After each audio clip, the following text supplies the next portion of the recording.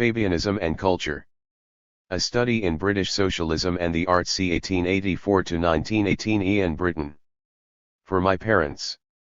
Part I, The Literary and Artistic Origins of Fabian Socialism. 1 Thomas Davidson, The New Life Fellowship and the Earliest Fabians. 25 2 The Young Webbs, Towards a Socialist Partnership. 53 Fabian Essayists and William Morris. 71 4 Bernard Shaw. 96 Part 2, Art, Austerity, and Pleasure in Fabian Socialism. 5 The Webb Partnership, The Practice of Renunciation. 113 6 The Fabians as Anti-Ascetics. 143 7 Powerhouse or Club, Artistic Activities of the Fabian Society. 163 8 Platform or Playhouse. Fabian Lecturing on the Arts and the Arts of Fabian Lecturing. 192 Part 3, Fabianism, Elitism and Popular Culture. 9 Fabian Attitudes to Working Class Culture. 223 10 Fabians, Art, and Democracy. 253 Conclusion. 271. Preface. I am particularly indebted to Dr. Brian Harrison, who was the chief supervisor of this work in its earlier form as a doctoral thesis, and who proved throughout to be a model of that put upon breed. Patient and rigorous, challenging without being intimidating, always sympathetic and interested, even where disclaiming expertise, and attentive to personal and social, as well as academic, needs, he helped ease much of the pain involved in the birth of a book such as this and contributed positively to much of the pleasure. I was fortunate to have the services, at earlier and later stages of the work's gestation, of others equally skilled in the arts of intellectual midwifery. To Professor Alan McBriar, who supervised previous work of mine on a rather different topic, I owe the inspiration to embark on a study of Fabianism. He has been kind enough to cast his uncanny editorial eye over all of the drafts for the present work and has thus saved me from a number of slips and solecisms. To Professor Norman Mackenzie and his wife, Jean, I am indebted for invaluable assistance with research materials at an early stage of the work, for some very stimulating comments on its completion as a thesis, and for the encouragement to revise and publish it in book form. Their support and generosity have been a source of continual reassurance. Further thanks for reading, and commenting fruitfully, on the work in its earlier forms are due to Dr. Paul Thompson, Mr. A.F. Thompson, and Professor Peter Stansky, and for unfailingly conscientious assistance with research materials at various stages. I must mention in particular Miss Angela Raspin at the British School of Political and Economic Science, as well as the staffs of the Bodleian Library, Nuffield College Library, the British Library Students' Room, the Sterling Library at Yale University and the University of Illinois Library. For assistance with funds to collect research material in the United States, I am very grateful to the trustees of the Arnold Historical Essay Prize and to the tutors and fellows of Corpus Christi College, Oxford.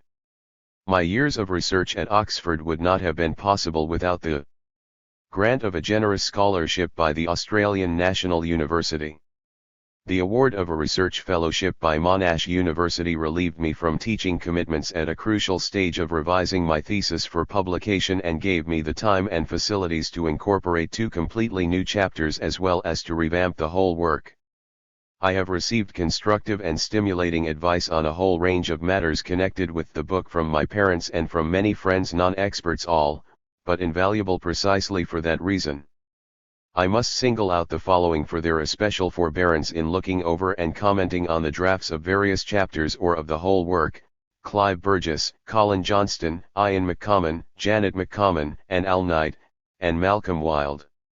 Finally, I must thank Mrs. Audrey Allen, who typed the final draft of the book, for coping so efficiently with a manuscript that at times can only have seemed like a hopelessly jumbled jigsaw puzzle. Peter Fullerton kindly typed a difficult and intricate index. Acknowledgements for permission to use, or quote from, copyright material are due to the following institutions: the British Library of Political and Economic Science, the Fabian Society, London, the Public Record Office, Society of Antiquaries of London, the Society of Authors on behalf of the Bernard Shaw Estate. 1982 The Trustees of the British Museum, the Governors and Guardians of the National Gallery of Ireland and the Royal Academy of Dramatic Art, the State Historical Society of Wisconsin, A.P. Watt, Limited, on behalf of the H.G. Wells Estate, Yale University Library. Ian Britton, Monash University, March 1981.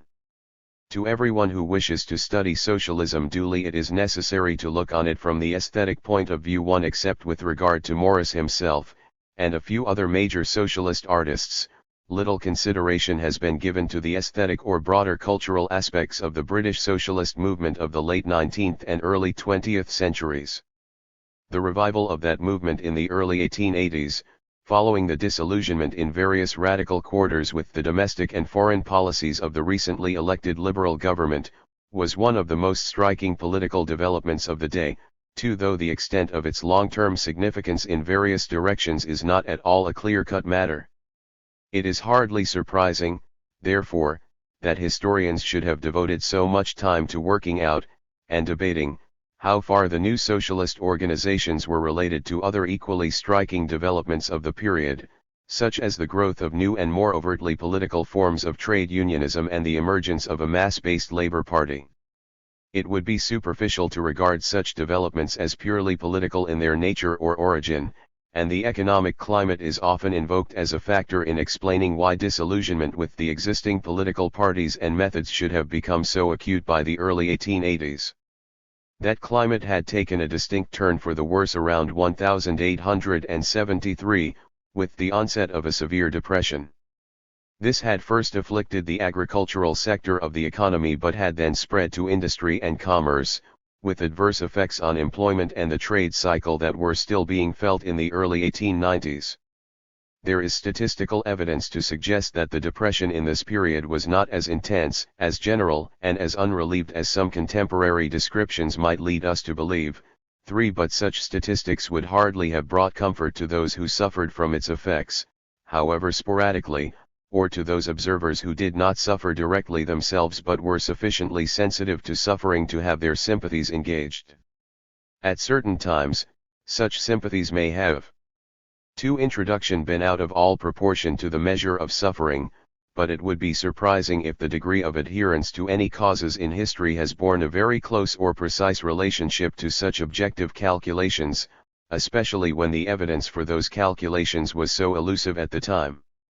An intimation of some of the less objective forces behind the advent of socialism in the 1880s is given in the autobiography of a slightly later convert to that faith, Beatrice Webb. As one of the chief characters in this book, she is worth quoting at some length on the question. Trying to work out the origins of the demand for state intervention among a generation disciplined in the school of philosophic radicalism and orthodox political economy, she traced back from her fellow Fabians a tradition or counter-tradition of social feeling which she dubbed a new consciousness of sin. It was not, she insisted, a consciousness of personal sin, but rather a collective or class consciousness, a growing uneasiness among men of intellect and men of property that the industrial organization which had yielded rent, interest, and profits on a stupendous scale, had failed to provide a decent livelihood and tolerable conditions for a majority of the inhabitants of Great Britain. The counter-tradition in question incorporated a number of components or phases, dating back far beyond the so-called Great Depression of the 1870s and 1880s. Later chroniclers of the evolution of socialism in England have fleshed out this account in various ways, and the most recent scholars in the field have given particular attention to the complex of religious and ethical motifs in socialist ideas and to their psychological underpinnings. Personal feelings of insecurity and dislocation are shown to have been a factor of increasing force behind the questioning of traditional institutions and values which culminated in socialism. The sorts of insecurity involved, it becomes clear, were not just economic in nature, but reflected deep spiritual dilemmas or uncertainties, born partly of the disruptive impact of Darwinian evolutionary theories on conventional patterns of religious thinking. For its exponents, at least, socialism evidently presented itself as a new faith or system of values, and promised a new kind of security, both personal and social. The whole drift of Beatrice Webb's autobiography tends to bear out this interpretation. 3.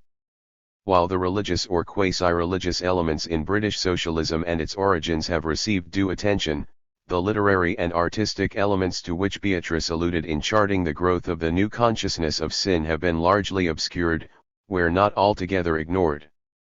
These elements are not unrelated to the religious ones, as is shown most clearly in the case of Charles Kingsley, whose particular brand of socialism, rather than discarding the Christian framework, built upon it, and was embodied most enduringly in the form of novels that attacked various aspects of social and industrial organization in 19th-century England.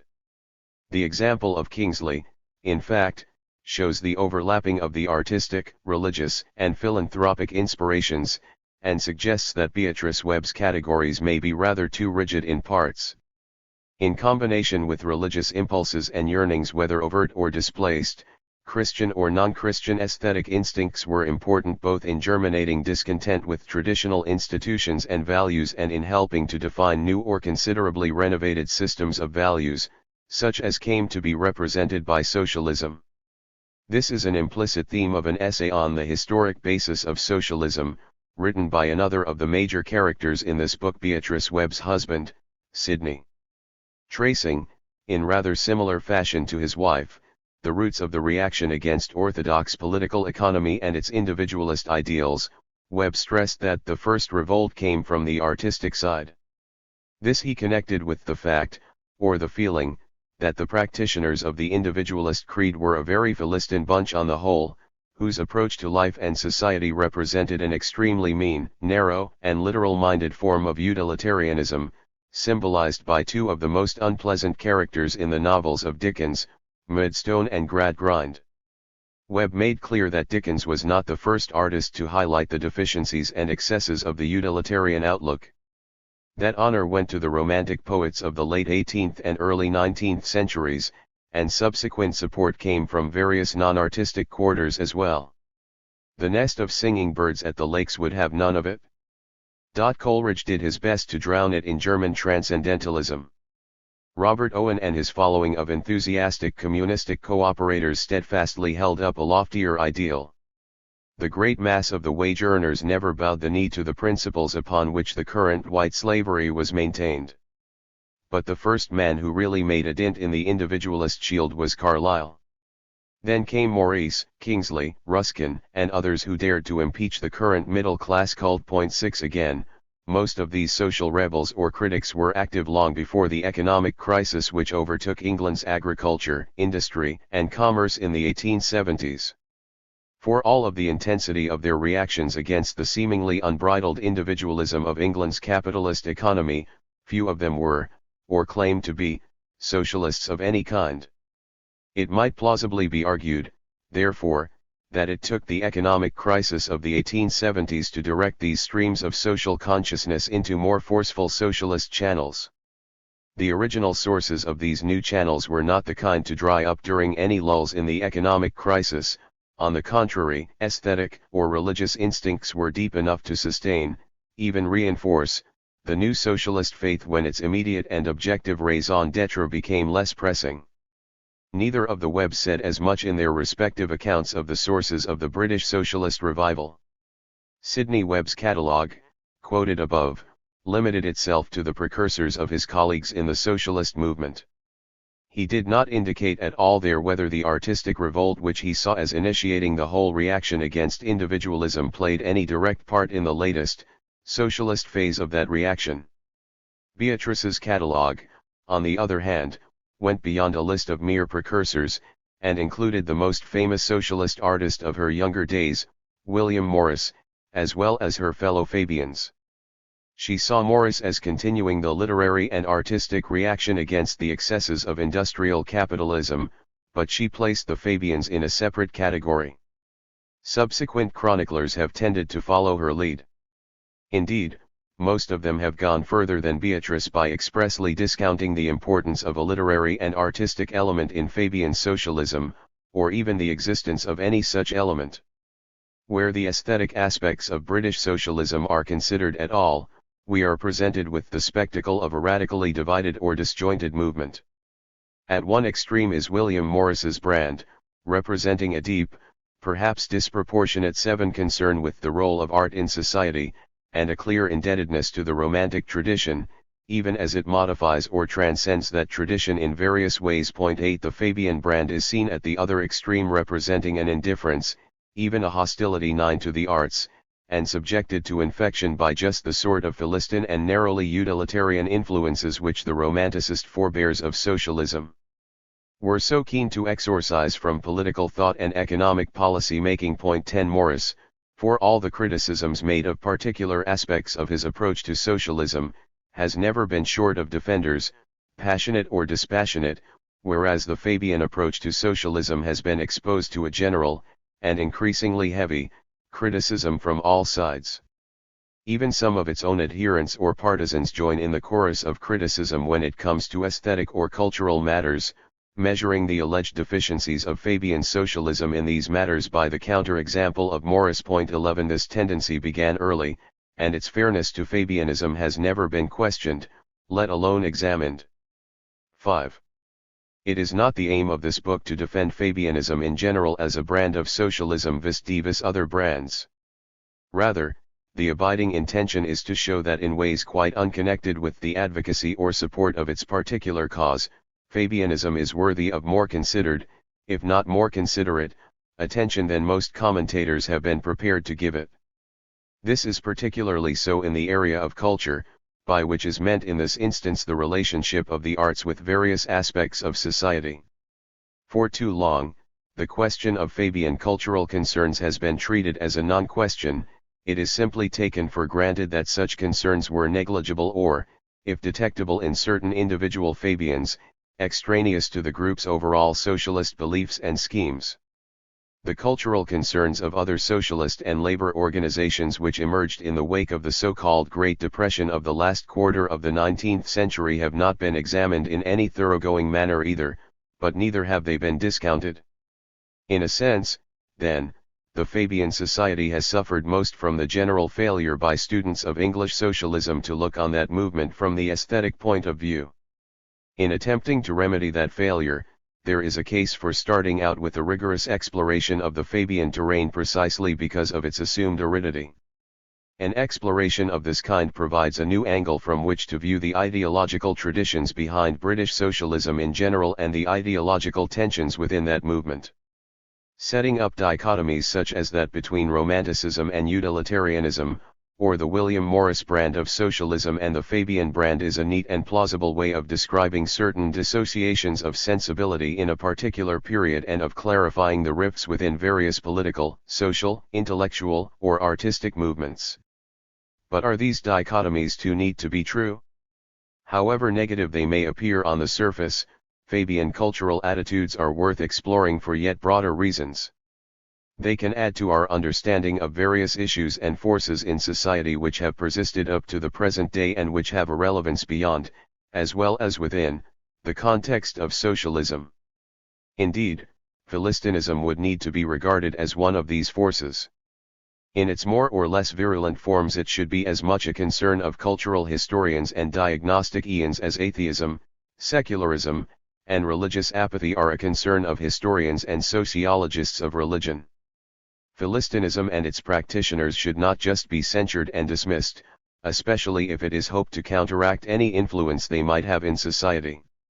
As Matthew Arnold appreciated 12 in his dealings with various politicians and 6 introduction educational administrators in mid-Victorian England, the workings of Philistinism need to be fully elaborated and explained if an effective struggle against this force is to be sustained.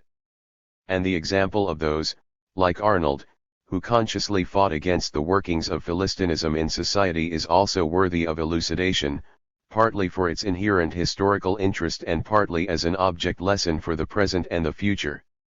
Given the Philistine reputation of the Fabians, one is in for a surprise when one embarks on a detailed exploration of their cultural attitudes, for it becomes clearer and clearer that these were not as negative as one was led to assume, nor, it emerges, were the positive aspects of these attitudes merely incidental to the socialist beliefs and schemes of the Fabian Society. Fabians themselves used the term Philistine in a pejorative sense, at times specifically in order to criticize deficiencies in taste or culture among the middle class. They stated or implied that a collectively organized state or economy was one which would help defeat, rather than encourage, the forces of Philistinism. 13 And in one instance Beatrice Webb used the terms Philistinism and socialism as if they were antitheses. 14 Certainly, in any struggle between the forces of culture and the forces of Philistinism, Fabians would have been much more likely, whether as individuals or in the group, to be closer to Matthew Arnold than to his Philistin antagonists. This is to oversimplify the battle lines, of course, for there would have been several anti-Philistines who would have questioned or rejected the ineffably elitist notions of culture, and its social role, which permeated Arnold's strategies. Whether the Fabians, as socialists, would have shared these reservations is another question which needs to be explored, once it is demonstrated that they had any positive cultural concerns at all. All membership records and contemporary observations testify to the almost exclusively middle-class origins of the Fabian Society's adherents, from the time of its foundation in 1884 onwards. 15 Middle-class socialists are not normally associated with Philistinism, though they are often assumed to be elitist in their very socialism, that is, seeking to extend to the population at large their own values, tastes, and privileges, without really considering how appropriate or how desirable these things may actually be to the majority they are intended to benefit. There was a strong middle-class element in the other main socialist organizations which sprang up in the 1880s: the Social Democratic Federation and its splinter group, the Socialist League. But these groups attracted a large working-class following, especially among self-educated artisans, and directed their appeal specifically to this class. 16 The Fabian Society, on the other hand, never had anything but a very small, merely token working-class following, and it deliberately aimed most of its propaganda at securing further converts from the middle class. If any organization was ripe for elitism, it was the Fabian Society, or so it has been generally assumed. An exploration of the Fabians' cultural attitudes provides a fruitful opportunity for analyzing the various meanings of elitism within a specific historical context. But when is a Fabian and when not? Or, to be more precise, how far can the views of an individual member of the Fabian Society be taken to represent Fabianism? The unflattering images of the society partly result from the attempts of certain individual members to distance themselves, in various respects, from the general run of the society's members. Bernard Shaw, for instance, always liked to think of himself as something of a special case in the group, and made quite explicit and sweeping claims about his fellow members' aesthetic insensitivities. Talking of the Fabians, he recalled on one occasion 17 they were Philistines. Ruskin's name was hardly mentioned. My colleagues did not seem conscious of Oscar Wilde's The Soul of Man Under Socialism or even Morris's News from Nowhere, and seemed to suspect people associated with art. The artist should keep out of these organizations unless he can, like myself, take music, art, philosophy, science and economics in his stride. For me, they were one and the same thing. 18 The fact that several other artists, far from keeping out of the Fabian Society, as Shaw advised, became active members of it for at least a part of their careers, casts an immediate doubt on his characterization of its pervading atmosphere. The more prominent of these H.G. Wells, Harley Granville Barker, Arnold Bennett, Jerome K. Jerome, Eric Gill, Rupert Brooke, Virginia Woolf belonged to the second, rather than the first, generation of Fabians, and the connections of some of this group with the society, most notably Wells's, were, admittedly, brief and stormy. But the first generation could also boast a number of artistic and literary celebrities. Shaw himself had joined the society in the year of its birth, and though he was not to begin his dramatic writings until the 1890s, he was already an experienced novelist. Other noted artists who joined the society in its first decade included the poet and children's novelist, Edith Nesbit, William Morris's daughter, May, the handicrafts designer and book illustrator, Walter Crane, and the actor. 8. Introduction and director, Charles Charrington. There were several other early Fabians who may not be classified primarily as artists. 19 But who still produced various forms of artistic work on a spasmodic basis. The novels of Emma Brooke, the poems of Ernest Radford, and the plays of Sidney Olivier performed but never published are examples to bear in mind here. Details of these sorts of artistic activity were reported regularly in a column of the Fabian News, entitled What Members Are Doing, a token perhaps of the importance with which they were regarded. 20 Some of the more specific allegations which Shaw made in accusing his fellow Fabians of Philistinism, their tendency to ignore the work of Ruskin and Morris, for example, were insecurely based. The influence of these writers in shaping the socialist thought of the founders and chief formulators of Fabianism provides a recurrent theme of the first 4 chapters of this book. In 1891 two of these Fabian leaders, Sidney Webb and Graham Wallas, encouraged the membership to study the work of Morris and Ruskin in order to gain some insight into the non-material side of collectivism. 21 The names of Ruskin and Morris were commonly invoked in the Society's main organs of propaganda, the tract and the lecture.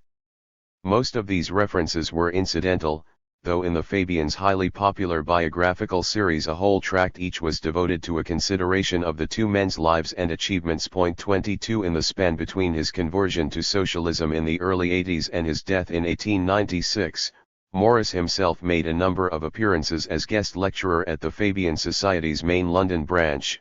23 And his ideas later became the subject of various lectures offered by the Society's speakers to other organizations. 24 Ruskin never gave any lectures to the Society, but Fabian lecturers were offering his work as a subject as early as 1890 and frequently thereafter. 25 In 1906 his work formed the subject of one of 6 lectures, given before the main branch of the Society, on Prophets of the Past Century. 26 In the same year, several of the most prominent members of the main branch gathered together in a special committee to report on a paper by Wells entitled The Faults of the Fabian, expressly recommended a reprinting, under Fabian auspices, of another work which Shaw later maintained had been unappreciated by his colleagues, Wilde's The Soul of Man under Socialism. 27 True, this recommendation reflected the committee's own anxiety that the Fabians had insufficiently stressed the aesthetic and literary sides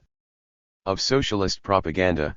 The committee hoped that Wilde's essay, which dealt with the individual artist's position in society, and with the kinds of relationship that should exist between art and the general public, 28, would help remedy the deficiency.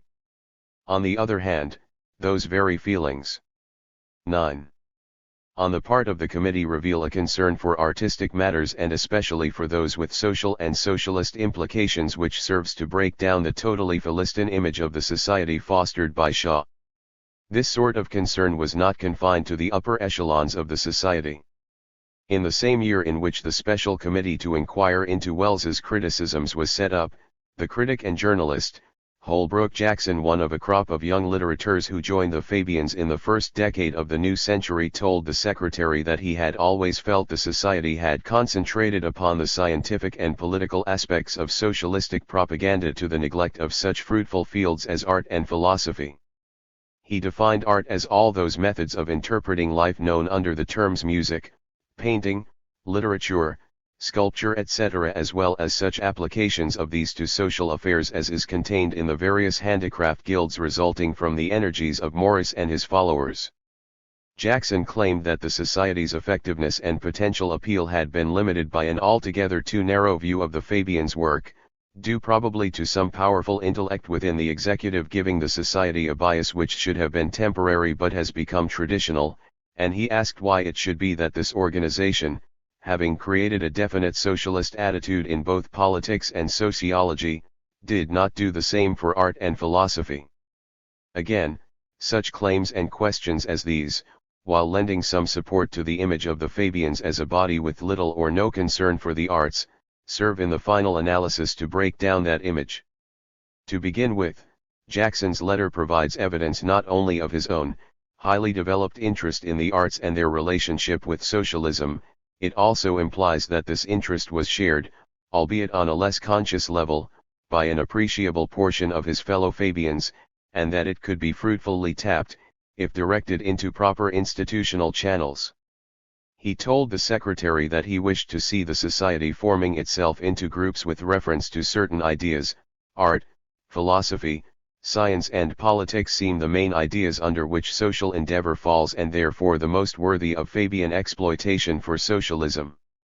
No small advantage of the adoption of some such scheme would be the use we could make of the artistic and philosophical element in the society which at present must be running to weed. 29 A year after penning this letter to Pease, Jackson actually proceeded to establish a Fabian Arts Group in collaboration with the journalist and literary critic, Alfred Orage. There are plausible grounds, however, for viewing the Fabian Arts Group as a dissident minority which, from the start, had only the most 10 introduction tenuous connections with orthodox Fabianism. Could not the doctrine and policies with which the society has been most commonly identified, its resolute constitutionalism 30 manifested in its rejection of revolutionary approaches to socialism, and its encouragement to the gradual introduction of collectivist measures by a bureaucratically organized state, still have been Philistine, in spite of the presence of an artistic element in the Fabian ranks? That impression is certainly fostered by the pronouncements and actions of the arts group's own initiators. The fact that such a group came into existence more than 20 years after the society was founded, and that, in spite of an initial vogue, it seems to have petered out after about 4 years, can only cast further doubt on its effectiveness as a counterweight to the general Philistine image of the society. From early on, there are signs that the group and its leaders had close ties with other late flowering heretical movements within the society, movements which had also been nurtured, in part at least, by the alleged indifference of orthodox Fabianism to the artistic and cultural aspects of socialism. In February 1907, a month after the group had been officially set up, Holbrook Jackson wrote to H.G.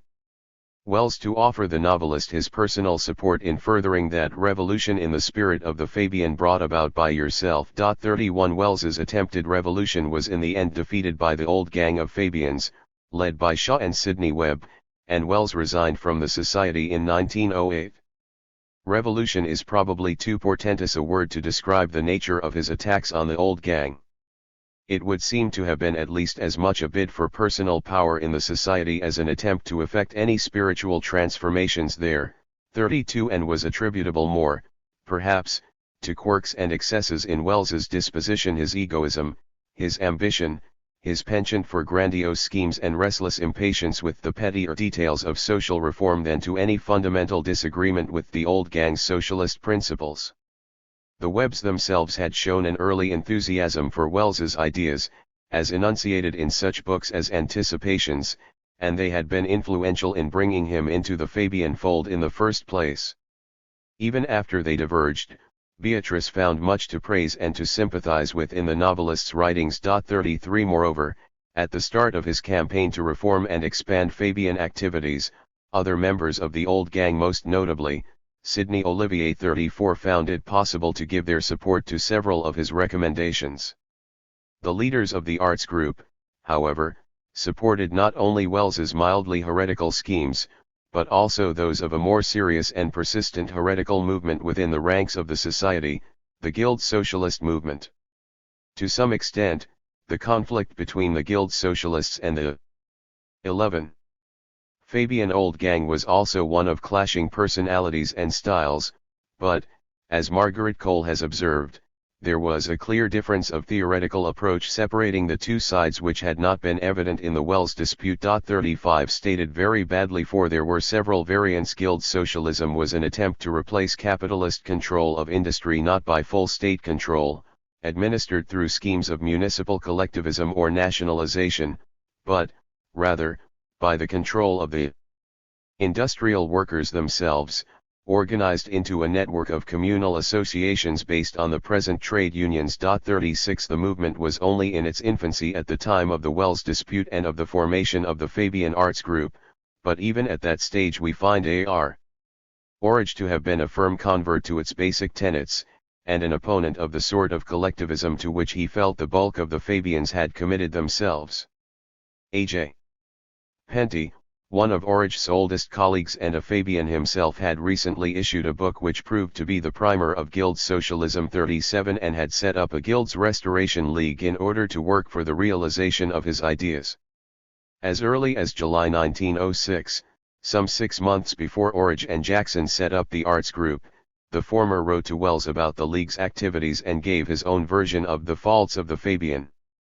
The object of the League, he informed Wells, was to bring about a union between the economic aims of the trades unionists and the aesthetic aims of the craftsmen. Hitherto, the collectivist proposals have been designed solely to make economic poverty impossible. It is necessary to design them not only to make economic but also aesthetic poverty impossible.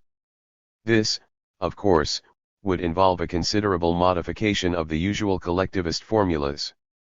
As a member of the Fabian Society, I should have been glad to see that society take up the present propaganda, but I am afraid the major part of the Fabians is too rigidly bound to the collectivist formulas to make such a hope practicable. 38 It is hardly surprising, in the light of Orrich's sentiments here, that the arts group which he and Jackson founded came to provide a powerful sounding board for Guild socialist ideas. These closely related Fabian heresies, the arts group, the Wells campaign and the Guild socialist faction, are the clearest pointer to the Fabians' concern with artistic questions relating to socialism. Of course, precisely because of their heretical tendencies, they cannot be taken as representative examples of Fabianism. Yet, in their initial stages at least, there was support and sympathy for some of their views within the Fabian establishment, and it is important not to make a hard and fast division between the heretical and the orthodox elements. The heretics themselves failed to be cautious enough in this regard, and later commentators have tended to swallow their propaganda. This has resulted in a picture of orthodox Fabianism which unthinkingly equates 12 Introduction its scientific pretensions, collectivist aims and bureaucratic procedures with an indifference to artistic considerations and a lack of imagination. Orrich's letter to Wells, cited above, is the most patent example of that line of argument, though there have been more influential specimens. For instance, there is an anecdote concerning Penty 39 which relates how this early mentor of the Guild socialist movement decided to give up the Fabian Society on discovering the unesthetic criteria which were used in trying to decide between competing designs for the London School of Economics. Though an early recounting of this anecdote referred to Tees and a colleague as the offenders in question, 40 more recent accounts have singled out the Webbs. Without any attempt to check the basis of the story, it has been taken as an automatic sign not only of the Webbs, but also of the Society's prevailing lack of concern for anything aesthetic. 41 So has a stray remark made in an obituary of Orrich by the sculptor, Eric Gill, who had been an early member of the arts group. His tribute began with a reference to Orrich's efforts, through the medium of the group, to deprive Fabianism of its webbed feet. Vain efforts. 42 This no doubt referred to the domination of the Society by Sidney and Beatrice, and it was probably to Sidney that Holbrook Jackson alluded when he complained to Pease in 1906, in the letter quoted above, of some powerful intellect within the executive afflicting the Society with a narrow bias. The suggestions here of a close identity between the sensibilities of the Webbs, orthodox Fabianism, and the unimaginative Philistinism of that brand of socialist belief are explicitly articulated in the view of a recent writer on Jackson and Orrich, who concludes that the arts group which they set up was intended as a rallying ground for socialists who thought the arts of fundamental importance and who were consequently opposed to the bureaucratic Fabian socialism of Sidney and Beatrice Webb. And their supporters. 43 Intentionally, or unintentionally, H.G. Wells probably did more than any of the other Fabian heretics to spread and perpetuate the Philistine image of orthodox Fabianism, as represented by the views of the Webbs. One of his best-known novels, The New Machiavelli, contained two leading characters, Oscar and Altiora Bailey, who, while not exact replicas of Sidney and Beatrice, bore sufficiently obvious resemblances to them for an easy identification to be made in the minds of any alert contemporary reader. The image presented of them was encrusted with a number of unflattering details representing their aesthetic insensitivity. At times, the narrator explicitly contrasted his own preoccupations with beauty with the Baileys' attitudes. 13. They seemed at times to prefer things harsh and ugly. The aesthetic quality of many of their proposals, the manner of their work, were at times as dreadful as War Office barrack architecture. Theirs was a philosophy devoid of finesse. If they had all the universe in hand, I know they would take down all the trees and put stamped tin green shades and sunlight accumulators. Altiora thought trees hopelessly irregular and sea cliffs a great mistake. 44 Later accounts of Wells's contention with the webs have tended to emulate the sort of contrast made in this passage, and to depict the underlying issues involved partly in terms of a clash between imaginative and bureaucratic or utilitarian sensibilities. 45 Part of the reason why the conventional picture of the webs has gone unquestioned for so long may lie in their own lack of defensiveness about it, manifested by a self-effacement in areas where they felt they had no expertise, and compounded by a propensity for self-caricature. 46 There were several occasions, as we shall see, when they themselves sorrowfully proclaimed their particular inadequacies in the area of artistic creativity and appreciation, and Beatrice's response to Wells's satirical portrait of her and Sidney was almost blithely acquiescent. 47 Such facts, however, cannot automatically be taken to validate Wells's portrait. It will be one of the central aims of this book to question the validity of such images by examining the full record of the web's attitude to the arts. It is necessary to concentrate on the web's views and sensibilities because, though these do not wholly embody Fabianism, they have been most commonly identified with that creed and frequently used to define the limitations of its general approach to socialism. At the same time, one cannot attempt to clear Fabianism of such charges simply by vindicating the webs, for this would still be to assume, albeit from an opposite viewpoint, that that brand of socialism was automatically identifiable with, or definable by, what the webs thought and did. On looking into the views of other members of the Fabian Society on whatever issues 48 and at whatever period, one is struck more by their heterogeneity than by their homogeneity, by their ambiguity, flexibility, and inconsistency, rather than any single-minded dogmatic certainty. Sidney Webb claimed in a letter to Wells that the society was never very homogeneous because it was deliberately kept heterogeneous. 49 And Wells recalled the intricate cross-purposes of that bunch of animated folk, symptomatic of the way in which many groups fall into morasses of complication and self-contradiction. 50 Even those in the society who were married to each other can be found at cross-purposes over various matters of Fabian concern. These considerations throw considerable doubt on the concept of 14 Introduction Fabian socialism as uniform in its approach, and the notion that any such approach involved a rigid conformity with the particular ideas and sensibilities of the webs is beset by further doubts and objections. To begin with, Sidney did not become a member till May 1885 and Beatrice did not join till 1891, when the Society's seminal textbook, The Fabian Essays in Socialism, had been in print for 2 years. Between 1887 and 1891 Sidney wrote the bulk of the Society's official tracts, though his contributions to its literature dwindled considerably thereafter. 52 Beatrice remained comparatively inactive in the day-to-day business of the Society and its various committees till as late as 1913, when she became de facto chairman.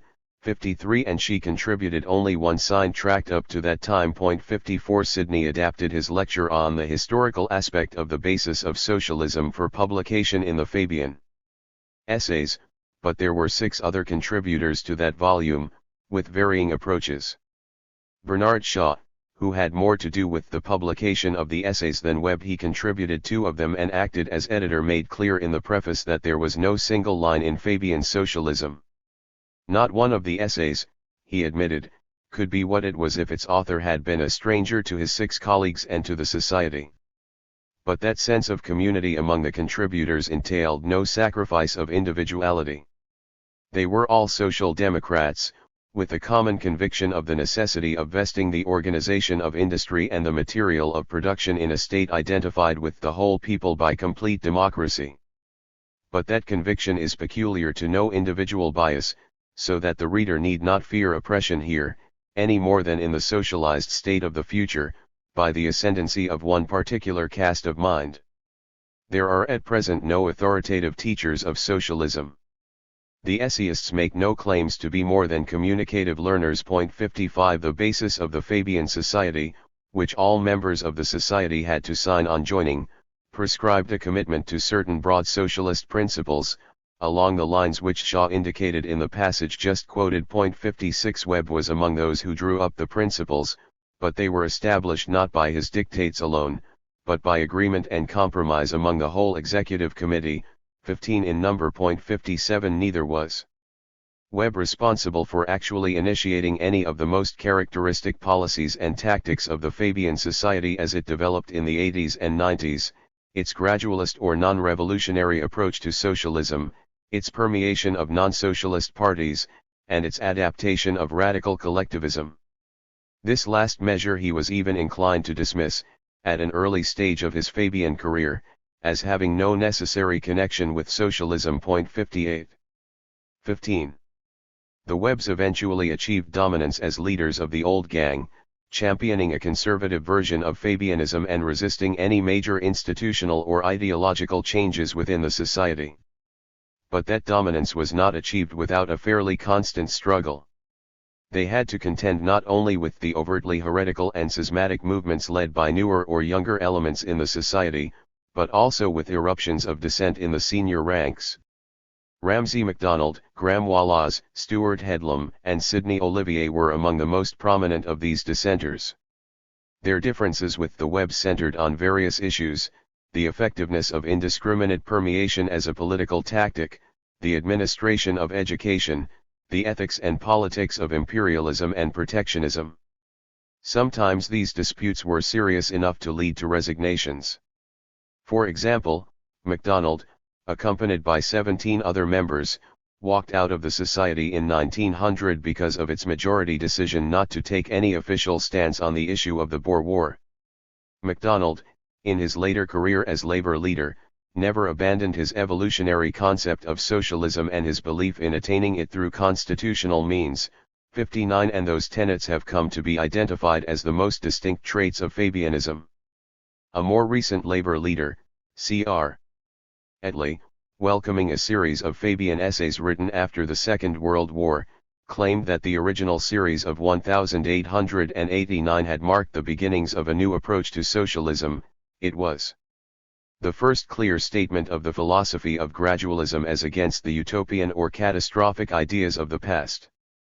The British Labour and Socialist movement has to a large extent lived on the thinking of the Fabian essayists and their successors. 60 In 1923, Sidney Webb had reaffirmed, though not with specific reference to the Fabian Society. 61 The inevitable gradualness of our scheme of change. This phrase was used in his presidential address to the annual conference of the Labour Party.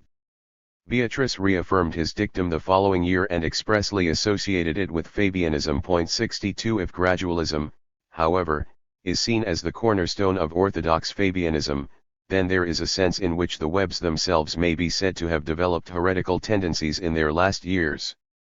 After visiting Russia in the early 1930s, they came back full of enthusiasm for what Soviet communism had achieved in the brief span of time since the revolution. Beatrice stated that she and Sidney had fallen in love with the post-revolutionary regime there, and this love may well have been quickened by their disillusionment with Labour politics in England after the collapse of MacDonald's government in 1931. A contemporary of theirs recalls their saying at about this time that the inevitability of gradualness is dead. 63 Shaw, in his introduction to a new edition of the Fabian Essays published in 1931, remarked that events such as the Russian Revolution 16 introduction had come as a staggering shock to constitutionalism, and that it was not so certain today as it seemed in the 80s that Morris was not right in proclaiming the necessity of revolution in attaining socialism. 64 He retreated from the full heretical implications of such a statement in his postscript to the subsequent edition of the Essays, where he claimed that the catastrophic policy of the Russian revolutionaries had proved ruinous, and that the new economic policy introduced by Lenin in the 1920s to placate rural hostility to the Bolshevik regime was in fact Fabian. 65 In its spirit of comparative moderation. He neglected to point out here that by the time he and the Webbs went to Russia, the NEP had been replaced by Stalin's much less placatory and far from gradualist policies of rural collectivization. The Webbs, for all their admiration of what they observed of Russia's economic and social policies in the 30s, at least expressed a regret concerning the coercive manner in which some of these were carried out and a concern for the victims of coercion and of the disease of orthodoxy behind it. 66 Shaw had no such reservations, if, in the final analysis, he preferred gradualist policies, it was because he felt them to be more practically effective, but in his heart he had been a revolutionary from his earliest days as a socialist. 67 In the pages of the Fabian essays themselves he had disavowed any admiration for the inevitable but sordid, slow, reluctant, cowardly path to justice which had been mapped out by himself and his colleagues in the book, and even throws a doubt on the inevitability of that path by claiming that a more militant, insurrectionary brand of socialism still remains the only finally possible alternative to the social democratic program. 68. Dogmatic certainty, then, was absent even in the attitudes of the most conservative members of the old gang, and this serves to confirm doubts about the existence of any such phenomenon as orthodox Fabianism. 69 The Fabians' approaches to socialism, if they can be summed up at all, may be defined by their very lack of doctrinal rigidity and uniform principles. Sidney Webb's description of the work of the Fabian Society as consisting in the work of individual Fabians 70 may be applied to the thought of the Society as well. The editors of the most recent series of Fabian essays talk of the collective view of the Society but suggest the elusive nature of this by acknowledging that even a publication released under the Society's name and auspices can be taken to represent only the view of the individual who prepared it. 71 To take the views of one or two individual Fabians, however prominent, as the sole basis for generalizations about Fabianism and its ramifications is to distort its inherently protean and eclectic nature. This does not mean, of course, that some common themes and assumptions may not be found.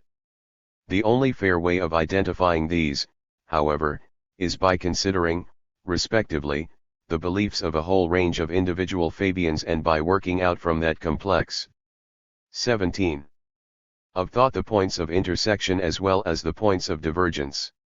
This will be the procedure adopted here in exploring the Fabians' beliefs about art and its connections with socialism. It is true, as Holbrook Jackson pointed out, that the Fabians lacked a definite socialist attitude towards art, in the sense of a cohesive body of thought on the subject of a consistent and uniform aesthetic. But then definiteness of that kind went against the whole grain of Fabian socialism. With regard to art, Jackson's fundamental divergence from the Webbs and the Fabian old gang lay not in his wish to extend the range of the Society's concerns with the subject and with its social applications, but in his accompanying wish to establish some firm programmatic line. It was his mistake to confuse the lack of a programmatic line on art with indifference or neglect. In fact, that lack was symptomatic of a generally non-prescriptive policy on the part of the Society's executive in most areas of thought and human activity.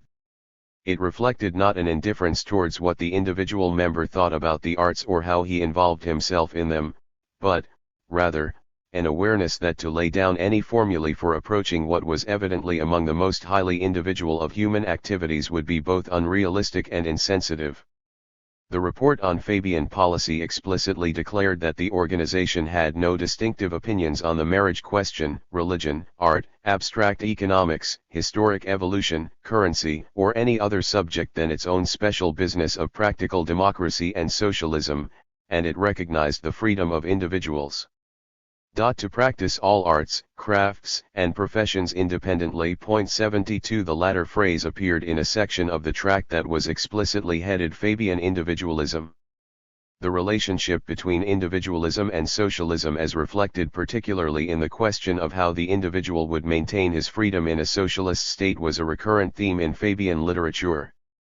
The common notion 73 that the two principles were antithetical or mutually exclusive was vigorously denied, and the conduciveness of a socialist environment to the development of individual freedom for all was just as vigorously attested. 74 The lack of a definite socialist attitude towards art and the concomitant freedom and independence which, according to Shaw's tract, individuals were to be allowed in their approaches to art can be seen as an integral part of certain Fabians' whole conception of socialism and its relation to the individual.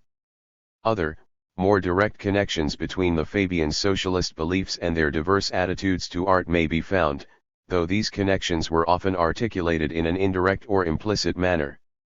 Their lack of 18 introduction obviousness, as well as their lack of definiteness, has contributed to the Philistine image of Fabian socialism.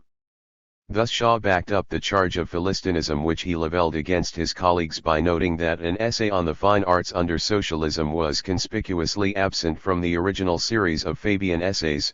75 and other commentators have also taken that absence to suggest the Fabians' neglect of art or their lack of qualifications to write about it. 76 These deductions prove to be completely superficial on examining less conspicuous evidence, the actual content of the Fabian essays, and the background influences which shaped the essayists' views and sensibilities. Such evidence is considered in detail in the first part of this book. It shows that while none of the essays attempted a full-scale investigation of the relationship between art and socialism, all of them touched on the question at least incidentally, and there were several which devoted substantial space to working out various facets of the relationship. The influences on the essayists, influences which are apparent from a close analysis of the essays themselves as well as of the other writings which their authors published, betoken a strong and sensitive receptiveness to art, especially to romantic literature of the 19th century or the romanticist elements in that literature. The publication of the Fabian essays represented the first climax of that long and clarifying experience out of which Fabian socialism emerged. 77 As a distillation of early Fabian ideas, the book requires our special attention together with other writings by its contributors because the earliest generation of Fabians is generally assumed to have been the most Philistine. Ascribing different sets of attitudes to particular generations, phases, or bloomings in the society's history 78 can easily lead to distortion by setting up categories which obscure the elements of continuity in Fabian thought. On the other hand, the blanket labeling of Fabian attitudes in such a way as to cover all the members of the society at all times can be just as distorting, in that it tends to obscure the differences between members on specific issues and the ambiguities and tensions in the views of each individual member. The cursory accounts that are usually given of the Fabians' artistic attitudes exemplify both kinds of distortion. Closer examination of these attitudes in the years leading up to, as well as in the years following, the publication of the Fabian essays testifies at once to a strong element of continuity in the general orientation of Fabian thought and to the complexity and confusion of its ramifications. I hope to demonstrate these things by concentrating on the first and second generations of the society's existence, when it was most in the limelight, though some evidence from later periods will also be considered. In its manner of organization, as well as in the orientation of 19.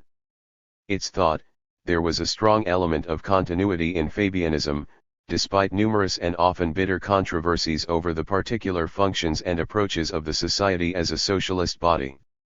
In fact, these controversies were symptomatic of even essential to the continuities we can trace from the time of the society's birth in the early 1880s to the end of the First World War. For under its various guises during this period and beyond, extra-parliamentary pressure group for the socialist cause in general, surrogate powerhouse for those of its members with personal political ambitions, center for research into burning social questions of the day, the society remained, at bottom, an intellectual clearinghouse or debating club. This was summed up by none other than H.G. Wells, in 1906, when he spoke of the society's original value and continuing potential as a common meeting ground, a field for frank discussion, and wherever practicable a means of reconciliation and concerted action for socialists of every party and type, however diverse their ideas of the political methods necessary for the attainment of their common social and economic ideals. 79 Since the drafting of the Fabian basis in 1887, there was no questioning the fact that the society was eminently a political, as distinct from an ethical or religious or scientific or artistic, body.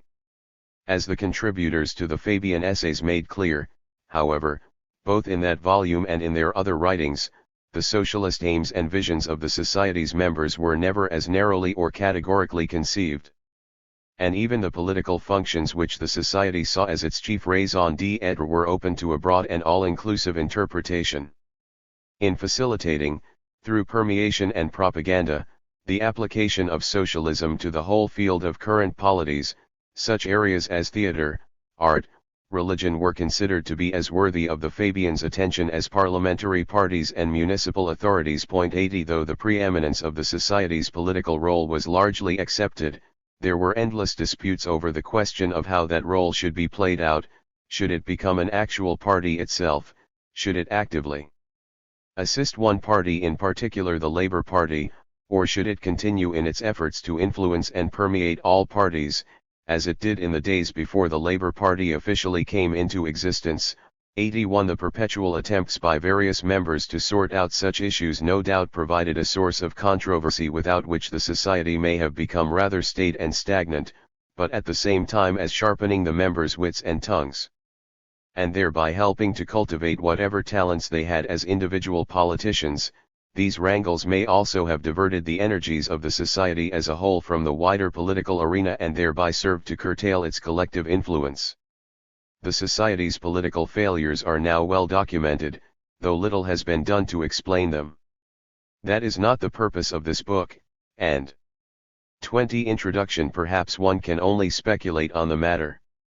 Certainly, it would be difficult to prove with conclusive evidence that the conflicting aspirations of members on the society's behalf were one of the reasons that its political achievements did not live up to all of its boasts. But there were substantial achievements in other directions which have been insufficiently noticed, or where noticed also left unexplained. One of these was simply the resilience of the society, despite its political failures, its ability as an institution to survive a number of lean or particularly disruptive periods. None of the other socialist organizations set up in the 1880s has come anywhere near to their centenary. I shall not be attempting a full explanation of this feat of survival either, though hints as to the possible reasons will be given throughout. What I hope to draw attention to is what the society had to offer which other socialist groups did not, and which helped it to survive and, at times, flourish. Its artistic interests in themselves were certainly not unique. The leaders of the Socialist League were so committed to the arts of various kinds as to make careers out of them, or to attempt to do so. Morris was the most notable and successful in this sphere, though there were other striking examples. Edward Balfour Bax studied, composed, and wrote about music. Eleanor Marx and her common-law husband, Edward Aveling, participated in and organized a number of theatrical productions, as well as undertaking translations of foreign dramatic works into English. Such interests were reflected in the activities of the League, which included plays or dramatic readings in which the Avelings took a leading part, and concerts, recitals, and sing-songs in which some of the items were composed by Morris and Bax. 82 The Fabians' artistic interests were reflected in very similar kinds of activity, and these will be examined in some detail, as their existence up to now has been obscured by the more overtly political activities of the society. These artistic activities were an integral part of the society's club-like organization, consolidating and extending this in various ways. Indeed, it was in their mode of organization and their social context that their uniqueness lay, rather than in their nature or content, for the society, whether in its political activities or its artistic activities, took on the atmosphere not only of a debating club but also of a rather exclusive and unusual social club for those of a broadly similar class and educational background. From the start, it made its greatest appeal to an alienated section of the middle class that had been brought up in the commercial sector of that class and had then achieved or aspired to various positions within the professional or salaried sector. 83 For all the heterogeneity of its individual members' sensibilities and attitudes, the society boasted a strong social homogeneity. This enabled the members to thrash out their differences in terms they could all understand and in an atmosphere that 21. Gave some coherence to their debates and a sense of basic solidity beneath all their differences on particular issues. The social and institutional structure of the society was sometimes too solid for the liking of certain members, but it was never as stolid as they or later observers tried to make out. The Socialist League and the SDF, on the other hand, had none of the same sense of social solidity, and, if not exactly stolid, offered rather fewer beguilements for any of the classes of men and women to which they directed their socialist message. Evidence of artistic activities or organized entertainments on the part of the SDF is relatively thin. There is more evidence of such things scattered through the extant archives of the Socialist League, though, apart from a series of weekly entertainments organized in aid of a strike fund in 1888-84, its artistic activities appear to have been rather sporadic, ad hoc affairs. Those of the Fabian Society were organized more regularly and systematically, as befitted the more formal and elaborate club-like structure which it contrived to build up for itself. As it approached maturity in the first decade of the 20th century, a stage to which the League never got, the Fabian Society even encouraged the setting up of various subgroups, or clubs within a club, that catered specifically, if not exclusively, for the artistic interest of members. The Fabian Arts Group was but one of these. There were others, such as the Stage Society and the Fabian Summer Schools, which were much less fractious and gave further solidity to the society in a far from stolid way. They helped make it fun to be a Fabian. The existence of such groups also meant that there was less dependence on a few leaders to keep things going. As the experience of the League showed, when the Avelings and Backs defected after a few years, leaving Morris to contend with the more unruly, anarchist elements which it had attracted, leaders could not always be depended upon to retain their enthusiasm or sustain sufficient dynamism. If the League eventually foundered for want of sufficiently strong leaders, the SDF always suffered from having an excessively dominating one in Hindman. The Fabian Society, with its various committees and groups, seems to have struck a fairly workable balance at most times, even if the situation was not always as stable as Shaw described it in 1892. If you consider that we are all persons of strong individuality and very diverse temperaments, and take along with that the fact that no one of us is strong enough to impose his will on the rest, or weak enough to allow himself to be overridden, you will allow me to claim our escape from the quarrels which have rent asunder both the Federation and the League as a proof that our methods do stand the test of experience in the matter of keeping our forces together. 85. 22. Introduction. The Fabian Society, as we shall see, even had the physical ambience of a rather exclusive club in London, at least, where its greatest strengths always lay. Its meetings were able to retain an attractiveness for members by their style at least as much as by their content. This was one of the keys to its fortitude. Yet in spite of the comforts, refinement and sheer fun of so many of the Society's gatherings, it has acquired a reputation for asceticism as well as for Philistinism in its socialist schemes and visions, if not in its own social practices. Was there, in fact, any such disjunction between its principles and its practices? Again, a study of the Society's artistic attitudes and activities provides some particularly illuminating insights. It allows us to see how this group approached the whole question of pleasure in their own lives and in their conceptions of a future socialist society.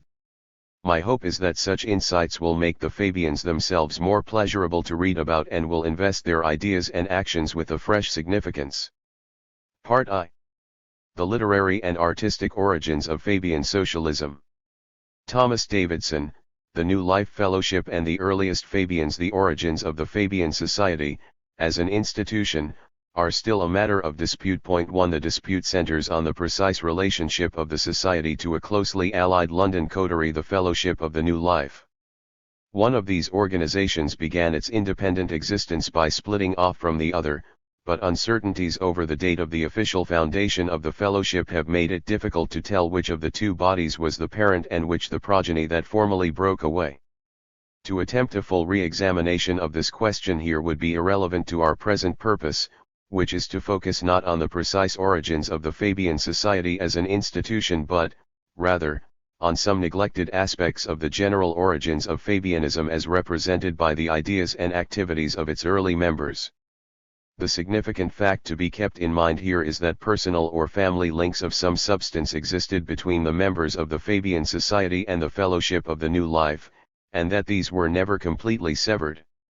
Whichever organization may be regarded as the immediate parent body, it is clear that the progenitor of both was an informal group of earnest middle-class young men who arranged meetings in London in 1882 and 1883 to converse with, and discuss the ideas of, a wandering scholar and sage, Thomas Davidson. Of Scottish birth, Davidson had long been a resident of America, but was currently visiting England in order to enlist support for his ideal of a secular brotherhood devoted to the attainment of ethical perfection in its members and ultimately throughout all society. Those earnest young Englishmen who were attracted by Davidson's personality and by his general vision of the regeneration of mankind were by no means uncritical of all his assumptions and specific schemes.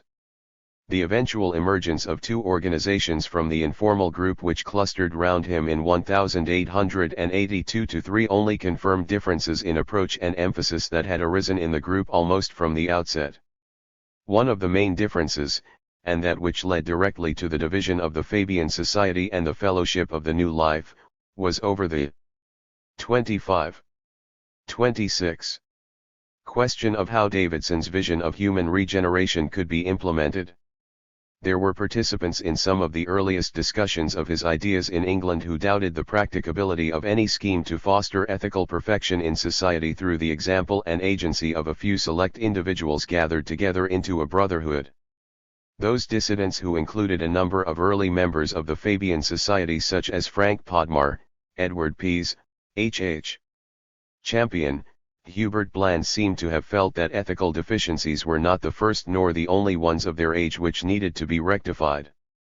They attempted to bring to the forefront of the group's attention rather more mundane, but also more immediately pressing, economic problems, such as the prevailing modes of money-making, based on speculative trading, which they felt were responsible for serious inequities in the distribution of wealth.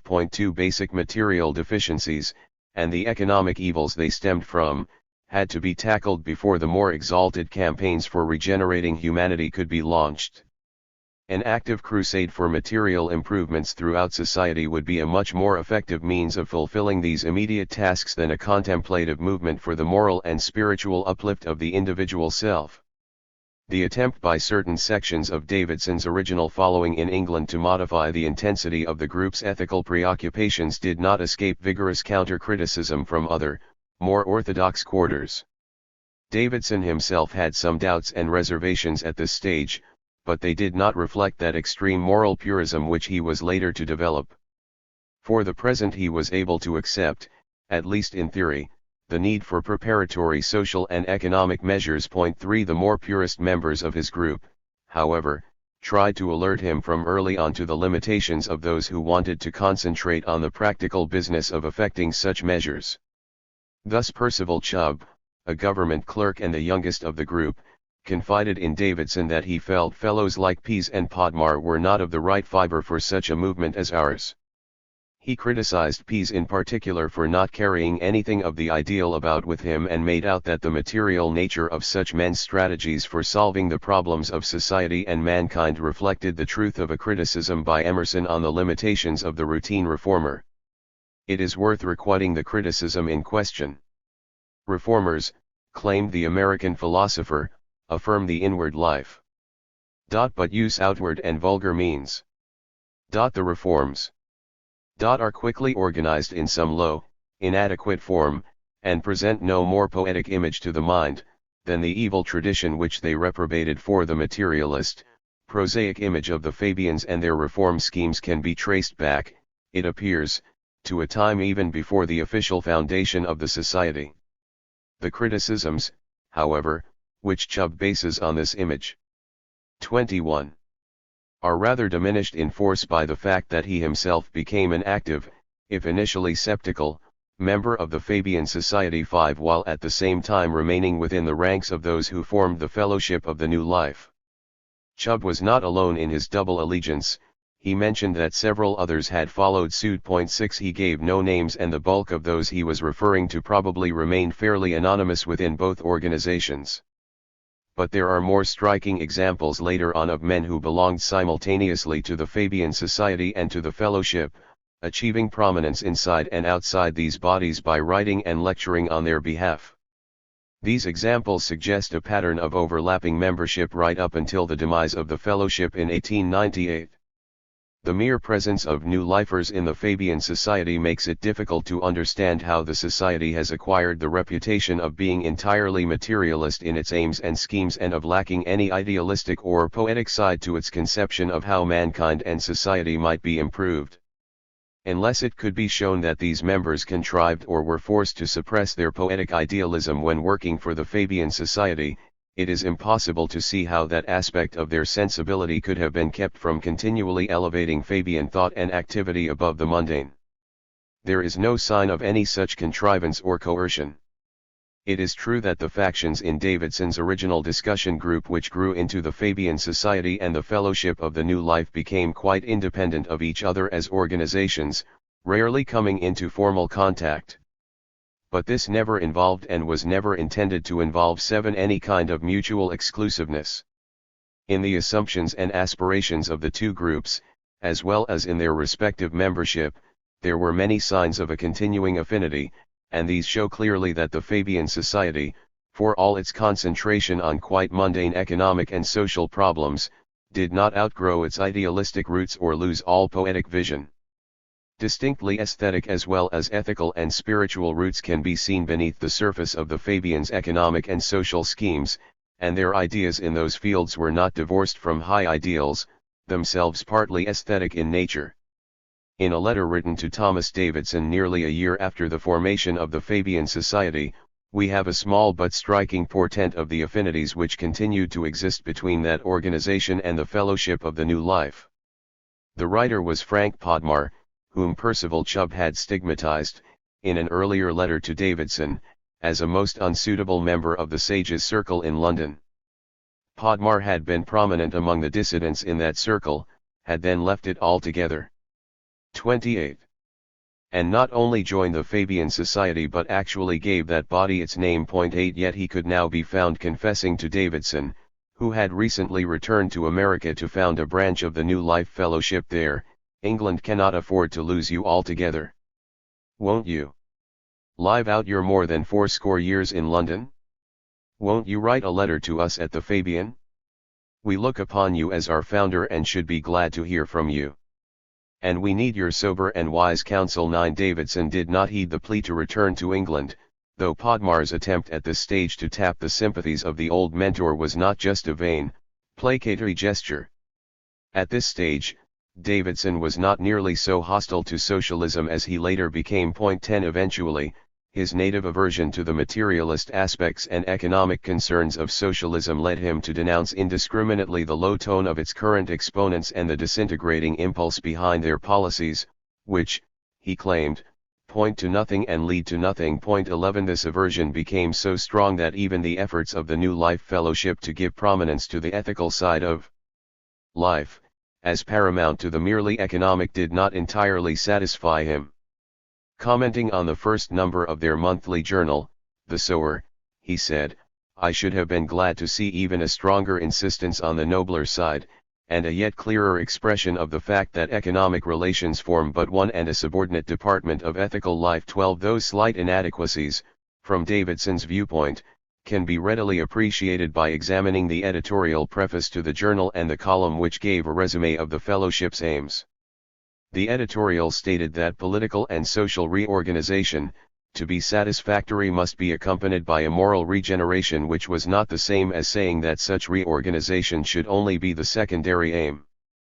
The actual resume of aims, given on another page, made no explicit reference to morals or ethics at all, and, in prescribing general principles such as freedom, equality, and brotherhood, seemed to indicate that the realization of these in everyday life was not simply an end in itself but also a way of assisting, in a very necessary manner, the wider political and social movement which seeks to replace the present competition society, with all its injustices, by a cooperative commonwealth. 13 That the fellowship should have betrayed this much concern with the political, social, and economic aspects of human regeneration is a clear sign, on its own behalf, of continuing affinities with the Fabians, or at least of a partial coincidence of interests between the two bodies.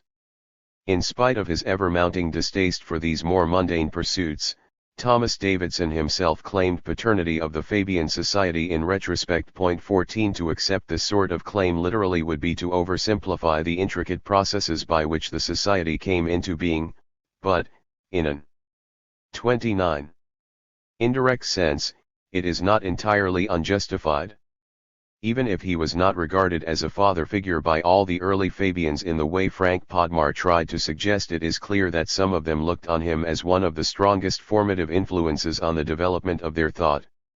As early as 1882, probably the first year of their acquaintance, Percival Chubb stressed the peace, comfort, and inspiration which Davidson had already brought him, and 9 years later Chubb talked of his great indebtedness to Davidson and the invaluable helpfulness which the latter had provided both in material and spiritual ways. This testimony was all the more remarkable in that it coincided with a period of considerable tension between the two men, owing in part to Davidson's irritation at Chubb's socialist activities while visiting America. 15 A much earlier testimony, that of William Clark, had a similar ironical twist. He wrote to Davidson, "I have derived much good from your suggestions on social reform, and shall try to elaborate them and work them out." 16 This letter dates back to about a year before the official foundation of the Fabian Society, when Clark was a relatively unknown journalist who participated, at Davidson's invitation, in the discussion group which later spawned the Fabian Society and the New Life Fellowship. 17 After an initial resistance to any form of socialism not untempered by a sympathy with and admiration for particular socialists, he eventually joined the Fabians in 1886 and became prominent enough in their ranks to be asked to write the chapter on the industrial basis for the Society's most illustrious publication, Fabian Essays in Socialism. He had always entertained reservations as deep as Davidson's at times concerning any movement in society which threatened to subvert or subordinate ethics and the spiritual side of things. 19 These had not only inhibited him from committing himself wholeheartedly to socialism at the time of its rebirth in England in the early 80s, they also constituted an important reason for his disenchantment with and abandonment of the cause in the mid-90s. 20 It is singular, then, that he should have cited social reform, rather than concerns of a more overtly spiritual nature, as the area in which Davidson provided a special stimulation and guidance for him. The old philosopher may well have winced at this in later years, but it is a token of the breadth of his influence. Unwittingly, he may have helped prepare Clark for the young man's eventual acceptance of Fabian socialism by providing him with a personal demonstration of the possibility of attending to social reform issues without surrendering to materialism. With Davidson's reassuring example in view, the further leap into full-scale socialism might have appeared so much less risky. Another contributor to the Fabian Essays, who had once been part of Davidson's discussion group, consciously recognized the latter's potent influence even on the dissident faction within that group which had 30. Founded the Fabian Society.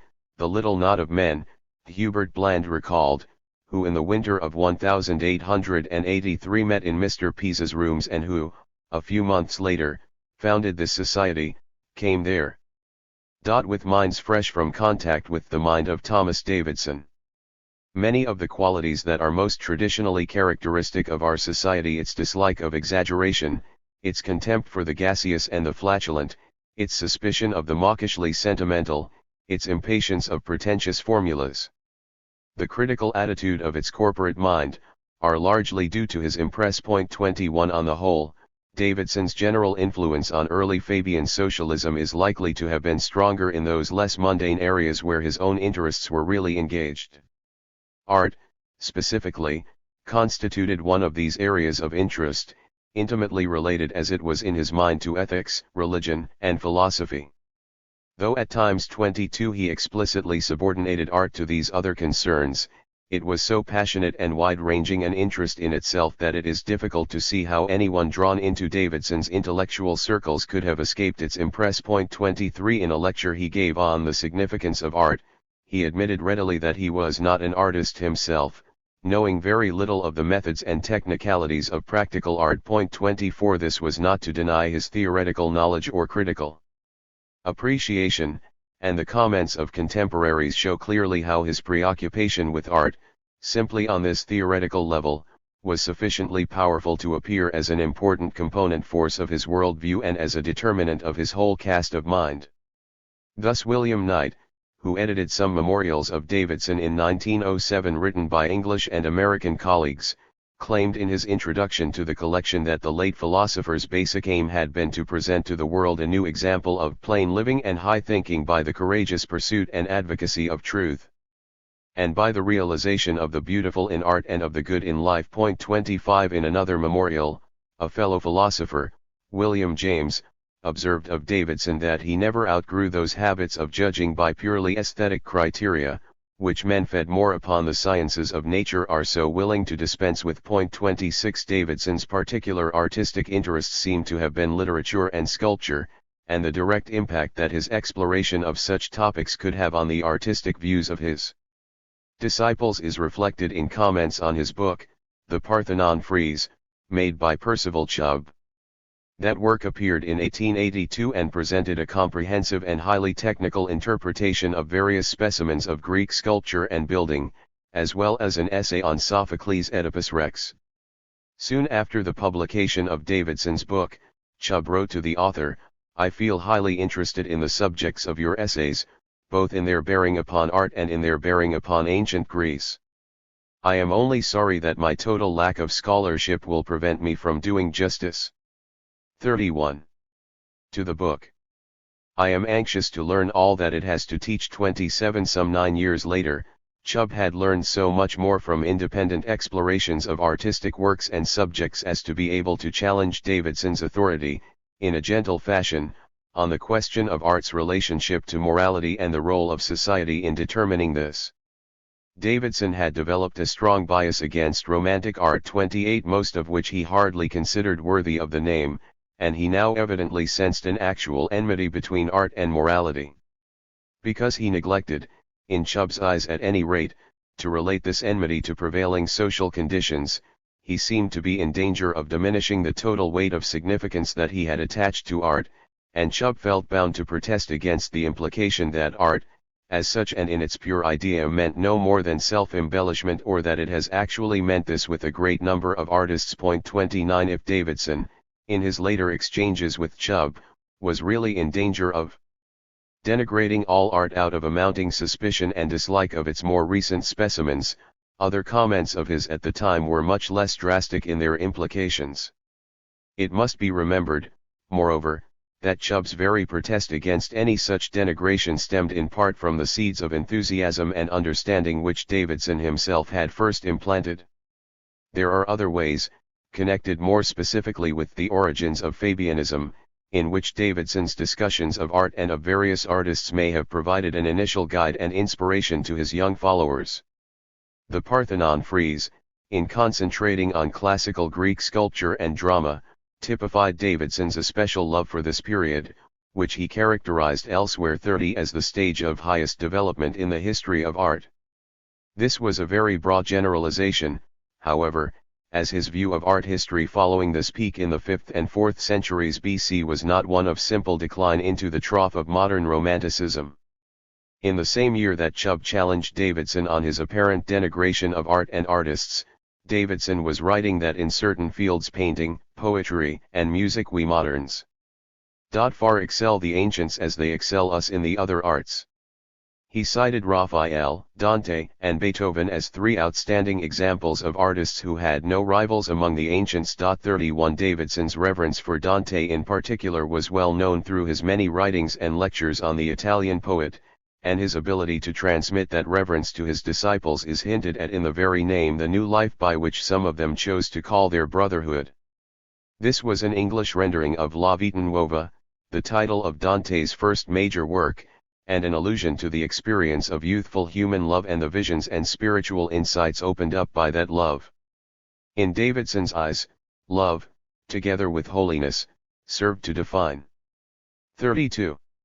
The basis of the great contributions to art in the modern, as distinct from the ancient, period, while spiritual insight, in the sense of an awareness of man's inner nature, formed the basis of all art, which was the expression of that nature imprinted upon matter so as to appeal to the senses. Material imprints of outward nature per se of the merely physical forces, whether in nature or man, were not sufficient to constitute true art. The authority Davidson invoked to support his conception of true and false art was another artist of the modern period whom he particularly revered, Goethe. He clinched his argument on the distinction between art and nature with the words, "Art, as Goethe says, is called art just because it is not nature." 32. This is a quotation from Goethe's novel, Wilhelm Meister, Wanderjahr, and it is interesting that the same maxim should be quoted to clinch a similar argument by one of the most prominent artists ever to become active within the Fabian Society, the painter, handicrafts designer, and book illustrator, Walter Crane. 34. He had doubtless happened upon the quotation independently. Certainly, any connections through the Fabian Society were far too tenuous to account for the parallel. Crane became a Fabian towards the end of 1885, and there is no evidence that he had any prior associations with Davidson or his discussion group. The parallel, however, cannot be dismissed as pure coincidence, with no bearing on Fabianism. There is evidence to suggest that an engagement with such questions, and the use of such sources, were common among the early Fabians, and that for those members who had formed a part of his original discussion group, Davidson may have acted as the transmitter of Goethe's works, sparking off or at least consolidating 35 an interest in them as he had in the case of Dante's and those of classical Greek artists. Percival Chubb's early correspondence with Davidson contains several scattered references to the German poet and his concepts of culture and education. Chubb had reservations about certain aspects of Goethe's thought, but his general tone was admiring, and the criticisms he made were usually based on what he perceived to be limitations, rather than intrinsic fallacies, in that thought. 36. Whether criticizing or praising Goethe, Chubb was always aware of the possible application of the artist's notions and procedures to purposes and ends beyond the purely artistic. There was a striking instance of this in a letter he wrote to Davidson a year after the Fabian Society was formed. Referring to a program of study which he proposed to set himself, he claimed, "My first German and sociological task combined will be reading in the original Goethe's Wilhelm Meister and giving careful study to the Wanderjahr, this having so particular a bearing upon our VN.Fova scheme." 37. Chubb probably meant here that some direct practical guidance in setting up the sort of community to which the New Life Fellowship aspired might 33. be gained from Goethe's novel. It contained various models of communities or unions either observed in operation by the title character on his wanderings or worked out as plans and projects by him and his friends in their attempts to renounce a purely individualist basis for living. The novel was subtitled The Renunciants. Chubb might also have been alluding to this renunciation theme, which is touched on variously in several of Goethe's earlier works, but is here developed fully and explicitly with quite distinct sociological overtones. The sum of what Wilhelm learns from his wanderings is given in the words of his friend, Leonardo: "A man is not, as an individual, sufficient for himself, and to an honest mind, society remains the highest want. All serviceable persons ought to be related with each other. The society envisaged is a world brotherhood of countrymen and townsmen, based on cooperative and collective effort in useful occupations and handicrafts, and entailing the sacrifice of private concerns for the sake of the community, and ultimately of the individual himself. While in no way a specifically socialist brotherhood, it has definite political dimensions which distinguish it clearly from any anarchist schemes. All forms of government are to be respected, since every one of them induces and promotes a calculated activity, to labor according to the wish and will of constituted authorities." 38. If the sociological implications of Goethe's work had, in Chubb's words, a particular bearing upon the practices of the New Life Fellowship, the closely related political implications had at least a general bearing on the principles of the Fabian Society, of which Chubb was also a member when he wrote these words. His letter to Davidson can be taken, in fact, as an implicit reaffirmation of the overlapping and complementary concerns of the New Lifers and the Fabians. Sidney Webb explicitly echoed Goethe's theme of the need for individuals to renounce their own preoccupations and pleasures in serving the larger requirements of the social and political units to which they belong. 39. He took this theme not from Wilhelm Meister, but from Faust, where in fact it was treated much more equivocally. 40. And without the overt sociological and political applications to be found in his later treatments of it. It is significant that Webb chose to publish his own elaboration of Goethe's theme in the pages of Our Corner, which was effectively a Fabian magazine at that time, edited by a prominent member of the Society, Annie Besant, and carrying articles by several other members as well as a regular column entitled Fabian Society and Socialist Notes. The impact of the ideal of renunciation on the thought and the personal lives of Webb and his Fabian colleagues will be examined more fully in other chapters, with particular relation to the artistic attitudes and activities of that group. 34. No doubt Webb, like Walter Crane, came across Goethe's work without any assistance from Thomas Davidson.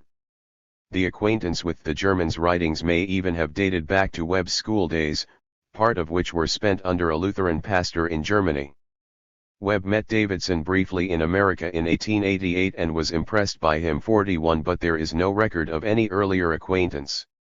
It is quite likely, on the other hand, that Davidson served as an important channel of Goethean ideas for Chubb, who had been one of the sage's earliest, youngest, and closest disciples in England and who was evidently without a mastery of German until the mid-1880s. Perhaps under Davidson's influence, he had begun to learn German, as well as Italian and Greek, in 1882 or thereabouts. 42 He may, of course, have read Goethe's works in translation earlier on, including the Carlyle version of Wilhelm Meister, but the personal inspiration and example provided by Davidson, who, incidentally, derided Carlyle's translation 43, would still have been a potent stimulus.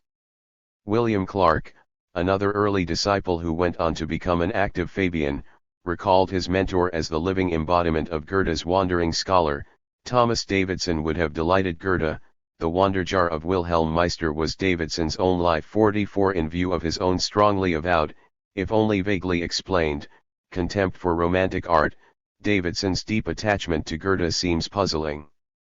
It is true that Goethe's own attitude to Romanticism was ambivalent, and that he would certainly have disowned the arch-romantic label which some critics tried to pin on him. 45 Davidson at one stage went close to denying that Goethe had any romanticist inclinations at all, claiming that the German poet's vision was undimmed by such heresies, and that his thinking rested upon a basis of eternal reason. 46 It was no doubt difficult to maintain such a thesis when dealing in detail with the philosophy of Goethe's Faust, which was the subject of 6 lectures given by Davidson in Boston in 1896.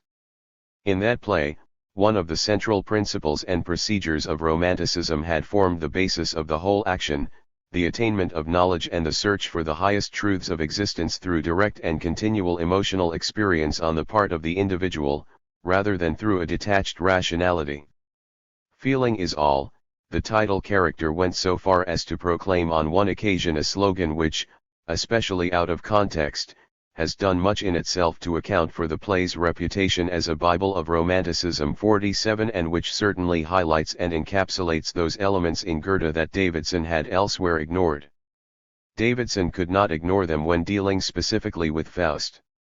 In fact, in one of his lectures on the play, he conceded that the romantic tendency was always strong in Goethe.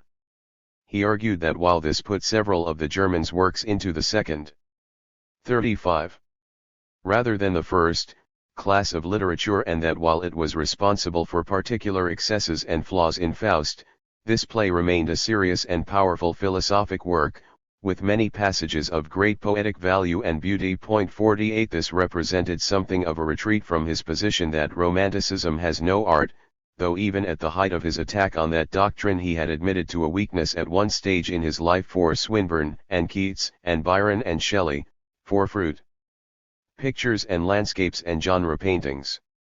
He had now left off such indulgences, all those fake works of art which do not represent the divine in the world, and devoted himself instead to a study of Greek sculpture and a thorough reperusal of the Greek tragedians, of Dante, Shakespeare, and Goethe.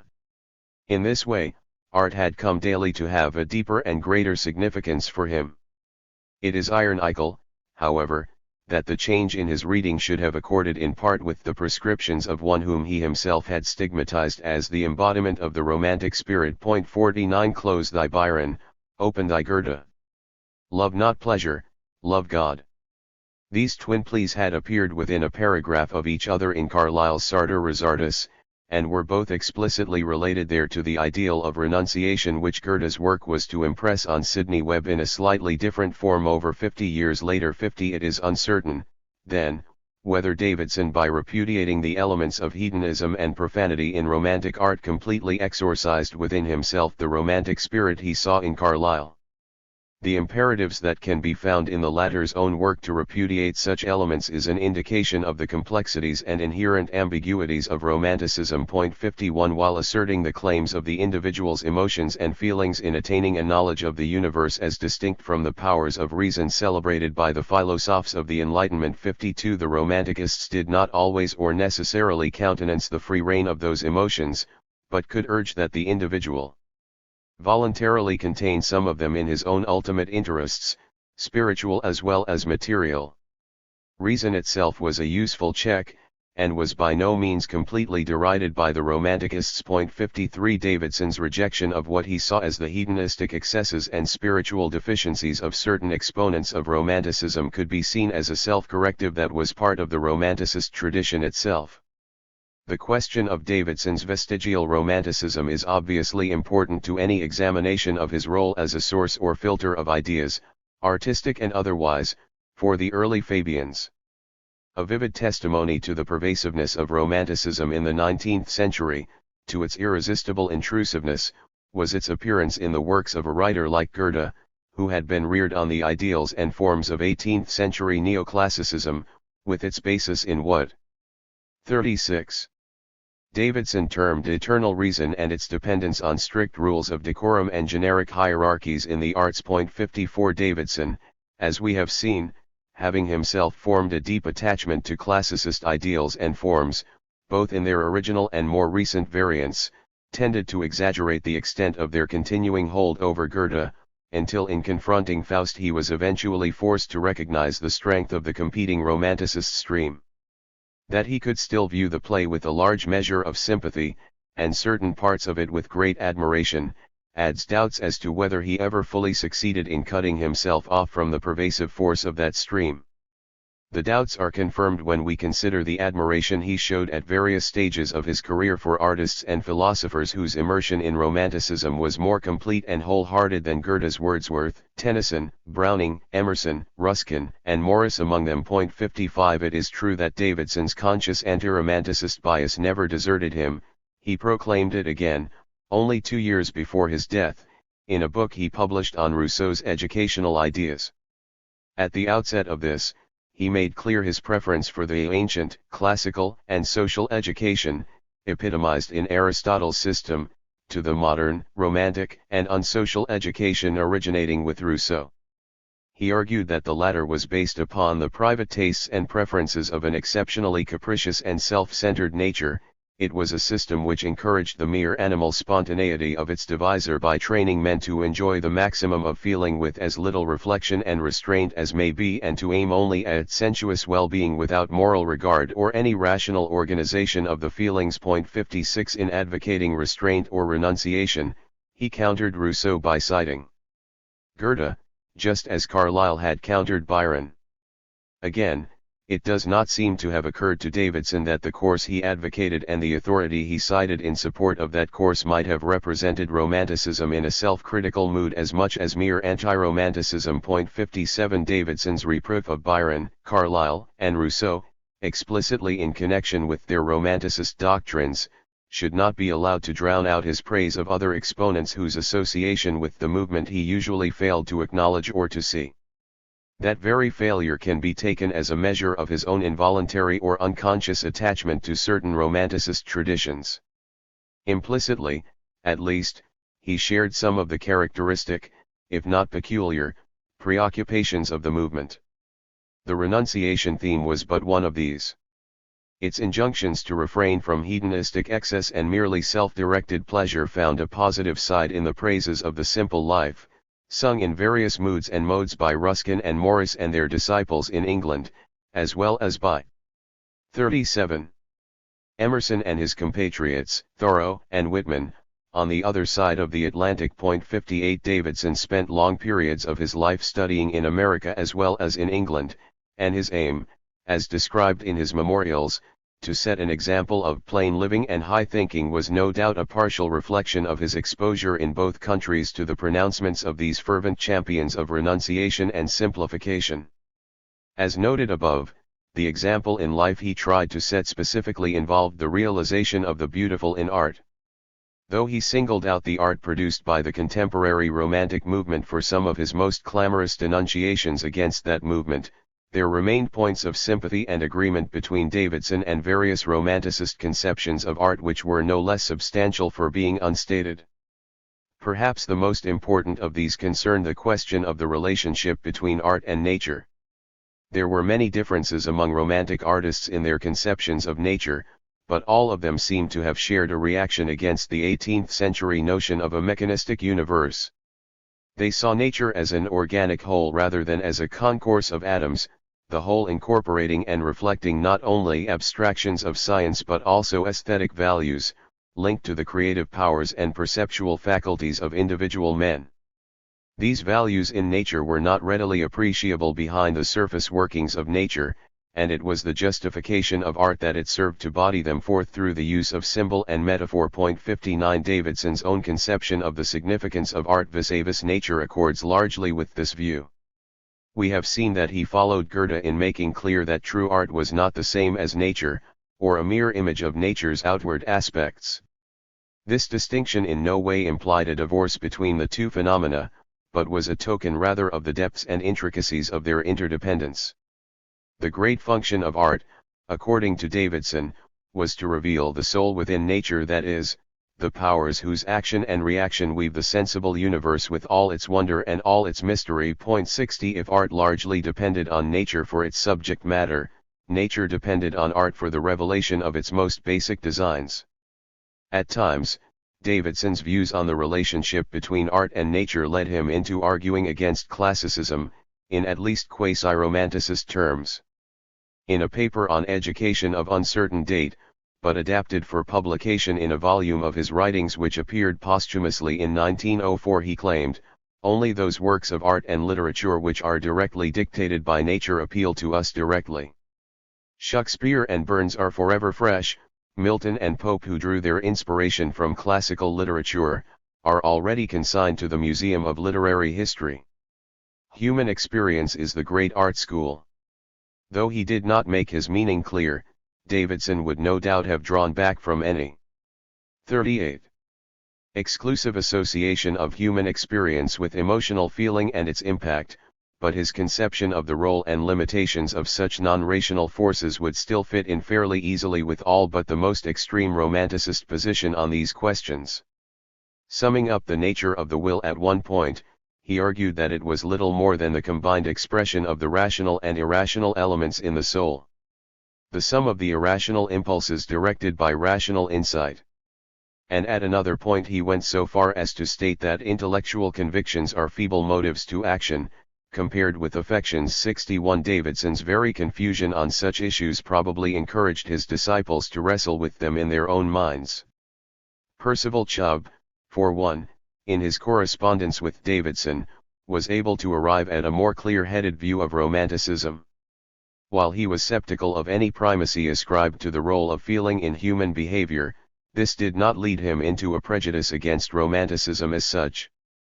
He appreciated the distinction between the basic current of the movement and its wilder excesses, its overdone manifestations in certain works of art, for example, and he objected only to these excesses. 62 In general, as we shall see, he perceived the great debt which his own ideas, and those of his fellow Fabians, owed to the impact of various Romanticist writers and artists.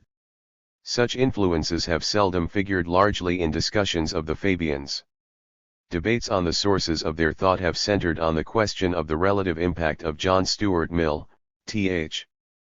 Green, Auguste Comte, and Karl Marx, men who were primarily political economists or political philosophers, albeit ones who showed considerable concern with cultural questions as an integral part of their major preoccupations. It is undoubtedly important to assess how far the Fabian Society's ideas and policies accorded with or reacted against the utilitarian, idealist, positivist and revolutionary socialist traditions of political and economic thought. From the outset, This organization had made politics and economics, in relation to the present condition of society, its dominant concern, and had consciously distinguished itself in this way from its progenitor, the discussion group which gathered round Thomas Davidson in the early 1880s. Historians, however, have concentrated on this concern to such a degree that they have given insufficient attention to what the society may have shared with its progenitor, in terms of sources and traditions which were not purely or directly political and economic. This neglect has led to the impression that literary and artistic sources of the kind which Davidson drew upon had no real bearing on Fabian thought, and that Fabian sensibilities were somehow alien to, or at least untouched by, the Romanticist tradition. 63 The origins if not the nature of Fabian political and economic. 39. Thought have thereby been distorted or partly obscured. The influences which Fabians themselves looked back on as facilitating the spread of socialism in England and the texts which we know them to have read in their formative years included a large array of literary or artistic works in the Romanticist tradition, as well as works of political economy and political philosophy reflecting different or opposing traditions. In fact, Fabian thought can be seen to reflect at least the possibilities of rapprochement between these various traditions. Its development and nature should alert us to the oversimplifications involved in depicting the relationship between Romanticist and utilitarian ideas as completely antithetical, just as the development of William Morris's thought should prevent us from making too sharp a division between Romanticism and Marxism. The Fabians cannot be said to have achieved as complete an integration of the traditions they drew upon as Morris is said to have achieved. 64 It is hard to see how a true and full blending could ever be effected between utilitarianism and the Romanticist critique of utilitarian philosophy. Yet the admixture of the two which can be discerned in the Fabians' thought, particularly in that of the early members of the society, was obviously not unfruitful in developing socialist ideas. As we shall see, they derived much inspiration from Morris himself, and though the Romanticist element in their thought never acquired the same revolutionary impetus or coloring as it did in his, their type of Romanticism cannot be dismissed as conservative, regressive, or escapist either. Chubb, in an article contributed in 1887 to a periodical edited by his fellow Fabian, Hubert Bland, claimed that certain recent literary and artistic sources were of more fundamental importance in the development of the socialist movement in England than any other kind. That movement, he stated, draws its vital force, not from its economists, its Marx and his coadjutors, these are its enlighteners, but not its inspirers and instigators. These latter we find in names such as Wordsworth, Shelley, Byron, Carlyle, Emerson, Dickens, Ruskin, George Eliot, Thoreau, Whitman, and the younger Swinburne, who have quickened and nourished in us a deeper sense of human dignity, a more exacting demand for freedom, a keener susceptibility to beauty and recoil from ugliness, a wider sympathy, and more uniting spirit of comradeship.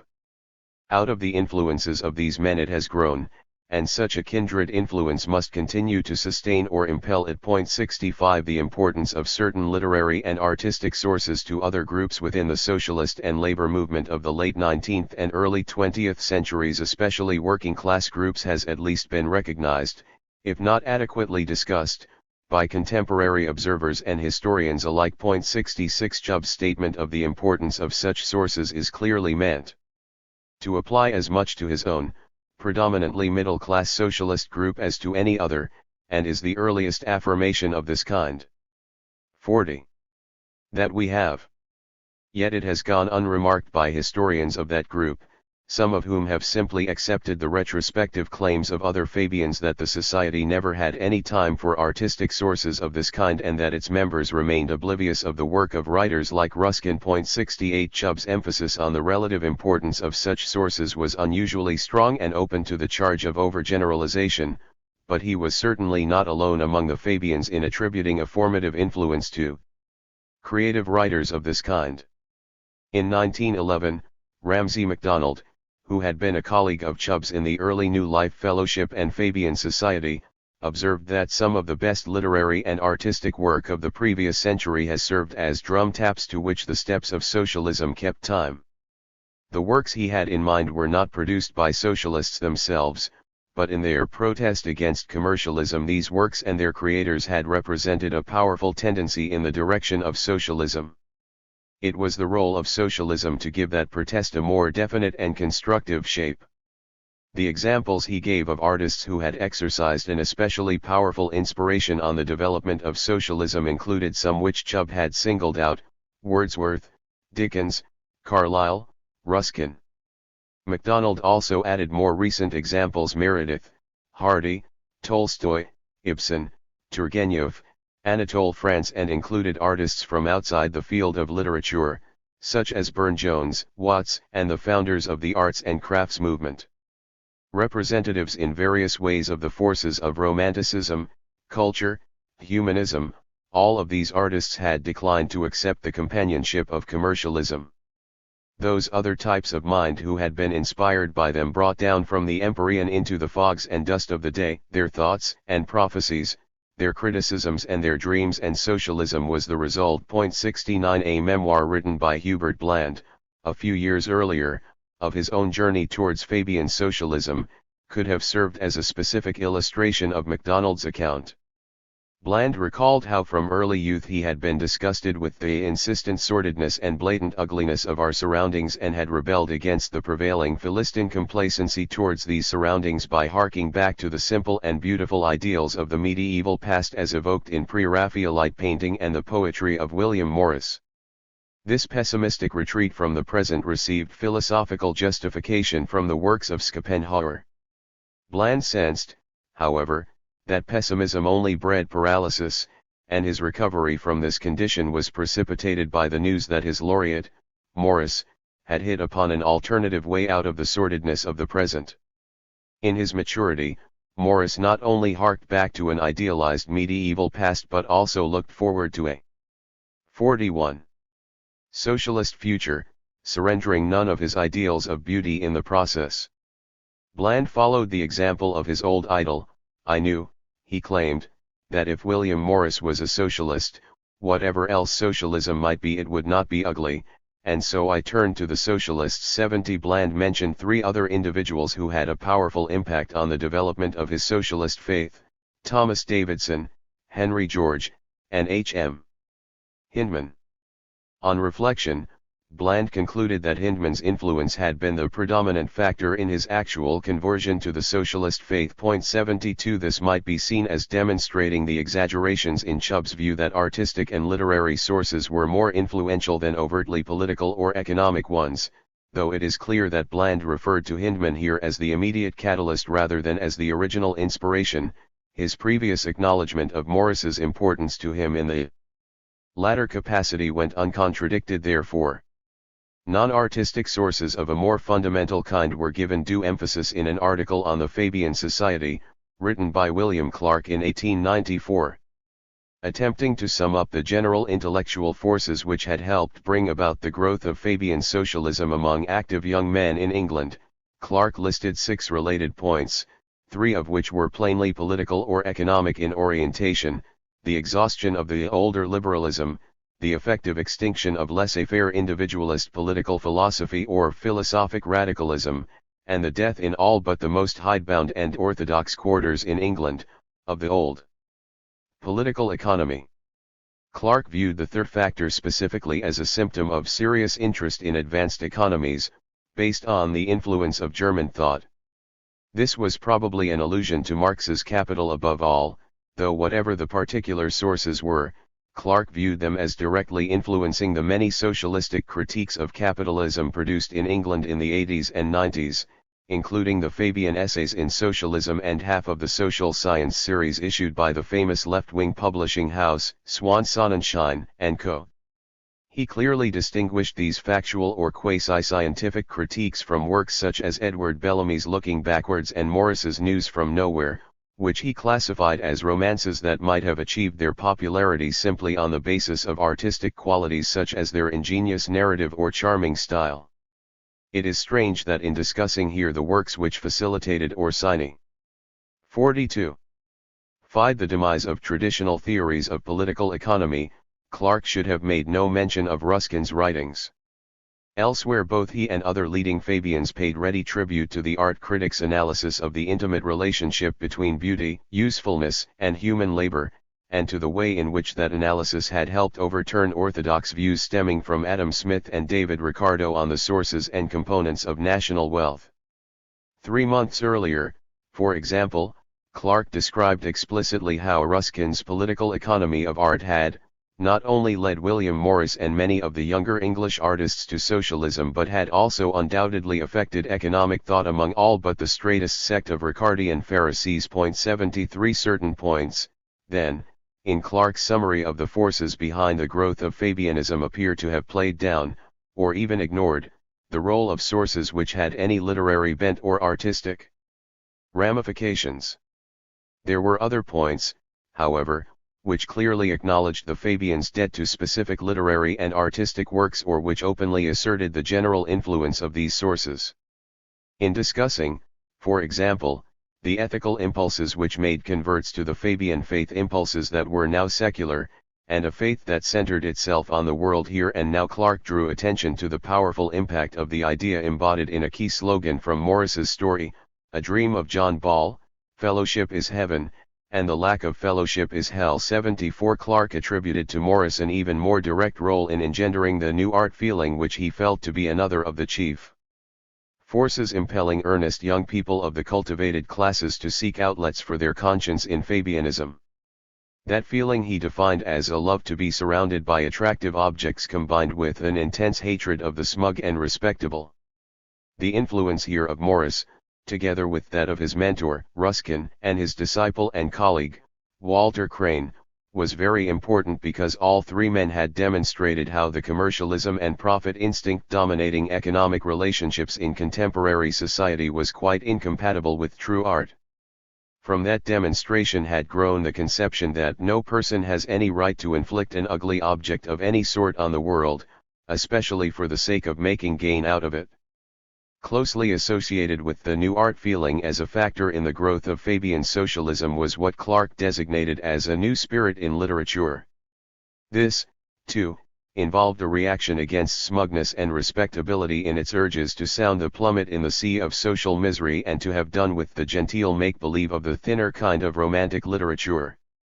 Its products represented a much tougher, more powerfully realistic school, and included the Russian authors, full of intense socialistic feeling, as well as a range of American, English and European writers. 43. Who had powerfully aided the growth, not of socialism, but of the feeling in the soil in which socialism is easily developed.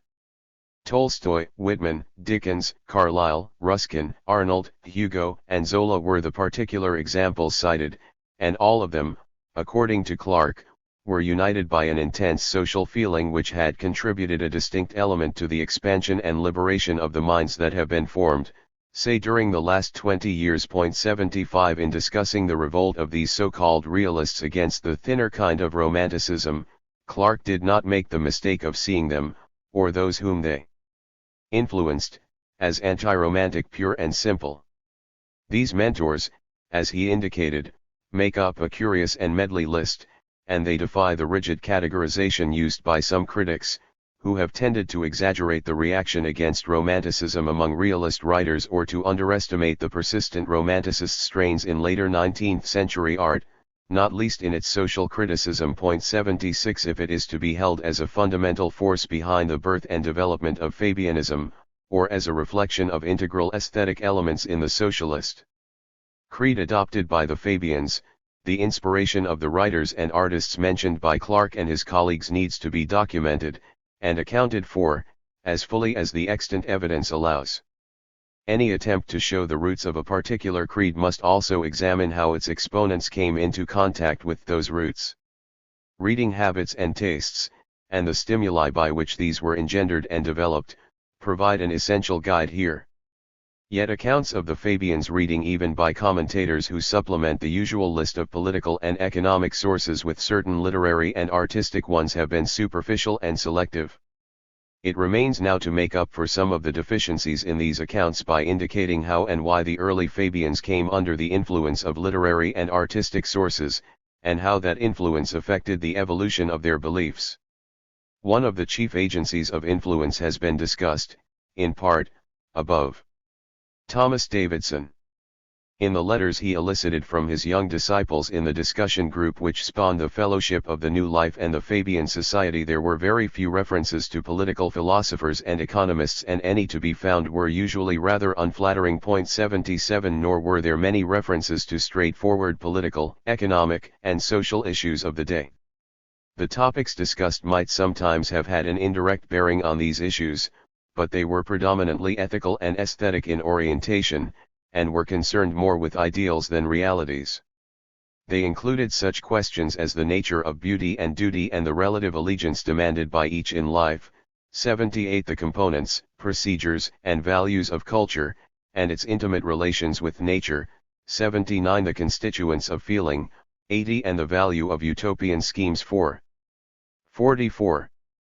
Society as a corrective to the materialist concerns of ordinary life in most of its forms. 81 These were all topics very close to Davidson's personal preoccupations, and the authorities most commonly quoted in exploring them included many creative writers and artists who were part of the Romanticist tradition and whose ideas Davidson instinctively admired and echoed in spite of his principled contempt for Romanticism as a movement in literature and art. Goethe, Wordsworth, Carlyle, Tennyson, Browning, Matthew Arnold, Ruskin, Morris, D.G. Rossetti, Edward Carpenter, Emerson, Thoreau, Whitman were all discussed or quoted in the letters, not always uncritically but never less than respectfully. 82 Several of these writers also figured largely in the group discussions that were organized in the houses of Davidson's followers in London. Various members launched meetings with readings from Emerson in particular, but also from Goethe, Ruskin, and Carpenter on occasions. 83 And, appropriately, there was an insistence at the outset upon a prime aim to return to greater simplicity which seemed to unite the different factions of the group. 84 Davidson was not of course solely responsible for introducing the works and ideas of all these writers to his English disciples. Indeed, a two-way process seems to have been at work. We find Percival Chubb, for example, alerting Davidson's attention in 1883 to a new work by Morris the poet called Hopes and Fears for Art. He went on to assert that the author was animated by a fine reformatory zeal, and would be quite with us. He has all the saner ideas of Ruskin. 85 A few years later, Chubb contributed an article to Morris's journal, The Commonweal, on the grave limitations of a commercial education in nurturing the leisurely and natural development of our capacities, and the culture of mind and heart to rejoice in the beauty and wonder of the world. 86 Havelock Ellis claims in his memoirs how accurately it is difficult to tell that in the earliest days of his acquaintance with Chubb the latter was not keenly interested in art except to some extent in literature, though he had a wider and more eager receptivity than mine for the new philosophical, ethical, and social movements of the day. 87 It may have been Davidson who showed the possibility and profitability of combining philosophical with artistic interests. Certainly, in forming a circle of disciples around him, he was at least responsible for encouraging the sense of group identity based on a definable tradition of moral and artistic ideas, a set of implicit standards by which newer ideas could be tested, and then assimilated into the tradition or rejected.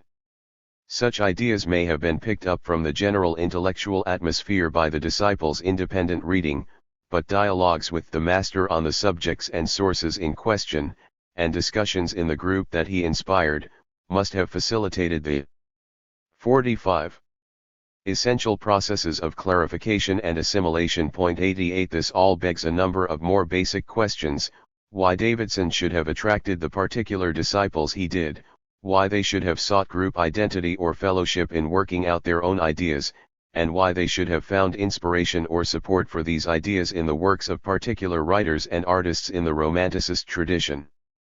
These are intimately related questions, the full answers to which no doubt involve a complex of sociological and psychological, as well as intellectual, factors.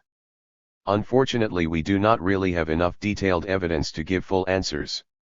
From what scraps of evidence exist in letters to Davidson, and later memoirs, it would seem that the sort of men attracted to his circle in the first instance, whether they went on to become members of the Fabian Society or the New Life Fellowship or both, came generally from the same social grouping that the Fabians contrived to attract throughout the years covered by this book, the self-made professional middle class, 89 or, to be more exact with regard to the earliest part of this period, professionals still in the making. Thus Percival Chubb, in later years a highly successful teacher responsible for the organization of ethical culture schools in America, was born into the family of a Newcastle tradesman, of good position, whose business started failing in the 1870s and never quite recovered. The young Chubb's formal education had to be cut short. In 1875, at the age of 15, he entered a merchant's office, and worked there for 3 years. Entertaining ambitions of a literary career, he joined the local government board of the civil service as a clerk in the early 1880s, because it afforded him more spare time. 90 William Clark, born in Norwich in 1852, was also the son of a small, struggling businessman, and also aspired to a career in the literary world. Scorning mere money-making of the kind his father engaged in and tried to encourage in him, he resolved to escape the business world by entering university. After graduating from Cambridge in 1876, he worked as a freelance lecturer and writer, and built up a sufficient reputation as a specialist in contemporary political and cultural affairs to secure him various kinds of journalistic work in London. Having given up the chance, however, of a more worldly position, financial problems continued to afflict him, and he informed Davidson in his first letter to the master that he often literally lived on bread and scarcely anything else and could afford very few amusements and luxuries. 91 Hubert Bland had been reduced to bankruptcy only 2 years or so before being drawn into Davidson's circle. The son of a businessman, he was born in Woolwich in 1856 and trained for a military career, but was then pressured by his family to enter the business world. Unlike Clark, 46, he gave in to these pressures, and joined a foreign banking company. A short time before his marriage to Edith Nesbit in 1880, he was persuaded to invest his capital in a small brush-making business. This was his downfall, as a few months after the business got off the ground he fell ill with smallpox and his partner took the opportunity of his absence to embezzle all the funds. After this experience, Bland chose to make a profession of literature and political journalism, partly in combination with his wife, a budding poet, novelist, and writer of children's stories.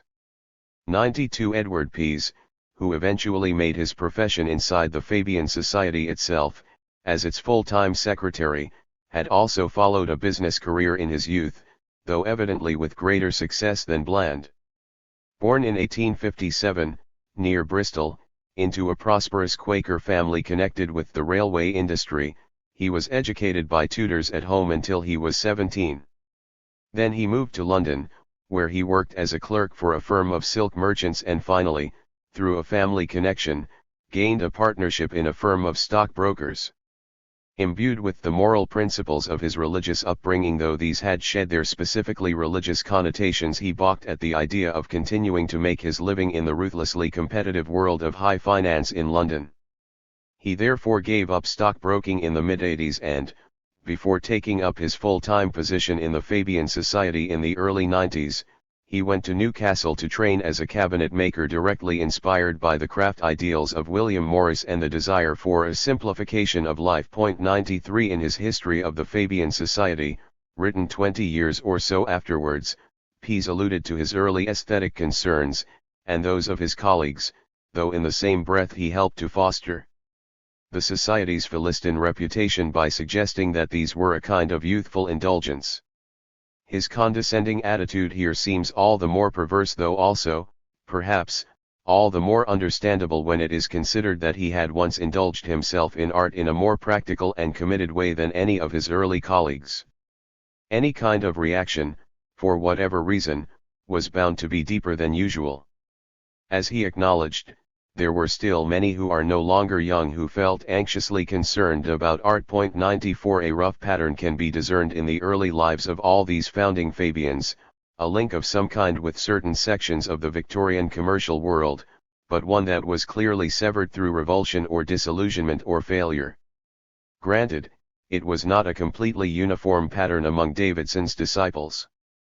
Frank Podmar's family background, for example. 47. Was academic. His father was an Oxford don and public school headmaster, and he himself went straight from a public school to Oxford and then into the civil service. 95 HH. Champion's background was military. His father was a major general, and he began following in these footsteps by taking up a commission in the Royal Artillery, but he retired early to become a publisher in London. 96 The pattern traced above, however, seems sufficiently persistent to suggest a link between adherence to Davidson's circle and a sense of social dislocation, financial insecurity, or occupational anxiety based on forms of alienation from the prevailing economic structure. It is not hard to see why the group identity or fellowship offered by the circle should have proved attractive to those affected by such feelings, especially when its very concerns were with attacking the materialist values of laissez-faire capitalism and with seeking an alternative code of living based on spiritual, ethical, and aesthetic values. The teachings of its mentor, encapsulating as they did some of the main ideas of writers and artists in the Romanticist tradition, must have seemed particularly helpful and reassuring. For in various ways and degrees these writers themselves had suffered a revulsion from the materialist values of the capitalist system. Several had directly attacked the basis or the outward manifestations of these values, the cutthroat competition in all forms of trade and industry, which caused the competitors to disregard the personal welfare and environment of the workers they employed or the quality of the goods they produced, the resultant poverty, urban ugliness, destruction of natural beauty in the countryside, and general shoddiness in manufactured commodities. The same or other works in the Romanticist tradition represented or explicitly advocated a code of values that was based not on mercenary considerations at all but on the pursuit of truth, and goodness, and beauty in nature and art. 97 Moreover, these works often suggested or dramatized actual ways of subordinating materialist values and fostering spiritual, ethical, and aesthetic values, for example, renunciation of individual pleasures and pursuits in the service of society at large. Simplification of life, based on the avoidance of luxuries and of the use of any but the most basic machinery, and the spread of culture based on a knowledge of nature and the world of men and acquired through practical experience as well as through a purposeful and systematic program of reading. 98 This is a very broad summary of those ideas and programs in the Romanticist tradition most congenial to the kind of men who clustered round Davidson in the early 80s. Of course, there were many variations or differing emphases in these programs, and individual writers in the tradition would no doubt have quibbled with the particular uses and applications of their ideas made by others. The less radical, or more equivocal, representatives of the tradition Tennyson, 4. 48. Example, or Arnold would probably have been very disturbed at the way in which their criticisms of particular shortcomings in the social and economic structure, and in the sensibilities of the classes composing this structure, provided fuel and inspiration for those who wished to undermine it.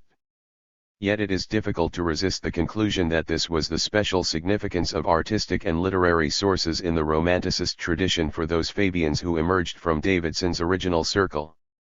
Such sources, perhaps because they were not simply or predominantly political and economic in their orientation, helped to crystallize discontents with the status quo that transcended materialist or pragmatic considerations. The budding Fabians, of course, by no means dismissed these considerations. The dissident faction in Davidson's group which went on to found the society had felt from early on that the economic and political problems of contemporary society must be tackled before the deeper spiritual deficiencies could be rectified. And when the society was formed, a great deal of time was devoted to studying texts and themes which were more directly related to these problems.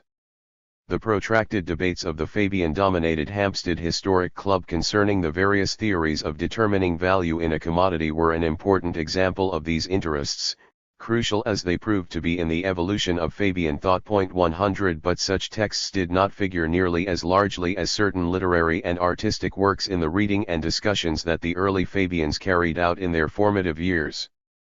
This is shown strikingly in a letter which William Clark wrote to Davidson in December 1884, acknowledging the latter's services in providing him with guidelines for overcoming the huge barrier of materialism in this country. The sources he had been consulting included some non-literary ones. But towards the end of the letter, Clark stated that he had also been pondering over some of the great poets, notably Wordsworth, Tennyson, Browning, and that these had given him greater faith and insight than any other source apart perhaps from the Bible.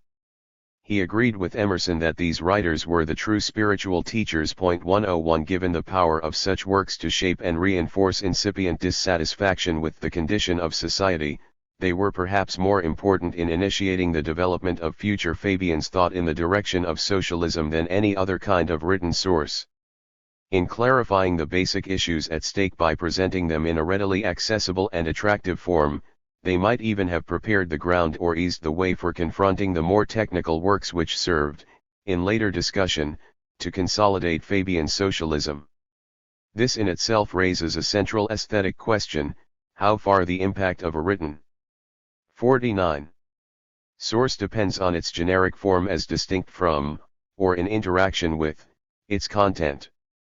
The content of the sources, artistic or otherwise, is what the early Fabians drew upon consciously and explicitly, but the surface reflections of an influence tell us little about how it contrives to implant itself in the first place and how it works itself out thereafter, processes that are by no means completely clear or conscious even to those directly subjected to them.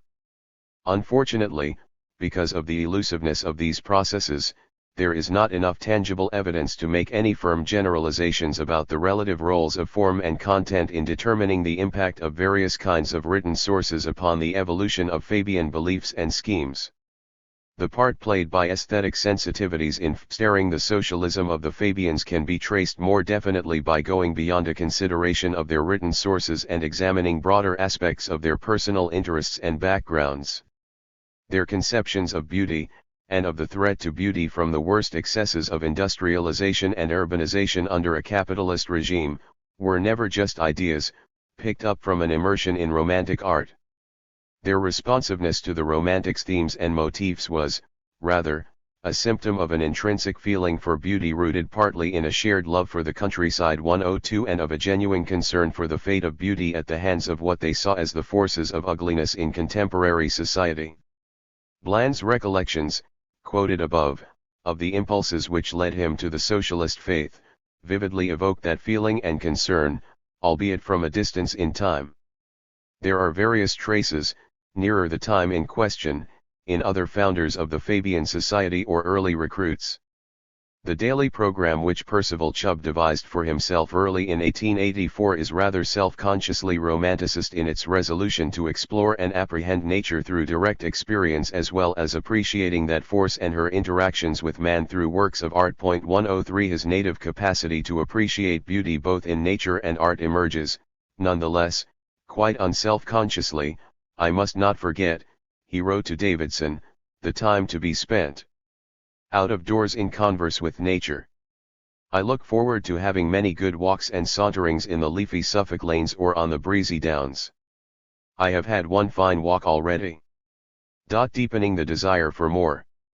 I begin, too, to finger my Chaucer and Wordsworth and to revel in a recently acquired life of François Millet containing reproductions of many of his inimitable pictures of rural and peasant life. 104 A later description of one of his country walks had the qualities almost of a lyrical reverie.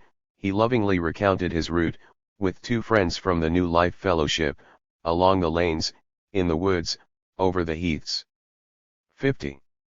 And along the hillsides of Surrey, remarking in particular the birds that sang in hedgerows and copses, the trees bursting into leaf, the gorse that had blossomed into full glory of gold, and the profusion of wild flowers gracing the path. 105 The connections between these feelings for beauty, on the one hand, and the impulse to regenerate society, on the other, can be traced back to a time before he came into contact with the New Life Fellowship or the Fabian Society.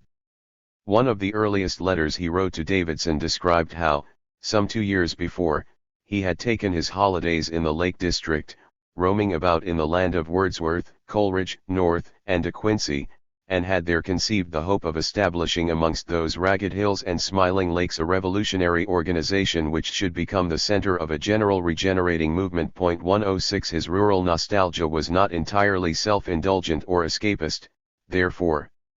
He was conscious of the extravagance and one-sidedness of a total commitment to nature, such as Thoreau had attempted on his retreat to the woods at Walden, though it was easy enough to understand, Chubb confessed, the American philosopher's overriding fascination with nature, whose plenitude, force, and plain dealing stand in such splendid contrast with the poverty, flatness and uncertainty of man as one ordinarily finds him. He himself often felt the urge to quit the smoky limits of sordid city life, his ruling inclination being towards something rural and pastoral. 107 William Clark's native inclination was also very much in this direction. Despite his appreciation of the opportunities for social, cultural, and intellectual life offered by cities. 108 He exhibited a persistent distaste for London, that monstrous, overgrown center of so-called civilization. 109 And he yearned for the quietness and charm of the rural areas, and smaller towns, in southern England. His love of these parts was based not on mere idealization, but on an intimate acquaintance with them. 110 They formed a striking contrast with the manufacturing towns of the Midlands and the North, which were, in his opinion, the most hideous places that the perverted ingenuity of man has ever contrived to rear. He invoked various writers in support of his observations on the English countryside and the remorseless incursions of industrialization, and he went as far as to attribute to Wordsworth the power of impressing on Englishmen for all future time the idea of the sublimity of nature, the idea of her interaction with the mind of man, of her healing power, of her revelation of the divine. 111 Clark's own enthusiasm for both natural and artistic beauty undoubtedly had rather more personal roots as well, connected with his early surroundings. These are described in a biographical sketch of his early years provided in the posthumous collection of his essays, A Childhood Spent in the Beautiful Old City Norwich, and A Young Manhood in 51. Cambridge, awakening and fostering that passion for architecture which rivaled William Clark's love of nature, and which sowed the seeds of revolt in him against commercialism. This represented a true aesthetic education which may well have led up to a mental review of whether modern industrialism has given us any compensation for the loss of beauty in our cities which it has involved. 112 In reviewing such questions, Clark consciously echoed Ruskin in stigmatizing the products of industrialization, in their vulgarity and hideousness, as representing mere riches, not true wealth, for it is not well that any man should have them, and the men who made them are not themselves morally or aesthetically well. 113 Clark was not, however, totally dependent on Ruskin's ideas either in forming or articulating his observations on the threat presented by industrialization to beauty. He specifically exposed what he felt to be a weak side in Ruskin's art teaching, the fact that, in seeing the unsatisfactory character of modern commercialism, he was for going back to methods of production that we have outgrown, that is, simple hand industry. Clark himself perhaps oversimplified Ruskin's reactions against machinery, but it is important to stress that his criticism of these reactions did not signify an undiscriminating pragmatism or any crude utilitarian bias. True, Clark's criticism was partly based on a conviction that widespread mechanization was now fait accompli, and that it was simply not realistic to think in terms of abolishing or dismantling what had become so entrenched a part of the English scene. We shall certainly not pull up our rails as Ruskin would like, or destroy our machinery as William Morris would be glad to do. 114 But there was a less fatalistic, more positive aspect of his criticism which answered Ruskin on indirectly aesthetic grounds. Clark intimated that the art critic had overlooked the potential advantages to artists and their work which accrued from machine power. With appropriate controls on its use, that power could actually help in reducing man's more mechanical toil and in giving him more time and opportunity for pursuing the higher creative efforts. Every man should thus become, what every man is in germ, from the savage who carves men on trees, to a Titian or a Beethoven, a genuine artist, a lover of true art. It was on the basis of this belief, in particular, that Clarke's yearnings for beauty in the world came to provide an impelling motive for his adoption of socialism, for he felt that the controls which were needed to ensure the discriminating application of machine power would have to be exercised by the people themselves instead of by landlords and capitalists. Collective regulation of what had become the chief instruments of production and distribution constituted for Clarke the essential definition and foundation of modern socialism, leaving aside all the difficult questions of value, of economic rent, and c1884. 52. A yearning for beauty, and a revulsion from the uglinesses manifest in contemporary forms of commercial and industrial organization, were common impulses in all of Thomas Davidson's immediate disciples. Some of these disciples became the founder members of the Fabian Society, and Bland and Clarke contributed to the Society's seminal textbook, The Fabian Essays in Socialism. But there were 5 other contributors to that book who were not members of Davidson's original circle and who came into the Society via other routes. One of these was Sidney Webb, whose ideas together with those of his wife are sometimes depicted as embodying the essence of Fabian socialism. The legendary dominance of the Webbs in the Society, however questionable it may be in fact, necessitates a particularly close look at the impulses and influences behind their own socialist beliefs. Were the roots to Fabianism which they followed prompted by any of the yearnings or revulsions evinced by the earliest exponents of that brand of socialism?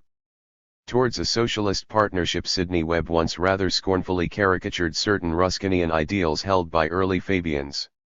This might seem to support the popular image of him as one who sought to eliminate or radically play down ethical or aesthetic motives in socialism. 1 At the Fabian Society Conference of June 1886, he advocated the use of more, not fewer, machines in England, and then gave an account of the customary objections to this kind of scheme. M.R. Ruskin thinks it unpoetical. And in this very conference we have already had the charming idyll sung of every man living on his own garden, sitting by the shade of his own fig tree, sweetly contemptuous of the Philistine mill hand. Whether this be a good ideal or not, it is obviously a hopeless dream. Webb's defense of machines, however, as with William Clarke's, was based partly on their labor-saving capacity and the opportunities they offered in combination with a greater supply of personal or consumer's capital for the population as a whole to have more leisure and to gain greater enjoyment from life, including artistic enjoyment. As well as wanting every house to have hydraulic lifts, the electric light, the telephone, and a new hot and cold water supply, he wished for all families to have comfortable clothes and furniture, pictures and music, and for every man and woman to have the opportunity of being thoroughly taught, not only as now the mere elements of learning, but also 1 or 2 skilled handicrafts and the studies which are the pleasures of life. He went on to ask, are not these things that reformers all desire and work for? 2 In a lecture to the Fabian Society a month earlier, he had already answered this question on behalf of socialists in particular. Their faith, he asserted, involved neither contempt for machinery nor dislike of education or culture. It is, in fact, because we want more of these things that we are socialists. 3 A press report of an arts and crafts exhibition held in 1889, at which a number of socialist luminaries were in attendance, noted the presence of Sidney Webb among those who were full of congratulation on the union of the progressive economic movement with the diffusion of the arts. 4 The association between Sidney's interests in socialism and art reflected. 53. 54. In these comments by or about himself throw doubt on the image of Webb as a completely Philistine socialist, indifferent the aesthetic ramifications of his economic and political faith. But what evidence is there, in Webb's particular case, of any aesthetic sensitivities or concerns for culture actively fostering the development of his socialist beliefs?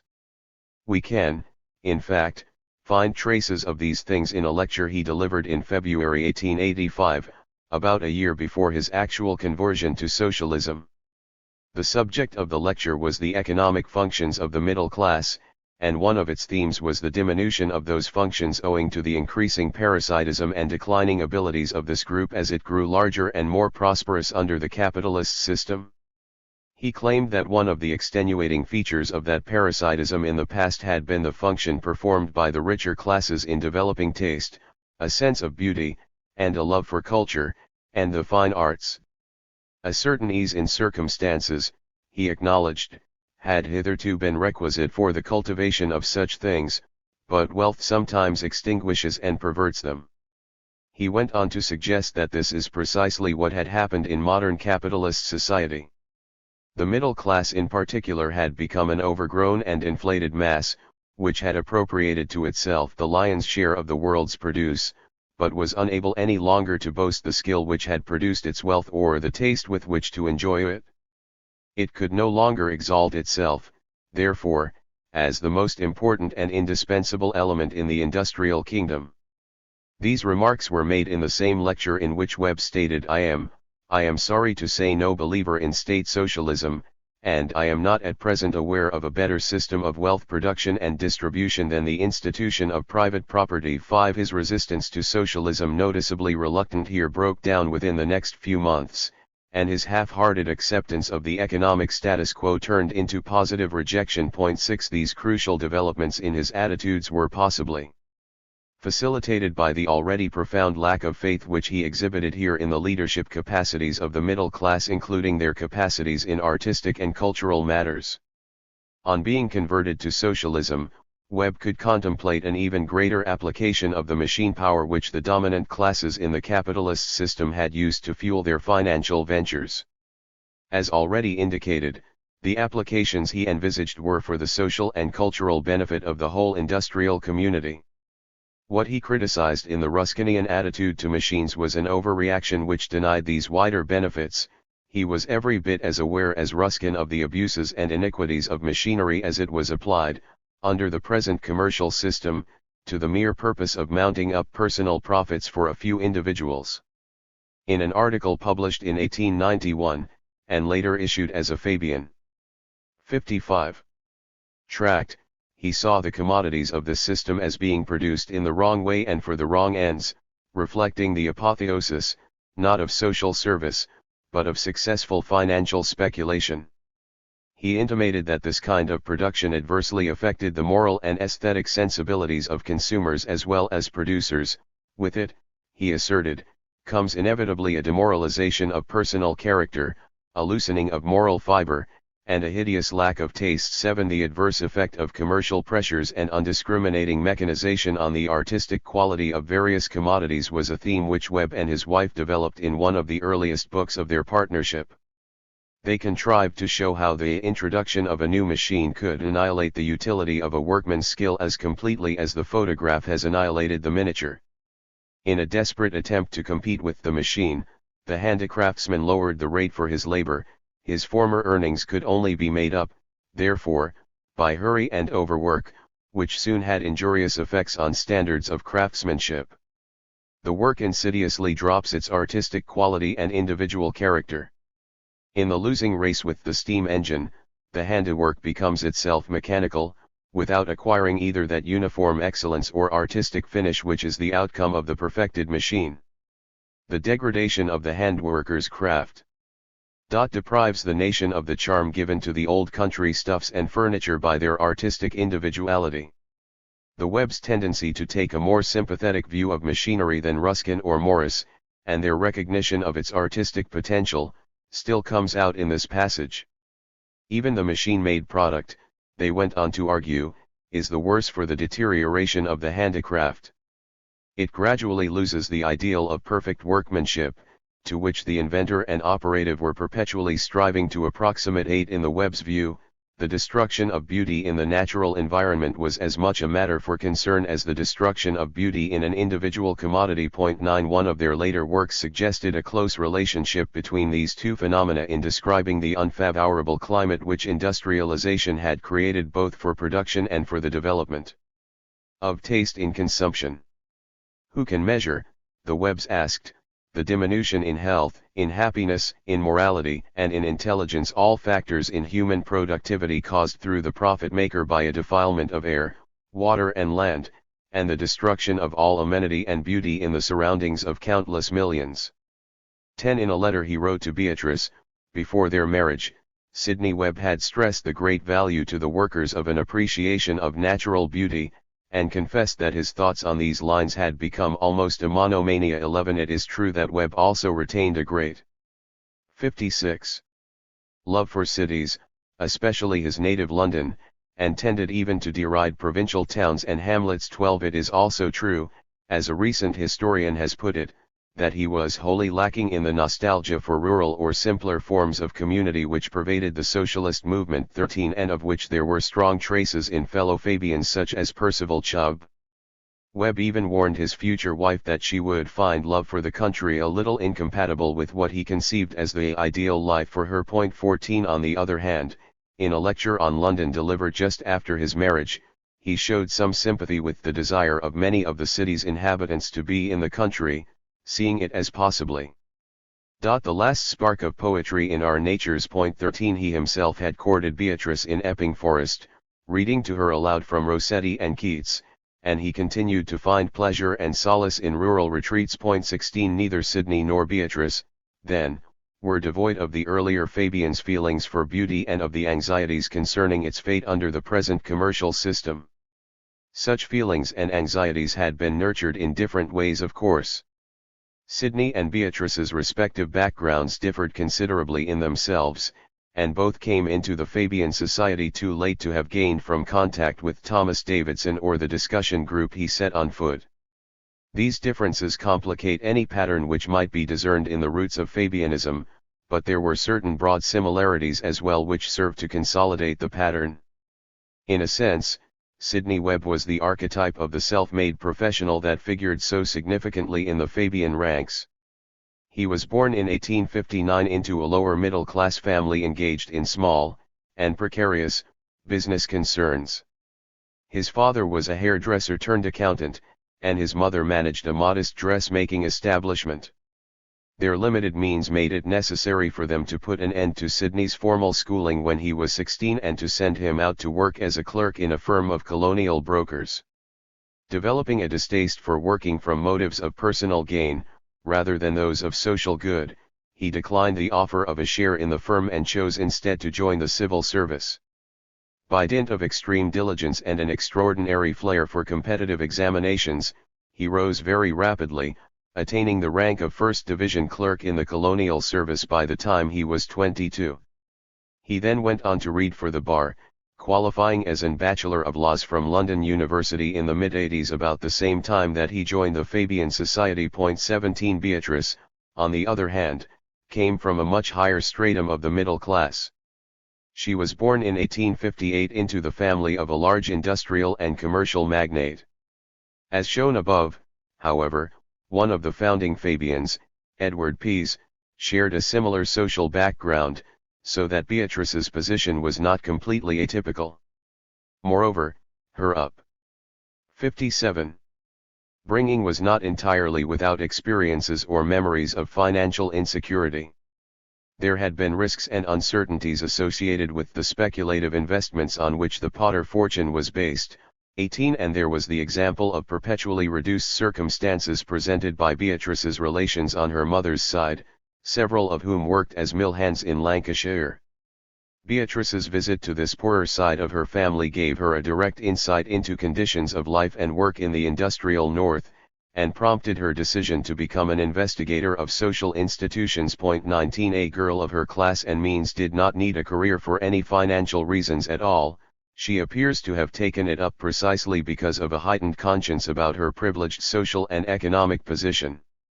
She became skeptical of the ethics of capitalist enterprise as represented by her father's acts and axioms, not because these were intentionally vicious in any way, but because they were based purely on considerations of personal relationship rather than of public good. 20. We have seen that disenchantment with the prevailing commercial system, arising from direct experience of it through personal or family connections, was a common background factor in the making of Fabians. Beatrice's disenchantment can only have been increased by her work as a social investigator, which was centered on some of the worst victims of the system, the London dockers and the workers in the sweated trades of the East End. 21. She could not countenance the catastrophic overturning of the existing order envisaged by members of the Social Democratic Federation whom she met in this area, and, by her own account, she seems to have considered socialism as a practical alternative only after coming across the non-revolutionary version of it presented in the Fabian Essays of 1889.22. Soon afterwards, in the course of her research on the working class cooperative movement in Great Britain, she was introduced to the author of the essay she had most admired in the Fabian volume, her future husband. Her conversion to his political creed seems to have followed within a matter of weeks, though she continued to waver about actually becoming a member of the Fabian Society for a few more months, afraid as she was of the hold which her individualist antecedents still had on her. 23 During the period immediately leading up to her conversion there are no direct traces, such as can be found in Sidney's case, of dissatisfaction with the artistic shortcomings of the prevailing economic system. These were feelings she voiced later, in partnership with Sidney, and on full consideration of the evidence which he and she had been collecting on production techniques and habits of consumption in industrial England.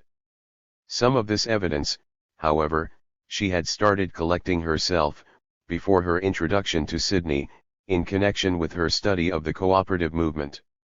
And from her book on that 58 subject, which came out between the time of her meeting Sidney and her marriage to him, it emerges that one of the things which attracted her about the movement was the unmistakable rise in the standard of taste displayed in the commodities that were produced and consumed in the cooperative communities.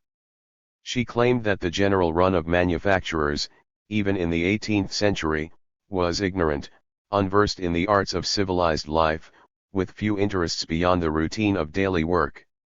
The cooperative communities, based partly on the socialist principles and procedures of Robert Owen, had managed to eliminate some of these shortcomings and areas of apathy by ensuring a close and constant tie between the entrepreneur and the customer, and the movement in general could be seen either as an alternative to state socialism or a stepping stone to socialist organization in all its forms. 24 Beatrice's notion of taste in principle at least was a broad and flexible one. In all of its dimensions, aesthetic and otherwise, she recognized and approved of considerable diversity, and on this score she expressly distinguished her views from the Benthamite utilitarians. In a diary entry of 1901, for example, she summed up her end in life as being the increase in the community of certain faculties and desires that I happen to like: love, truth, beauty, and humor. But she went on to claim that we differ from the Benthamites in thinking that it is necessary that we should all agree as to ends, or that these can be determined by any science. We believe that ends, ideals, are all what may be called in a large way questions of taste, and we like a society in which there is a considerable variety in these tastes. 25 General concern with questions of taste or artistic faculty relating to the industrial workforce and its employers could hardly have been expected to play a conspicuous part at the time of Beatrice's actual conversion to socialism. For that period, particularly in London, was one of new ferment. 26 In the workforce, manifested by a series of domestic strikes and trade unionist agitations to which the Fabians lent their support, and the urgency of the particular economic and social issues involved naturally served to overwhelm the significance of wider concerns. Such concerns, however, were not totally absent from Beatrice's mind at the time, and not totally unconnected with her growing responsiveness to socialism, as her work on the cooperative movement, then in embryo, subsequently hinted. There is a great deal in her own social and cultural background, much more than is apparent in Sidney's, to explain her concerns for natural and artistic beauty. Though her father was an industrialist, he owned a house in the Gloucestershire countryside in which all his children were born and brought up. The early effect of such an environment on Beatrice can be traced perhaps in her compulsive scene sketching. 59. As an adolescent and young woman. On occasions, this pursuit became such a passion for her that she even thought of taking it up as a career and of trying to become a great artist. 27 Her subjects were taken mainly from nature, and, though none of her sketches has survived, the verbal descriptions of scenery in her diaries and letters, scenery observed on her trips to America in 1873 and to the continent in later years, as well as on her walks and excursions at home, 28, convey by their very profusion her extraordinary love of natural beauty. That love, and the inspiration it provided to attempt her own renderings of natural beauty in artistic terms, were heightened by her reading of Ruskin in the late 70s and early 80s. In her first reference to his multi-volumed work, Modern Painters, she makes the claim that the book had opened a new world to her in nature and had also afforded her some very incomplete and half-understood glimpses into the world of art. A little later she referred to the active encouragement that it was giving her to carry on practicing her own sketching and drawing. 29 In characteristic fashion, she continued to disown any genuine knowledge or comprehension of the visual arts, though her native interest in the work of the great or established practitioners in this field proves, on examination, to have been at least as passionate as her wish to further her own modest efforts. Her early letters and diary entries contain several reports of visits to art galleries, museums, and exhibitions in England, Germany, Holland and Italy. 30 These include notes on a multitude of painters, representing various schools and periods from Renaissance Italian to contemporary pre-Raphaelite. Family means were obviously ample enough to permit several such visits, though the sheer detail of Beatrice's notes, and the strong discriminations she made reflected a critical engagement with what she saw that transcended the interests of the casual tourist or mere dilettante.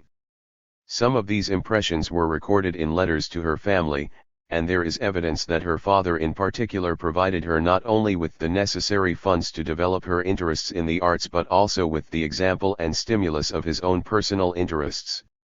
While his professional concerns were solely with commerce and manufacturing, and while any friends he made outside his work tended to come more from the political and scientific than from the literary and artistic worlds. 31 He in no way fitted the stereotype of the Philistine businessman. Beatrice spoke of his love for poetry, of drama, of history, and of idealistic philosophy, and recalled how he taught his children to appreciate from early on various novelists and humanists of the 18th and early 19th centuries. 32 Parental inculcation must have been an important part of Beatrice's early education, in the absence of any formal schooling, though her enormously wide reading in history and philosophy and science, as 60 well as literature, became largely self-directed as she grew older. Certainly, none of her sisters seems to have shared the breadth or intensity of her interests, even though their artistic abilities and talents were innately superior to hers. She recalled how one sister in particular looked on a pursuit like reading as mere relaxation midst the business of getting married, whereas she herself reversed the relation, looking on culturing my mind as my business and flirting as my relaxation. 33 Having been brought up on the early English novelists so beloved of her father, she went on to sample the classics of later 19th century English fiction, reading novels by Charlotte Brontë, Dickens, Robert Louis Stevenson, James Barrie, and Thomas Hardy. 34 And immersing herself in the works of George Eliot. She also turned to continental fiction, studying the works of Hugo, Flaubert, Balzac, de Maupassant, and Zola. 35 The last of these novelists she acclaimed a true genius on the basis of his uniquely powerful and comprehensive social diagnosis. It is interesting in this respect that Zola was the one novelist whom Thomas Davidson is on record as prescribing to his early disciples in England. He recommended a joint study of the works of Antonio Rosmini, his favorite modern philosopher, and that of Zola, one for his ideal philosophy, the other for his hard realities. 36 In the field of poetry, there are more striking correspondences between what we know of Beatrice's reading tastes and those of the Davidson circle. She had no little acquaintance with classical, medieval, and Renaissance poets, and reserved a particular enthusiasm in her youth for Shakespeare and Milton. 37 She later disowned, however, any particular admiration for the former and claimed that, of all the great authors I tried to read, only Goethe dominated my mind. 38 At the age of 15, she was already making her own translation of Faust, a play that she found wonderfully clever and often very beautiful. 39 And in her memoirs she claimed that she felt towards the German poet as if he were an intimate friend, sharing out his wealth of experience and knowledge, and revealing to me an entirely new ideal of personal morality, of the relation of art to science, and of art and science to the conduct of love. 40 Her lifelong reverence for Goethe was almost unqualified, perhaps even exceeding that of Davidson and his followers, who were inclined to be more critical at times. On the other hand, she never seems to have had any time at all for another of Davidson's idols, Tennyson, whose work she dismissed as a collection of sentimental imageries. 41 That she was nonetheless prey to certain species of romanticism is made clear by her especial admiration for Faust among Goethe's works, and by the inspiration she confessed to finding in Emerson, Browning, and Arnold. 42 All of whom, as we have 61 seen, had made a deep impress on members of the Davidson circle as well. She claimed that Arnold's summing up of the chief lesson which nature provided for man, toil unsevered from tranquility, had crystallized the ideal life towards which she constantly strove. Her reflections on the value of quiet work as a slow stepping towards truth and the ennobling of human life were made in August 1889, the month when the ferment in labor relations which accompanied her personal conversion to socialism came to a head in the great London dock strike. That such tranquility was impossible in the circumstances may well have induced her to give voice to these reflections. It is important to note the persistence of this ideal for herself and its recent connection in her mind with the broader ideal for humanity as a whole at the very time when her socialist creed was on the verge of consolidating itself. Her personal search after truth by the careful measurement of facts had of late, she said, been combined with and enriched by the consciousness of the supreme unity of science, art, morality, the eternal trinity of the good, the beautiful, and the true, knit together in the ideal towards which humanity is consciously striving. 43 This ideal, in its sources, scope, and formulation, was not far removed from that of the small group of men who clustered round Thomas Davidson in the early 1880s, and who went on to found the Fabian Society. It was an ideal she never lost. There are signs of its persistence throughout all the more mundane concerns of her partnership with Sidney, and she evidently saw it as the guiding impetus to those concerns, if not as their whole raison d'etre. The Fabian essays in Socialism, especially the contribution submitted by her future husband, appears to have given particular shape to the social, political, and economic aspects of her creed, by drawing on the ideas of a number of 19th century social philosophers, scientists, political theorists, and economists with whom she had familiarized herself over the past decade or so, and presenting them in a light which suited her mood of deep, though not violent, discontent with the status quo. Thus she recollected how Webb's essay had come to attract her because it was an early testimony to the inevitability of gradualness in social change, calling on a range of impressive witnesses to back up that testimony, yet going beyond even against these in using the evidence of other witnesses to indicate the course of change in a specifically socialist direction. 45 The influence of such writers in determining the final mold of her beliefs seems quite characteristic. Her recourse to an artist like Arnold in attempting to explain the underlying basis of these beliefs might seem less characteristic, but only because her general responsiveness to art as an adolescent and young woman has so often been ignored or underrated. Recent acknowledgments of her youthful enthusiasm for the arts have 62 tended to suggest that this was curbed, suppressed even, on her marriage to Webb and her acceptance of socialism. Such claims will be examined in detail below. The assumption on which they are partly based, Webb's own basic lack of taste for art, needs to be dealt with here. It might seem quite a plausible assumption in view of his social background, which was hardly as conducive to artistic cultivation as Beatrice's. Brought up in a lower middle-class family inhabiting an unfashionable area of London, and forced through financial need to seek routine employment at the age of 16, he had neither the opportunities nor the time to indulge in the cultural activities that were an integral part of his future wife's upbringing midst the leisured affluence of upper-middle-class country life. His early education, however, was a little unusual for someone of his social position, and it apparently provided some fertile ground for the ripening of cultural, as well as political, interests. There was a distinct intellectual atmosphere in the home, bred by the nature of his father's political beliefs. These represented a fervent commitment to radicalism, involving not only practical participation on behalf of that cause in various local government activities, but also a close personal discipleship of one of the most powerful contemporary thinkers in the radical tradition, J.S. Mill.46 The precise nature and extent of Mill's influence over the young Sidney Webb is a matter of debate. 47 But he probably made his initial acquaintance with Millite ideas through his father's pronouncements. The family also seems to have made some conscious efforts at self-cultivation in the field of art through the use of whatever public facilities were available for this in London. Sidney rarely talked about his childhood at all, but one of the things he recalled when pressed for some reminiscences were visits to national museums and picture galleries. 48 The special interest which his parents took in his education is highlighted by the fact that they had him tutored in Switzerland and Germany for a while to supplement the tuition he had been receiving at the Birkbeck Institute and the City of London School. This involved a considerable sacrifice of income for the family. 49 The impact of his confrontation with German culture, in particular he was personally instructed in the language by a Lutheran pastor at Wismar, is reflected perhaps in the subsequent attention he gave to the works of German writers, and in his comparative neglect of other continental literature, including the great French novels which Beatrice read so voraciously.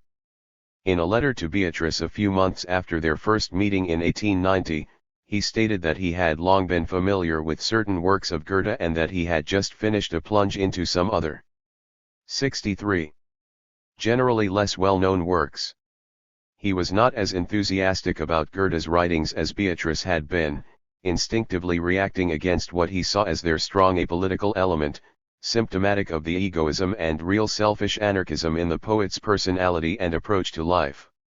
Against this recklessly individualistic approach, Webb pitted his view of the world as an organism in which all the constituent parts had duties towards one another that must be fulfilled for the general well-being, even if their own particular development was thereby limited. He referred expressly to the element of beauty, as well as of duty, inherent in the idea of the social organism. 50 This idea came to provide one of the main forces behind Sidney's acceptance of socialism as a solution to society's problems and ills. 51 Though it was not a new, nor an exclusively socialist, concept, as Sidney showed in discussing its origins. It had been expounded and developed by various 19th-century giants in the fields of science, sociology, and philosophy, including Darwin, Comte, Mill and Herbert Spencer. 52 It had also found its way, Sidney suggested, into the writings of a whole range of Romanticist writers and critics. 53 About the same time as Sidney's explication of this concept, his fellow Fabian, William Clark, succinctly and sympathetically alluded to its place in the Romanticist tradition, and also indicated the departure it represented from the older and cruder forms of utilitarianism which Webb has sometimes been accused of championing within the Fabian society. The literature of our time, Clark noted, is permeated with this idea just as truly as our politics. Carlyle, Ruskin, Matthew Arnold, Dickens, Tennyson, William Morris, and John Stuart Mill, are all penetrated with the new organic conception of society, with the thought that we are all members one of another. Benthamism seems more old-fashioned and defunct than an Egyptian mummy. 54 Goethe, himself, as we have seen, had presented a distinctly political version of this organic conception of society in the last part of Wilhelm Meister, elaborating there the ideal of a firmly governed cooperative brotherhood.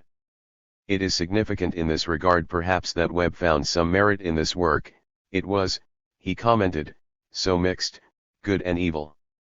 The good elements he may well have located in the last part, as this also contained a development of the renunciation theme which he had picked out, approvingly, in Faust. P. Webb confessed that G.H.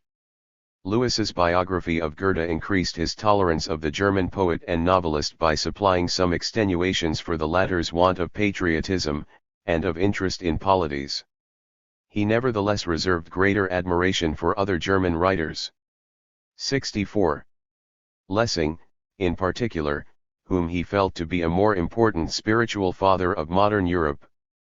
Lessing has been seen as a typical exponent of 18th-century Romanticism or pre-Romanticism. 56 And Sidney's judgment of him is a tacit endorsement of this view, articulated as it is in the course of urging Beatrice to recognize instinct and feeling as of some claim to motives, as being, indeed, the organically registered expression of the past experience of the race, notifying to us the general line of human nature and the world. 57 Sidney was susceptible not only to the force of Romanticist ideas but also to the charm of Romanticist art forms. In another letter he wrote to Beatrice prior to their marriage, he spoke of the fundamental power of feeling vis divus reason, and referred her to Burne-Jones' charming little picture of love in the guise of reason. Admittedly, his pronouncements in these letters were rather tendentious, as his courtship of her was still at a very delicate, if not desperate, stage. 58 More significant perhaps were his slightly earlier comments on the poetry of Heinrich Heine. Heine had been at once more deeply involved in the Romantic movement than Goethe and more expressly critical of certain aspects of it. His political commitments as an artist were also more intense and explicit than Goethe's. 59 Webb, in talking about Heine, made no reference to these criticisms or commitments, but described the impact of the German's poems purely in terms of their haunting emotional qualities, especially as rendered by Schubert in musical form. 60 Webb's musical interests, indicated here, are also evident from references in his letters to attendances, and planned attendances, at concerts and the opera in Germany. During return trips he made there in 1885 and 1890.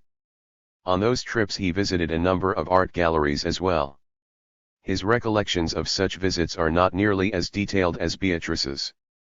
There is enough evidence to suggest, however, that he had an informed and independent eye for the visual arts, developed early on perhaps during his family's visits to London galleries. Bernard Shaw accompanied Webb on his trip to Germany in 1890, one of their main objects being to see the Oberammergau Passion play. Any suspicion that Webb's outlook on artistic matters during this trip was determined by the views of his traveling companion founders on the fact of their conflicting reactions to the Passion play itself. Webb had a few misgivings about the acting and about the play's lack of connection with the vigorous popular life around it, such as its prototype would have had in the Middle Ages. But he was most impressed with the musical effect, which he found supremely beautiful, and with the spectacle of bright colors without the least tawdriness or bad taste. The whole thing, he concluded, had been a great and vivid experience for him, and he refused to endorse Shaw's deprecatory criticism of the play from the professional art critic's point. 65. A view. The experience of Oberammergau, he claimed, had helped to further his own understanding of medieval painting, especially the works of the early Germans which he and Shaw had studied at Munich and Augsburg directly after seeing the Passion play. The very terms in which he voiced his criticisms of the play showed a prior knowledge of the painting of several other periods and schools, including late German Gothic, Renaissance Italian, 17th-century Dutch realist, 19th-century French Salon and English Pre-Raphaelite. 61 While much of Sidney's knowledge about art and many of his artistic interests were German-centered, this was not exclusively the case, as those comments on other schools of painting suggest.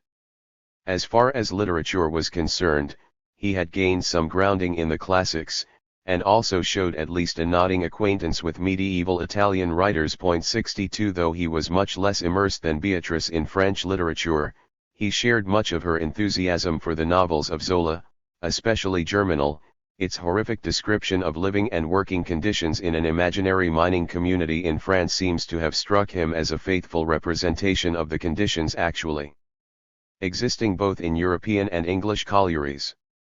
We realized some of Germinal was his comment to Graham Wallace on visiting the Walker Colliery in Northumberland in August 1886. 63 This casual allusion, assuming a ready knowledge of Zola's book on Wallace's Part 64, suggests the significance which the French novelist had for the Fabians in dramatizing the social misery around them, and it thereby lends some plausibility to William Clark's account of how the recent purveyors of social realism in literary form had helped provide a fertile soil for the growth of specifically socialist beliefs. At the time of Webb's comment on the Northumberland collieries, both he and Wallace were only very recent converts to socialism. Some 10 years later, Zola's graphic images were still providing Webb with a potent symbol of the unrestrained competitive horrors to be found in modern industrial organization. 65 From his references to the work of Hawthorne, Emerson, Thoreau, Whitman, Twain, James, and Bellamy. 66 It would seem that the young Sidney was more widely read in American literature than the young Beatrice. Emerson and Bellamy were evidently the only American authors she perused up to the time of her marriage, though her confessed love for the former possibly outweighed in intensity any of Sidney's responses to these authors, which were often admiring or affectionate, but never unreservedly enthusiastic. Sidney was not incapable of deep emotional involvement in literature. 66. His response to Heine suggests this, and it emerges quite clearly from his detailed account of one of the most celebrated writers produced by his own country in his own day, George Eliot. Webb's knowledge of English literature in general was very wide-ranging, especially in the field of 19th-century fiction and poetry, and the precision of some of his references to particular works and characters bespeaks a more than passing acquaintance. 68 But George Eliot was the only creative writer to whom he devoted an entire lecture. The exact date of the lecture is uncertain, though it would seem to have been drafted about 1881. While it can be seen as part of his growing interest at the time in the social and ethical thought of the English positivists. 69 It is important to emphasize that the lecture did not concentrate exclusively on these elements in Eliot's works, but dealt with them in close relation to her capacities as an artist. In the opening sentence he announced his theme as the merits of a great artist. He then went on to give a definition of art, or, rather, to make a distinction between art and science, on the basis of the former's appeal to our emotional faculties and the latter's appeal to reason. He acknowledged that the individual lines of demarcation were not fixed absolutely but were personal and individual, varying according to the sensibility of each beholder. Despite the subjective nature of this emotional test of art, there needed to be a consensus of many hearts responding enthusiastically to a painting or a piece of music or a novel before the creators of such works could be considered great artists. The writings of George Eliot, Webb made out, could command just such a consensus. Her readers rose from perusing them with full hearts, stirred on the one hand by their extremely lifelike pictures of human vice and weakness, and on the other by the noble ideals they represented. This effect, he asserted, constituted the chief excellence of her books, not only in our estimation of their ethical value but also as works of art. 70 In later lectures he reaffirmed the differences in the bases and manifestations of art and science. At the same time, he made clearer his position that they were not opposing or rigidly divided categories. His views on the relationship between art and science are important for their bearing on his evolution as a socialist. In the months preceding his own conversion to socialism he gave a lecture on that creed and its relation to economics. He distinguished between them precisely on the ground that economics was a branch of science whose only object was knowledge of the laws of nature, whereas socialism, if not an actual branch of art, drew mainly on artistic rules in constructing its theory as to the social structure most likely to conduce to happiness. 71 Judging from his earlier distinction between art and science, the implication here would seem to have been that the gauging of social happiness was largely an emotional or intuitive process, rather than one of precise rational calculation. Another. 67. Clearly romanticist dilution of Benthamite utilitarianism. Webb was still critical of socialism at this stage, especially its Marxian variety, which he continued to attack after he came to accept the socialist label for his own beliefs a few months later. His acceptance of this label did not betoken any sudden conversion, but was the culmination of an early attraction to socialism that was based in part on the very connections he saw between that creed and the rules of art. It was in no tone of criticism, but with approval and respect, that he referred to the adherents of socialism, before joining their number, as exponents of a new experiment in the great art of living. What initially repelled him about socialism was not the artistic basis of its recommendations for social happiness but, on the contrary, its scientific pretensions, which he saw reflected in the claims of certain adherents to have discovered new economic truths. Marxists were the particular butt of his criticism here. The claims of such adherents, he indicated, were not only invalid but also quite unnecessary in establishing the legitimacy of their cause. Socialists have discovered no new scientific truth in economics, and it does not appear that their case needs any. Their distinctive contribution, he implied, lay in the new truths they had discovered in their own domain of the art of living. The real economist could not provide such truths because, as a scientist, he was neutral between competing systems of life. That neutrality, in turn, nullified or made irrelevant any socialist opposition to the approved truths of economic science, for in these approved truths socialists could find all the foundation they need to have for their maxims. 72 Socialism and economics, like art and science, should not be and could not be in opposition to one another, because they were not on the same plane. They were complementary, rather than antithetical, in Webb's view, and he did not disdain the intrinsic nature of either. When he began identifying himself with the socialist cause, he explicitly affirmed his belief that its economic tenets simply followed the teachings of the orthodox economists. Our contention as socialists: that the rent of land, the interest on capital and the reward of exceptional ability are national products, due to the cooperating efforts of the whole community, could be found, he maintained, in Mill, Cairns, and Marshall. 73 Webb came to socialism, then, on the conscious understanding that its distinctive value lay not in its specific economic teachings but in its general theory of social life based on intuitive feelings concerning the greater happiness which would result from communal cooperation through the entire social structure. He himself did not concentrate on expounding the essentially artistic rules and recommendations of this theory, partly, as we shall see, because he felt unqualified to do so. But he never lost sight of them in 68. Dwelling on the more prosaic administrative tasks connected with the practical realization of socialism.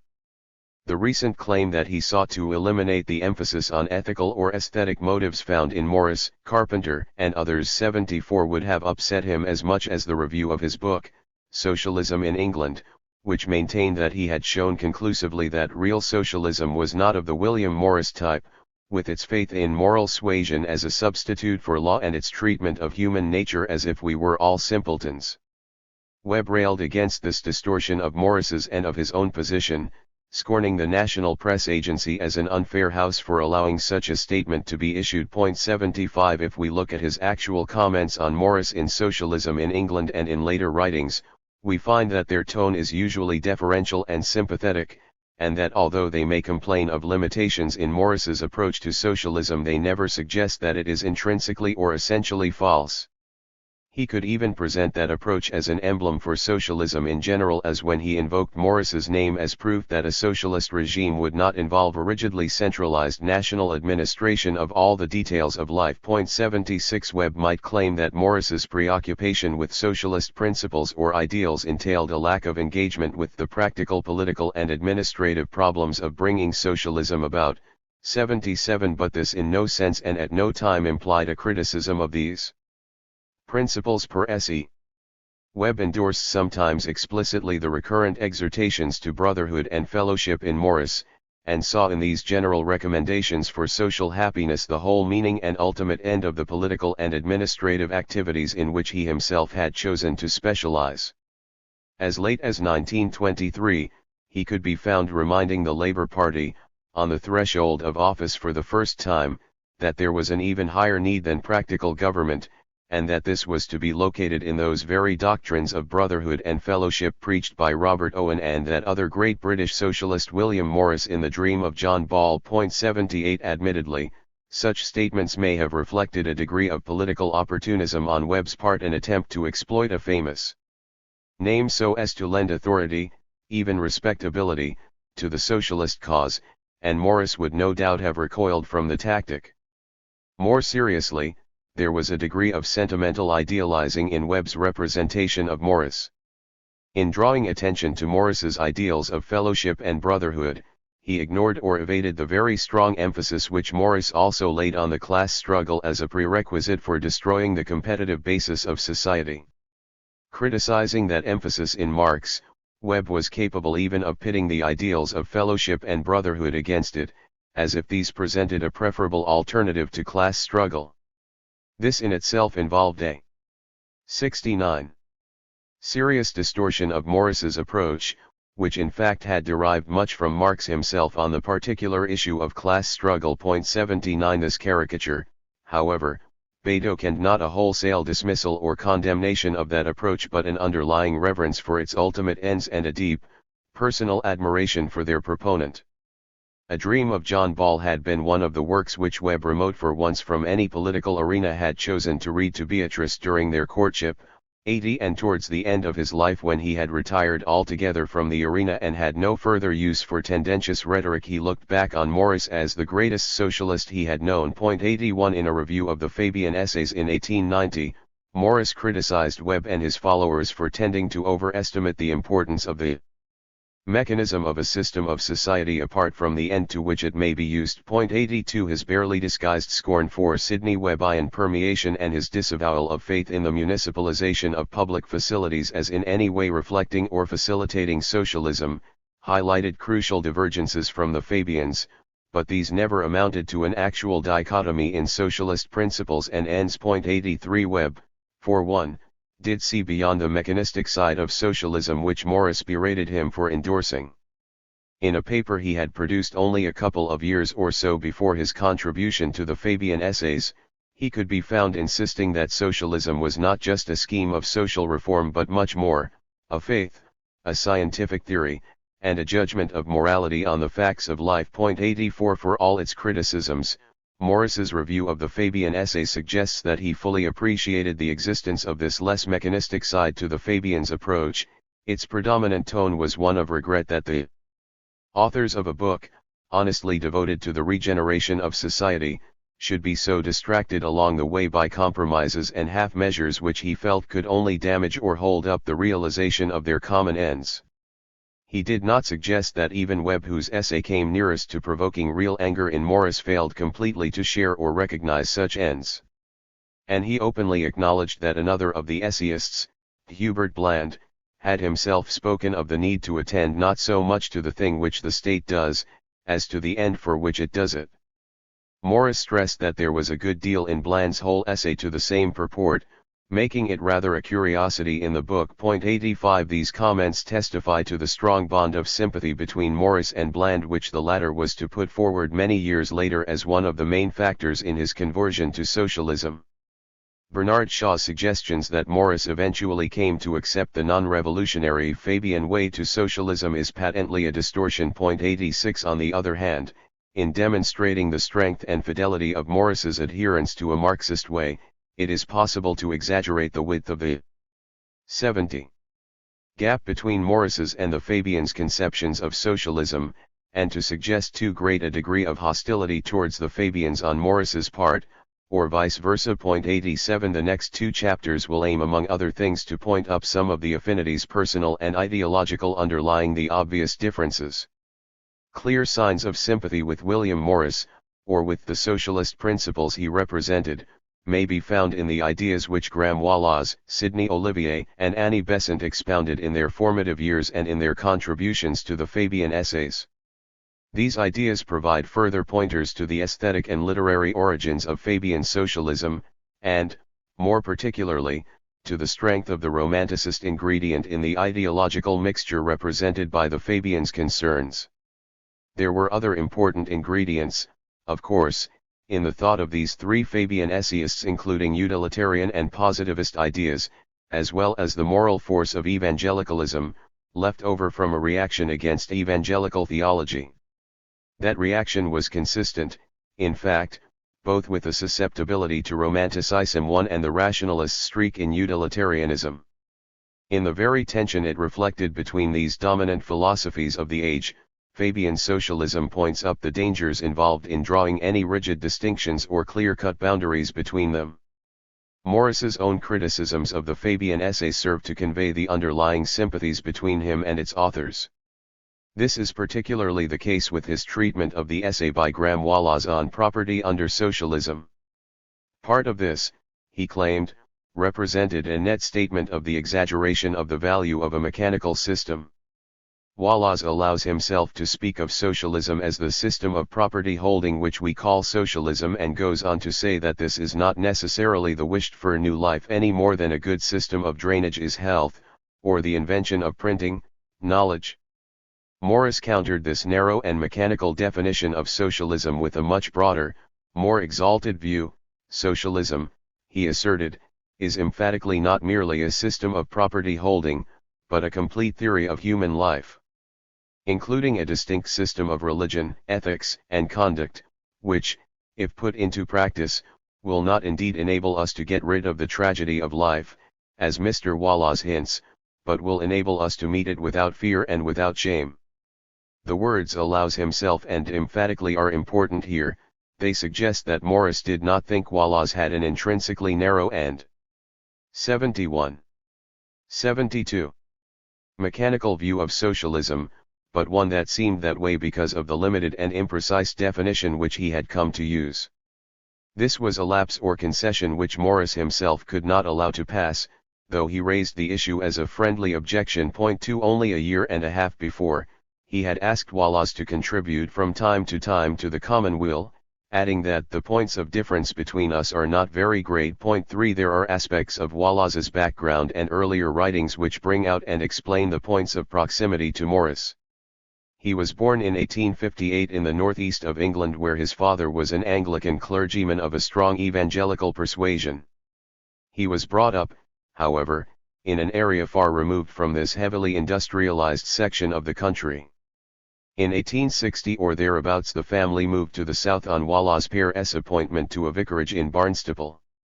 It was in that small market town, set in the Devonshire countryside and almost completely isolated at the time from the effects of the Industrial Revolution, that Wallace spent the remainder of his childhood. 4 In 1871 he was sent away to school at Shrewsbury, where he received a fairly orthodox classical education which 6 years later qualified him for entry as a scholar to Corpus Christi College, Oxford.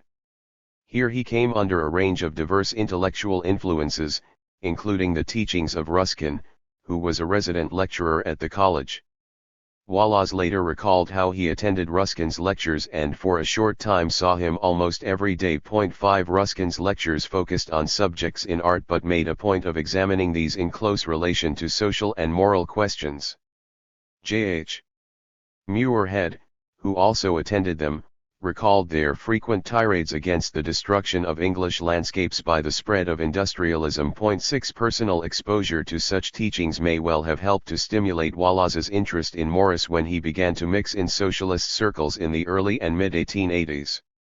In an introductory essay he wrote in 1907 for an edition of some of Ruskin's lectures, Wallace claimed that Morris had been Ruskin's noblest and most fruitful disciple, and quoted from Morris himself on how Ruskin's chapter on the nature of Gothic in his book, The Stones of Venice, had seemed to point out a new road on which the world should travel by teaching that art is the expression of man's pleasure in labor, that it is possible for man to rejoice in his work.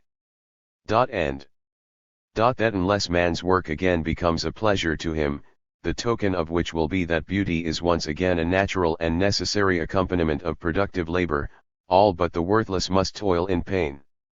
Wallace added his own testimony to the impact of Ruskin's pronouncements on art in relation to contemporary society. These, he claimed, had represented the first effective protest against the ugliness, the monotony, and the grime which accompanied the expansion of manufacturing industry during the 19th century. 73. Art, for Ruskin, meant the life and purpose and surroundings which make possible the creation of undying beauty. He could look right through the paper returns of leaping and bounding trade which hid from most men of that time the sight of blackened valleys and wasted childhood. He had learned to loathe the easy social arithmetic which made the pain of the week's toil exactly balance the pleasure of the week's wages.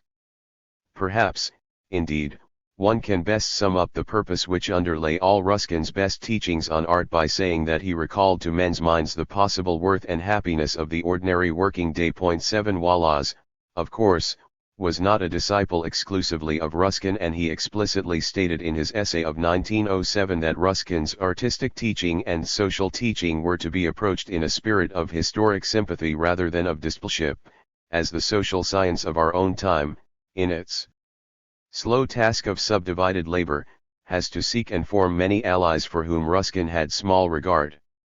He cited Darwin as an example here, and spoke of the necessary and valuable ideals of scientists to which no use of the word beauty corresponds. 8 He might well have cited the positivist philosopher, Auguste Comte, in whom Ruskin affected to take no interest at all, despite the numerous parallels which contemporaries saw between their ideas and assumptions. 9 Even more pertinently, Wallace could have cited J.S. Mill and the utilitarian economists, whom Ruskin had severely censured in his book, Unto This Last, for subscribing to theories of value which had no moral basis.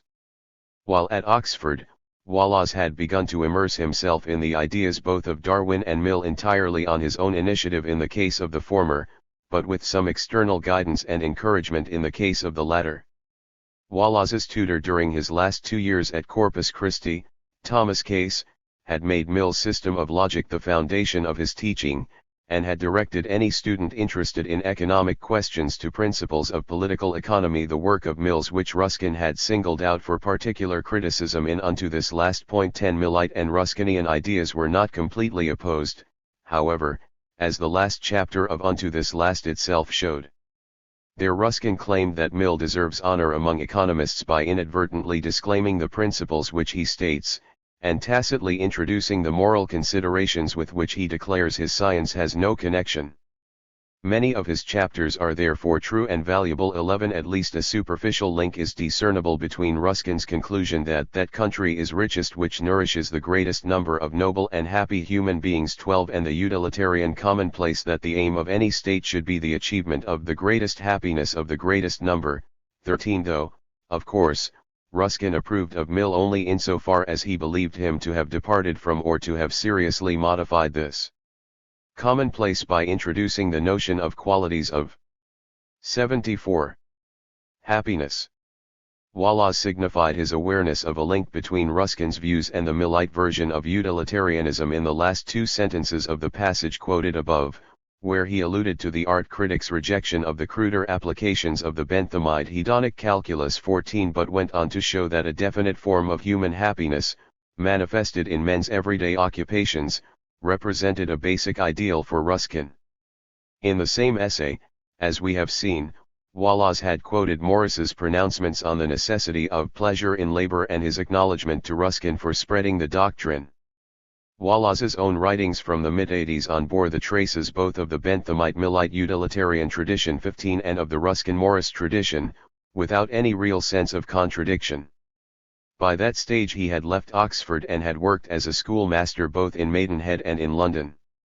He had kept up contacts, however, with a close friend from his Oxford days, Sidney Olivier, who on leaving university himself had moved directly to London to join the Colonial Office and had started to mix in various humanitarian, positivist, land reform and socialist organizations which were then cropping up in the capital. 16 Both Olivier and Wallace shared much the same kind of social and educational background and had experienced a similar spiritual, as well as intellectual, development. Oliver's background will be discussed in greater detail below, but because of the cross-fertilization in their thought, it seems pertinent to examine some of its common sources straight away. Oliver's father, like Wallace's, was an Anglican clergyman with evangelical leanings, and there had been an intense religious atmosphere in both their homes. 17 Olivier had also been sent away to public school Tunbridge, where some of that intensity was dissipated by the influence of a headmaster who embodied, in Oliver's words, a fearless rationalism. 18 At Shrewsbury, Wallace had come under the influence of a master who, if not quite so advanced in his actual views, was uncommonly flexible and challenging in his teaching methods and served to encourage, rather than suppress, any inquiring or skeptical turn of mind in his pupils. 19 Both Wallace and Olivier managed to retain the essence of their faith at school. The atmosphere of their college at Oxford, however, proved more dissipating still in this respect. The leanings of the teachers with whom they came into contact there were anything but evangelical. Ruskin, for example, had already long repudiated the rabid Protestantism of his early beliefs. 20 And Case, as noted above, was an avid disciple of Mill's, encouraging a utilitarian rationalism in all his students. In view of their exposure to this type of atmosphere, and their own voluntary explorations of Darwinian evolutionary theory at about the same time 21, it is hardly surprising that Wallace 75 and Olivier should have undergone at this stage a definite reaction against their evangelical backgrounds. This had culminated, by the time they graduated, in a total rejection of Christianity. As in Ruskin's own case, and that of several other lapsed evangelicals in Victorian England 22, the intense moral fervour underlying the faith in which they grew up still remained with them after they had discarded its theological trappings. Olivier and Wallace proceeded to redirect all their fervour into working for social salvation in the world here and now. Their activities and writings in the 1880s exemplified vividly that secularized ethical impulse which a fellow contributor to the Fabian essays, William Clark, later identified as one of the main forces attracting young men to the socialist movement. 23 In Wallace and Olivier, as well as in various other Fabians, that impulse was so highly developed as to give their socialism a distinctly religious tone, which was reminiscent of Comte's religion of humanity. Mixed in with this religious aspect and elevating their socialism still further were various aesthetic concerns and impulses, which revealed the extent of their susceptibility to romanticist notions, as articulated by Ruskin and Morris in particular. Olivier attached himself to the socialist movement first, working in London after coming down from Oxford in 1882. He had greater opportunities for contact with the early proponents of socialism than Wallace, who remained in his teaching post at Maidenhead till the end of 1884. The predilections of the two men were so similar, however, that Olivier was able to convince his friend of the validity of his newfound creed simply by sending him books, and so that Wallace came to accept socialism before settling in London himself early in 1885. There is no record of what these books, let alone the and comprised, though if Olivier enclosed any recommendations for other reading with his parcels, they might well have contained the advice to look at that work of Mill's, which their college tutor had prescribed as the authoritative work on economics, principles of political economy. In an article he published in 1884 in the socialist periodical, Today, Olivier intimated that the overall social feeling of Mill's work and its almost uniformly progressive position on questions of social economy had helped to put men on the track of socialism in a more effective way than any overtly socialist writings. 25-26. 76. On coming to London to take up a post at a school in Highgate, Wallace joined Olivier, Webb, and Shaw in the debates at the Hampstead Historic Club on the various principles of political economy formulated by Ricardo, Mill, Marx and Jevons. It was through these debates that the early Fabians sorted out their own ideas on economic questions such as the criteria of value and came to define the Society's non-Marxist position on such issues. Wallace did not become a member of the Fabian Society itself until the spring of 1886. The delay may be explained partly by the fact that he went away to Germany for a few months towards the end of 1885 after a wrangle with his school on a question of religious conformity which culminated in his resignation. 27 On returning to England, however, he soon became an active Fabian, lecturing on the Society's behalf and contributing to its journal, The Practical Socialist. He treated a wide range of themes in connection with socialism, including economic subjects such as rent and interest, but his emphasis was always on the moral aspects and implications involved. This was indicated in the very titles he chose, The Morals of Interest, for example, or Personal Duty under the Present System.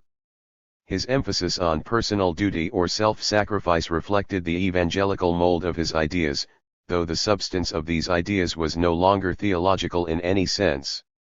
Service to society, not to God, was what he meant in exhorting his readers and listeners to such practices. In his article on personal duty, he claimed that a man was obliged to give up anything beyond what would come to him if capital were fairly distributed, except where such expenditure is necessary for the most efficient carrying out of his social work, and he enjoined men from his own middle-class background in particular preaching self-sacrifice to the working classes would be A heavy task to seek for comfort by simplifying, not by complicating your surroundings. 28 At other times he was more positive about these procedures, suggesting that what they involved, in effect, was not so much self-sacrifice as self-realization.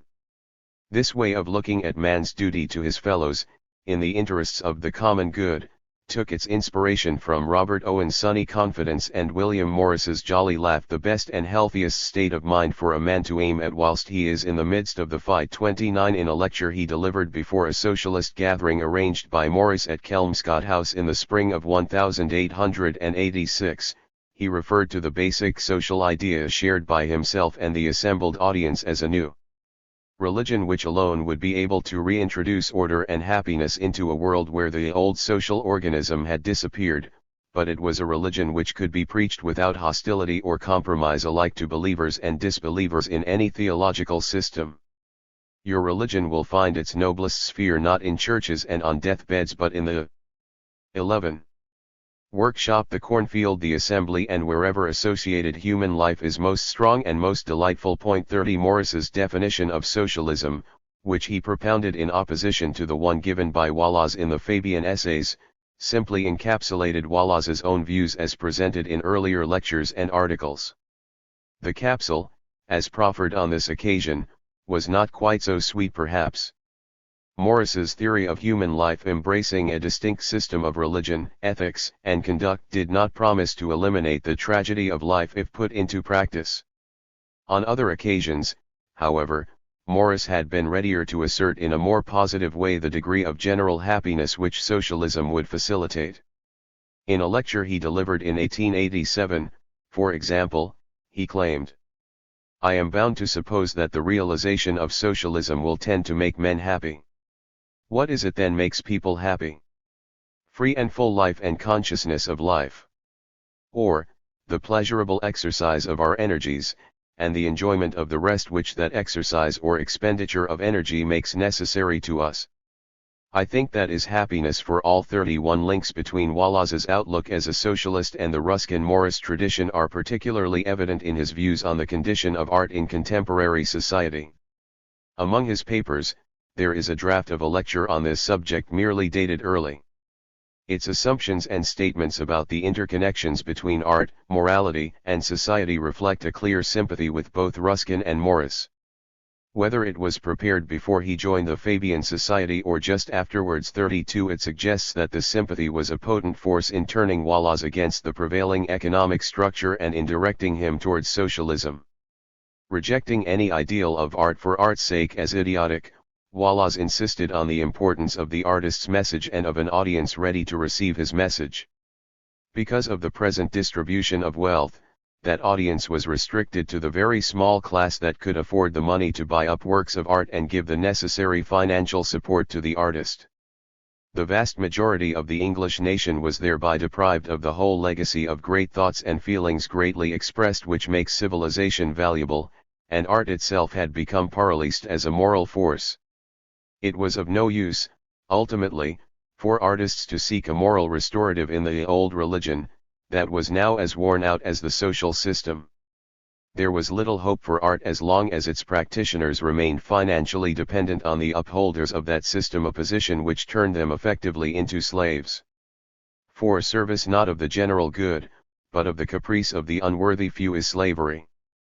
This enslavement of the artist in turn had further grave implications for the whole of society, as human progress and human happiness needed many forms of service for the general good, and, Wallace made 78 out, the services of artists were among the most important, as the cause of freedom and brotherhood is also the cause of beauty and clear-sightedness. This equation was manifested in Wallace's eyes by the existence of a few noble works, the paintings of Millet, for example, or the poems of Whitman, which seemed to show the beginnings of an art which may deal without patronage and without prettiness, with that great human life which it is possible for all to live. 33 The casual but knowing allusions to such artists there are also appreciative references to or quotations from Browning, Arnold, George Eliot, and Turgenev provide hints as to Wallace's early tastes in art and reinforce William Clark's suggestion about the particular impact on the early Fabians of the less genteel, more socially realistic forms of contemporary art. In his contribution to the Fabian essays, Wallace alluded to the deficiencies of private patronage again, and in explaining the improved conditions for the artist which would exist under a state-run system in a non-plutocratic society, he made a general connection between the services of art to the public and the attainment of happiness that was explicitly utilitarian in its formulation. It is certain, he asserted, that any government which aimed at the greatest happiness of the greatest number could afford to pay a capable author or artist possibly even more than he gets from the rich men who are his present patrons, and certainly more than he could get by himself selling or exhibiting his productions in a society where few possessed wealth for which they had not worked. Clearly this utilitarian element in Wallace's socialist outlook was not incongruous with his concerns for art but served to bring that outlook and those concerns into closer identity with each other.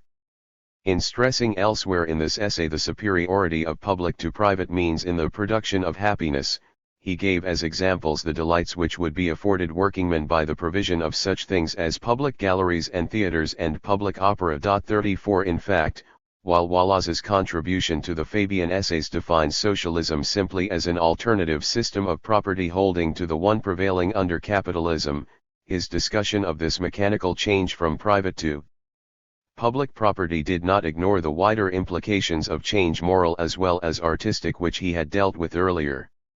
His spelling out of the implications of that system of property holding we call socialism reaffirmed a personal conception of what socialism could offer the world which far transcended the limits of the received definition he used. It is significant that Morris's criticism of the essay was most forcibly directed against this definition and Wallace's acquiescence in it. For Wallace's broader conception here of the hopes and limitations of socialism resembled Morris's own conceptions in a number of general respects and in spite of the difference in their definitions. Wallace, in fact, 79. ascribed the growth of these conceptions in himself to Morris's direct influence. The rest of us are merely inventing methods of getting what we desire. William Morris taught us what to desire. 35 Admittedly, there were differences of emphasis and detail in mapping out these conceptions which his tribute to Morris did not mention. For instance, in the Fabian essays, Wallace paid little attention to the particular kinds of popular art in which Morris was interested, though the latter did not pick him up on this in his criticisms. Wallace, characteristically, laid the weight of his emphasis on the happiness which socialism could bring, but he showed a full awareness that it would by no means get rid of all the tragedy of life. Under the justest possible social system we might still have to face all those vices and diseases which are not the result of poverty and overwork. As we have seen, on earlier occasions, Morris had not been so reticent as he was in his criticism of Wallace about stressing the happiness which would result, and even if he had meant by it only what he acknowledged on this occasion, the ability of socialism to ease men's fear and shame in meeting life's tragedies, that was what Wallace himself partly implied by happiness.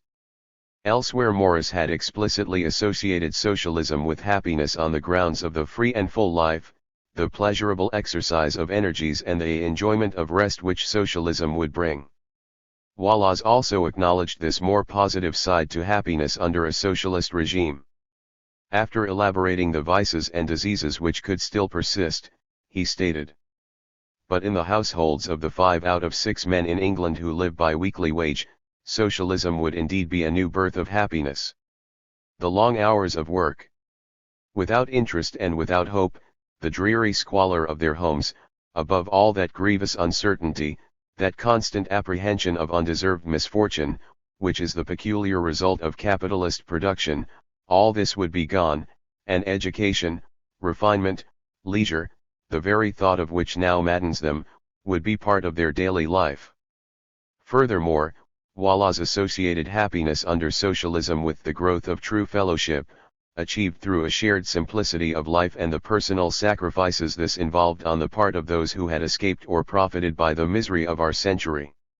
Even to this latter class, he asserted, socialism offers a new and nobler life, when full sympathy with those about them, springing from full knowledge of their condition, shall be a source of happiness and not, as now, of constant sorrow, when it shall no longer seem either folly or hypocrisy for a man to work for his highest ideal. To them belongs the privilege that for each one of them the revolution may begin as soon as he is ready to pay the price. They can live as simply as the equal rights of their fellows require, they can justify their lives by work in the noblest of all causes. 36 This clearly echoed Morris's hope articulated most succinctly in his lecture on Art and Socialism 6 years before that we now living. 80. May see the beginning of that end which shall extinguish luxury and poverty. When the upper, middle, and lower classes shall have melted into one class, living contentedly a simple and happy life. Morris had indicated on the same occasion that the sacrifices and tasks thereby involved for we of the middle classes, we the capitalists and our hangerson would include renouncing our class by supporting a socialist propaganda and casting in our lot with the victim, with those who are condemned at the best to lack of education, refinement, leisure, pleasure, and renown. 37 That Wallace, in the face of his broader conception of socialism, allowed himself to define his creed simply in terms of a system of property holding, may be partly explained by the nature of his assignment in the Fabian essays, which was to focus precisely on the topic of property under socialism. Sidney Olivier, though his own assignment was to write on the moral aspect of the basis of socialism, conceded at the outset of his contribution that the volume was concentrating on socialism in a restricted sense, dealing with it not as a religion but as primarily a property form, as the scheme for the supply of the material requisites of human social existence. He gave a philosophical justification for this approach by claiming that since any metaphysic of ethics was necessarily universal, there was in this sense no special ethic or morality of socialism. 38 In view of these claims, it is puzzling that Morris's review of the Fabian essays, which criticized Wallace for neglecting to emphasize socialism's distinct system of religion, ethics, and conduct, should not have taken Olivier to task for questioning the existence of such a system. Morris even commended Oliver's essay as worth taking the trouble of reading and as less obvious to the objections against the Fabian opportunism, partly no doubt because of the subject but also partly, I think, because of the turn of the mind of the author himself. 39 It would seem to have appeased Morris that Olivier had at least acknowledged a moral basis of some kind for socialism. Olivier had sought to define that basis by canons of moral judgment which were already accepted generally in the community. He had insisted at the same time that the ordering of national life by the public facilities and forms of property which he associated with socialism was the indispensable process. For the realization, in individuals and the state, of the highest morality as yet imagined by us. Socialism derived its morality from the common contemporary sense of humanity, but it offered a far more effectual guarantee than contemporary society of the viability of that moral sense in the everyday lives of the mass of mankind. 40 Oliver's appreciation of the moral dimensions of socialism revealed a conception of its ultimate implications for the world. 81. Which was far broader than the actual definition he gave. In an article he had written 3 years earlier, he had expressed his own dissatisfaction with the tendency for connotations of this grand and comprehensive term to be limited to economic and material aspects, though he had maintained that to avoid confusion in the interchange of ideas, it is, perhaps, necessary in general so to limit it. He had completely repudiated, however, any suggestion that socialist plans for the reconstruction of society began or ended with the mere provision of material necessaries and conveniences. In the concluding part of the article, he had explicitly associated socialism with a new social religion, a perfect human religion, which found its secret in love, its true spirit in cooperation, and its method in education and the study and following of duties. Only by this religion, he had claimed, could the individualist motives for exertion in a competition-based society be supplanted.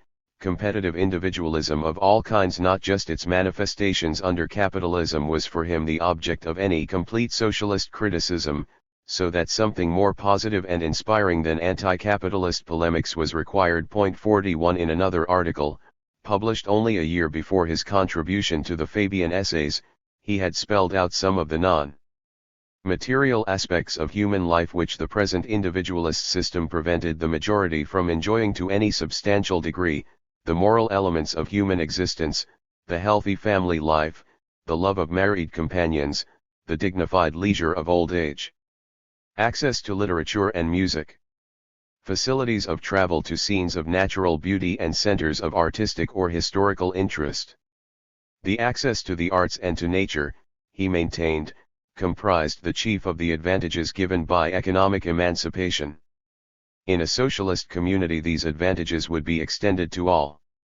The great surplus now consumed in rent and interest would be redistributed in such a way as to ensure a relaxation of labor sufficient for the wholesome leisure of everyone and to provide a range of communal facilities sufficient for the fulfillment of all those conditions that are really desired by human beings when they are thinking not of their stomachs and their clothes, as the gauge of their prosperity, but of their freedom and their culture as the satisfaction of their human capabilities. 42 The turn of the mind revealed by Olivier in these articles clearly tended in a similar direction to Morris's, reflecting basic sympathies on artistic as well as moral grounds.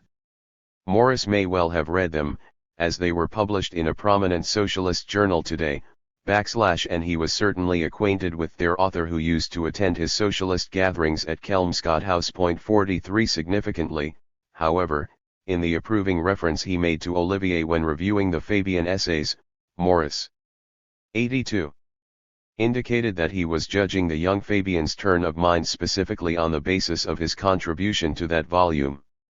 On examining this contribution closely, we find the same broad grounds of sympathy underlying the more overt utilitarian rationalism. Olivier made clear that the particular forms of property and socio-economic schemes by which socialism could be defined, in a restricted sense, were not important just in themselves. Their capacity for satisfying every man's basic material requisites created conditions of general stability and health in society which were indispensable for the common birth and satisfaction of the secondary desires, the desires which have created all that is most valuable in civilization and which find their satisfaction in art, in culture, in human intercourse, in love. 44 Advances in the refinements of social morality and in the conception and fulfillment of these secondary and more distinctly human desires would be a matter of education, which capitalist society had denied the bulk of its members by depriving them of any leisure to learn. Under socialism, children would be released from all non-educational labor, and there would be no compulsion on the adult to work for more than the socially necessary stint. Actual public expenditure on education would also be considerably increased. Most of this would be used to finance schools for children. The remainder of education, Olivier stated, would be a comparatively inexpensive matter, and there may yet come a time when parents were more generally in a position to instruct their own children. It is worth noting here that the basis of Oliver's conception of education under socialism, be it of an institutional or non-institutional kind, for children or for adults, were almost entirely aesthetic and literary in nature. He saw the role of public education for the young as being one of training the mind to appreciate the inexhaustible interest and beauty of the world and to distinguish good literature from bad. For those whose mind had been trained in this way, the process of schooling would continue through the provision of literature dirt cheap and the communal enjoyment of all the other educational arts. The schools of the adult, he claimed, were the journal and the library, social intercourse, fresh air, clean and beautiful cities, the joy of the fields, the museums, the art gallery, the lecture hall, the drama and the opera. Such schools must become free and accessible to all. 45 The yoking together of Oliver's concerns with nature and art and his concerns with socialism may have been consolidated under Morris's own influence. By the middle of the 1880s, his wife recalled, Olivier had already developed a great admiration for Morris, evinced by his regular attendance at the socialist gatherings at Kelmscott House and by his reading aloud to her from Morris's works, rather as Sidney Webb was to do while courting Beatrice. Olivier himself recalled the meetings which Morris held at Kelmscott House in an article he published in The Spectator in 1934 on the centenary of Morris's birth. He gave some impression here of the particular impact which Morris's synthesis of ideas on art, nature, and society had on his young mind. Morris, having received his most stimulating clue from Ruskin's chapter on the nature of Gothic, and having improved on Ruskin's formulation of it, broadening it from the insistence that art must copy nature to the perception that art is actually the expression of nature through the temperament of a human producer, was able to amplify and give profounder significance than even Ruskin did to the relevance of this clue to the ghastly scene of modern commercial and industrial society. It became obvious why it was that capitalist civilization should have been making the whole world hideous. First, the mechanization of industry. Simply gutted the production of all vital ingredients whatever. And, secondly, the capitalist purpose of profit-making superseding the purpose of production for use. Had converted the workers into undifferentiated batches of labor force, making they know not what for they know not whom, and working for their employers' rent, interest, and profits. 47 It needs to be stressed, however, that Morris's teachings, as summarized in this memoir, were important to Olivier not in forming but in helping to crystallize his dominant concerns. Their impact on him can be explained by the fact that they appealed to various instincts which were already ingrained in him, and that they helped fulfill the need for clarification and synthesis which that complex of instincts had created. Darwinian evolutionary theory had left him dissatisfied because of its failure to explain the growth of spiritual values or art, particularly music. 48 In February 1884 Olivier had confided in his future wife that it was not enough for him that men should find perfect satisfaction for their nature in one line and religion, say Christianity, the Salvation Army, socialism, art. What he wanted to know was the common element in all these. He described himself as full of desire to investigate all forms of religion and feeling. 49 His sense of the existence of a common element perhaps proceeded from the convergence or intersection of some of these lines within his own sensibility. We have already seen how his very rejection of Christianity was closely linked with his immersion in socialism through the intense moral fervor he transferred from the one form of commitment to the other. The general feelings for art, evident in his later socialist writings, can be traced back to a period long before his links with socialism began, but the particular way in which his feelings for art developed helped create those links. Feelings for natural beauty had been engendered in him by the environment in which he spent his early childhood. He was born at Colchester in Essex in 1859, though his father succeeded to a series of cuirassiers. 84. Elsewhere in the south, and the young Olivier spent part of his childhood in areas that offered him easy access to the Sussex Downs and opportunities for idyllic escapes into fields of spring flowers and hay grass. He was to remain an enthusiastic country walker and observer of natural scenery throughout all his travels in later life, both in England and abroad. Never just a casual sightseer, he claimed in his memoirs to have had a special relationship with nature from about the age of 4 or 5. A day spent alone on the downs at that age had resulted in the first stirrings of a distinct order of consciousness, an assured awareness of a private, privileged, and exceedingly spacious world of his own against which he set the established and orthodox and comfortably provided world of his upbringing. It was not a critical consciousness as such, though it induced in him a sense of dissatisfaction which put him at a distance not only from his family but also from his schoolfellows, who were more or less conventional products of that well-provided society of the period. His discovery of a private world in nature, with no recognizable place in the established scheme of education, theology, or religion, may well have sown the seeds of revolt against that scheme in later years. For to him the living and growing things in the fields and woods offered a far greater sense of reality. 50 Oliver's recollections of his responses to nature as a child cannot automatically be taken as a completely accurate record, subject as they might be to nostalgic oversimplification. Even as an adult gloss on childhood experience, however, they are significant in revealing a continuing strain in his makeup that has been generally overlooked, the Romanticist strain. Its particular manifestation here, a reverence for nature as a repository of spiritual enlightenment and truth and as a stimulus in itself to a special consciousness of that truth, suggests that in one important area at least his sensibility and outlook can be associated more with the so-called romantic naturalist tradition of Goethe, Wordsworth, and Thoreau than with the views of J.S. Mill, who attempted to counter the force of that tradition. 51 Wallace later recalled Oliver's susceptibility to the sort of bucolic romanticism which had influenced the earliest Fabians in Thomas Davidson's circle and which had been enshrined in the writings of Edward Carpenter. It seems that Olivier had even entertained plans at one stage of becoming an agricultural laborer. 52 Wallace's own romanticism certainly never went as far as this. Oliver's contacts with art and literature served to heighten the sense of unreality he found in the values and conventions, social as well as religious, that were subscribed to by his family and class. There were connections from the start between his love of nature and his artistic impulses and sensitivities. He recalled coming back from his childhood excursions into the countryside shouting verses of inspiration to original 85 melody. The inspiration from nature, manifested in his own poetic efforts 53, was more important than inspiration from the works of established artists until, at his first boarding school, he came across some novels by George Meredith.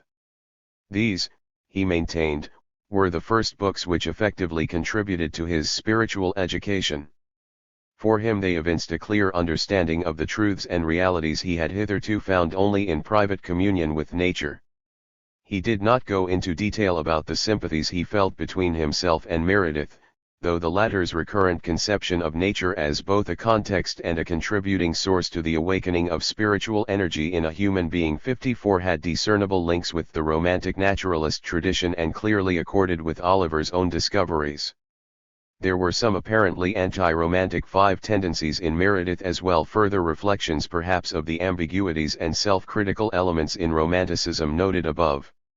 For example, in The Adventures of Harry Richmond, which Olivier specifically mentioned as one of the works which had influenced him, Meredith had dramatized the triumph of trained reason 55 over passion in the conduct of personal relationships and suggested the benefits for society which that triumph could provide, a theme which might have prepared Olivier for the rationalist teachings of his Millite tutor at Oxford, Thomas Case. 56 But it was the social criticism in Meredith's novels, the exposure of bourgeois snobbery, for example, and of the shams and illusions of the gentlemanly ideal 57 which possibly proved the most arresting feature for a young boy accustomed to the comfortably provided genteel life of provincial vicarages. Oliver's family was not highly prosperous, and certainly lacked the ample resources from large-scale industrial and commercial ventures which had supported Edward Pease's and Beatrice Webb's. Neither, however, was it prey to the financial insecurities besetting those families of other early Fabians which had engaged in rather smaller, more precarious businesses and trades. There were comfortable endowments from ancestors who had dabbled in commerce and manufacture, and these helped to fill out Oliver's father's earnings.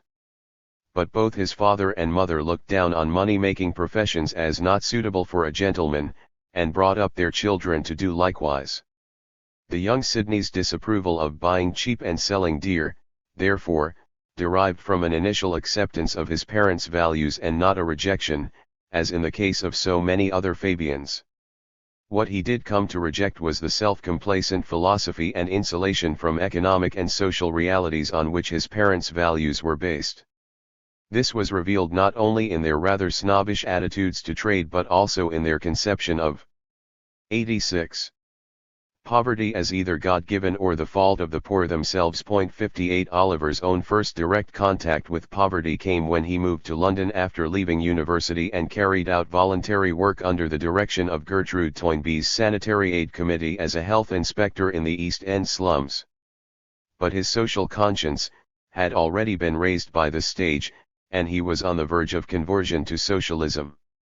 One of the earliest factors in raising that conscience was the work of another novelist whose period of popularization coincided with Oliver's last years at school, Émile Zola. His books, as we have seen, made a great impact on the young Beatrice and Sidney, and also on Graham Wallace, who claimed that he who takes up one of Zola's stories puts it down with a picture of injustice and brutality and disease burnt into his brain. 60 For Olivier, Zola's dissections of French urban and industrial life, revealing the squalor and poverty underlying the surface elegance and glamour, afforded him his first substantial insight into milieu far removed from his own secure and comfortable middle-class existence. He talked of how the Frenchman's work had filled large gaps in the legible record of the known and visible world. It made that record a little less artificial and insincere. 61 It certainly presented, as did Meredith's work, a sharp contrast with the art and literature that Olivier had been fed at home and at school. The strong evangelical basis of his parents' religious beliefs had not, in their case, entailed an excessive puritanism which frowned on all artistic activities. On the contrary, Olivier related how he had been reared among painters and musical amateurs. His mother, for example, was a talented watercolorist, who taught her son to draw. He was also encouraged to read poetry and fiction, though most of this was of the orthodoxly accepted variety. Any appreciation of the arts that he gained during childhood was limited, therefore, by their unchallenging conventions, or by the unchallenging way in which they were presented to him. They belonged for me, he recalled, to that unquestioned, nutritive world which provided his comfortable means of existence.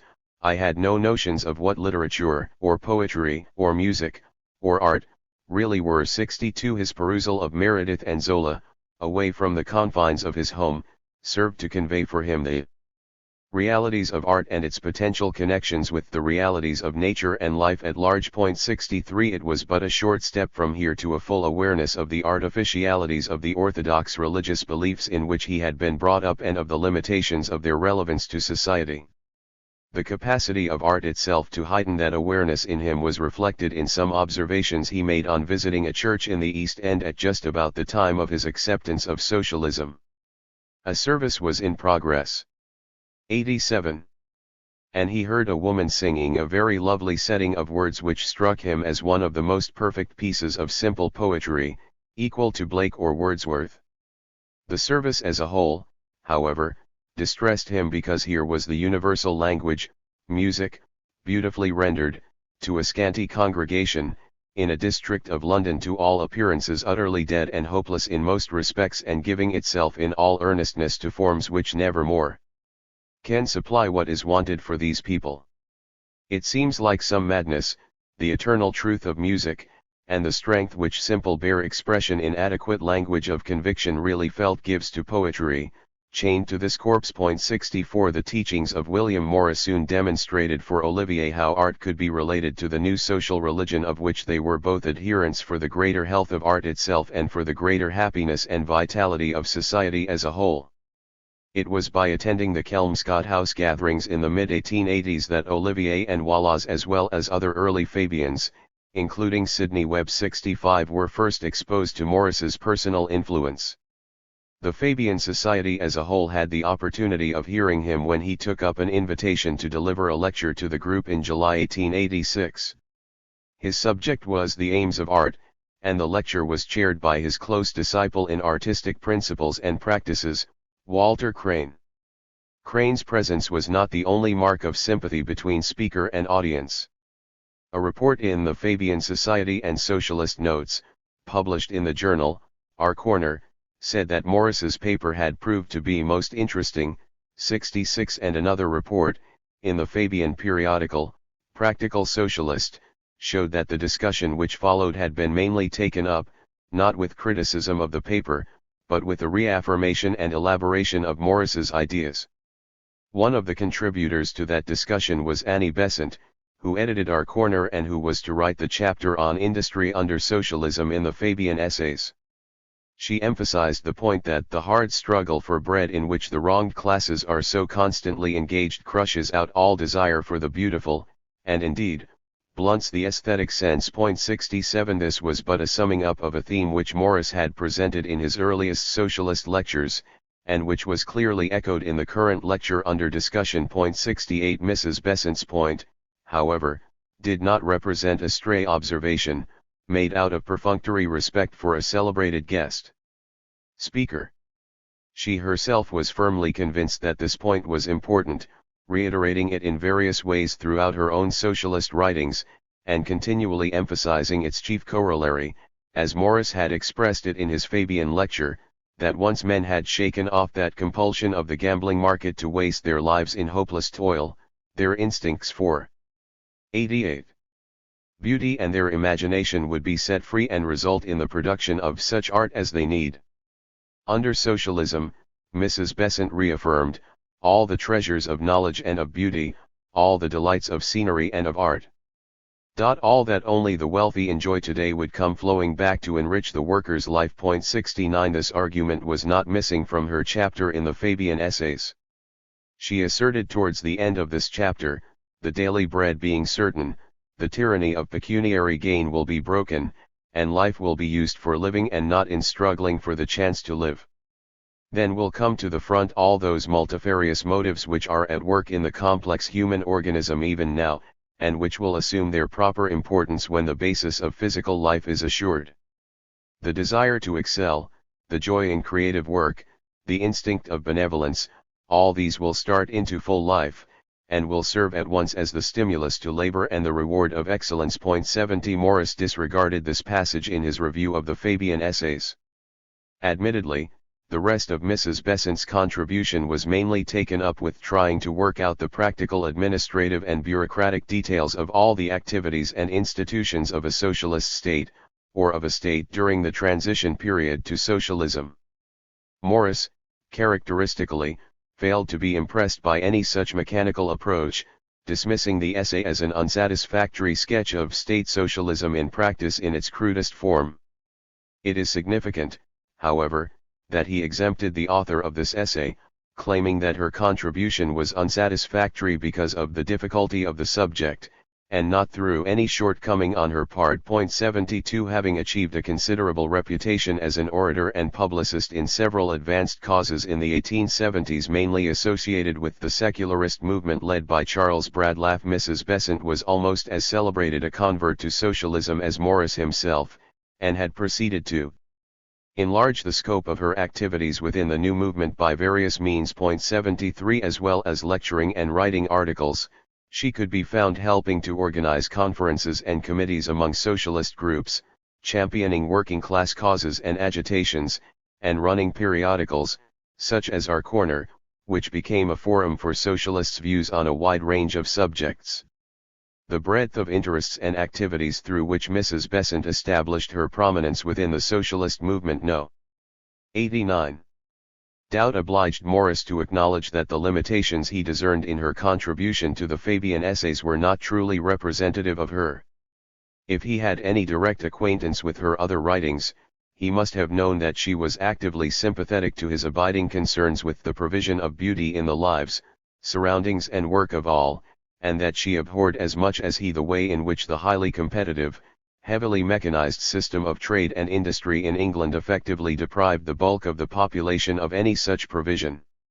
He and she had been personally acquainted with each other from before the time of his Fabian lecture on the aims of art.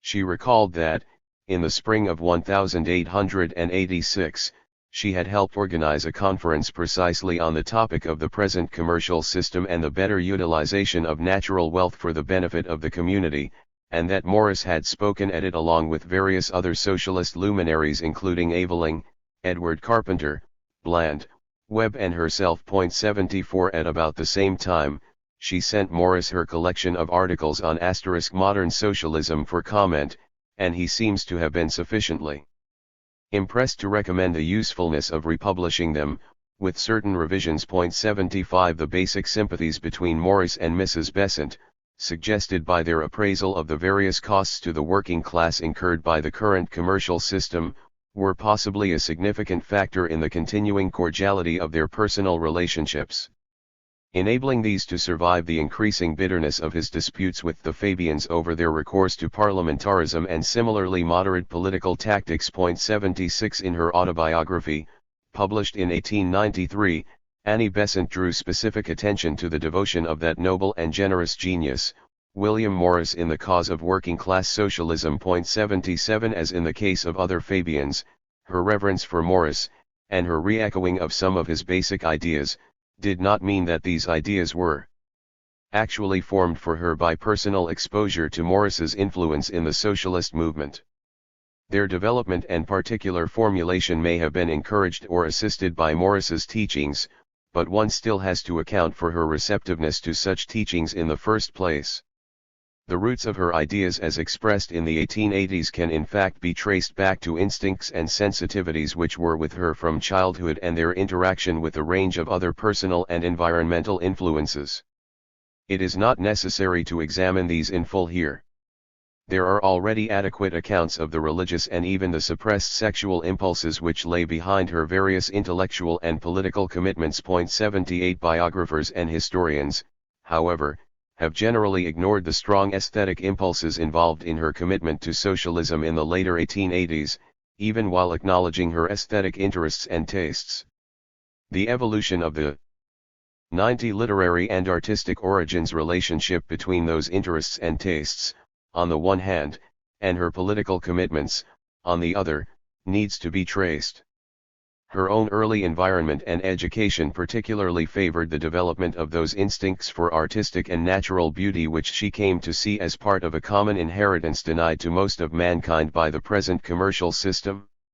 Her father, a doctor by training, had benefited from that system by exploiting a family link with the city and gaining a lucrative position there in business completely unconnected with his professional qualifications.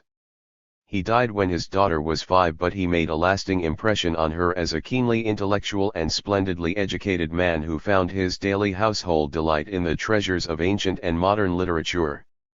On his death, the family suffered some financial hardship as he had left only a trifle of ready money.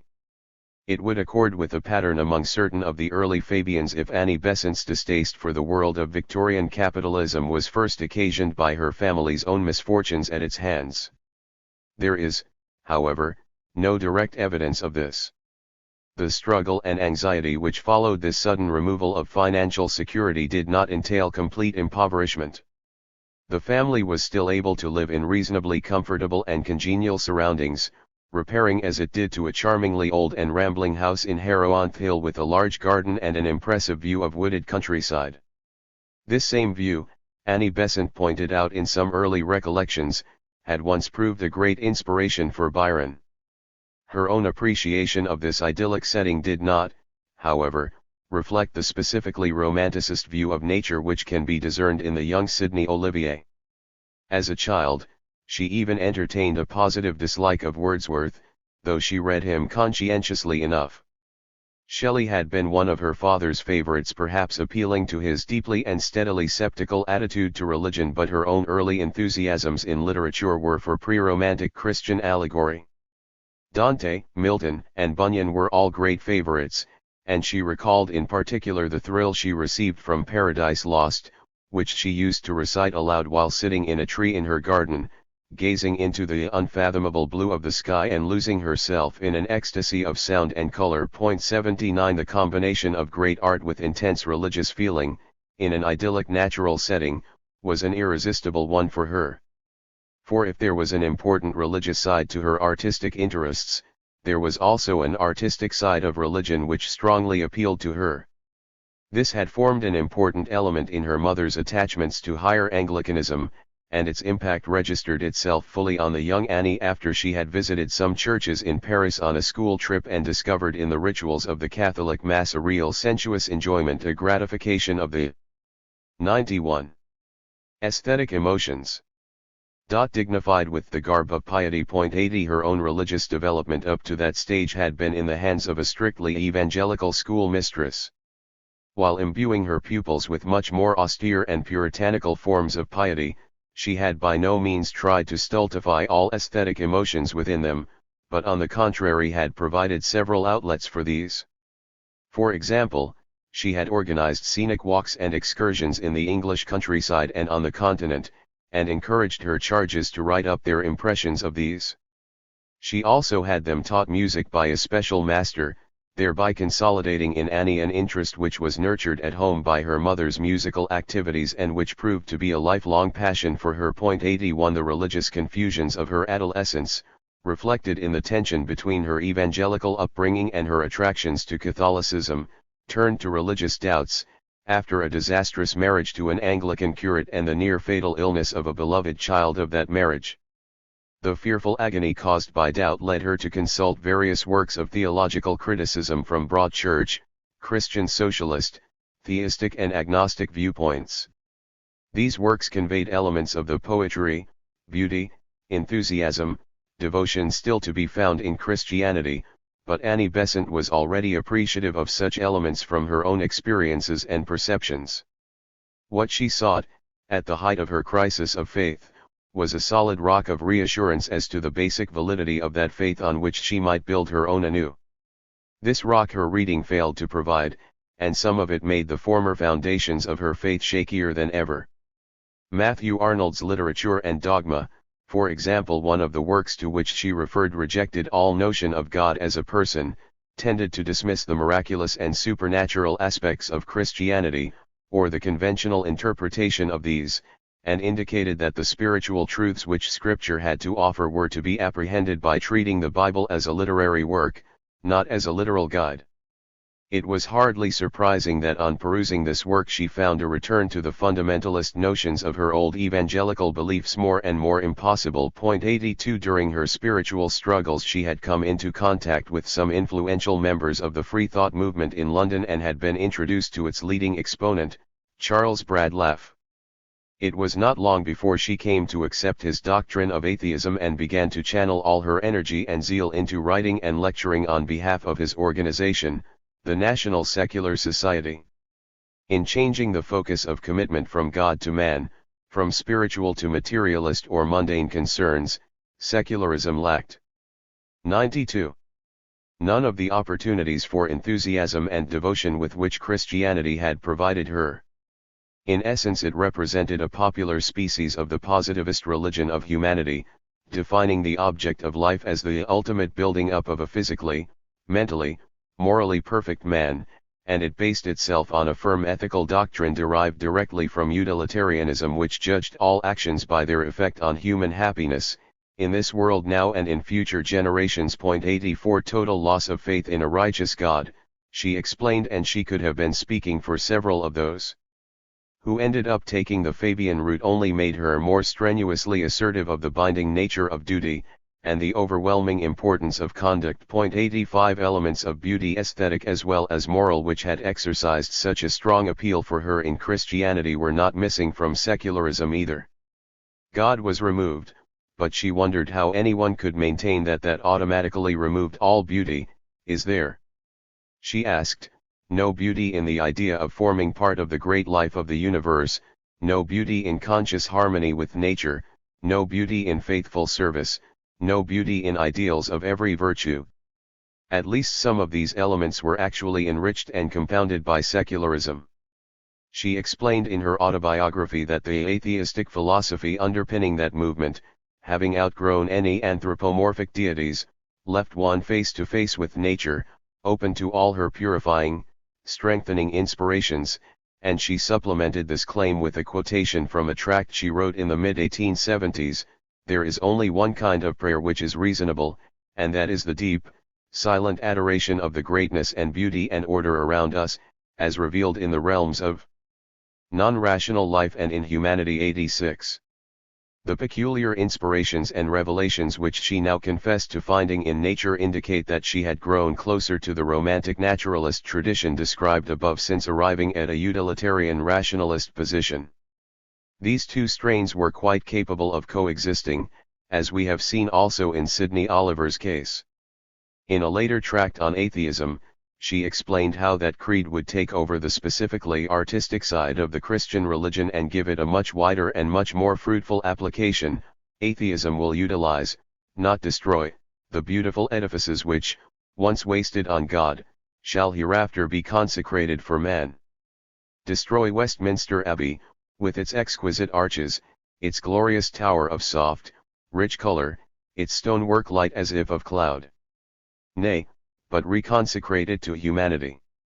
The glorious building, wherein now barbaric psalms are chanted, shall hereafter echo the majestic music of Wagner and Beethoven, and the teachers of the future shall there unveil to thronging multitudes the beauties and the wonders of the world. 87 This was written in 1885, the year of her conversion to socialism.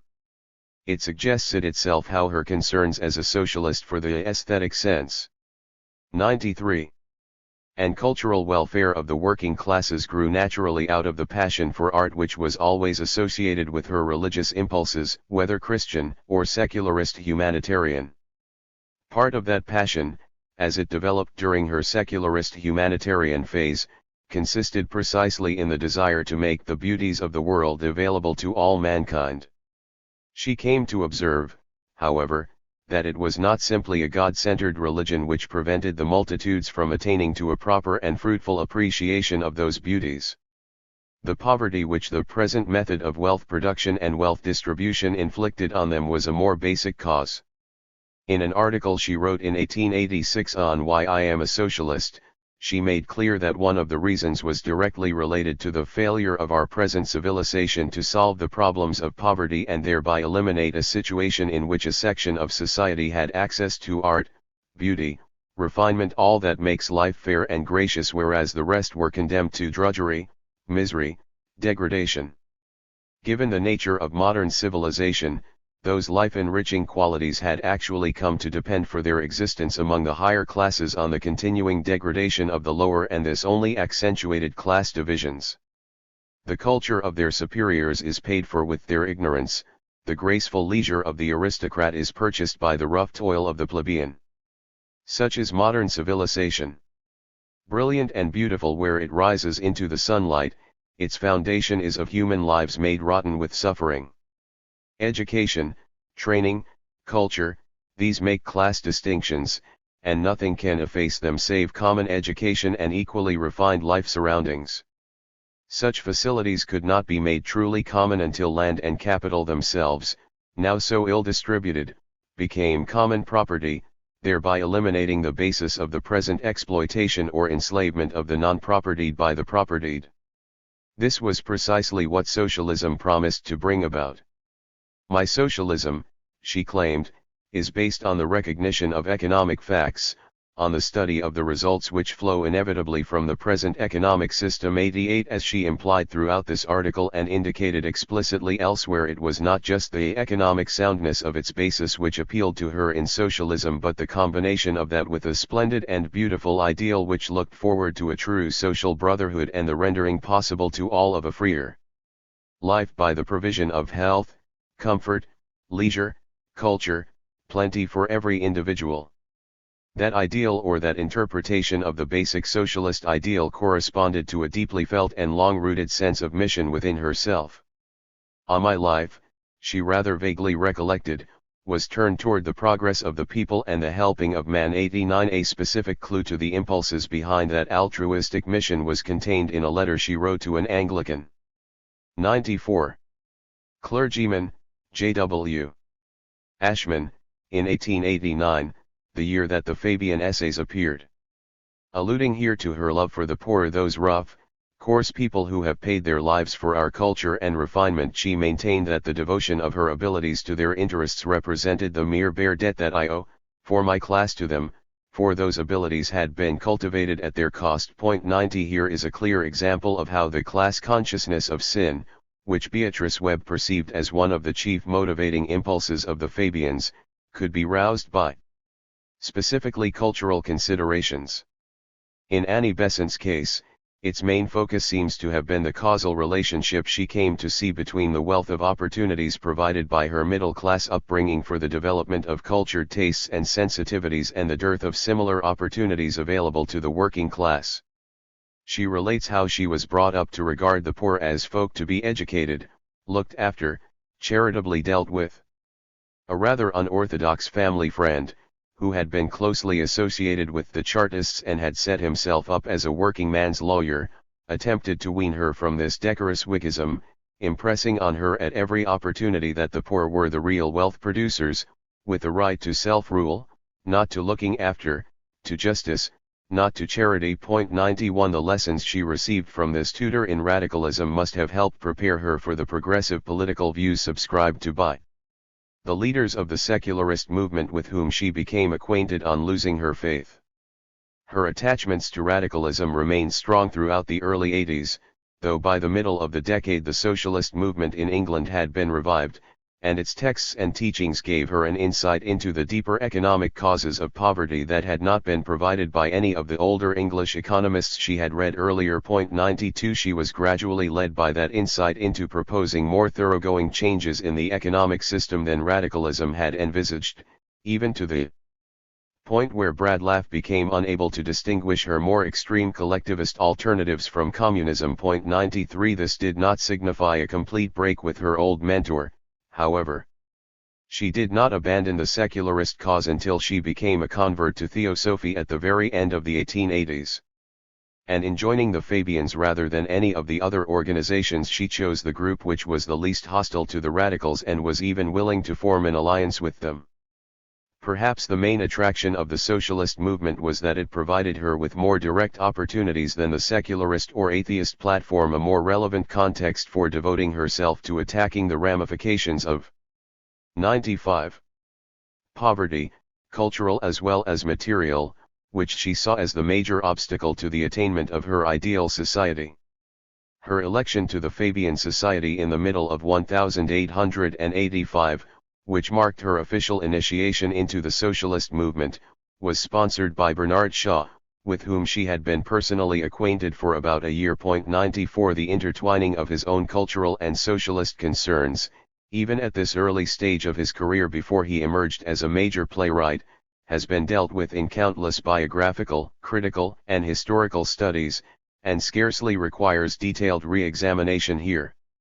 It needs to be stressed, however, that his cultural concerns in no way represented a departure from general Fabian trends but rather a consummation of these trends. The influences acting upon him in his formative years resembled those which impelled Besant, Olivier, and Wallace along the road to Fabian socialism, and they found an especially close focus in Shaw's case in his relationship with William Morris. Bernard Shaw, as editor of the Fabian Essays, and the author of 2 out of the 7 contributions included, Shaw might have been expected to bear the brunt of William Morris's criticisms of that book. In fact, Morris was hardly critical of Shaw at all, and proclaimed his sympathies with the latter at least as loudly, and almost as unequivocally, as he did in dealing with Hubert Bland's essay. Shaw, Morris claimed, had one of the clearest heads and best pens that socialism has got, using both of these assets to produce a devastating criticism of the modern capitalistic muddle. The only thing which Morris singled out as detracting from Shaw's items in the Fabian Essays was their attachment to the Sidney Webbian permeation tactic. If Shaw could only rid himself of that remnant of opportunism, to which he clung reluctantly enough as it was, his trenchant style and reserves of indignation and righteous scorn could not only play a great destructive role, but also a more positive, inspirational one for all of his colleagues in the socialist movement. 1 Besides the appealing style and tone, there was much in the substance of Shaw's arguments, especially with respect to artistic and cultural questions, to command Morris's sympathy. These questions were related to social and economic matters in a way that recalled some of Morris's own basic arguments. One of the criticisms Shaw leveled at capitalist modes of production and wealth distribution was their effective denial to the bulk of the workforce of any opportunities for artistic enjoyment, implicitly associating cultural with material deprivation. He viewed that form of denial as one of the chief symptoms, if not an actual cause, of human degradation in contemporary society. He went on to maintain that, with the elimination of privately owned land and capital, the working masses would be rid of the thraldom of employers who regarded them as mere beasts of burden and of the agonies and anxieties of struggling to survive in that capacity. The settlement of the bread and butter question, through a more equable distribution of property, would leave mankind free to develop and use its higher faculties, a process which would be facilitated by the natural tendency of social democracy to 96. Bernard Shaw. 97 Extend education and culture to the masses, and thereby make men of them rather than keeping them in a state of animal-like dependence. Shaw also suggested that art itself was degraded by a social and economic system which allowed only a privileged few to enjoy it. It became tainted by the narrow class bias of its chief patrons and owners, and identified with items of vanity and luxury which in no way represented, or contributed to, genuine social wealth but were merely part of an accumulation of personal riches. There were clear echoes here not only of Morris but also of his chief mentor, Ruskin. 2 One of Shaw's contributions to the Fabian essays was actually written at Morris's house 3 and in a lecture he delivered a few years earlier, which focused more directly on the relationship between art and socialism. He specifically cited the precedents of Ruskin, Morris, and Walter Crane in mixing the two subjects up in this way. Much of the spirit of these men's pronouncements was evident in Shaw's lecture, though he did not just reiterate what they had taught, but elaborated freely on their themes and qualified or modified them at various points. He spoke with concern of the decline in artistic skill on the part of handicraftsmen, attributing this to the pressures of the profit motive behind capitalist enterprise, and he singled out the introduction of machinery in particular as responsible for reducing the initiatives and incentives of this group of workers to an extent where they became mere unskilled laborers. In arguing in this way, he was not condemning machines per se, but rather the indiscriminate and insensitive ways in which they had been used purely in order to pile up profits for those who owned them. 4 Ruskin and Morris had not completely condemned all forms of machinery either. The former had conceded on one occasion that there were conceivable uses of machinery on a colossal scale in accomplishing mighty and useful works, such as making the more inhospitable areas of the earth fit for human habitation. 5 The latter had stressed how, in a state of society where they were not being used for profit-making purposes but only as a way of relieving human labor from the burden of the most onerous and unpleasant tasks, certain machines could even be valuable in affording the community greater leisure for artistic and other pleasurable pursuits. 6 Both William Clark and Sidney Webb, as seen above, had echoed similar sentiments. Shaw went beyond all these writers, however, in asserting the great artistic potential inherent in machines themselves, which remained unrealized only because the working classes were too brutalized by excessive work and squalid surroundings to be able to use them. He claimed that there were many masterpieces of machinery and that the ideal workman of the future was not the old handicraftsman revived and working with the old tasks but rather an intelligent and artistic guider of complex machine. 98. Tools. Such workers, he concluded, would certainly breed first-rate artists. 7 This view was a definite departure from Ruskin, at least, who refused to accept as art any machine-made object, however admirable its ingenuity, and who regarded any attempts to use machines for ornament or other artistic purposes as inimical to good design. 8 Shaw's attitude stamps him as a remarkably early herald of a machine, as opposed to a craft, aesthetic. 9 In England, the bulk of Shaw's lecture was devoted to the fine arts, especially painting, rather than to the arts of manufacture. His treatment of the fine arts and of their social and moral implications was more firmly in accord with the Ruskinian tradition, though mixed in with a strain of hedonism which could have derived in part from utilitarian ethics. This admixture was not an unlikely nor an uncharacteristic one for a Fabian. Shaw later turned against certain aspects of utilitarianism. 10 Though he declared on one occasion that he had been saturated with its traditions. 11 Some evidence for this claim may be found in his early lecture on art. Completely rejecting any notion of art for art's sake, he insisted that the arts are certain methods of seeking happiness, and they are mischievous or beneficial, moral or immoral, just as the other methods of seeking happiness are. A work of art is good or bad according to the side on which the balance appears when its total effect on human welfare for good and evil are set against one another.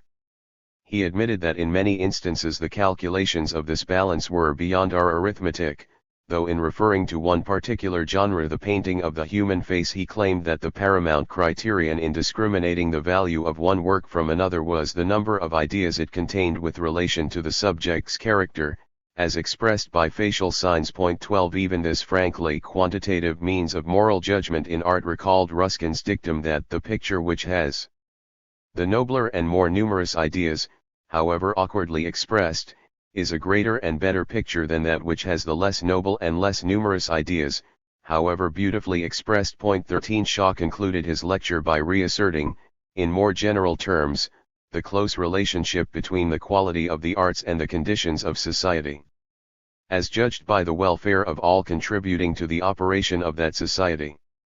In a statement which crystallized common elements in the recent teachings of both Ruskin and Morris, he warned, "We need look for no improvement in the beauty of our lives, and therefore for no valuable advance in art unless we redistribute our immense wealth and our immense leisure so as to secure to every honest man his due share of both in return for his due share of the national labor. 14 Shaw, more than any other Fabian, had close personal ties with Morris, which dated back to the earliest years of the socialist revival in England.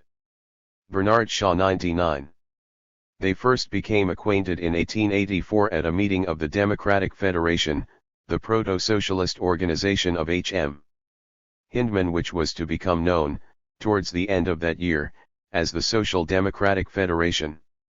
Morris was already making arrangements in the summer months for Shaw to speak before various socialist gatherings. 15 Neither of the two men retained connections with the SDF. Morris fell out with Hyndman and formed his own organization, the Socialist League, and Shaw joined the Fabian Society in the autumn of 1884, becoming one of its earliest recruits from outside the original Davidson circle. The two men remained friends till Morris's death in 1896.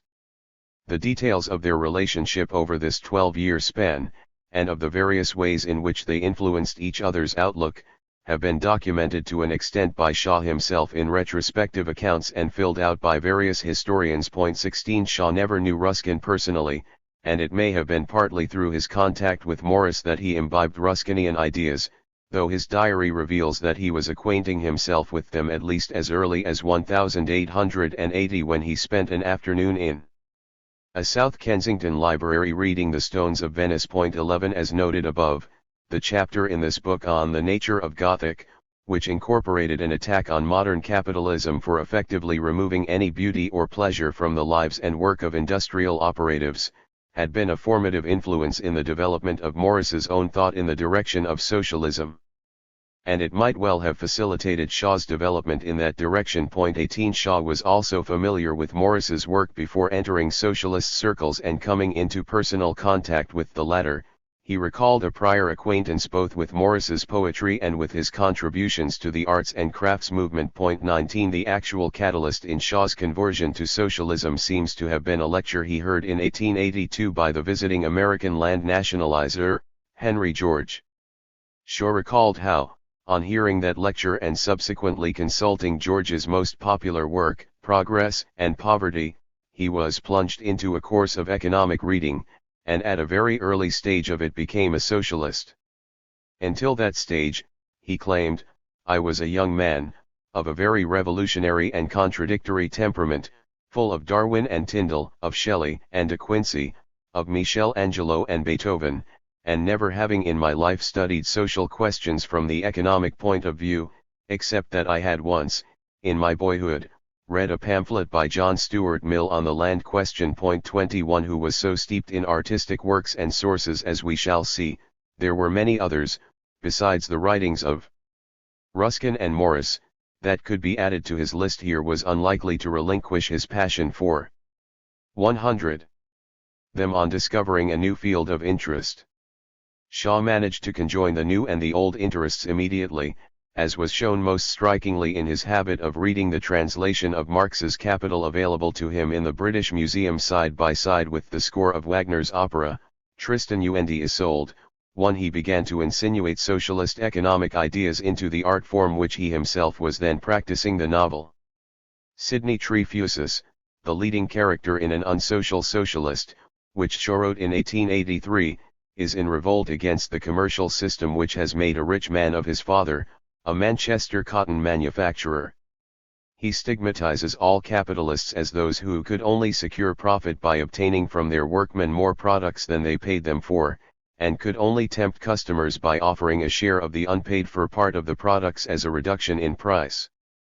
This attack on the modes of social and economic exploitation under capitalism is extended to include artists themselves, whom the hero regards more as parasites on the current commercial system than as victims of it. Most of them, he maintains, are simply the favored slaves of the moneyed classes, contriving to escape the drudgery and destitution which is the lot of their fellow slaves in field and factory by trading their special gifts for special privileges in terms of greater financial remuneration and shorter working hours. There are exceptions to this general rule, represented in the novel by the socialist painter, Donovan Brown, who rejects all opportunities for making a profit out of his work. It would be misguided to equate Trefusis' views on art and artists entirely with Shaw's, though some of them anticipate, or are in accord with, later Shavian pronouncements on iniquities in the system of artistic patronage under capitalism and on the general degradation of art in the kind of society that lends support to such a system. Art rises when men rise, and grovels when men grovel, Trefusis declares. He makes this remark in support of his argument that the sole refiner of art is human nature, and in reply to the proposition of the poet, Erskine, that the sole refiner of human nature is fine art. It is not that Trefusis, or his creator, is denying that art has any refining qualities. Shaw's insistence elsewhere on the potential moral value of art, as judged by its effect on human welfare, is an implicit affirmation of these qualities. Trefusis's retort to Erskine should be seen, rather, as countering an aesthetic reductionism which effectively exempts its exponents from having to concern themselves with more prosaic social or political issues and activities. Point 22. The economic ideas which Shaw and his chief mouthpiece in the novel came to preach as socialists gave precise shape and definition to their own social and political concerns, providing a framework for their reactions against contemporary values and institutions. But in Shaw's case, the Bernard Shaw 101 origins and basis of those concerns seem to have lain partly in aesthetic feelings themselves. By his own account, his interest in the arts predated his interest in economics, and both before and after his conversion to socialism he displayed a much more active and passionate engagement with art than his socialist hero, Trefusis, ever showed. For all of the skepticism about the artistic profession and its practitioners which he voiced through Trefusis, Shaw remained a practicing artist himself, and he could be as vehement in his defense of what he conceived to be socially and morally valuable forms of art as he was in his denunciation of those forms which he felt reflected the interests of an irresponsible cult. Point 23. In some autobiographical sketches, he recalled how, from early childhood, his intrinsic artist nature, to which beauty and refinement were necessities, had fed his repugnance for poverty. He claimed that his visits with his nursemaid to her friends in the slums of Dublin provoked in him an aesthetic hatred of poverty and squalor, and of the species of human animal they produce, which formed the basis of his notion, articulated in later years, that such conditions represented not the natural and proper punishment of vice but a grave social crime. Point 24. Assuming that his recollections here can be trusted, Shaw appears to have exhibited, at a remarkably young age, symptoms of that class consciousness of sin which can be identified in several of his later colleagues within the Fabian Society, and those symptoms appear to have been associated, remarkably closely, with aesthetic instincts and sensitivities. There are further details concerning his early background which suggest just how conducive this was to the development of a strong social conscience, related to his own class position, and of an intense yearning for beauty in art and in the natural and social environment. He was born in 1856 in Dublin, where his father was a partner in a firm of corn merchants. The business was not a flourishing one, however, and the financial troubles which came to plague the Shaws took its toll on the head of the family by compounding various other insecurities to which he was subject and by driving him increasingly to seek his consolation in drink. The pathetic spectacle of his downfall remained a haunting one for his son 25, and it is not surprising that the latter should have reacted against the Victorian business world at least as strongly as his fictional hero, Trefusis, whose father had actually managed to succeed in that world. As we have seen, a revulsion from the values and procedures of the Victorian commercial system, stemming in part from personal or family misfortune at its hands, was a common factor in the making of several early Fabians. The Shaw family was not reduced to the depths of abject poverty which the young Bernard had witnessed on his visits to Dublin's working-class suburbs with his nurse. Theirs was more the shabby genteel variety. 102. Which managed to maintain a facade of respectability by sporting the remnants of a more distinguished past.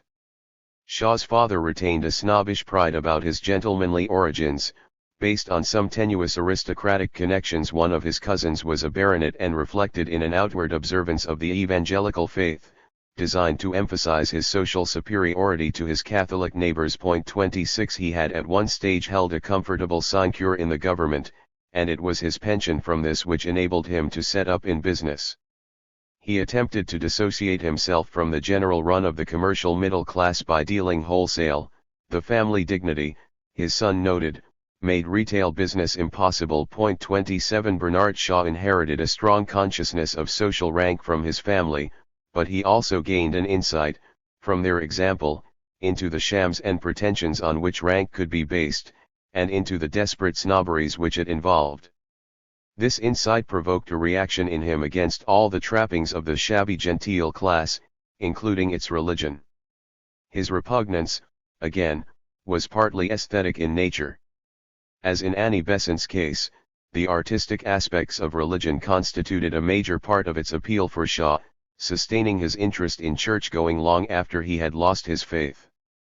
But the genteel, suburban Irish Protestant church, to which his father insisted on sending him as a child, provided him with no opportunity for the essentially artistic and luxurious devotional pursuits which tempted him.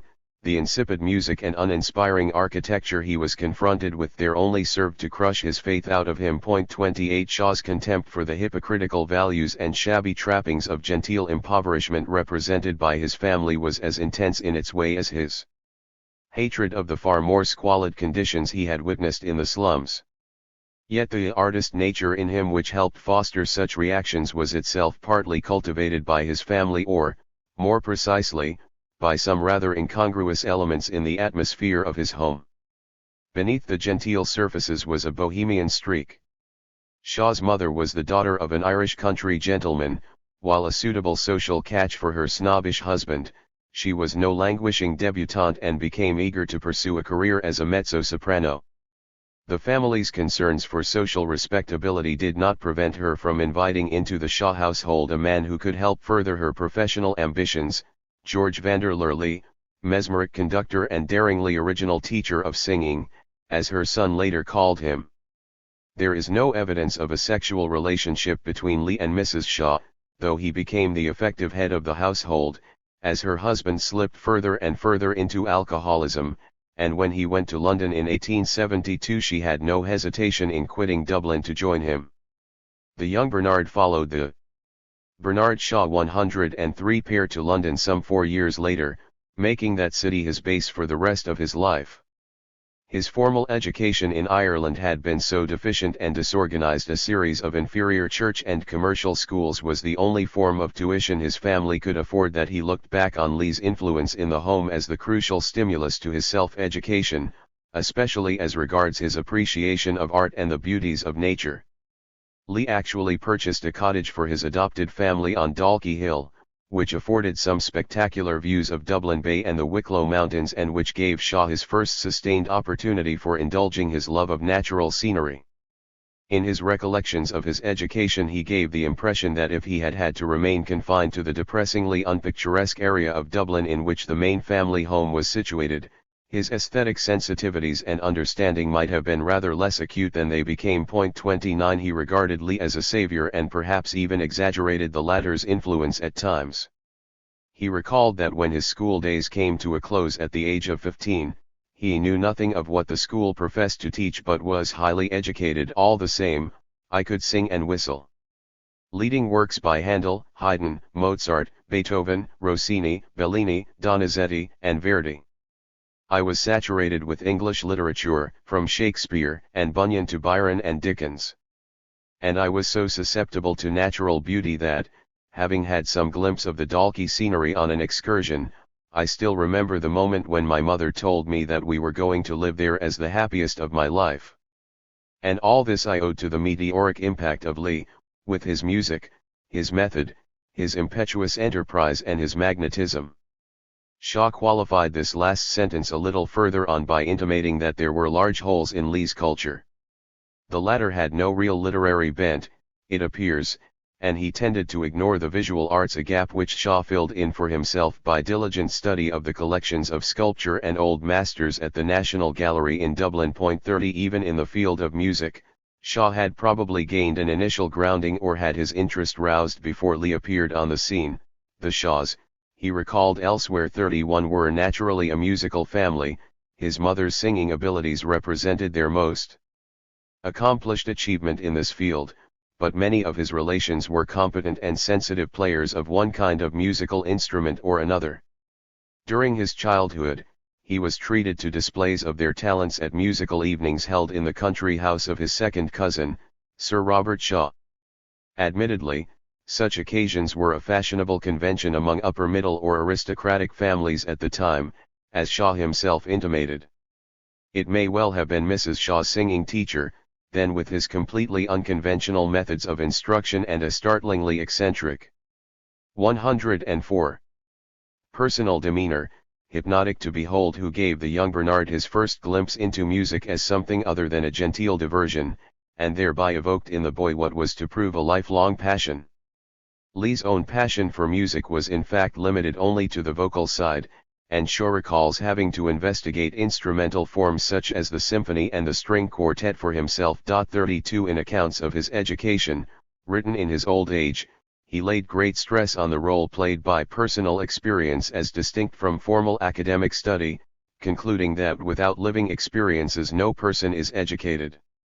Experience of contemporary developments in art was particularly instructive in his opinion. 33 Listening to music, looking at pictures and roaming over Dalkey Hill, he claimed, were the things that really educated me and made me loathe my school prison, where art and beauty had no place. 34 Shaw's view that the basis of true education lay in direct personal experience of such things as art and the beauties of nature, not to mention his own course of self-education, clearly accorded with certain romanticist precepts and programs of the late 18th and 19th centuries. 35 In an article he wrote in 1897, he disavowed any precise knowledge of what the Romantic movement was, but confessed to being under its spell in his youth. 36 He intimated that the spell had now been broken.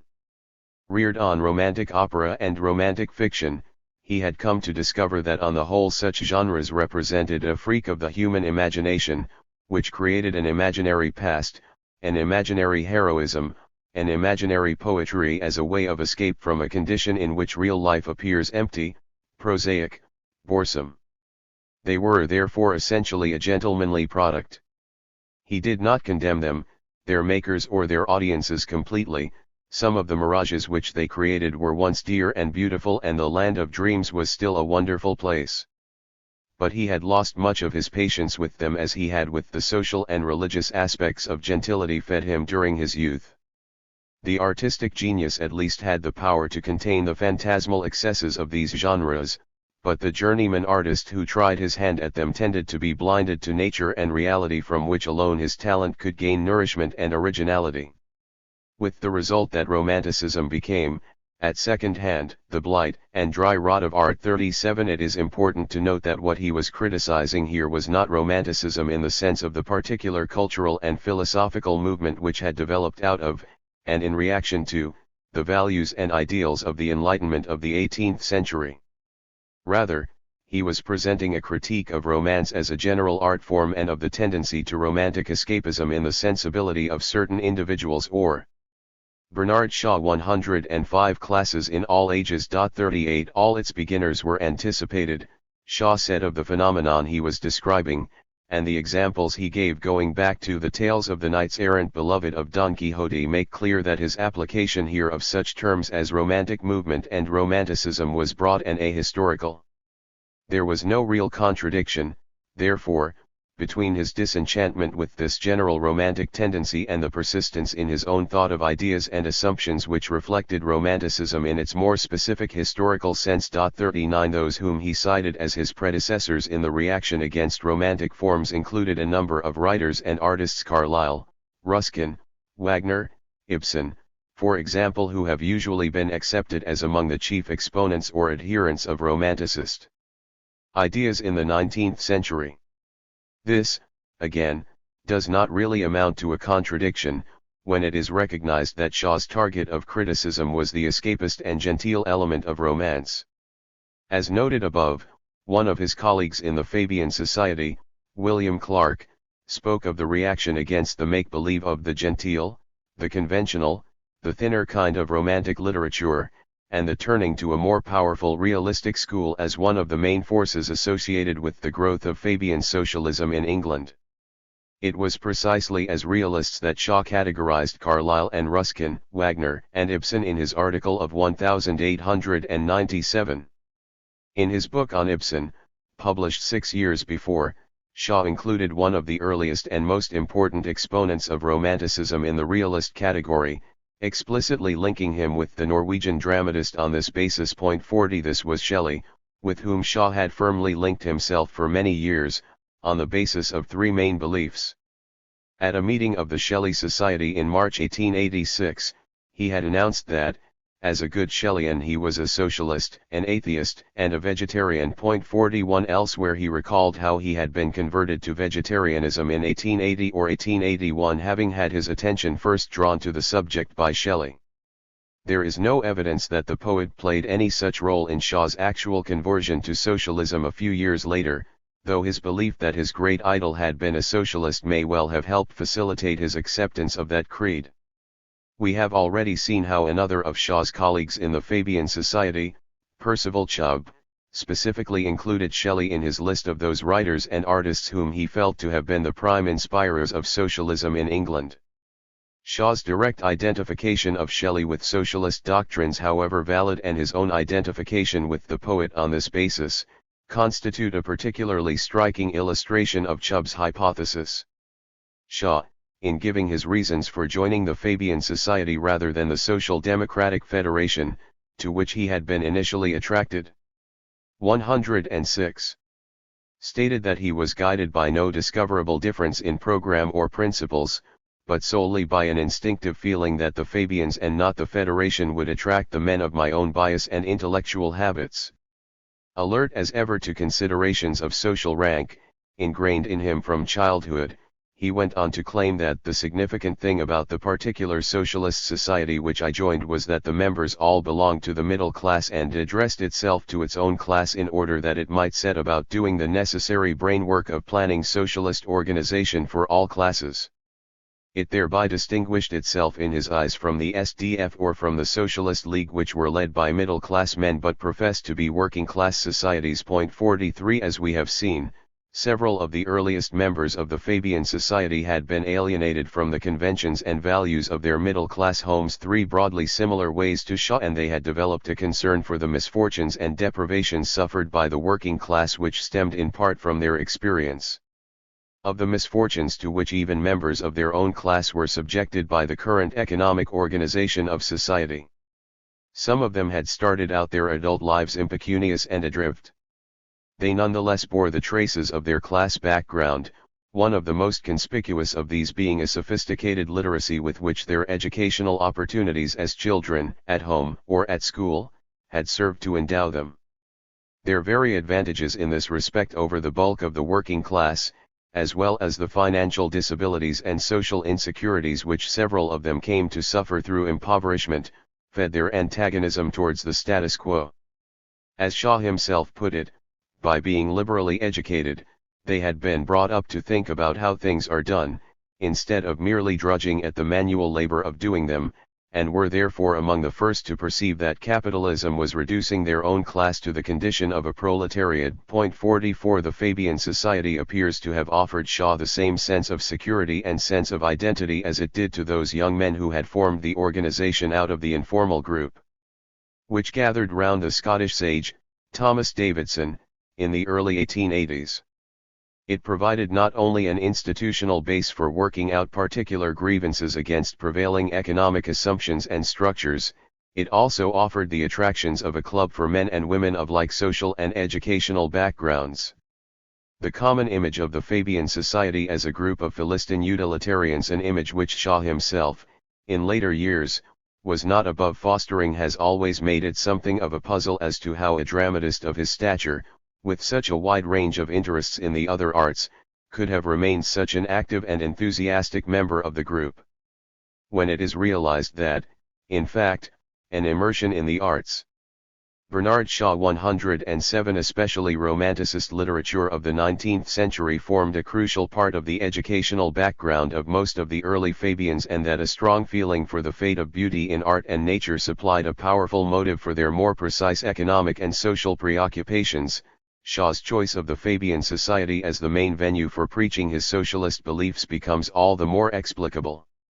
To a large extent his fellow Fabians shared not only his intellectual habits but his cultural views and assumptions as well. 45. The bias of members was itself strongly, though not exclusively, aesthetic. An exclusive aesthetic bias would have been bound to alienate Shaw. At the height of the London dock strike in 1889, he claimed, "If the dock hands came to me tomorrow and said that they were going to start burning and demolishing, but could not make up their minds what to start on, I should recommend them to go for the works of art first as for their most dangerous rivals in the attention of the thoughtful." 46. Shaw's own involvement in art was never so intense as to make him neglect more immediately pressing social and political commitments. His abiding artistic passion at the time was Ibsen, but when confronted with the choice of spending a spare guinea on a deluxe edition of a Dolby's house or in helping out the embattled dock strikers, he had no hesitations about foregoing the personal pleasure which the book would have brought him and contributing his money to the strike fund instead. 47. This small token of his priorities during a period of political upheaval hardly reflects the remorseless iconoclasm with regard to art suggested in the passage just quoted. There was doubtless an element of rhetorical exaggeration in that passage anyway, and it needs to be emphasized that such iconoclastic statements were directed not so much against art itself as against an all-consuming worship of art. The full context of the passage bears this out. Avowing that he was no critic of art, Shaw went on to say that what he hated about it was the whole confounded cultus, which is only a huge sponge to sop up the energies of men who are divinely discontented. 48. In his own novels he had already expressed his distaste for the excessive and indiscriminate reverence accorded art and artists by members of the middle and upper classes, some of whom betrayed an entire practical ignorance of the subject. He reserved his sympathies for those who had a keen knowledge and appreciation of the arts but who resolutely seceded from any worship of them. 49. He was to reiterate these distastes and sympathies in even stronger terms after he abandoned the novel form and took up playwriting as his principal artistic activity. For example, in the preface to his 3 plays for Puritans, written in the 1890s, he explained that he himself had always been a Puritan in his attitude towards art. He was as fond of fine music and handsome building as some of the earliest and most prominent Puritans, but if he found such arts becoming the instruments of a systematic idolatry of sensuousness, he would account it good statesmanship to blow every cathedral in the world to pieces with dynamite, organ, and all, without the least heed to the screams of the art critics and cultured voluptuaries. 50. Shaw's apparent readiness to destroy art should it involve any measure of idolatrous worship and to sacrifice his own artistic pleasures in the interests of other, more urgent commitments reflected a complex of impulses and considerations that were partly aesthetic in nature as well as social, political, and religious. A visit to Venice in 1891 provoked a typical resurgence of his old iconoclastic idea of destroying the whole show of art and architecture which he saw before him. Recounting his visit to William Morris, he referred to the wonderfully spontaneous and happy nature of Italian architecture in general, its handsome, distinguished, joyous effect, but said that he felt it was inferior to northern architecture because it was not organic and was flagrantly architecture for the sake of ornamentality. Venice, in his eyes, exemplified these limitations in particularly vivid form. It is a show and nothing else. Neither the Italians nor the trippers have any part or lot in the fine things they see. They didn't make them, couldn't make them, consequently can't appreciate them. The people here who are chock full of Ruskin are just as bad as the authorities who cut out illuminated capitals from the old MSS for exhibition. And they are much worse than the Philistines, who show a healthy preference for the penny steamers, the sunsets, and the Lido. Again, the obeisance paid to art, without any practical knowledge of it, was the main target of Shaw's criticism. The reference to Ruskin in this context was meant as a slight not on the author of the Stones of Venice, whose appreciation of the city's architecture could hardly be reproached with being uncritical or ill-informed, but rather on those who tried to dress up their basic ignorance and insensitivity by spouting him. Shaw, in the heat of reaction against the attitudes of the more pretentious tourists, did tend to go beyond Ruskin in criticizing Italian, especially Venetian architecture, making few discriminations between the Gothic style, which Ruskin had seen as symbolizing the high point of Venetian art and civilization, and the Renaissance style, which he had regarded as the symptom of the city's corruption and decay. "I do not believe," Shaw told Morris, "that a permanent, living art can ever come out of the conditions of Venetian splendor, even at its greatest time. The best art of all will come when we are rid of splendor and everything in the glorious line 51." Nonetheless, the assumption behind his rather sweeping criticism of Italian architecture that the quality of art was debased by its associations with opulence and luxury was firmly in accord with Ruskin's ideas and with the teachings of the correspondent to whom Shaw addressed his remarks. Point 52. Bernard Shaw 109. Shaw's distaste for splendid display can be seen as another aspect of his so-called puritanical attitude to art. Traces of the austerity which characterized the evangelical faith inculcated in him as a child would seem to have remained with him in adulthood for all his resolute reactions against that faith. Ruskin, too, we have seen, was brought up in the evangelical faith, and it appears to have been practiced rather more conscientiously in his childhood home than in Shaw's. Vestiges of it may be discerned not only in the passionate attacks that Ruskin waged against luxury and opulence in art, but also in the moral fervor with which he invested his closely related teachings on social and economic questions. Shaw recounted in later life how the evolution of his own artistic and socio-economic concerns and of the priority which he came to place on the latter, precisely followed the Ruskinian path. Ruskin, beginning as an artist with an interest in art exactly as I did myself, by the way, was inevitably driven back to economics, and to the conviction that your art would never come right whilst your economics were wrong. You may aim at making a man cultured, but you must feed him first. 53. It is important to note how the initial concern for art still comes through here, and far from being submerged by wider social and economic considerations is indissolubly wedded to them. Even at his most austere, or most iconoclastic, Shaw never contemplated the destruction of art in all forms.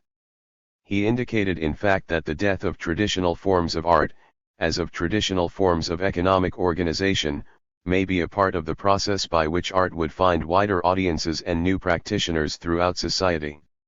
He clearly entertains this possibility in an early statement of his food before art theme. In 1889 a young composer had written a letter to the Star on the music of the people. Commenting on this in his regular music column in the same newspaper, Shaw asserted, "What we want is not music for the people, but bread for the people. Equal respect and consideration, life and aspiration, instead of drudgery and despair. When we get that, I imagine that the people will make tolerable music for themselves, even if all Beethoven's scores perish in the interim." 54. Even earlier, just after his conversion to socialism, he had his socialist hero, Sidney Trefusis, looking forward to a time when all the familiar artistic activities and genres would be replaced or transformed and every artist would be an amateur, with a consequent return to the healthy old disposition to look on every man who makes art a means of money-making as a vagabond, not to be entertained as an equal by honest men. 55. While adhering on the whole to the commonplace Victorian belief in art's humanizing and refining powers, the Fabians did not let that belief divert them, as happened with so many of their contemporaries. 56. From directly considering the most urgent social problems facing the working classes under industrial capitalism, their general assumption was 110. That an appreciation of art represented only a part of the humanizing process, and that the effectiveness of this process in rescuing the laboring masses from degradation and squalor was dependent on several other factors. It was a process which involved no less than a total change in the way in which current society was organized and its benefits distributed from an economic as well as a cultural viewpoint. In his lecture of 1908 on the introductory statement in the Fabian Basis, the Fabian Society consists of socialists, Shaw affirmed that a socialist by definition had to be convinced of the complete substitution of public property for private property as the indispensable and fundamental condition for which alone civilization can be rescued from its present misery. That substitution constituted the specific method of socialism, involving, fundamentally, public property in land and capital, public organization of labor and public control of industry and derivatively public control of religion and education, public enterprise in art and science. 57 While the roots and aims of Fabian socialism were strongly aesthetic in nature, its adherents were aware, and none more so than the Society's most famous artist, Shaw, that the arts could work no magic on their own in humanizing and refining the mass of mankind. This was especially the case when, as at present, art itself was liable to be corrupted by ignorant idolatry, or by its association with the luxury and opulence of the prosperous few. Generally, Fabians recognized that for art to be fully effective as a humanizing force, a radical reordering of society as a whole was required, and one which would entail considerable changes in the present conditions and organization of artistic production, if not in the nature of art itself. Part 2 in Fabian Socialism. The Web Partnership, the practice of renunciation in laying the weight of their emphasis on the preparatory methods largely economic in nature by which the general reordering of society was to be brought about, the Fabians did not lose sight of their ultimate aesthetic and cultural aims. Nor did they completely relinquish the personal interest in art which they had developed in the days before they became socialists. This is undeniable in the case of Shaw. The case of the Webbs is rather more complicated. Their concerns with art have been explicitly denied by many commentators, or acknowledged only in the case of Beatrice before she met Sidney.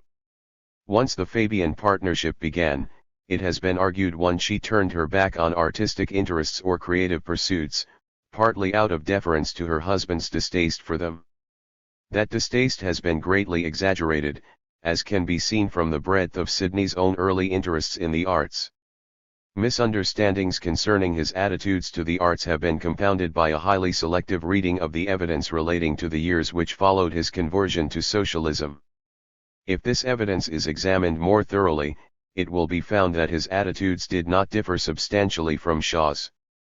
Webb acknowledged on various occasions the limitations of his aesthetic sensitivities and experience, but these claims should not be taken as pointing to an inherent narrowness of mind or a complacent indifference on his part. Point 2 He explained in an early letter to Beatrice that he was indeed capable of culture and enjoyment, but that his preoccupation with social and political work did not give him time to realize this capacity. His preoccupation was not, in fact, as exclusive as he suggested, and any tendency to a holier-than-thou attitude here was outweighed by his rather pathetic disclaimer that his way of life should be regarded in any way as exemplary. It is, cramped and joyless. Heaven forbid that I should pretend that my life should be the type. Point 3 During his courtship of Beatrice in the early 1890s, she once expressed the wish to take him away from current politics for a couple of years so as to enable him to engage in a study of literature and history for its own sake. You and I are both of us lamentably ignorant of whole spheres of 113. 114. Thought. Point 4 Sidney would probably never have countenanced giving up politics even for a short while, but he agreed with her about their needing more cultivation in their lives, feeling, as he put it, horribly incapable of anything but detail and current matters. He insisted that in the fields of art and music at least I am humble and sincerely anxious to learn more appreciation of them. He told Beatrice it would be an excellent idea for them to be taken around the National Gallery by someone more knowledgeable, and he actively encouraged her to go to concerts. We will try to save a little time for that, and you shall teach me to appreciate it. Point 5 Sidney's gifts to Beatrice while courting her consisted of volumes of Matthew Arnold and D.G. Rossetti. Though not a fanatic about Rossetti, Webb found some of his sonnets to be perfect expressions of feeling and was fond of quoting from the love poems in his early letters to Beatrice. Point 6 Such pleasure in art as something which crystallized profound human emotions. His response here echoes his appreciation of George Eliot, or the songs of Schubert and Heine should help dispel any impression that Sidney was merely moved by what the arts could offer him in the way of self-improvement. And whatever his basic motives in pursuing culture, pleasure or self-improvement, or both, the fact that he should want to share such experiences with Beatrice scarcely conforms with the image of someone who, from the start of their relationship, effectively suppressed her artistic and literary interests. Though born into very different social milieu, both Sidney and Beatrice had been subjected to strongly puritanical influences in their early years. Their mothers were models of frugality and austerity in their domestic habits, mainly through severe religious scruples, though in the case of Sidney's mother, financial insecurity, as well as a strongly developed evangelical conscience, may have led to her insistence in the house on open windows, cold baths and good habits. 7 The family simply could not afford to permit any laziness or indulgence in its members. Beatrice's family was much more prosperous, and she recalls how she was tempted as a young girl by the giddy whirl of entertainments and frivolities provided for and by her class, balls, the races, and amateur theatricals.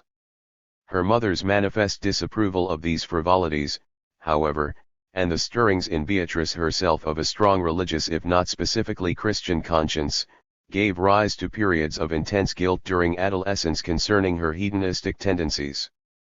These tendencies she tried to check by denying herself pleasures she had enjoyed before and by prescribing herself strict regimens of food, reading, and study. 8 Her reading program, as we have seen, by no means excluded the 115 work of creative writers, though it was in a moment of disenchantment with one of her favorite novelists, George Eliot, that Beatrice articulated the austere principle by which she attempted to guide her own personal life and which she strongly urged on society as a whole: renunciation. That is the great fact we all individuals and classes have to learn. This statement was made in 1885, some 5 years before her conversion to socialism, and was provoked by reading some of George Eliot's letters. Discovering in these a rather complacent and self-indulgent attitude towards questions of morality, she now wondered whether some of the grand passages in the novels which she had admired so much were not, after all, rubbish. 9 The degree to which George Eliot fell short, in her life and personality, of Beatrice's ideal of renunciation thereby came to affect the latter's judgment of the novelist's work.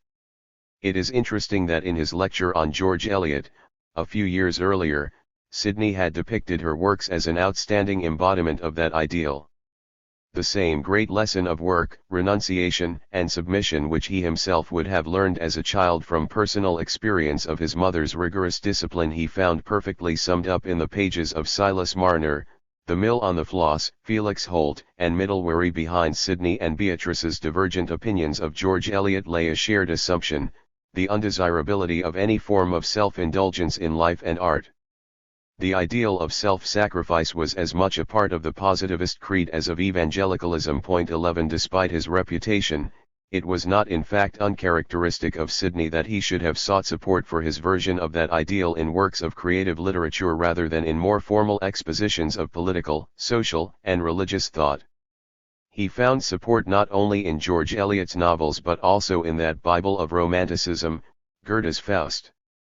Albeit through a possible misreading, Sidney saw the emphatic motto of that play in the words, "Thou shalt renounce, renounce, renounce." 12 As noted above, Goethe had been one of Beatrice's favorite authors, and this motto would have appealed to her too, and may even have provided a source for the formulation of her own motto along similar lines. Sidney, in fact, had far more reservations about Goethe's works than Beatrice, though these stemmed in part from similar sorts of considerations to those which led to Beatrice's disenchantment with George Eliot. In singling out for censure the selfishness and egoism which he discerned in Goethe's personality, Webb suggested that the German poet failed to live up to his own motto of renunciation. Rigorously moral criteria had formed the basis of many of Sidney and Beatrice's judgments on art and artists long before they took up the 116 socialist cause. As we have seen, these moral considerations did not prevent them from finding genuine pleasure and enjoyment in the arts. In Sidney's eyes as much as Beatrice's, however, that very enjoyment was closely associated in contemporary capitalist society with the leisure of the more economically privileged classes. It was a luxury which the unprivileged classes could not afford, in terms of time or money. Though not born into the idle rich class, to which Beatrice was nearer, Sidney still accounted himself among the relatively privileged by virtue no doubt of his unusually good education and the high position in the civil service which this had secured him. There are signs that because of these things he suffered a degree of social guilt which he attempted to assuage by embracing the socialist cause in the mid-1880s and throwing himself increasingly into the work it demanded in the fields of propaganda and municipal reform. This was crystallized in his letter to Beatrice explaining his neglect of artistic pursuits. There was a reluctant compulsiveness about his attitude to work there which suggests a real desperation to dissociate himself at any cost not only from the idle rich but also from those people of ability who assume to work, but who really spend only an hour or two a day outside their own enjoyment. Point 13 That such a dissociation could not be fully effective, that he was inextricably linked with these self-indulgent people by ties of social class and financial position he had recognized several years before. As early as 1884, a year before his final acceptance of socialism, he spoke of how the poor were being pressed to death by the weight of our luxury, sacrificed to the Moloch of our cultured comfort. Already in this lecture the artistic pursuits and interests of the exploiting classes were seen as luxuries or indulgences in the present context of social misery, and had become an integral component of those feelings of social guilt in Webb arising from his inescapable identification with the exploiters. He implied strongly that he himself was by no means immune to the temptation held out by these luxuries. Excess expenditure is equally robbery to the nation, whether devoted to champagne or to pictures, to beer or to books, to the most stupid self-indulgences or to the highest culture. I preach therefore the doctrine of extreme social asceticism as regards comforts which have a money value. But it is a hard saying. It is hard to see around us carriages and music, pictures and books, luxurious seats at the theater, and not only to forego them now, but to know that we can never hope to enjoy them without guilt. It is a hard saying, almost harder than we can bear. And it is especially hard upon us of the middle class, to find that as a class we have abstracted most from the poor. 14. It is important to note the stress on excess expenditure as the iniquity to be eradicated. Webb never said that music, pictures, books, and the theater were in themselves iniquitous, but only what they represented. The Webb Partnership 111 in terms of the money and time lavished on them in capitalist society. 2 years later, when his conversion to socialism had been completed, and he was seeking to convert others to the cause, he claimed that the one alternative to taking the socialist path was to care only for one's own comfort, stifling one's conscience about the mass of misery around one by making a false idol of such things as religion, literature, or art. It was, however, a very destructive path. Devoting oneself to activities like these, at the expense of any effort to attend to the problems of eradicating poverty, was to take a part in creating or compounding the miseries of the poor in capitalist society, and would eventually be repaid by the merciless vengeance of the oppressed.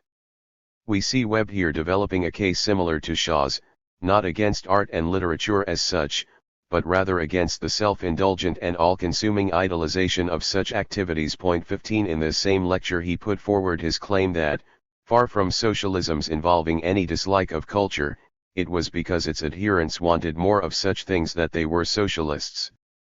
The implication was that under the much more equitable system which socialism would ultimately provide, many of the really pressing material problems would be solved, and there would then be more time and more widespread opportunities for cultural activities.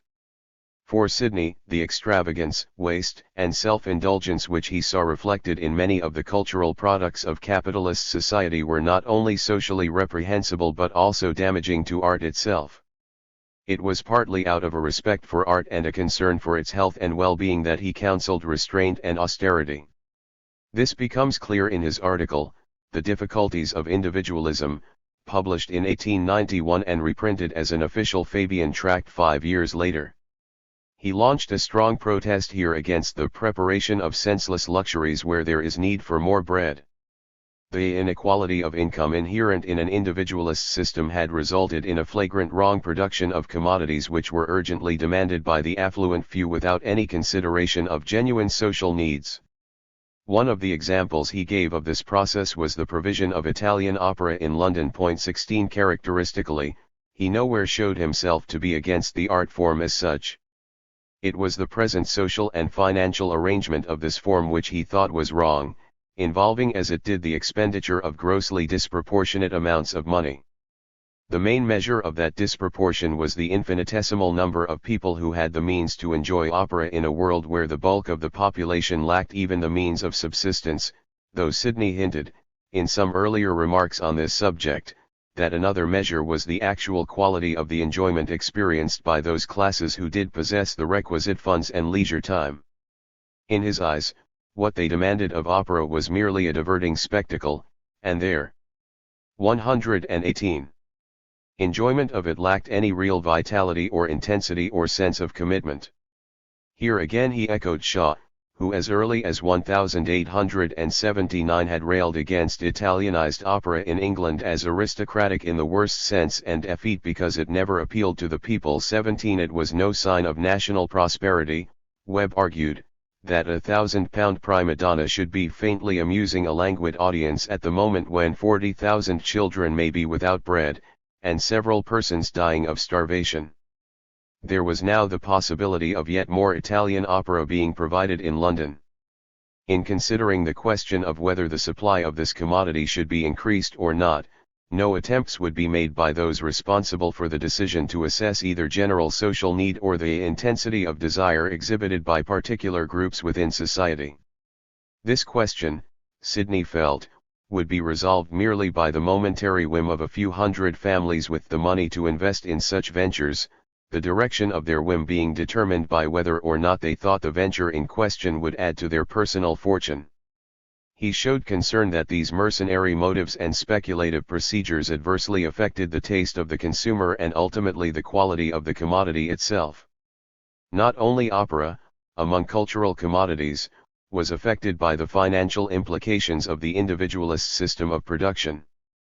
It was not easy to compute, Sidney stated, the loss to the world's progress, the degradation of the world's art and literature, caused by the demoralization of excessive wealth. 18 There were clear echoes of Ruskin and Morris here as well as Shaw. 19 Sidney Webb conceived of art as a luxury to be curtailed only when that activity and its products had become items of purely financial concern for their sponsors, where any consideration of social value or even aesthetic taste were completely subordinated or ignored.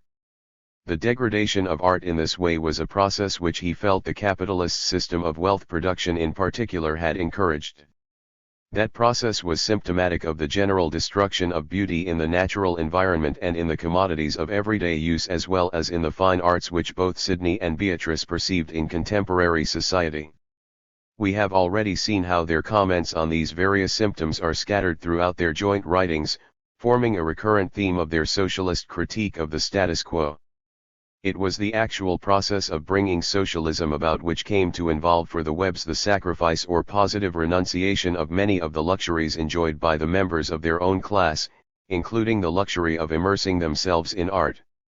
A few months after Beatrice's conversion to the socialist cause, she wrote to Sidney that they needed to show by works as well as words that socialism does not mean simply the grasping 119 of good things by the have-nots, but a deliberate giving up of luxury and fashion by the haves. 20 And this is what they proceeded to show throughout their own careers as socialists, both their works and their words enshrining their notion of the necessity and desirability of simple economical living. 21 To fashionable colleagues of theirs, this simplicity might appear to be sordid and to involve a distinct lack of culture. 22 But the Webbs felt it much more important, for the sake of their own consciences and for the reputation and progress of socialism, to avoid the opposite appearance of a life of opulence and continual aesthetic diversions. In later life Beatrice castigated various luminaries connected with the Labour Party for living or entertaining in magnificent houses and hotels surrounded by extravagant furniture and other treasures. The inevitability of gradualness in absolving poverty, she wrote in 1924, should not be combined with living in luxury or the appearance of luxury. 23 By all accounts the house in Grosvenor Road, Westminster, where the Webbs spent most of their lives, was without any pretense of magnificence in its fittings and furnishings. Beatrice herself spoke of the harsh interior redeemed only by the unique interest and beauty of the outlook over the Thames. 24 She was still capable of feeling guilty about the comfort, ease and prosperity of her existence, and that of other prominent Fabians, compared to the situation of other socialists in the world, such as Russian revolutionaries. 25 The daily regimen of research and administrative work which the Webbs set themselves involved, as Beatrice acknowledged, cutting out many pleasant pursuits and pastimes. 26 She, at least, did not really enjoy all this drudgery. It was a duty which became extremely tedious at times, but not to fulfill it would only lead to a more gnawing emotional discomfort or guilt concerning those less fortunate than herself. What Sidney had intimated in one of his earliest lectures about the difficulties of overcoming a fondness for a life of leisured artistic pursuits is borne out in Beatrice's case by the slight note of regret and the sense of deprivation evident in her summing up of their career. Alas! Owing to our concentration on research, municipal administration, and Fabian propaganda, we had neither the time nor the energy, nor yet the means, to listen to music and the drama, to brood over classical literature, ancient and modern, to visit picture galleries, or to view with an informed intelligence the wonders of architecture. 27 It was a studious policy of austerity on the Webbs' part, not an unthinking Philistinism, which accounted for their relative lack of indulgence in artistic pursuits after their partnership had consolidated itself. Lest this be thought to confirm from another angle the dominant impression of Webbian socialism as a brand which effectively excluded art. 120. From its concerns, the following 3 points need to be clearly emphasized and considered in relation to one another. First, while their growing absorption in the particular kinds of socialist work they chose to do led to increases in the degree of their austerity, it by no means entailed the renunciation of all artistic enjoyments and interests. Second, the Webbs' policy of renunciation with regard to the arts was not intended to be a completely prescriptive one, applicable to all people of all times. In many respects, it was a purely personal policy, stemming in part from combined feelings of their own inadequacy in the field of art. Third, the Webbs nowhere questioned, and on many occasions affirmed, the fundamental importance of art in society, especially in the socialist society of the future. To take up this last point first, it is clear the importance of the arts as a humanizing influence was the basic assumption behind the Webbs' attack on capitalism for effectively debasing artistic works by treating them as luxury items and thereby putting them out of easy reach of the bulk of the working population. The Webbs sometimes made this assumption explicit in the course of demonstrating the far-reaching effects of imbalances in the distribution of money and property. For example, in 1891, Sidney claimed that we thereby implicating all members of his class, even those in such modest circumstances as himself, have virtually denied the working man the means of having any share in the higher feelings and larger sympathies of the cultured race. 28 In another work, published in 1920, he and Beatrice elaborated on this point, explaining how the capitalist system of wages had robbed the common lump of men of all but the slightest chance of surrounding themselves and their children with the refinements of beautiful furniture, books, pictures, and music. 29 Associated with this financial deprivation was another kind, a lack of effective amenities provided by society for the elevation of working-class tastes. The municipalization of cultural facilities had, according to Sidney, made significant strides over the past century. In his contribution to the Fabian Essays, he pointed out how far the state on the colonial and national level as well as the local municipal one had already proceeded in making provision for various facilities both in the field of the high arts and of the more popular variety connected with amusements and entertainments. Centers of cultural, educational, and recreational activities, such as museums, parks, art galleries, schools of design, libraries, concert halls, theaters, music halls, dancing rooms and pleasure grounds, figured largely in his lists of the facilities now sponsored or controlled at least in part by the bodies representing the community as a whole. 30 William Morris, in his review of the Fabian essays, made out that Webb was so preoccupied with the strides made in state 121 regulation as to give the impression that these represented the first stages of socialistic life, whereas it was surely necessary never to cease saying, "The test of the realization of socialism will be the abolition of poverty." 31 It cannot be denied that Webb, at least for propaganda purposes, tended to depict municipalization as manifesting the irresistible growth of socialism in England. At the same time, he did not neglect to apply the test on which Morris insisted. By that test, Webb adjudged the present organization of society, however much advanced along the road to socialism, still gravely wanting. The provision of cultural and recreational facilities was a case in point.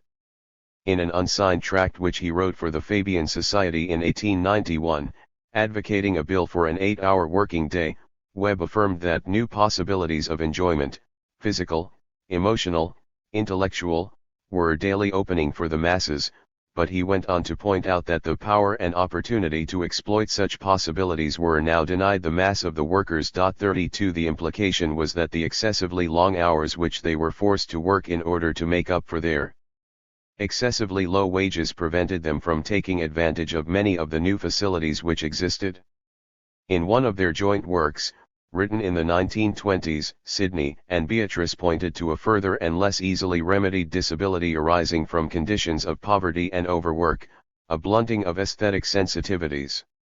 Attempts to elevate working-class taste, degraded by generations of industrialism, and very imperfectly educated, were bound to be slow and gradual, they maintained. 33 It may be seen as symptomatic of his so-called Philistinism that Sidney, in his contribution to the Fabian essays, referred to the public funding of certain cultural and recreational facilities as comparatively unimportant services when looked at in the light of what local authorities were providing in the way of other facilities such as gas, water, and transport.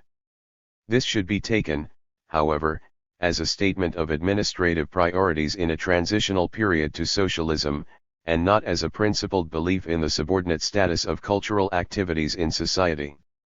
Webb still felt that institutions such as municipal galleries and design schools were worth mentioning as indicators of the extent to which our unconscious socialism has already proceeded, and he viewed the widest possible extension of municipal administration in such fields as an intrinsic part of the socialist program. 34 Even William Morris, in one of his earliest and most popular socialist lectures, was willing to accept the necessity of a passing phase of utilitarianism as the foundation for the art which is to be. And he went so far as to envisage that phase as wholly without art or literature, arguing that the past degradation and corruption of society may force this denial of pleasure upon the society which will arise from its ashes. 35 In a letter he printed in the Commonweal a few years later, he 122 took up this argument again, contending that while the realization of socialism would give us an opportunity of escaping from that grievous flood of utilitarianism which the full development of the society of contract has cursed us with, this release would come about in the long run only. He thought it probable that in the early days of socialism the reflex of the terror of starvation would drive us into excesses of utilitarianism, and to back up this prediction, he spoke of a school of socialists now extant who worship utilitarianism with a fervour of fatuity which is perhaps a natural consequence of their assumption of practicality. 36 This may well have been an allusion to the Sidney Webbian brand of socialism he was to attack explicitly a few months later in his review of the Fabian essays. If Morris did associate this brand or school with the kind of utilitarianism which would altogether exclude activities such as art and literature, he was being as unfair to Sidney as later critics were to prove.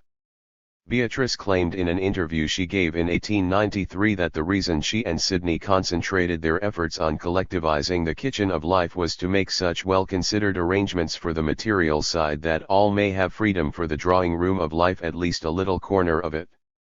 And Sidney, on the same occasion, insisted that what we are in pursuit of is not the better housing, feeding and clothing of the people except as a means to an end, the development of individual character. 37 In later writings, where they attempted to define the non-material components of freedom under social democracy or to sum up those factors most conducive to the expansion of individual character.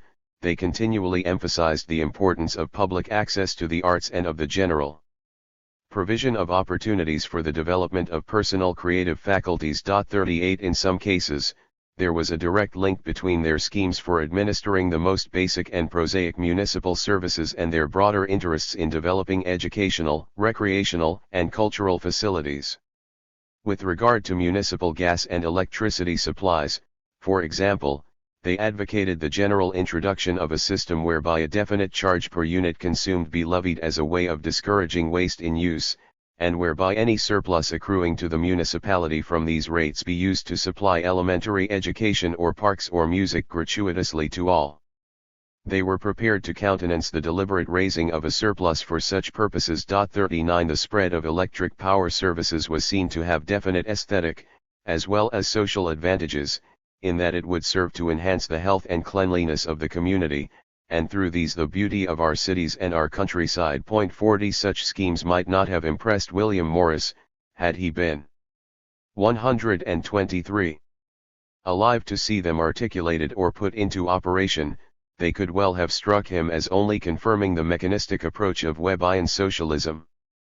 But the Webbs themselves recognized the limitations of bureaucratic systematization through municipal and state control, and they never lost sight of the ends of socialism as distinct from the mechanisms. In their prospective constitution for a socialist commonwealth, fully drafted after the end of the First World War, though sketched out in a series of articles in the New Statesman before the war, they talked of local authorities undertaking responsibility for the whole mental and physical environment in such things as town planning, conservation and, above and beyond all, the provision of art, music, and the drama. 41 They made it clear, however, that their responsibility would not result in official interference with the actual nature of an artist's work or in the imposition of any uniform or inflexible cultural policy. The state or municipality, they affirmed, was unlikely, otherwise than exceptionally, to organize the production of the individual artist in painting or sculpture or artistic handicraft, any more than that of the writer in prose or in verse. Generally speaking, the enlargement of individual freedom for the many, which the greater equalization of income will produce, may be expected to result in all sorts of new individual enterprises, supplementary to or competing with those undertaken by the national or local government. 42 Even the dissemination of culture in the community at large was not, it appears, to be placed exclusively in the hands of bureaucratic bodies. The Webbs saw the main responsibility of these bodies as consisting in the universal provision of the basic material conditions of life so that man's higher intellectual, artistic, and spiritual aspirations may have greater chances of being realized.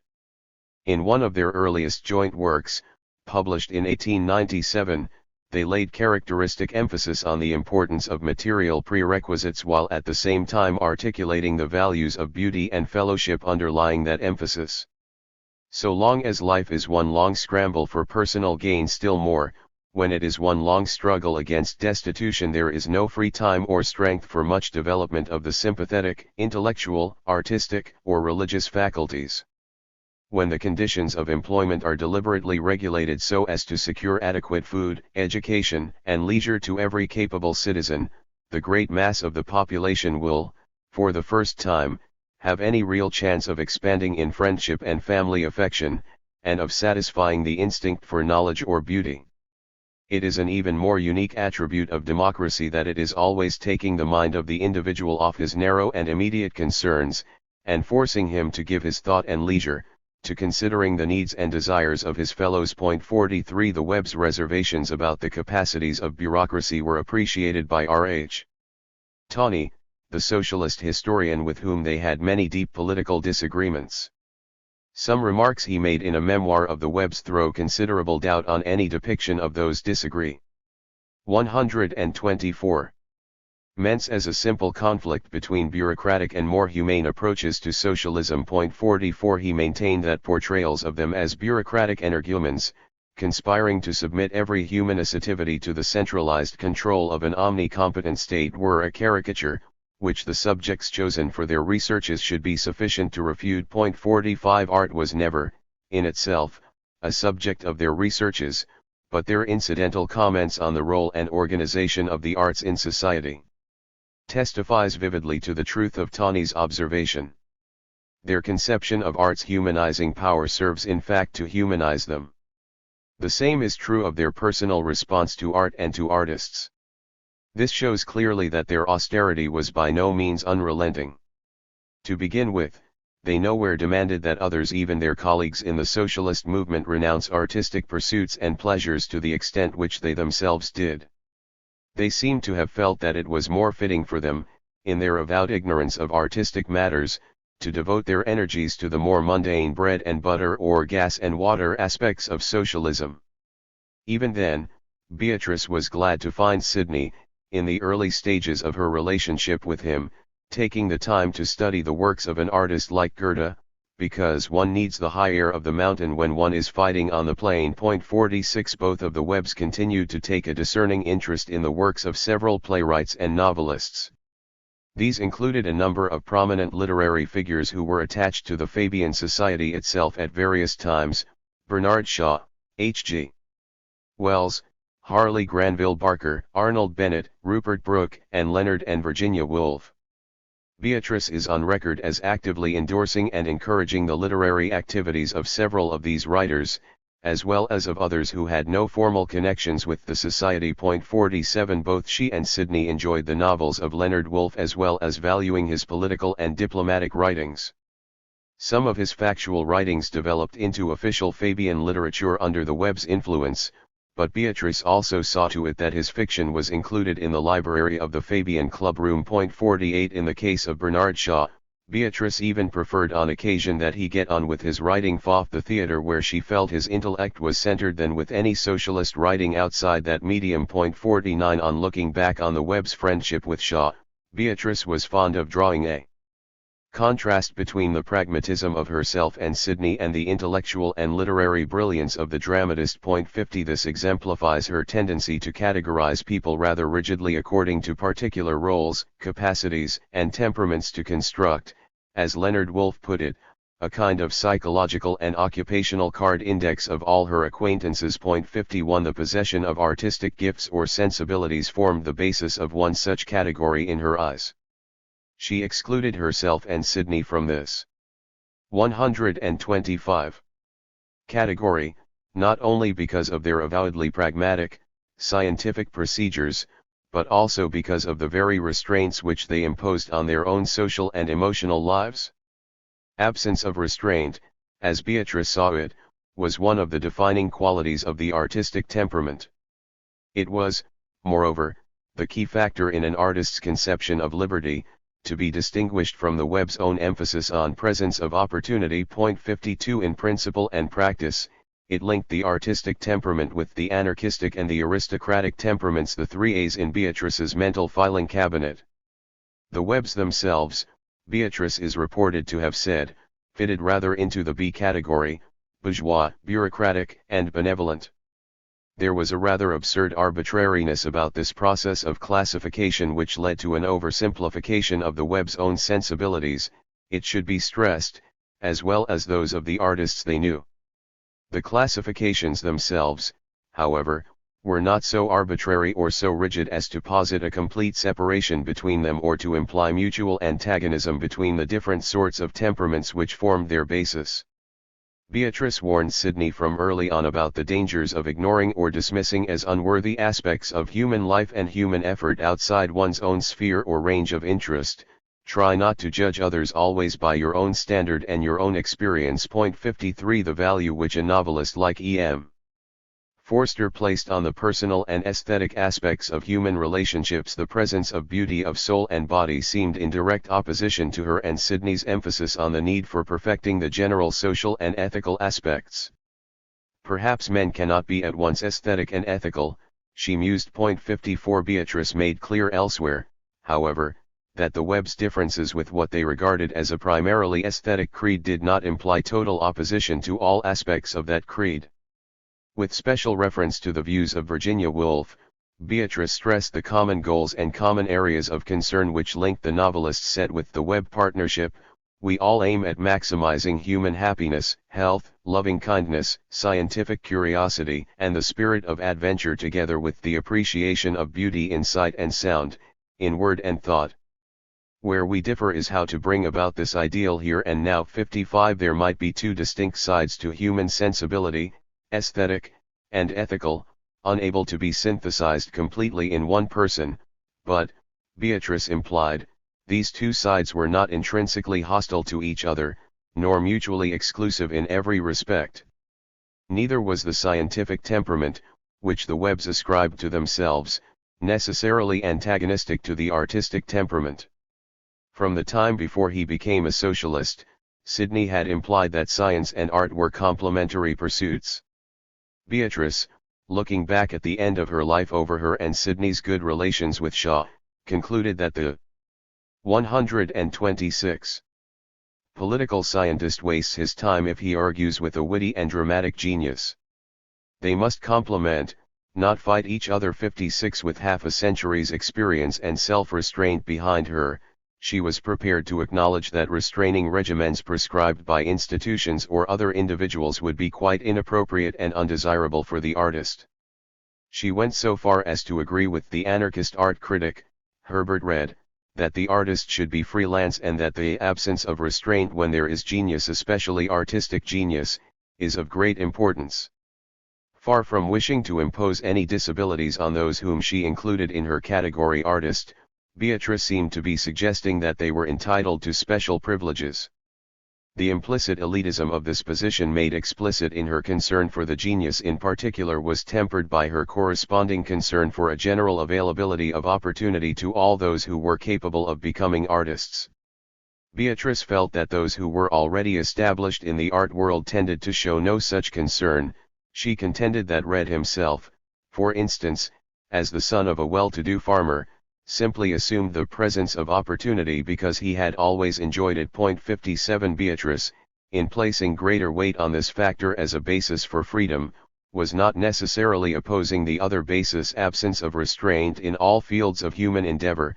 Rather, she was attempting to see that this basis was extended to more people than it had been hitherto. The Webb's personal renunciation of many artistic pleasures while working for the achievement of socialism certainly involved no principled intolerance of artistic pleasure, whether from the artist's point of view or his audience's. Beatrice and Sidney, as we have seen, were particularly censorious of any symptoms they divined of overindulgence in pleasure, artistic or otherwise, at the expense of social and political service.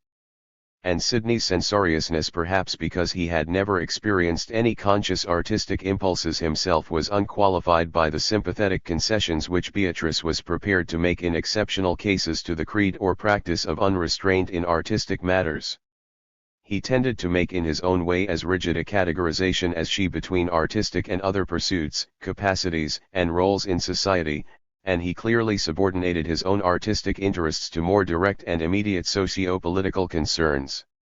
In all this, however, he showed no intrinsic hostility to artists or the committed art lover.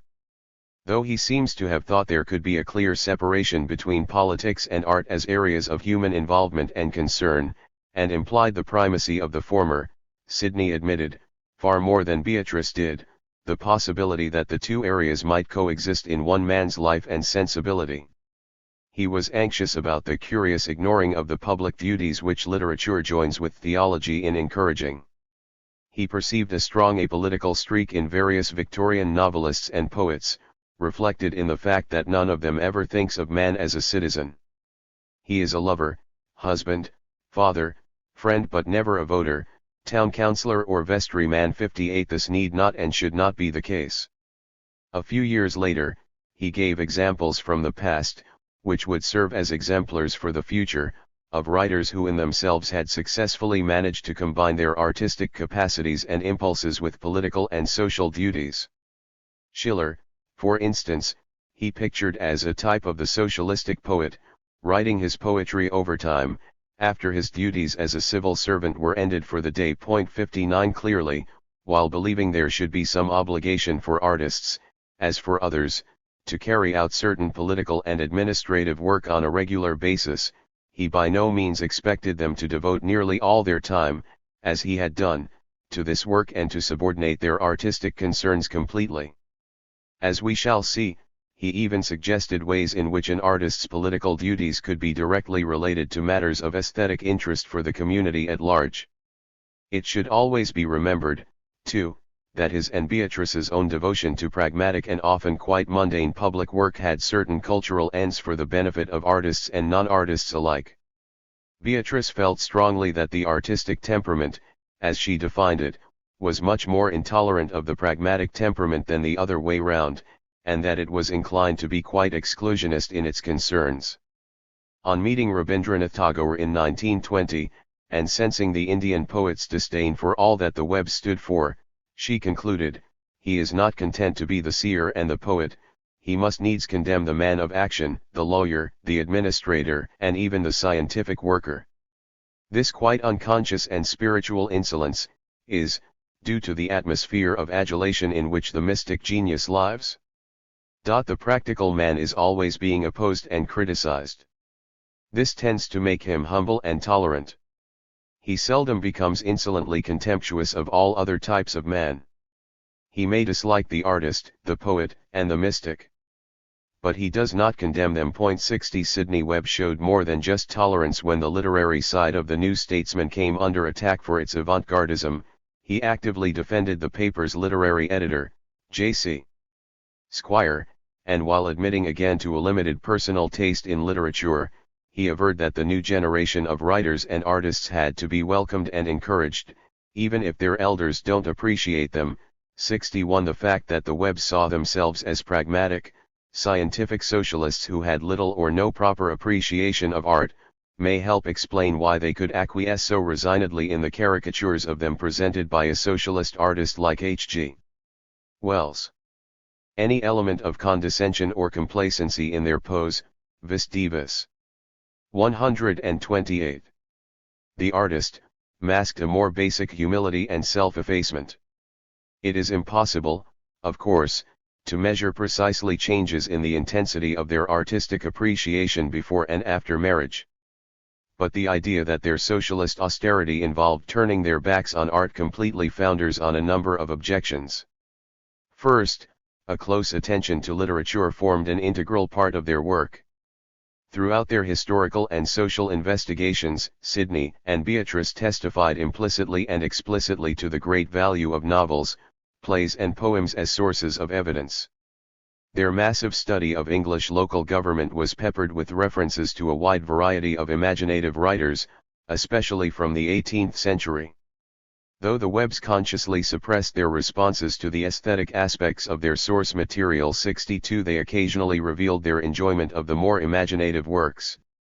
They commented in passing, for example, on the amusing qualities of a poem by Pope, on the liveliness of Smollett's novel, Roderick Random, and on the charms and delights to be found in Addison's portrayal of Sir Roger de Coverley and his milieu. 63 Apart from various allusions in their history of local government, there is little testimony to the Webbs' interest in poetry in the years of their partnership, whether as source material or for their own stimulation and enjoyment. Evidence of their continuing interest in other branches of literature can be adduced from a wide variety of their published and private writings. This suggests that the Webbs felt more at home with prose forms. It does not, however, indicate an incapacity for appreciating poetry.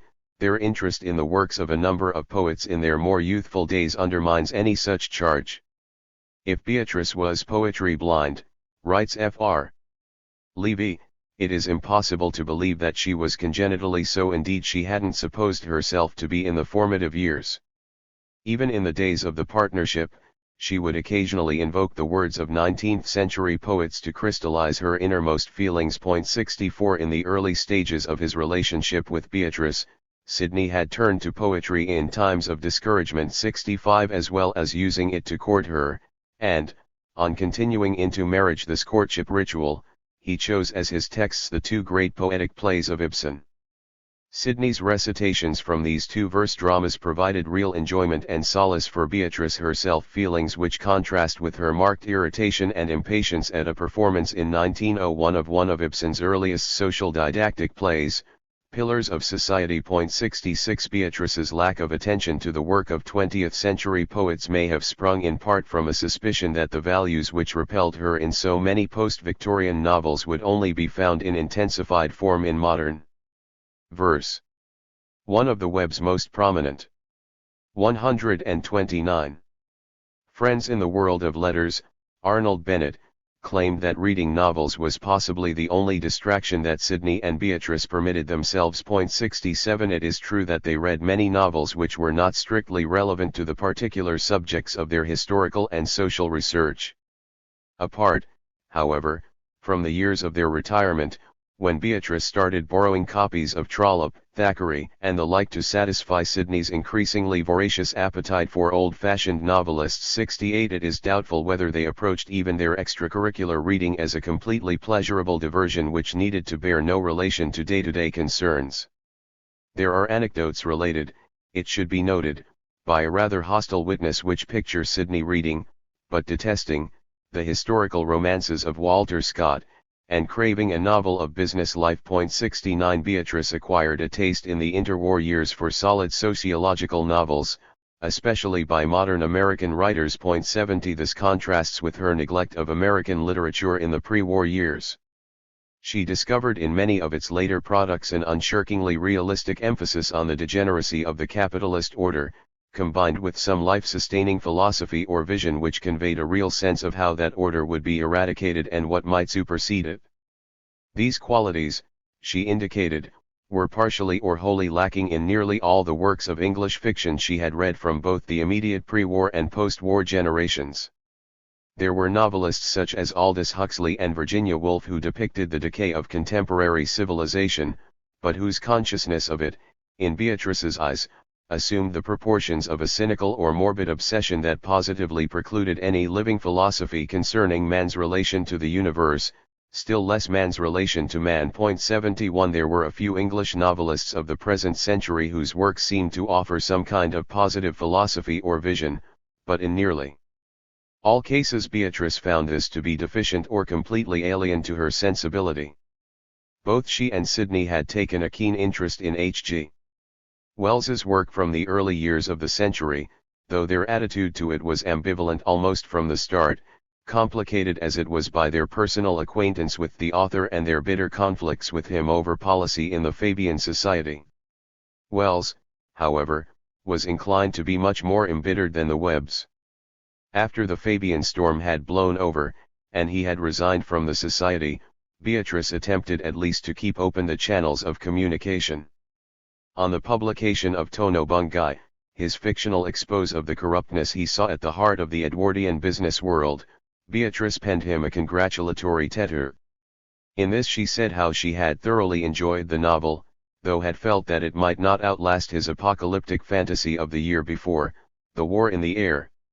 The few criticisms that she 130 offered were much milder than those she recorded in her diary, 72 but, judging from his wounded response to them 73 they served only to fan the fires of his fury, which blazed on for several more months, reaching its height in his searing caricatures of Beatrice and Sidney in the New Machiavelli. Beatrice's assessment of D.H. Lawrence was not complicated by any direct personal association with him. Partly for that reason, perhaps, she felt free to criticize him in unequivocal terms. But there was a deeper reason. She had severe doubts about the basic humanity of Lawrence's vision of mankind.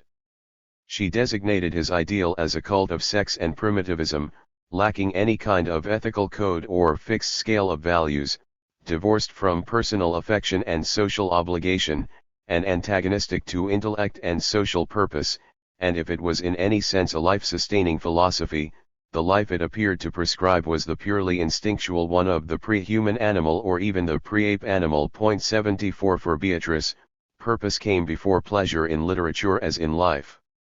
In the mid-1920s she had claimed that one of the unforeseen pleasures of old age had been the faint beginning of a liking for exquisite literature irrespective of its subject matter.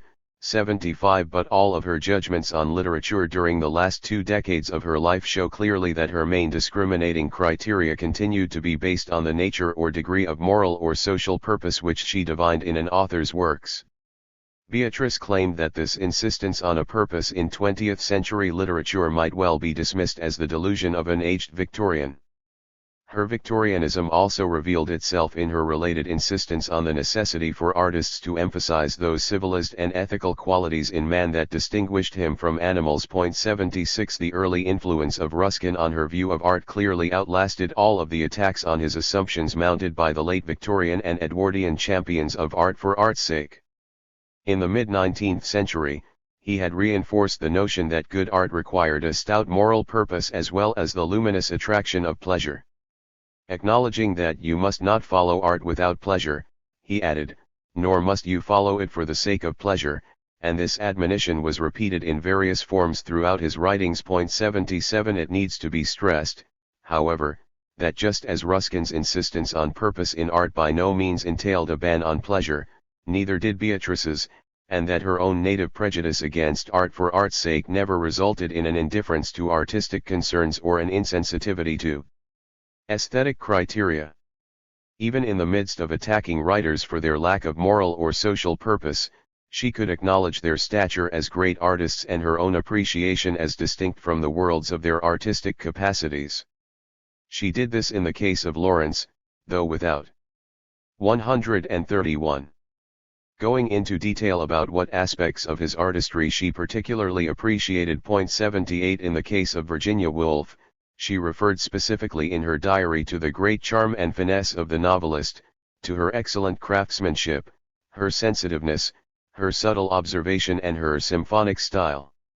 In a letter to Leonard Woolf some years earlier, Beatrice wrote that his wife had such an extraordinarily valuable instrument in her spiritual insight and literary gift that it would be a sin against humanity if it were lost to the world through Virginia's ill health. 79 Conversely, Beatrice could extend her usual line of attack on the moral deficiencies of contemporary English novelists to include aesthetic deficiencies. For example, she dismissed Aldous Huxley's novel, After Many a Summer, as an ugly book on account of the fact that she could find in it neither thought of any value, nor beauty in expression. 80 For all her emphasis on the significance of moral and social purpose in fictional writing, Beatrice was well aware from her own experience that novelists were, at bottom, defined and distinguished by the nature of their artistic medium and faculties, not by their ideas. In the days before her partnership with Sidney Webb she herself had been strongly tempted to take up novel writing. 81 And, on at least 2 occasions following the consolidation of the Webb partnership, Beatrice expressed a positive desire and, moreover, a positive intention to devote some of her time to writing a novel. She revealed explicitly on these occasions her conception of novel writing in contradistinction to social and historical writing as above all an artistic process requiring literary skills beyond the mechanical, and peculiarly rich imaginative resources. In February 1895 she wrote, "For the last 3 months an idea has haunted me that after we have ended our stiff work on trade unions I would try my hand at pure fiction in the form of a novel dated 60 years hence. It should not be an attempt to picture a utopia. It should attempt to foreshadow society as it should be. If we go on evoluting in a humdrum way. The truth is, I want to have my fling. I want to imagine anything I damn please without regard to facts as they are. I want to give full play to whatever faculty I have for descriptive and dramatic work. I want to try my hand at artistic work instead of mechanics. I am sick to death of trying to put hideous facts, multitudinous details, exasperating qualifications, into a readable form. Doubtless when I discover that I have no artistic faculties I shall turn back to my old love and write with equanimity, the history of municipal institutions. But before I can have this debauch I have a grind before me that must be got through however little I like it." Some 14 months later she spoke of continuing broodings of discontent. These were, she asserted, the special curse of a vivid and vigorous imagination, at present occupied in her dry work of analysis and abstraction. She felt she must someday write that novel and work in all those brilliant scenes she was constantly constructing. 82 These passages show clearly her view that the artistic process in itself 132 could effectively combine constructive purpose with pleasure. Fiction might provide a realistic vision of the future of society without involving the sheer drudgery of so much factual writing. The extracts also reveal, however, a lingering guilt on Beatrice's part about engaging in the artistic process herself. Even the pleasure of purposeful novel writing she deems a debauch, and she refers to the source of the artistic impulses within herself as a curse. Associated with the guilt feelings are her old feelings of inferiority and personal inadequacy regarding any artistic faculties. The novel she was so determined to write never in fact got off the ground. Her feelings of guilt and inferiority, and her habit of austere dedication to more mundane concerns, were probably too ingrained even by the mid-1880s for them ever to be resisted sufficiently long. Her diary itself, however, provided a channel for her artistic resources and frustrations, both in the opportunities it provided for personal observation and the construction of brilliant scenes, and in the regular relief it offered from the grind of her research work. She continued to see the people she met as possible characters for novels. 83 Furthermore, she remained interested throughout her career in the artistic process as it manifested itself in others. If she denied herself the pleasure of participating directly in the process, she gained vicarious pleasure through the advice, criticism, and encouragement she offered various colleagues of hers in the artistic world. "I am delighted," she told H.G.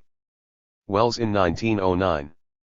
"that you are at work on a novel which is to combine all the great qualities of Tono Bungay with a study of the more ideal elements of human character." 84 The desire for novelists to produce the sorts of works she herself would probably have written had she felt she possessed the requisite artistic talent is even clearer from the remarks she made many years later on E.M.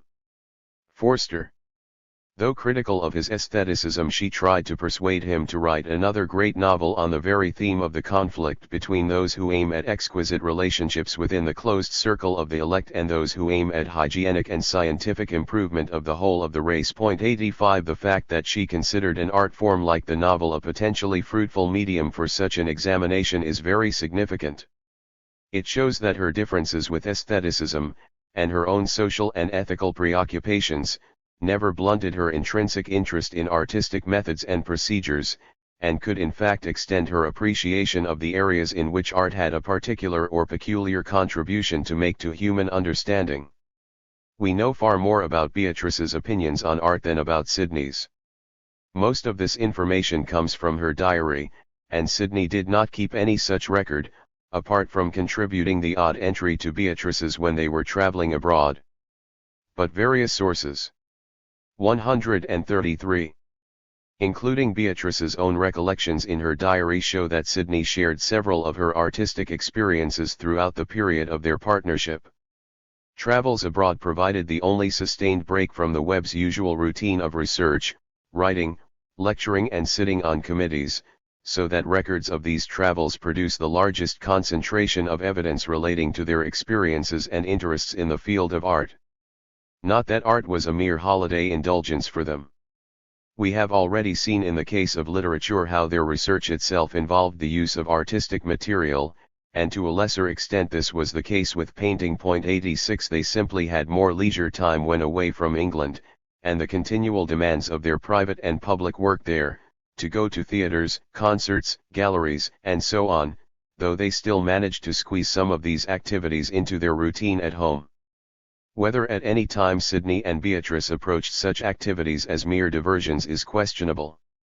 Even as a form of relaxation, art was endorsed by the young and pious Sidney as necessary for the fullest efficiency of life. 87 His travels abroad with Beatrice in later life were partly for purposes of efficiency-boosting relaxation, but they had a more direct curricular purpose as well.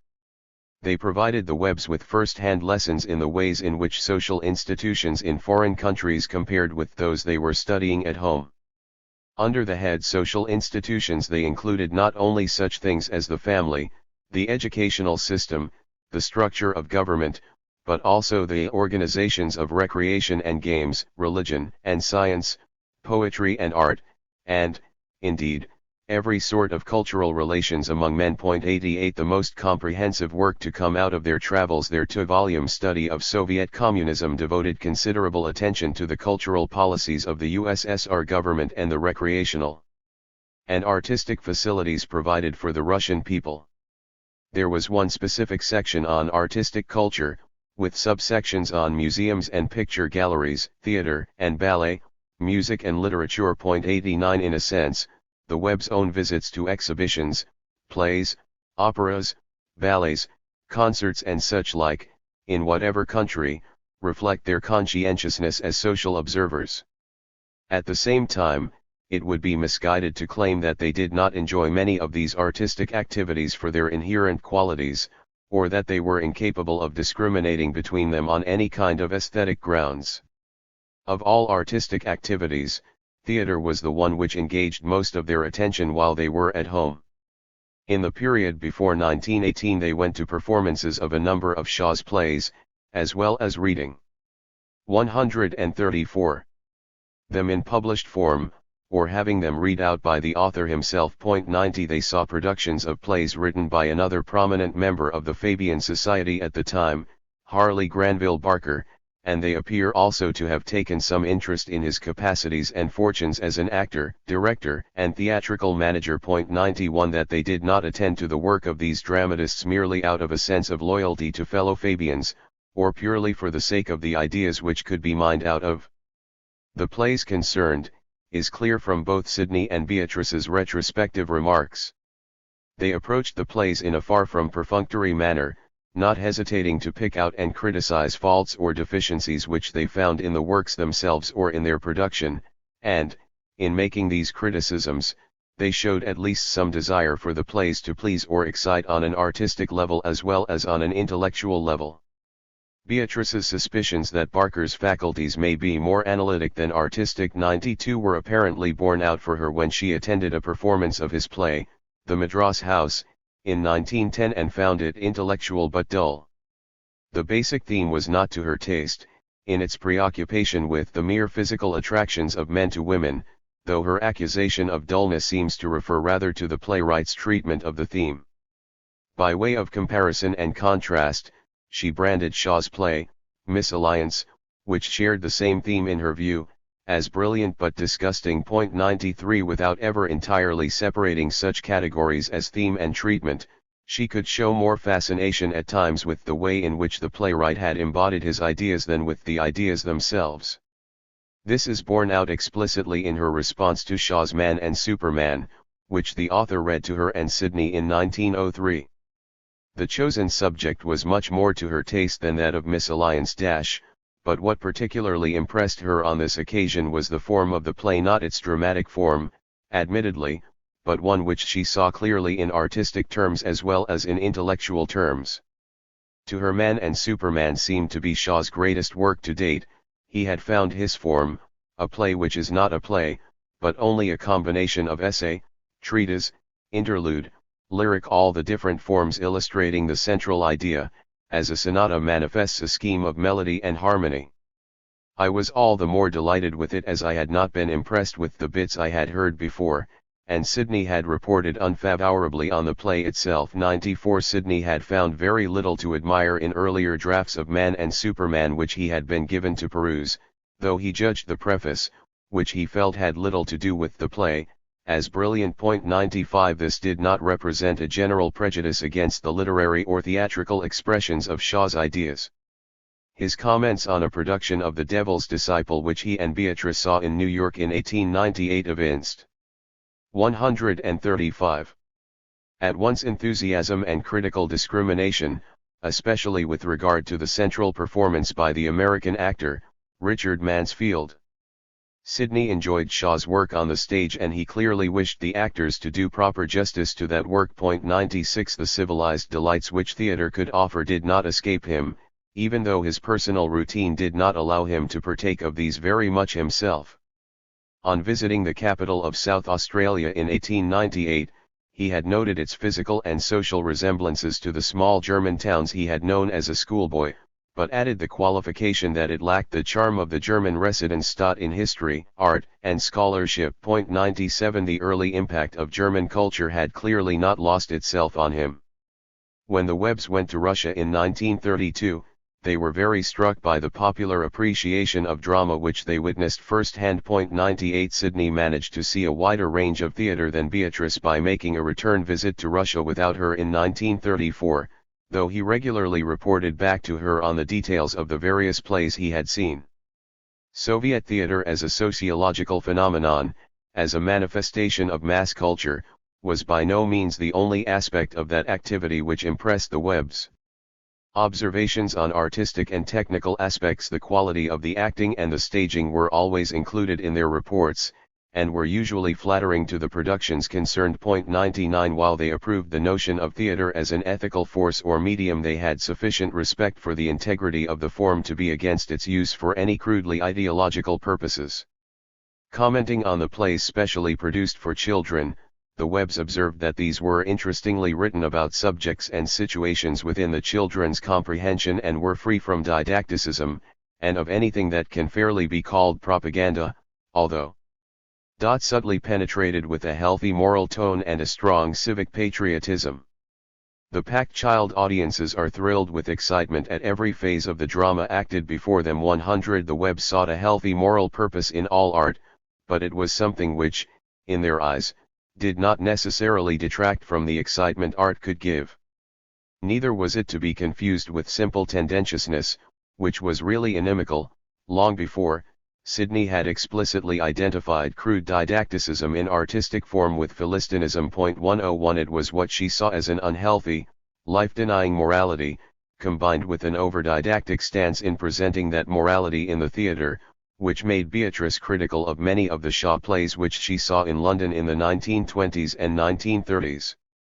Reviewing Too True to Be Good, for instance, which Shaw wrote in 1931, Beatrice claimed that it was a farce spoiled by a sermon, and a sermon spoiled by a farce, the farce being far better than the sermon. The first act, in being pure farce, was great fun, but the sermonizing which began in the second act had taken over. 136. By the third, and became so boresome as to make Beatrice want to go to sleep. 102 Beatrice's attitudes to Shaw in the interwar years show how highly she had come to prize fun and a genuine dramatic excitement in the situations which playwrights presented before their audiences. She opined that the only redeeming feature of the apple cart, the savage burlesque of a labor government which Shaw penned in 1928, was that it was very good fun. 103 In commenting, over 10 years later, on a play that Shaw had just started, Beatrice summed up many of her disappointments with his achievements over the past decade, on the dramatic as well as moral level. The play was in good King Charles's golden days, and Beatrice acknowledged that in the first scene there was much brilliant dialogue. If only he could bring in some sort of striking incident, she felt, and not limit himself to sparkling talk, the piece may turn out A1.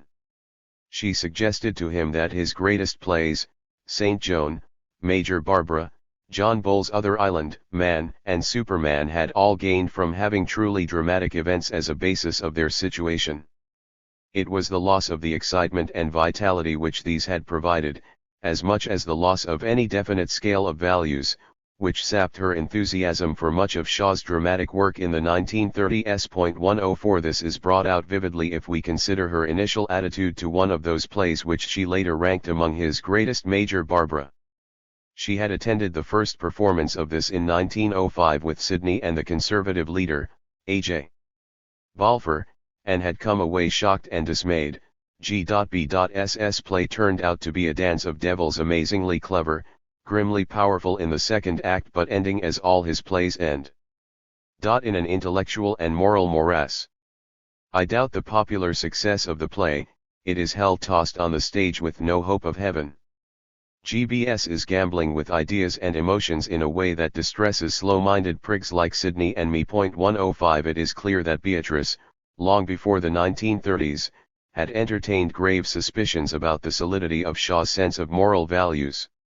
It would seem, then, that the sheer dramatic power of some of his earlier plays impressed itself on her more and more, so as to become an important measure of their greatness in her eyes when compared with the merely garrulous or sermonizing spectacles which she took his 30s plays to be. The firm placing judgment, which is how Fr. Levy has described Beatrice's initial response to Major Barbara, and on which he partly bases his own claims for her as potentially a good literary critic, 106 did not remain firm. But the shift in her attitude demonstrates, if anything, an increasing sensitivity to the more overtly dramatic qualities in Shaw's work, those which determine the degree of its effectiveness as theatre. By 137. The interwar years, in fact, her increased exposure to the theatre seems to have brought her to a fairly rounded appreciation of its attractions. She became as appreciative or as demanding of its artistic and technical aspects as of its moral and intellectual ones. She could thus dismiss the metaphysics of J.B.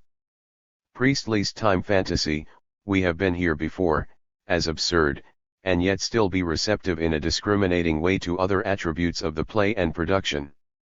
The characters, she said, were cleverly conceived and admirably acted, though the leading lady was a washout, whether in charm or credibility.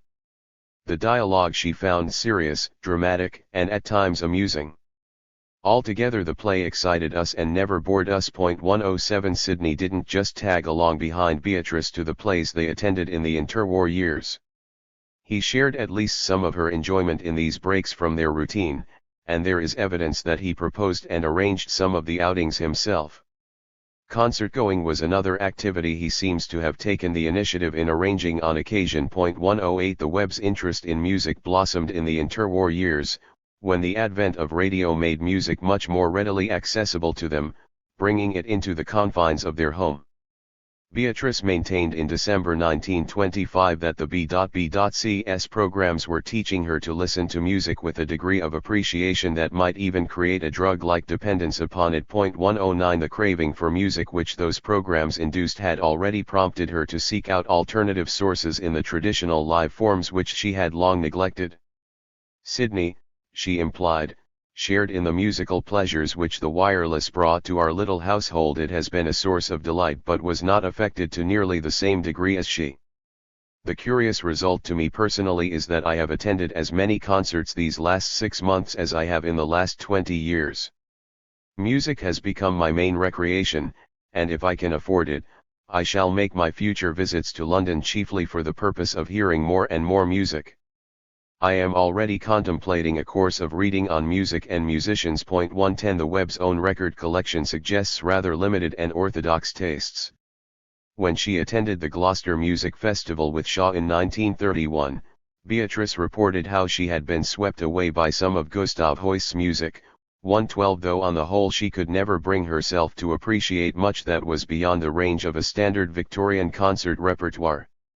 She couldn't understand the cult for folk music reflected in D.H. Lawrence's tastes.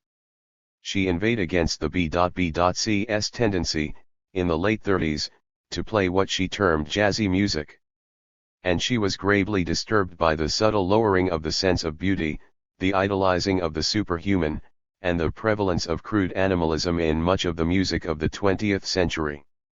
Her conservatism in these matters would appear to have sprung directly from the deeply religious impulses in her which lingered from adolescence. Prayer, albeit not of the specifically Christian variety, came to constitute an increasing preoccupation in her old age, together with music. She herself commented on the intimate association, whether as cause or effect, between prayer and the nobler and more enduring forms of music as well as of architecture, poetry and painting.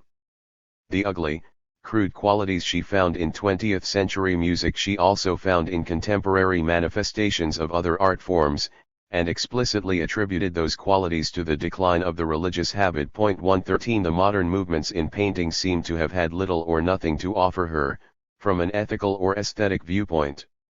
She seems in fact to have made little effort to cultivate a proper knowledge of the work of any major painters after the pre-Raphaelites, which contrasts with her efforts to become acquainted with the works of modern novelists and playwrights, no matter how distasteful some of these might have been for her.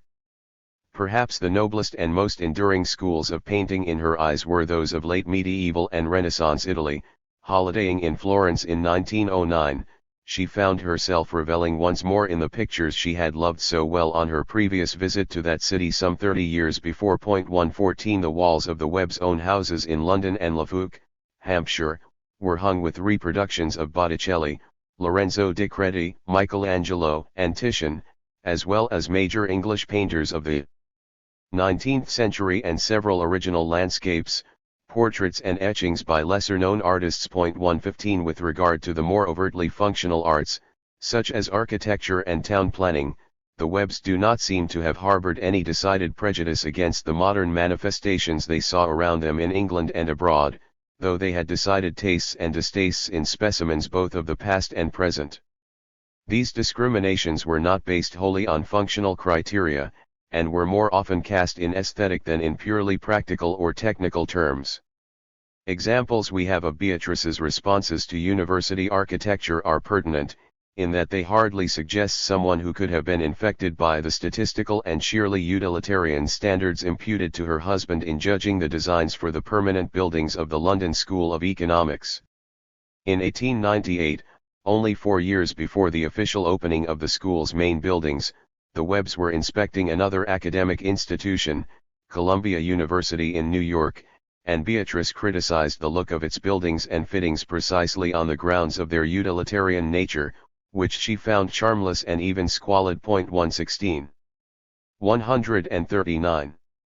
Sidney's impressions of other buildings show a tendency to respond more to their aesthetic appearance and overall feel than to technical and functional details. Writing to Graham Wallace a year or so after joining the Fabian Society, Sidney expressed considerable contempt for the pedantic, red-tape considerations which he saw behind the Romans' approach to architecture. Typical epithets of his in condemning or praising various buildings were, grossly materialist and industrial, splendid, magnificent, really beautiful, odd but attractive, ugly, and squalid. 117 When directly confronted with the problem of how to go about erecting, from scratch, a permanent home for the London School of Economics, all those involved in the planning necessarily paid a great deal of attention to basic practical and technical considerations. The sheer physical problems of providing space and facilities in the heart of a congested metropolis for whole generations of students, unable or unwilling to be accommodated by the traditional universities, no doubt led to compromises in the design whereby aesthetic considerations lost out to more functional ones. Webb himself cannot be entirely blamed for these. An account of the building of the LSE provided by a former director, Sir Sidney Kane, indicates that the design competition for the Passmore Edwards Hall, the focal building of the school, was judged by a committee in which other voices, notably that of William Garnett, Secretary of the Technical Education Board of the London County Council, had at least as much say as Webb's. The question of the building's outward appearance was not ignored, as is shown, for instance, by the inclusion in the design of external decorations in the fashion of the time. These adornments might appear to modern eyes as absurdly fussy and very remote in feeling, 118, and even in their day they could certainly not have appealed to all tastes. The Fabian Society's own tract on architecture and the arts of use, issued some 13 years after the opening of the Passmore Edwards Hall, criticized architectural adornments which were not properly integrated with the general concept and framework of a building, and made out that, ideally, aesthetic considerations and functional considerations in a design should not and could not be separated. But the tract also made out that contemporary capitalist society, as distinct from medieval society or a future socialist state, hardly provided the social and economic conditions for these ideal standards to be applied. 119 And realism, in the face of adverse conditions, rather than Philistine insensitivity, is precisely how Kane prefers to characterize the regard which the planners of the LSE paid to utility and economy of space. 120 Writing to May Morris in 1910, Webb himself defended the London County Council against charges of Philistinism in its architectural policies. 140. The poor L.C., he wrote, has no malign or Philistine intentions. It is deadly anxious to do the right thing in these art matters, but is bewildered by the diversity of the artistic advice pressed upon it. And no artist person will come forward to take his share in London government. I fancy the artists of the 16th century would not have thought the LCC work alien to or beneath them. I speak feelingly, because the LCC means well in art, necessarily exercises great influence on art education and production, is always very adversely criticized by the art world, but no art person comes forward to fight a c.121. In other words, Sidney suggested, the cause of civic art suffered more from the political irresponsibility of artists than from the aesthetic deficiencies of politicians. These were not just vain rationalizations. From the 1890s, Webb had made active attempts to recruit artists to the L.C., at least in a consultative capacity. During that decade, while serving as a member of the Technical Education Board, he persuaded his colleagues to appoint one of William Morris's best-known disciples, W.R. Lethaby, as art advisor to the board, together with the architect and designer, G.T. Frampton. That appointment prepared the way for Lethaby's co-principalship of the Central School of Arts and Crafts, founded under the aegis of the LCC in 1896.122. This aesthetic permeation of a political body was not a completely fruitless undertaking. Other architects, who had found their inspiration in Morris and the arts and crafts movement, were employed by the LCC to design its housing estates, and these have won the admiration not only of recent observers, for whom any contrast with the monotonous bleakness of most modern estates could not help command respect, but also of fastidious contemporaries. One of these was Eric Gill, not normally an enthusiast for any enterprise with which Sidney Webb was associated. 123 Webb's special pride, as voiced in his letter to May Morris, was not the new houses built by the LCC so much as its preservation policy with regard to houses of historical interest. In this matter at least, he claimed, we have done well from the artistic point of view. 124 With respect to places relatively free of London's congestion, Sidney was well able to appreciate any harmony achieved between beauty and function in more recent buildings. For instance, he enthused over the layout and architecture of Adelaide, the South Australian capital, as charming, attractive, wisely planned and full of amenity, unostentatious and refined. 125 Both the Webbs found a real magnificence, from the architectural standpoint, in some of the most functional buildings in the Soviet Union, though they readily acknowledged that the execution did not always match the quality of the architect's conceptions, and that a large heritage of ugliness from previous centuries of tsardom still pervaded. 141. The outward forms of Russian life. 126 For Beatrice, at least, an ideal of architecture seems to have presented itself in the mingled art and nature which she saw immortalized in the building and setting of the ancient Greek monuments in Sicily. Visiting these in 1926, she observed, "The peculiar charm is that these magnificent buildings stand away from human habitation, in the midst of rocky mountains with background of seacoast and surrounded with semi-tropical plants and shrubs and trees, a setting that is far more attractive than that of a modern city like Rome. I certainly had never realized the wonders of Greek art before I came here." 127 This passage clearly demonstrates Beatrice's continuing enjoyment of natural beauty in the days of her partnership with Sidney, and numerous other instances can be cited. 128 H.G. Wells's depiction of the Beatrice figure in the New Machiavelli as insensitive, even hostile, to the beauties of nature and the countryside is perhaps the grossest distortion of all in his caricature of the Webbs. There is evidence to suggest that Sidney shared much of her simple pleasure in the countryside. 129 The Webbs renounced many pleasures out of a deliberate and conscientious policy of austerity, but this austerity did not amount to a completely joyless and comfortless asceticism. They lived simply and frugally and worked long and hard, but by Victorian middle-class standards and in middle-class terms. 130 The houses they inhabited did not boast any sumptuousness in fittings and furnishings, but as can be seen from the inventories of furniture and household goods which they compiled, there was a solidity and lack of tawdriness about these things which went beyond the bounds of serviceability or utilitarianism, leave alone bare necessity. We know that Beatrice went shopping for Morris wallpapers and furniture, and, testifying further to their fondness for the products of the arts and crafts movement, there was a fire screen by C.R. Ashby in the Webb's house, which was photographed by the art journal. 111 Beatrice even claimed that the nature of the work to which the Webbs had chosen to dedicate their lives, being of a quite different order from manual routines, made special working and living conditions imperative. I am, of course, disqualified, she claimed, for the ordinary communal life by my need for privacy as an intellectual worker. For me, a private sitting room is not a luxury, but a necessity. 132 She continued to feel guilty about the relative luxury of her and Sydney's life, compared to the daily grind of the majority, but she felt that from the point of view of efficiency, a resolute sacrifice of all physical comfort and amenity was pointless.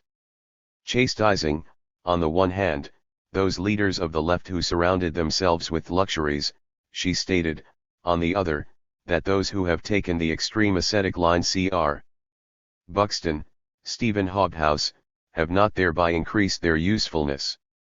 She and Sydney, 142, had tried to compromise, leaning heavily towards the simple life.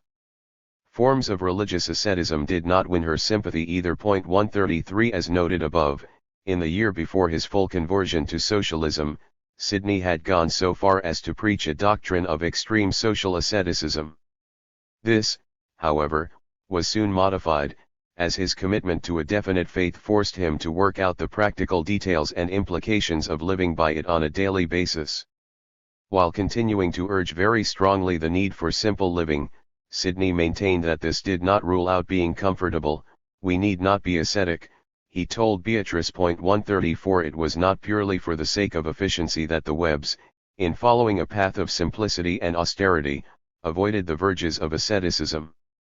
Summing up, in their prospective constitution for a socialist state in Britain, their ideal of honest public service, they asserted, no socialist expects, or even desires, a race of self-sacrificing saints who deny to themselves that enjoyment of life which they seek to maximize in the life of other people. 135 The record of their responses to the arts, during the years of their partnership, is significant for the evidence it provides of the Webbs' own capacity and desire for enjoyment. Within the restraints of their rigorous work routines and their anti-hedonistic principles. Those routines and principles have usually been seen as prohibitive of enjoyment or pleasure, and symptomatic of a grimly ascetic approach to life, intended as much for others as for themselves. 136 This is a misleading label as far as it applies to themselves, and as far as it applies to their policy for others, it does not square with their reference in the Constitution nor with earlier and later references elsewhere. 137 To the general socialist aim of maximizing the enjoyment of life. From a variety of motives, individual Fabians themselves have often voiced substantial criticisms of Fabian socialism. In attempting to redirect Fabianism along new paths as a way of dealing with the limitations of the old, some members of the society have tended to overstate the extent of these limitations and to exaggerate the novelty of their own reforms. Overstatements of that kind may have a constructive intent and value in keeping the movement buoyant, but too much should not be read into them. If taken at face value as historical evidence, they can be damaging and distorting. Thus the criticisms of one of the most renowned of recent Fabians could very easily be used to corroborate the grim, ascetic image of the society favored by outside observers. Anthony Crossland has argued that an active concern with human happiness can at least claim the sanction of one powerful stream of socialist thought that stemming from William Morris, but he then says that other, nonconformist and Fabian, influences wear a bleaker and more forbidding air. He associates this bleakness with the Webb tradition in particular, and claims that for one brought up as a Fabian the time has come for a reaction against it, involving a greater emphasis on such things as culture, beauty, leisure, total abstinence and a good filing system are not now the right signposts to the socialist utopia. Certainly, there were important differences of substance and style between Morris's conceptions of socialism and the Fabians' conceptions, but to suggest a clear-cut dichotomy between their general approaches to socialism, simply on the basis of the received picture of Webbian austerity, oversimplifies the historical facts with regard both to Morris and the Fabians. Broad parallels, as well as divergences, can be found between the two lines of approach, even if one associates Fabianism merely with the Webb's views. We have seen in the last chapter that total abstinence from life's pleasures, especially artistic pleasures, was never observed or prescribed by either member of the partnership. On the other hand, both Sidney and Beatrice censured any abandon to pleasures associated with mere self-indulgence or personal luxury. What self-indulgence or 143. 144. Luxury may have constituted was a matter of individual interpretation, but to have countenanced any association between pleasure and these things would have meant breaking with a basic principle of all brands of socialism, including William Morris's. Morris's ideal of future society envisaged the utter extinction of all asceticism, and he equated this with a free and unfettered animal life for man, in which there would no longer exist the least degradation in being amorous, or merry, or hungry, or sleepy. The passionate extremity of Morris's stance against asceticism, which the Webbs never emulated, and may well have shrunk from, was nevertheless accompanied in his writings by pleas for renunciation on the part of the middle class and by an acceptance of the inconveniences of martyrdom thereby involved. Such hardships were to be expected in the struggle to achieve the future society. And Morris emphasized that once that society had been established, the exercise of the senses and passions was to be free only up to the point where this did not injure the other individuals of the community and so offend against social unity. The extinction of asceticism necessarily demanded the extinction of luxury, as luxury was a product of sickly discontent with the simple joys of the lovely earth. A non-ascetic simplicity of life was the phrase he chose to sum up his conception of the goal to which socialists should be aspiring to, and this somewhat tempered formulation of his views is one which could be used to sum up the personal habits and social goals of the Webbs as well. The fact that the austere measures taken by the Webbs to simplify their own lives exceeded those which they expected of their colleagues or of the citizens of any future socialist state highlights some of the difficulties involved in summing up and comparing attitudes in this way. The rule of simplicity was not only variously interpreted by different individuals but could also be variously applied by the same individuals, and there were corresponding variations in the degree to which they attempted to avoid the excesses of asceticism. The phenomenon of asceticism itself is difficult to define precisely, there are so many possible forms of it. Understandably, neither Morris nor the Webbs explain their own conception of it in so many words. One Victorian writer, however, in whose works they all steeped themselves, offered in passing a convenient capsule definition. This was Ruskin, who in modern painters equated asceticism, in general, with the refusal of pleasure and knowledge. He contended that there was much to be respected in several of its forms, but that on the whole it did not represent a healthy or central state of man and was not advisable for large numbers. He spoke of the due comforts of life and of the refinements allowable when connected with toil, and in presenting in a later work his model of an alternative form of society to 145. The one existing under industrial capitalism, the so-called St. George's Company, he assured prospective members that they need fear no monastic restrictions of enjoyment, we profess no severities of asceticism at home. 3. The Webbs' conceptions of pleasure or knowledge may have differed considerably from Ruskin's. There is as much confusion over these terms as there is over simplicity. Clearly, however, in their own terms, the partnership never refused or rejected pleasure and knowledge per se. While urging the renunciation of any socially irresponsible form of these things, Sidney and Beatrice also conveyed the positive value to mankind which such phenomena could have, especially under socialism. And, in practice, they never aspired to live by the example of modern ascetics, such as Gandhi. 4. While rejecting the severities of asceticism, they both acknowledged a streak of Puritanism running through certain attitudes of theirs, and this is perhaps a more appropriate label to describe their personal and social strictures.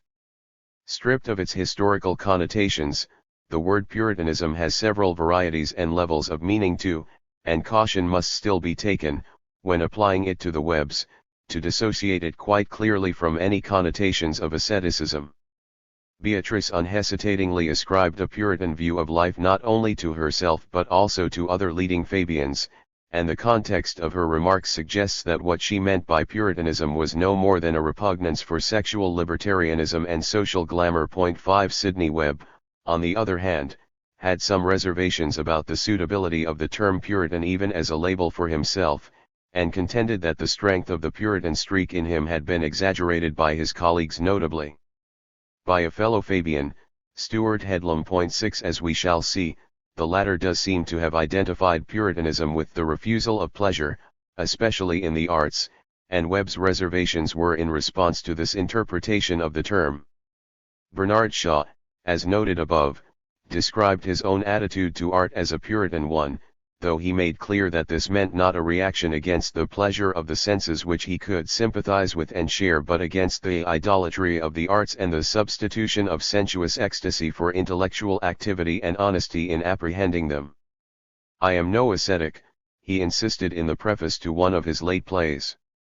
He went on to explain that he would and could live the life of the idle rich if I liked it, and that his sole reason for not living that sort of life sprang simply from dislike, and not from any positive inclinations to self-mortification. 7 In a lecture to the Fabian Society a few years earlier on the climate and soil for labor culture, he openly criticized various forms of asceticism, claiming that if a labor government came to power, its continual task would be trying to decide where to draw the line between the extremes of a simple lifer who is really a beachcomber, a 146 gypsy, or a savage, and the artificial voluptuary. Also, between the two sorts of ascetics, who desire, respectively, as much strenuous work, and as much pious meditation as the human frame can bear. Shaw implied elsewhere in the lecture that his fellow Fabians may not be very good at drawing this line, without specifically calling them ascetics of any sort. He maintained that the members of the society had as a whole turned their backs on anything written from the point of view of the artist aiming at a rich, free, and joyous life, and had proceeded on the common British assumption that art is immoral and that painters and musicians are long-haired cranks and free lovers. This was not simply a reiteration of his view that the Fabians were Philistines. Their resistance to the joyous life, rather than to art, was the focus of his criticism here.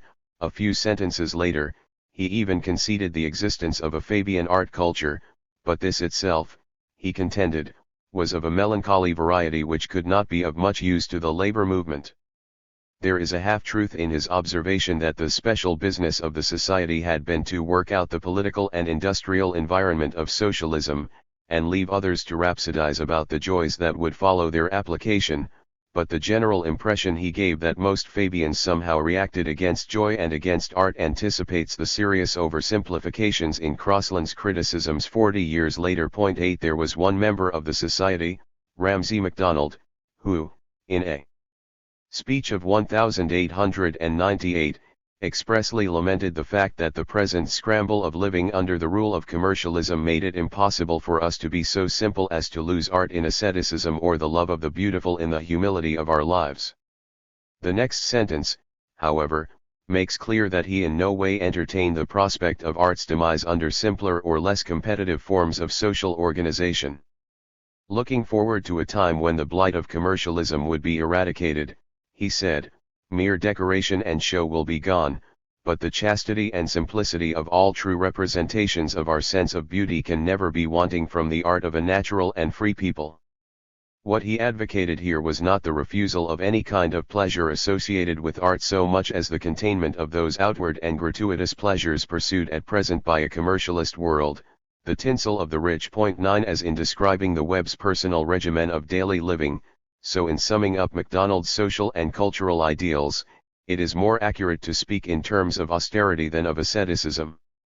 The former term was used specifically by the writer of the official Fabian tract on the arts, Arthur Clutton Brock, to sum up the processes involved in attaining an ideal which was closely akin to MacDonald's.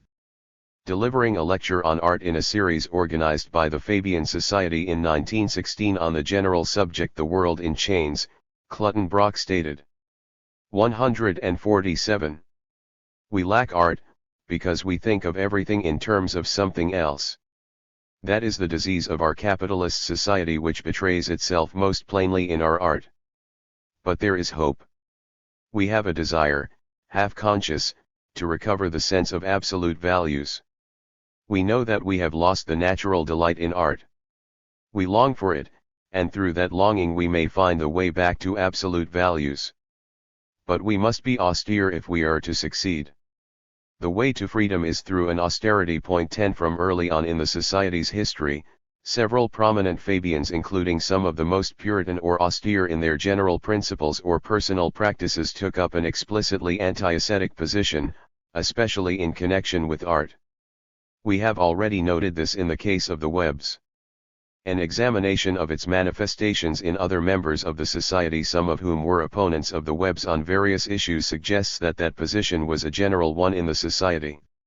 In accordance with his avowed distaste for romantic art, the father figure of the Fabians, Thomas Davidson, defined true art as the sum of those means and methods which intelligence, love, and freedom employ to subordinate and regulate the sensual faculties: instinct, sensation, action. But he made clear that the sensual faculties were not intrinsically bad or dangerous, and that if they were properly held in check, they actually served an invaluable function. The intellectual faculties are starved if the sensual faculties are not made to toil for them. He concluded that for this reason sensuality and asceticism are both great drawbacks to high spiritual life. Point 11. In some of his later utterances, Davidson appears to have developed a moral repugnance for all art which could be seen as a type of asceticism, but he was expressly criticized for this by one of his closest and earliest Fabian disciples, Percival Chubb. While mapping out a program of rigorous self-discipline in his educational pursuits, Chubb showed an anxiety to avoid any tendency to a mere narrow asceticism in his personal behavior. And though censorious of the contaminating influences of luxury, especially on the arts, he found himself having to defend art, in its more recent forms, against the increasingly severe strictures of his old mentor. In its pure idea, Chubb argued, art did not represent mere self-embellishment on the part of its creators, as Davidson appears to have suggested in his later years.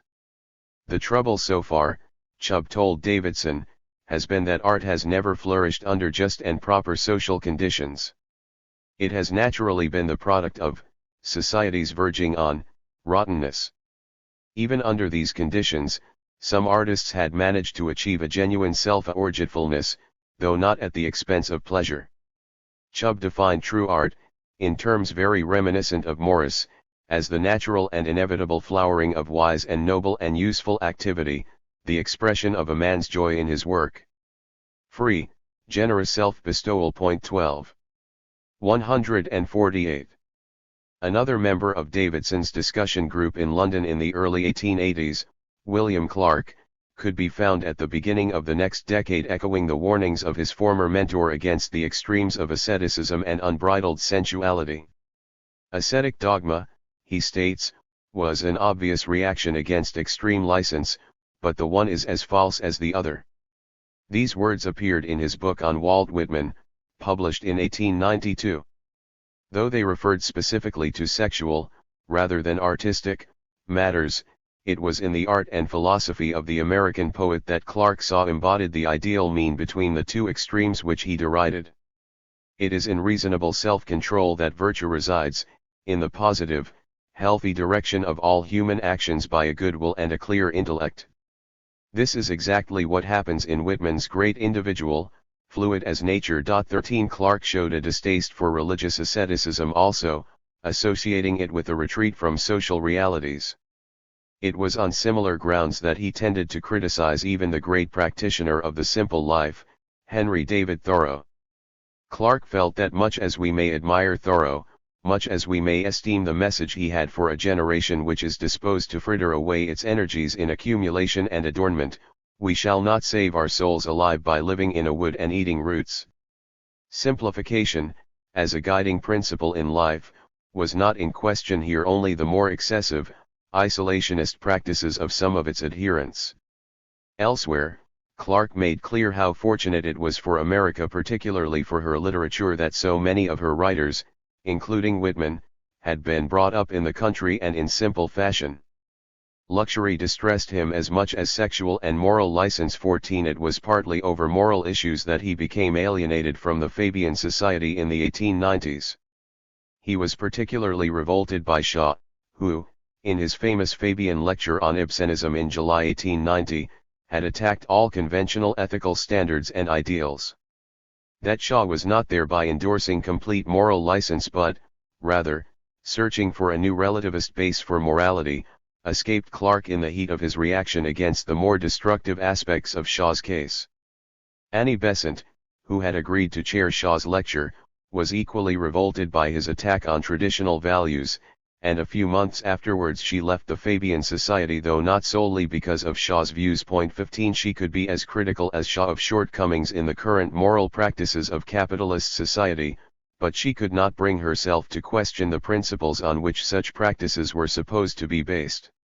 For all these traces in herself of a basic moral conservatism, she came out strongly against what she called the Puritan narrowness of English middle-class life, which had made healthy and natural art impossible and stamped as evil brightness, gaiety, and laughter. This denunciation was published in the pages of her 149 journal, Our Corner, a year after her adhesion to the Fabian Society. 16 Evidently, the sense she attached to the word Puritan was quite different from that given it either by Shaw or Beatrice Webb. Rather than redeeming it, as they tended to do, from any association with asceticism or the refusal of pleasure, she tended to emphasize that association, albeit implicitly, and attacked Puritanism on that basis. The association of Puritanism and asceticism in Annie Besant's mind, and her joint reaction against both these phenomena, as she conceived them, may have originated through her connections with the anti-Sabbatarian and free thought movements in the decade before she took up socialism. One of the first occasions on which she gave vent to her celebrated oratorical powers was in a discussion of a paper dealing with the question of opening museums and art galleries on Sundays. 17 Her interest in this question culminated in her taking over the leadership of the National Sunday League, an organization devoted to the task of lifting bans on cultural and recreational activities on the Sabbath. These bans, imposed by municipal administrations, were a symptom of the sort of Puritan attitude she later stigmatized in her article in Our Corner. The Sunday League was closely linked with the free thought movement with which she had come into contact in the 1870s after losing her faith. 18 And, as she related in her autobiography, the tenets of scientific materialism to which she and other freethinkers subscribed had a strong anti-ascetic bias, particularly with regard to sexual matters. This did not imply, however, any tolerance of sexual libertarianism, something which would hardly have squared with her fundamental conservatism in moral matters. Regarding it as hopeless, as well as mischievous to preach asceticism, she claimed that the doctrines of scientific materialism sanctioned the exercise of the sexual instinct within the limits imposed by temperance, the highest physical and mental efficiency, the good order and dignity of society, and the self-respect of the individual. In all this there is nothing which implies approval of licentiousness, profligacy, unbridled self-indulgence. 19 In the practice and enjoyment of art, as well, she counseled restraint and castigated self-indulgence or overindulgence. She criticized the early poetry of Swinburne, for example, for its unrestrained and unpruned luxuriance of fancy and its wealth of musical language which replaced instead of expressing thought. 20 And in accounting, in her socialist writings, for the cultural deprivation of the laboring masses, she tended to place even more blame on the tendency of the upper class to luxuriate in art and beauty without doing their share of daily work than on the repressive Puritan elements within the middle class. 21 The kind and degree of restraint which she demanded in artistic matters could, in fact, qualify Annie Besant herself as a Puritan in the modified 150 Shavian sense, just as the restraint she counseled in sexual matters, and her reasons in support of it, align her viewpoint to an extent with the sort of Puritanism subscribed to by Beatrice Webb. This is not to suggest, of course, that there was a basic unanimity on all issues behind the semantic differences. The outrage of Annie Besant and William Clarke at Shaw's lecture on Ibsenism, Sidney Webb and Graham Wallace were not nearly so disturbed by it. 22 Shows clearly that the Fabians' moral views at least, and the implications these had for their attitudes to art, cannot be reduced to any simple programmatic line. Nonetheless, a shared anti-ascetic tendency often strongly avowed threads its way throughout all such disagreements among the Fabians. While resistant, in itself, to any uniform definition, appearing as it does in various shades and grades, its general persistence needs to be emphasized strongly here, as a counter to the prevailing image of Fabian socialism as a grey and joyless creed. The extent to which the Webbs, personally, renounced various artistic activities in the interests of more immediately pressing social concerns represents the furthest extreme of austerity practiced by any of the Fabians. That deliberate austerity sprang not only from their sense of priorities, but also from their own lack of confidence and sophistication in artistic matters. Almost from the time the society was born, however, there can be found representatives of an opposite extreme who, if not actual practitioners of the arts in some way, were passionate connoisseurs and indefatigable advocates of the pleasures which art could afford all classes of men. Among their number may be included such long-standing Fabians as Hubert Bland and Stuart Headlam, both of whom joined the society in the 1880s and remained active members throughout all those phases of anti-Webb feeling over the next 2 decades when several younger members felt compelled to resign. The extreme which Bland and Headlam represented did not, in fact, take the form of a cohesive faction working in direct opposition to the Webbs. Apart from the contacts afforded them by their work for the Fabian Society itself, both Bland and Headlam were sufficiently prominent to be elected to its executive committee several times and to be asked to contribute every now and then to its lecture program and printed propaganda. The activities and writings of these two men were almost totally independent of each other, as were their specific ideas and enthusiasms. Their general concern for the proliferation of pleasure, especially in the arts, brought them closer together for a short while in the early years of the new century, when they became leading activists with various other Fabians in a body calling itself the Anti-Puritan League. The manifesto of the League, which will be dealt with in more detail below, gave no indication that the so-called Puritanism of the Webbs was among its targets. Its specific attack was directed against certain policies of the 151 London County Council. Though we know from other sources that Headlam at least did include Sidney among the Puritan bugbears despite the latter's protestations, it is clear that neither this issue, nor the much more fundamental dispute between the two men over the administration of London schools, threatened to alienate Headlam from the Fabian Society or poison his cordial personal relationships with Webb. 23 He initially supported H.G. Wells's attempts to renovate the society, serving on the Special Committee of Fabians which in 1906 endorsed the novelist's criticisms of traditional methods of socialist propaganda, but he never followed Wells in turning the dispute over policies into a bid for dominance over the influence of the old gang. After all, by virtue of his age, Headlam was really a member of the old gang himself, and he did not abandon the society, as Wells abandoned it, after the attempt to reform it had failed. Bland became actively opposed to Wells, though not purely out of deference to the feelings of his beleaguered colleagues of the old gang. There was a personal motive too, in that Wells, notorious for his philandering, began to turn his sexual attentions towards Bland's daughter, Rosamund.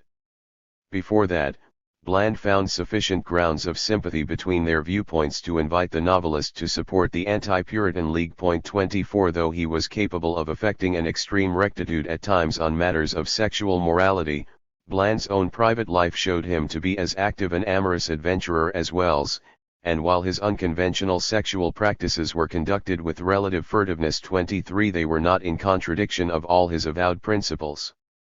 Passages in some of Bland's journalistic and literary works plainly endorsed a relativist, circumstantial and self-determined morality in preference to an absolute, universal, and socially imposed one. 26 Such sentiments suggest an affinity with Shaw's Ibsenist views, though some of Bland's statements appear to go well beyond Shaw or Ibsen in the direction of libertarianism, and to disregard any kind of moral considerations. Take, for example, the concept of pleasure which he put forward in a volume of epistolary essays addressed to a fictional daughter, Alexa. The pleasures of life, it was claimed here, consist in the gratification of instincts, either inherited or cultivated. To suppress an instinct, is to shut oneself off from an opportunity, to narrow the range of one's emotions and one's intellect, to diminish the number of one's sensations, it is to be incomplete. 27 If Bland had been talking of life as he envisaged it in a socialist state of the future, there might be some grounds for associating the pursuit of pleasure which he endorsed here, based on the uninhibited play of instincts, with Morris's vision of a free and unfettered animal life for man. Morris and Bland themselves, we have seen, both testified to the bonds of sympathy which linked each. 152. Others' outlooks. It was in the year following the publication of his letters to a daughter that Bland recalled Morris's potent influence in turning him to the socialist faith in the first place. The remarkably advanced Edwardian father, however, who was supposed to have penned the above passage, did not place it in any kind of socialist context, and was evidently proffering his views on pleasure as a guide to conduct in the present. Without any acknowledgement such as Morris explicitly made in proffering his socialist vision of the need for certain checks on personal freedom in the interests of the whole community, the views in this passage could even be interpreted as a form of amoral individualism. It would be wrong to identify any such views automatically with Bland's own position, because of the fictional framework in which he chose to expound them, and because of what we know from other sources of his adherence not only to the socialist faith but also to the Roman Catholic faith. 28 The fact, however, that he could even toy with extreme libertarian notions, and risk having his name associated with them, emphasizes his distance from the Webbs. His adherence to the socialist and Catholic faiths, with their implicit social and moral checks on the individual's behavior, was by no means self-evident from all his writings and may have gone completely undetected by the casual reader of Letters to a Daughter. Bland's position on questions relating to artistic pleasure in particular indicates further confusions and inconsistencies in his thought, though, again, these can be partly attributed to the fictional or semi-fictional mode of much of his writing, and to the variety of voices and personae he adopted. While on some occasions he explicitly acknowledged the association of art and beauty with wider moral and social considerations, on other occasions he ignored these associations altogether, or came close to denying their significance either for artistic creativity or for artistic appreciation. Whatever view he happened to be putting forward, whether in his own voice or that of a persona, his main concern was almost always with the qualities of artistic style and form which gave pleasure to the senses, and the particular weight of his emphasis on these qualities was the measure of his divergence from Shaw as well as the Webbs.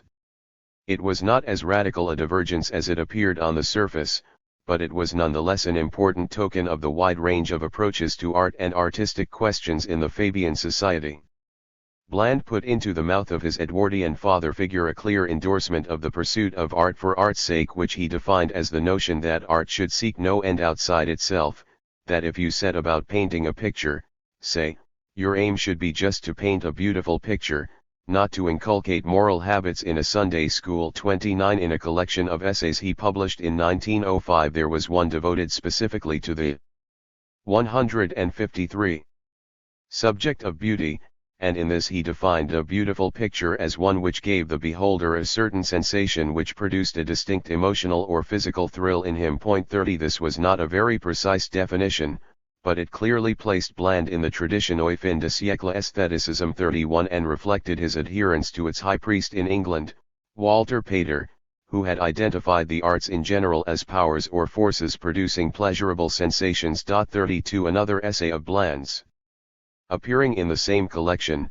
concluded with a remarkable paean to Pater, in which the art critic's own exhortation to pursue the love of art for its own sake was quoted and richly commended. Never was a sounder philosophy given to man, by prophet, priest or sage, Bland contended. 33 The statement might be thought to cut right across his allegiance to William Morris, whose artistic sensibility Bland claimed had confirmed the attractions of socialism for him.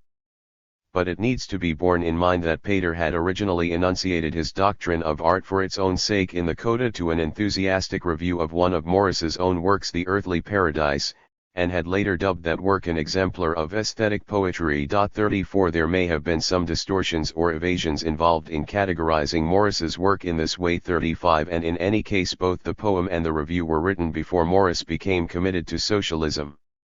Nonetheless, Traces of the aesthetic tradition can be found in some of Morris's own comments on other artists long after he turned to socialism. Referring, for example, to various novelists in a lecture of 1887, he expressed a strong preference for those who, like Scott and Dickens, tell their tale to our senses, and leave them alone to moralize the tale so told, and his continual stress, both on this occasion and in other lectures of his socialist years, was on the pleasures which art could or should afford the senses. At the same time, these kinds of pleasure had come to mean for him much more than a series of momentary thrills or sensations produced by individual works of art or by professional artists, and were supposed to be capable of realization, under the justest possible social conditions, in the processes and products of all forms of human work. Eschewing Ruskin's overt emphasis on the necessity of stout moral purpose in an artist's work, Morris took the broader Ruskinian ideal of art as man's expression of joy in labor, and made it a central feature of his vision of the socialist world to come. 36 Bland could hardly have been unaware of that feature, but the wider boundaries of art and pleasure which it incorporated were ones which he himself did not explore. Bland was careful, when speaking in his own voice, not to let his endorsement of aesthetic pleasure be identified with a selfish hedonism. In the essay where he equated beauty with sensation and thrill, he told the reader that if you reply to me that things which produce the feeling of beauty make also for the good of society, well, I think I agree with 154. U.37 This statement also modified the apparent exclusivism of Bland's notion of art for art's sake and the rather crude literalness with which that notion was voiced by the personae he adopted in some of his writings. Such refinements, however, were presented in terms that were vague and tentative when compared to the refinements and qualifications which Pater himself made to his aesthetic doctrines. In conclusion to his essay on style, the latter had asserted unhesitatingly that great art as distinct from merely good art was devoted not only to the perfection of its own form but also to the increase of men's happiness, to the redemption of the oppressed, or the enlargement of our sympathies with each other, or to such presentment of new and old truth about ourselves and our relation to the world as may ennoble and fortify us in our sojourn here. 38 Bland, toward the end of his essay on beauty, confessed to wondering sometimes whether it was possible to have a sensation of beauty all by itself, abstracted from all relations, associations, prejudices, and preconceptions, and he conceded that the thrill of beauty depended in part on the moral implications of the object apprehended. He did little, however, to elucidate what these implications might be, and in discussing the question of moral beauty earlier in the essay, with reference to acts of human heroism, he insisted that it was the aesthetic side of such moral actions which made one call them beautiful and touched off that certain sensation or thrill which he identified with beauty. For him the thrill remained the final and ultimate word of beauty whether applied to works of art or anything else. 39 The aesthetic reductionism of Bland's position was certainly at odds with Shaw's general philosophy, and in another place Bland openly drew attention to their specific differences on artistic questions. In the epistle dedicatory to Man and Superman, Shaw had made his famous declaration that for art's sake alone he would not face the toil of writing a single sentence and that a truly original style is never achieved for its own sake. He who has nothing to assert has no style. 40 Bland published an imaginary critical dialogue about this play, in which one of the speakers maintained that the delightfulness of Shaw's own style proved the folly of his scoff at art for art's sake. The playwright was inspired by a passion for conduct, but that had nothing to do with his artistry or with the pleasure his artistry gave to his audiences. His style would have been every bit as enjoyable had he asserted exactly the opposite views on conduct. It is always just so with art, the speaker concluded. 41 There are loosenesses and evasions in this argument which suggested that, in fact, the divergences between Bland and Shaw were at most ones of emphasis and did not represent antithetical positions. Simply in challenging Shaw's theory of art by praising his artistic practice, the 155 speaker implied that social or moral concerns in a work of art were not destructive of the pleasures which it could bring. His claim that he would have been able to appreciate the expression of exactly the opposite views on conduct shows that he was quite willing to accept the treatment of moral and social questions in a work of art, even though he didn't think it important.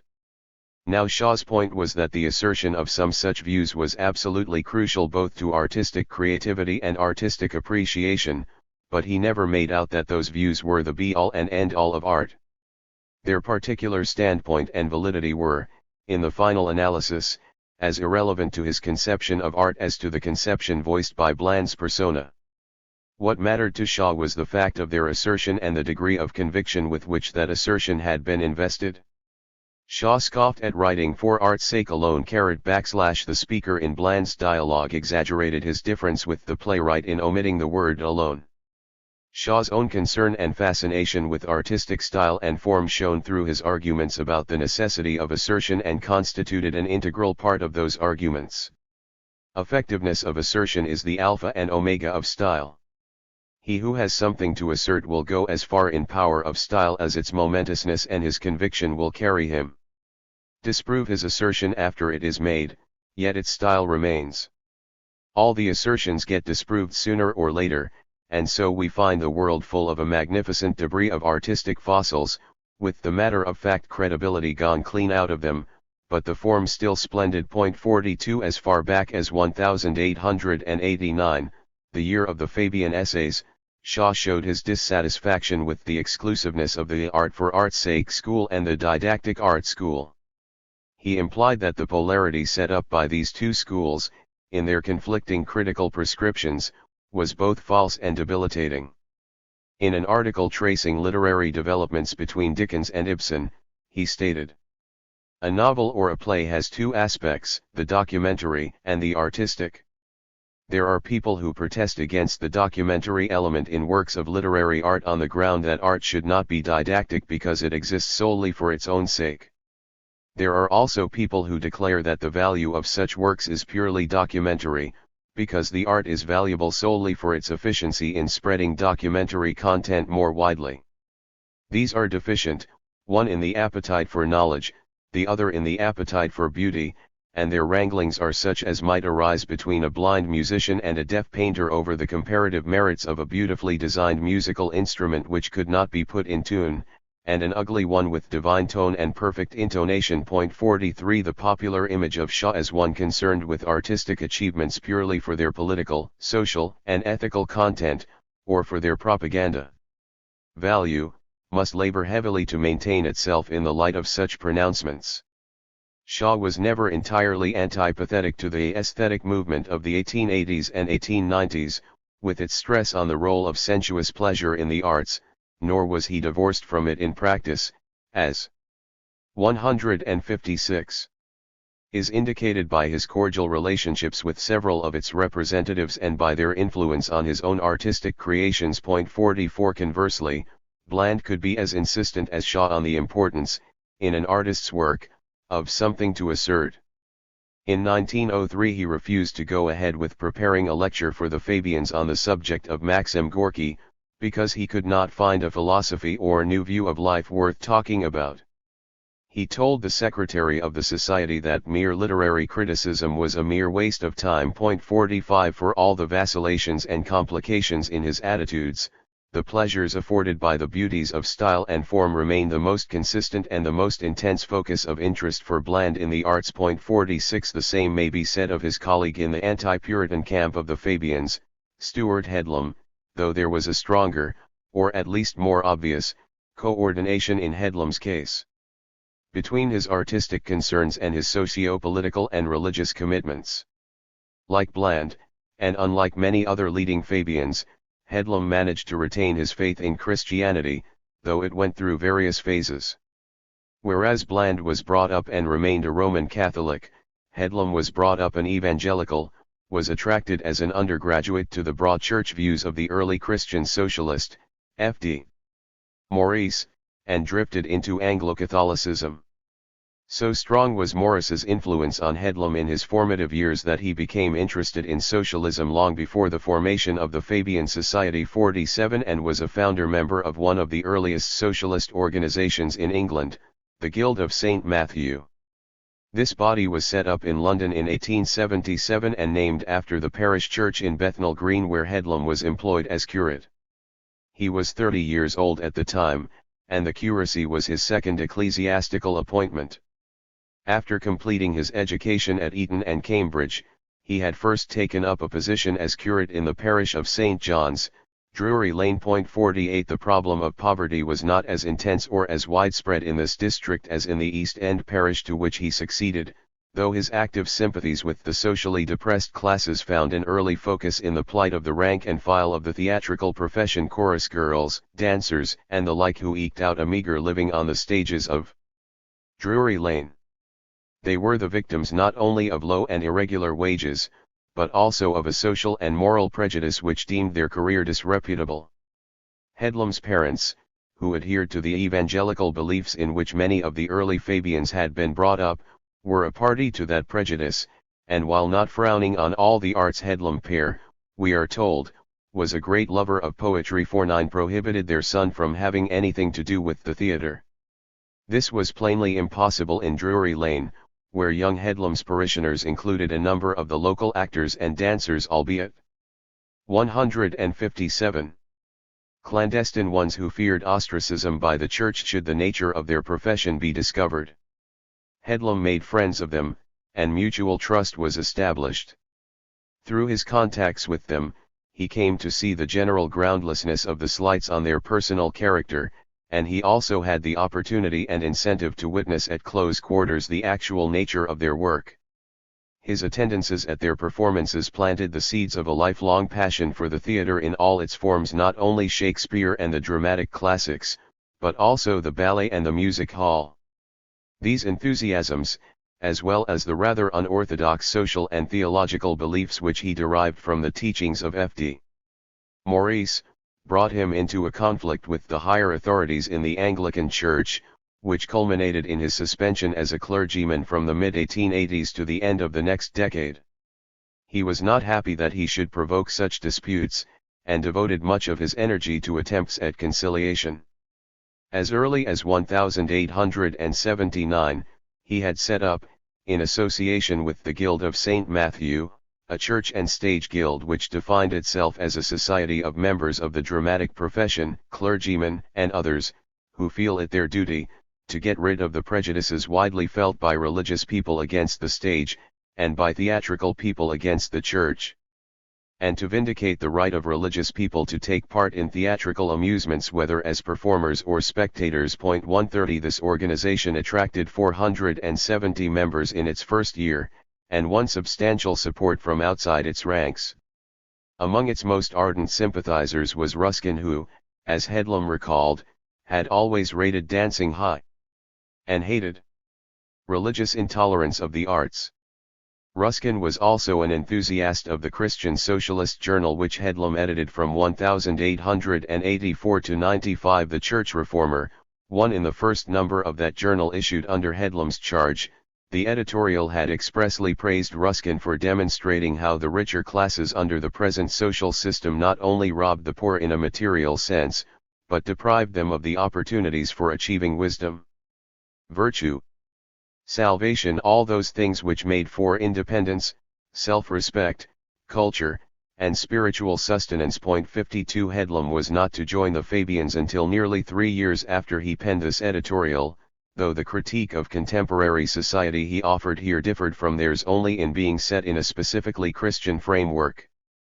As Sidney Webb recalled in later years, Headlam was soon to discover that of all the major socialist organizations, the Fabian Society was the most tolerant of his religious principles. 3354 A more positive attraction of the society might have been those elements in its atmosphere at once. 158. Congenial and bracing which had drawn Shaw to its ranks, the opportunities for fellowship and discourse which it offered with other disaffected middle-class intellectuals. Headlam shared a number of enthusiasms with Shaw, including the theatre, of course, as well as the writings of Ruskin, and the land tax proposals of Henry George, which remain the basis of Headlam's socialism long after Shaw moved on to Marx and other economic theorists. Biographers of Headlam have tended to make out that it was the sentimental, the emotional side of socialism which had the strongest appeal for him, and that this made him a solitary and rather uncomfortable figure in the Fabian society. 55 His resolute commitment to the campaign for land nationalization, however, indicates in itself how any high-flown idealism on his part was balanced by quite mundane and practical concerns. He criticized the Fabians for neglecting this particular concern in their preoccupation with municipal socialism, but that criticism did not imply a prejudice against municipal socialism, such as William Morris gave hints of harboring at times.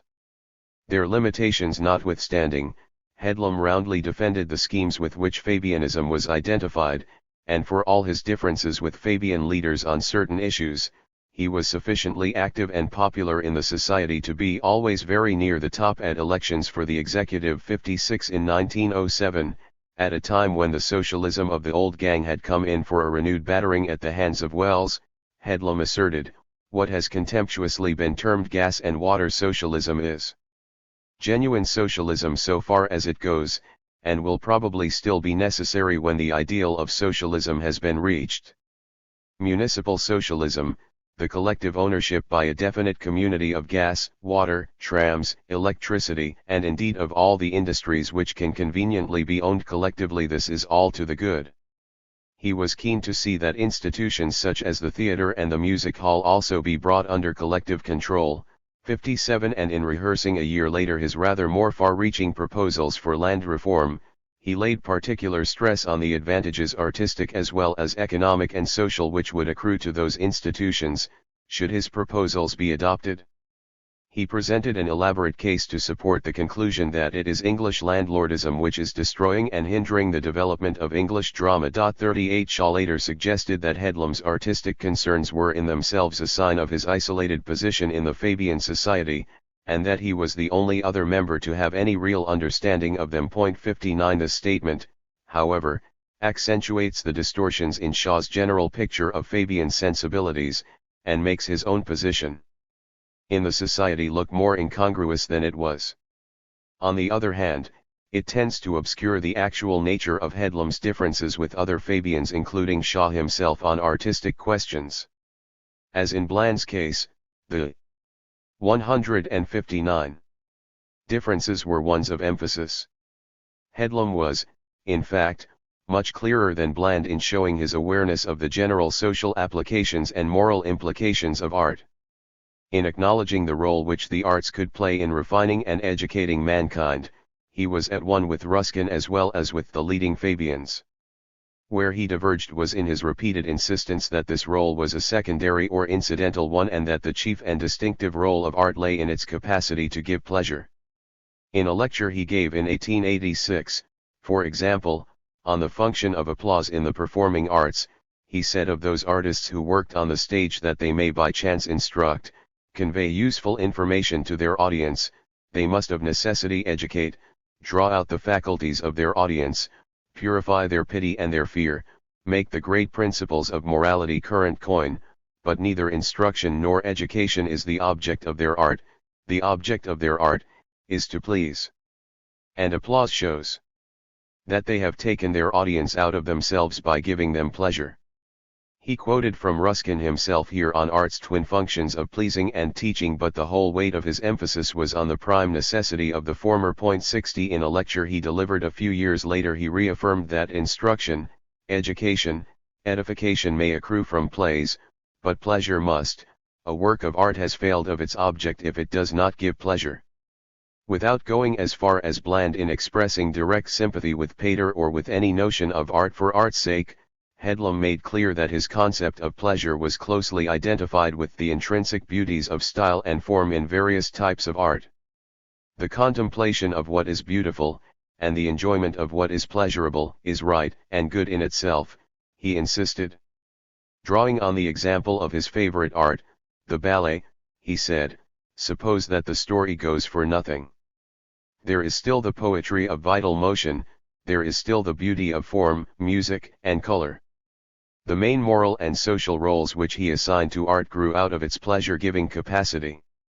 The moral ministry of the stage, he claimed, depends upon the fact that we can be made better people by being made brighter and happier people. Overworked and worried, living too often in gloomy streets, surrounded with mud, dirt, grime, meageriness, can you overestimate the ennobling, healing, exhilarating influence of merely a bright, spectacular ballet? Quite apart from any plot or story, 61 Headlam placed such a high value on the provision of opportunities for artistic pleasure in society that he was apt to react indiscriminately and perhaps overreact against any person or organization that he felt to be holding back the proliferation of such pleasures. In 1904 he delivered a lecture to the Fabian Society in which he directed an attack on the municipal puritanism of the progressive wing of the London County Council. Associating this doctrine with vestigial teetotalism and Sabbatarian, he discerned its influence behind a wide range of the 160 Council's policies relating to cultural and recreational facilities. For their failure to supply certain facilities as much as for the restrictions and prohibition they put on others, these policies were criticized by Headlam for endangering the splendid socialistic work of the LCC and for contriving to diminish the joy of living. He characterized the typical modern Puritan as looking on the human body as vile and as regarding the delights of sight or taste or touch as mere temptations. 62 Sidney Webb, who had been among the Fabians that served on the council, defended its work against these charges, though, judging from the press reports, his defense was somewhat limp, amounting to little more than a recital of excuses and qualifications. Webb complained, for example, that Headlam neglected to mention the facilities that existed on Sundays for swimming, boating, and listening to music. 63 A valid enough point in itself, but one that scarcely confronted the charge of Puritanism head-on or questioned the basic semantic assumptions behind the use of the term.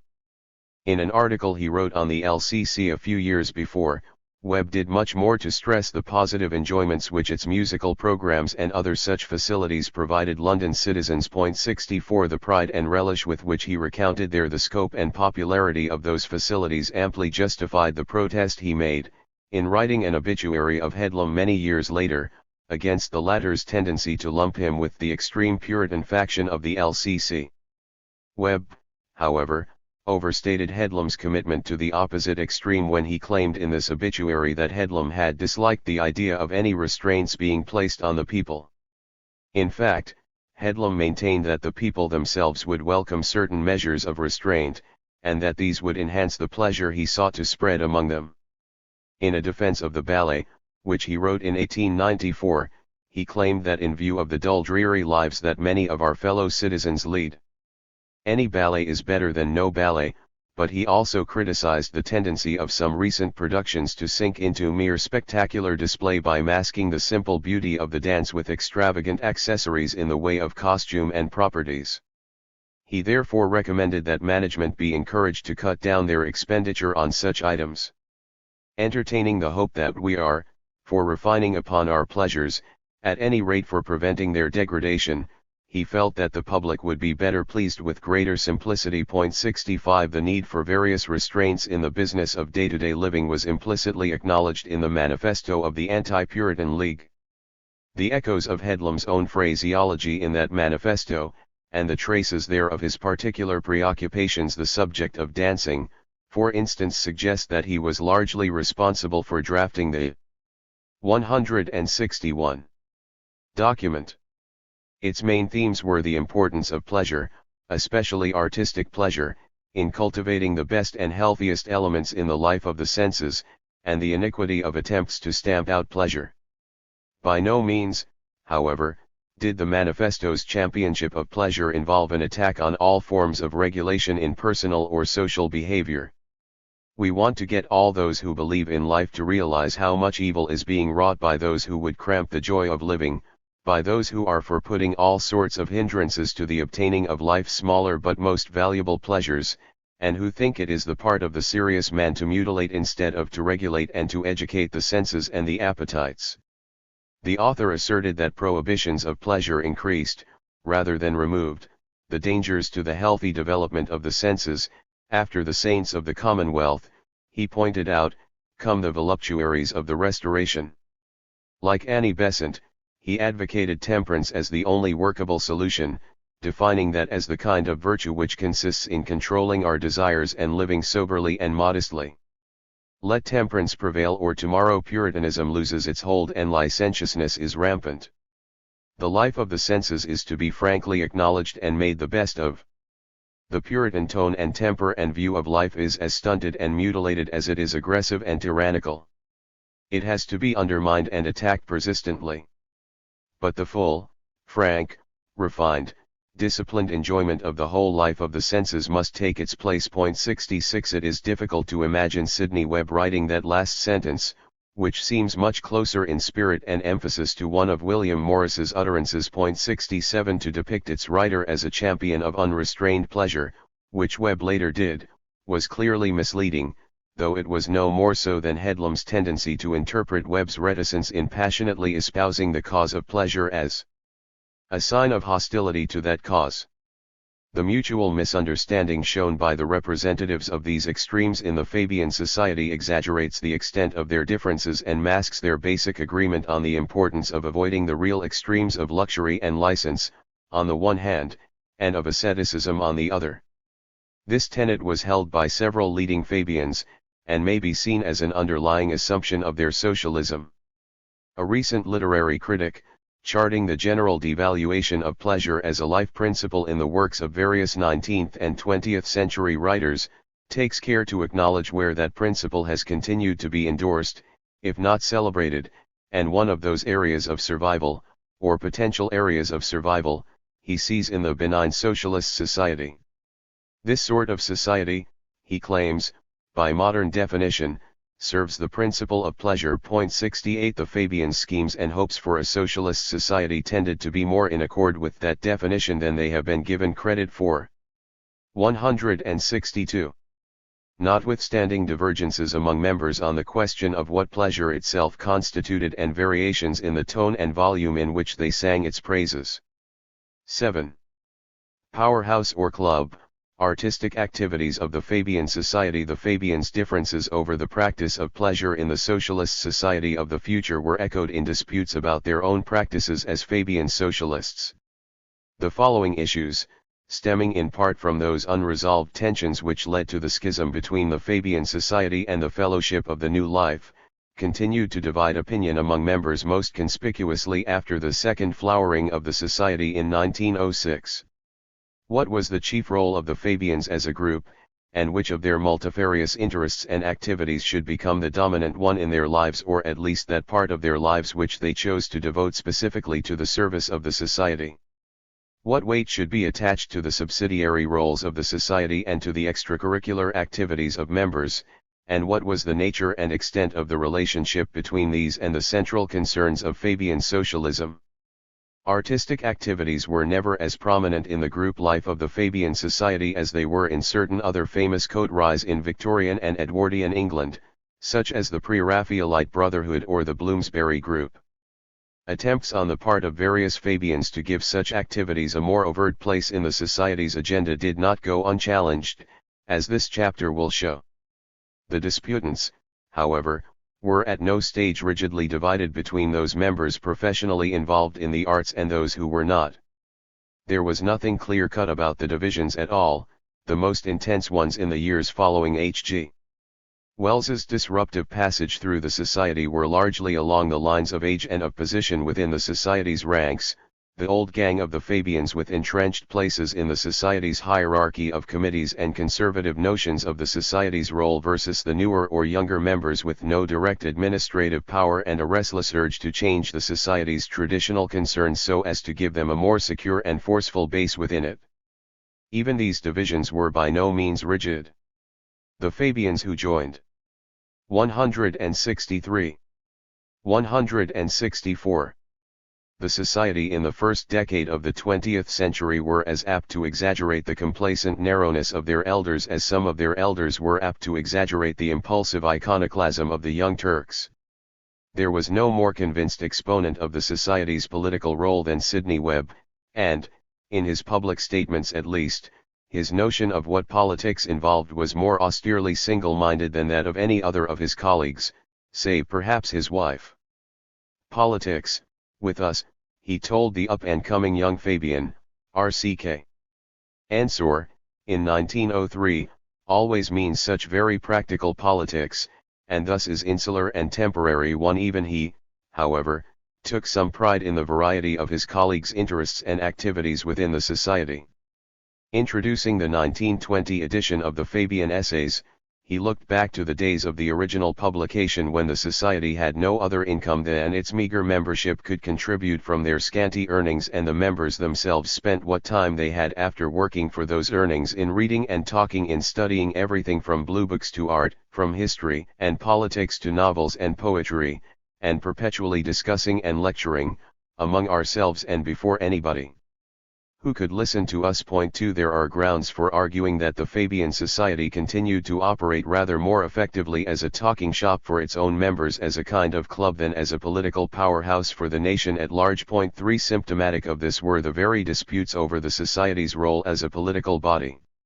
These intense and never resolved wrangles need not be regarded in an entirely negative light, as a source of the Society's failures and impotence, for they were also a token of continuing vitality, a guarantee against stagnation. Point 4. There were, however, several other sources of vitality, connected with the club-like functions and atmosphere of the society, which had rather less of a destructive edge to them and, indeed, could have helped sustain the interests of many Fabians in their society, whenever political disputes seemed particularly fruitless.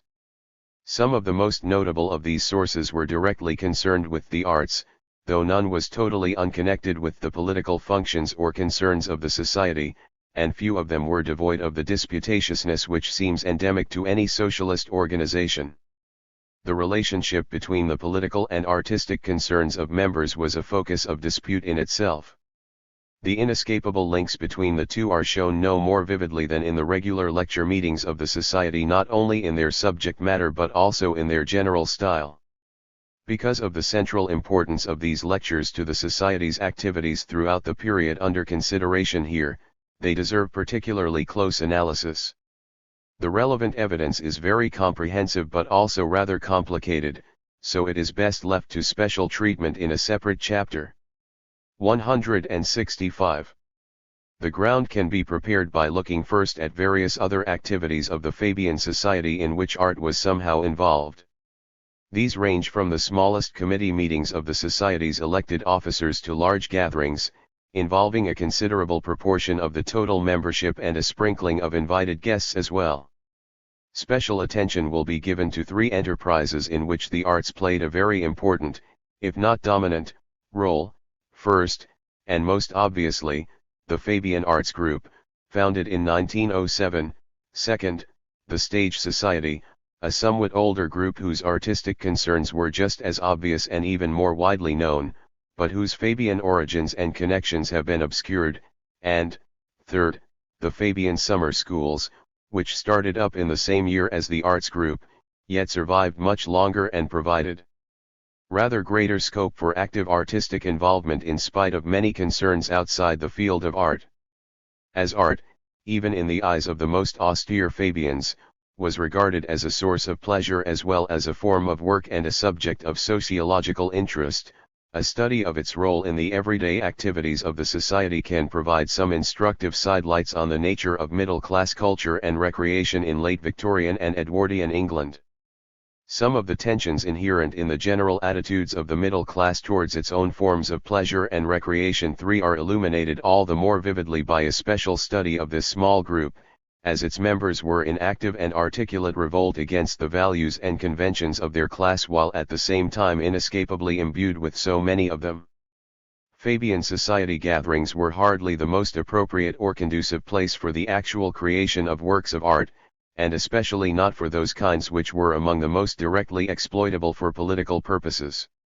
It took an inexhaustible genius like Shaw's not to find some sort of clash between these essentially private pursuits, demanding sustained if irregular bursts of intensive, individual labor, and the constant round of lectures, discussions, and official committee meetings involved in being an active Fabian. The clash was never so debilitating for a budding artist as it was for Beatrice Webb. But a definite, if reluctant, choice sometimes had to be made between such competing pursuits, even in Shaw's case. 6 When H.G.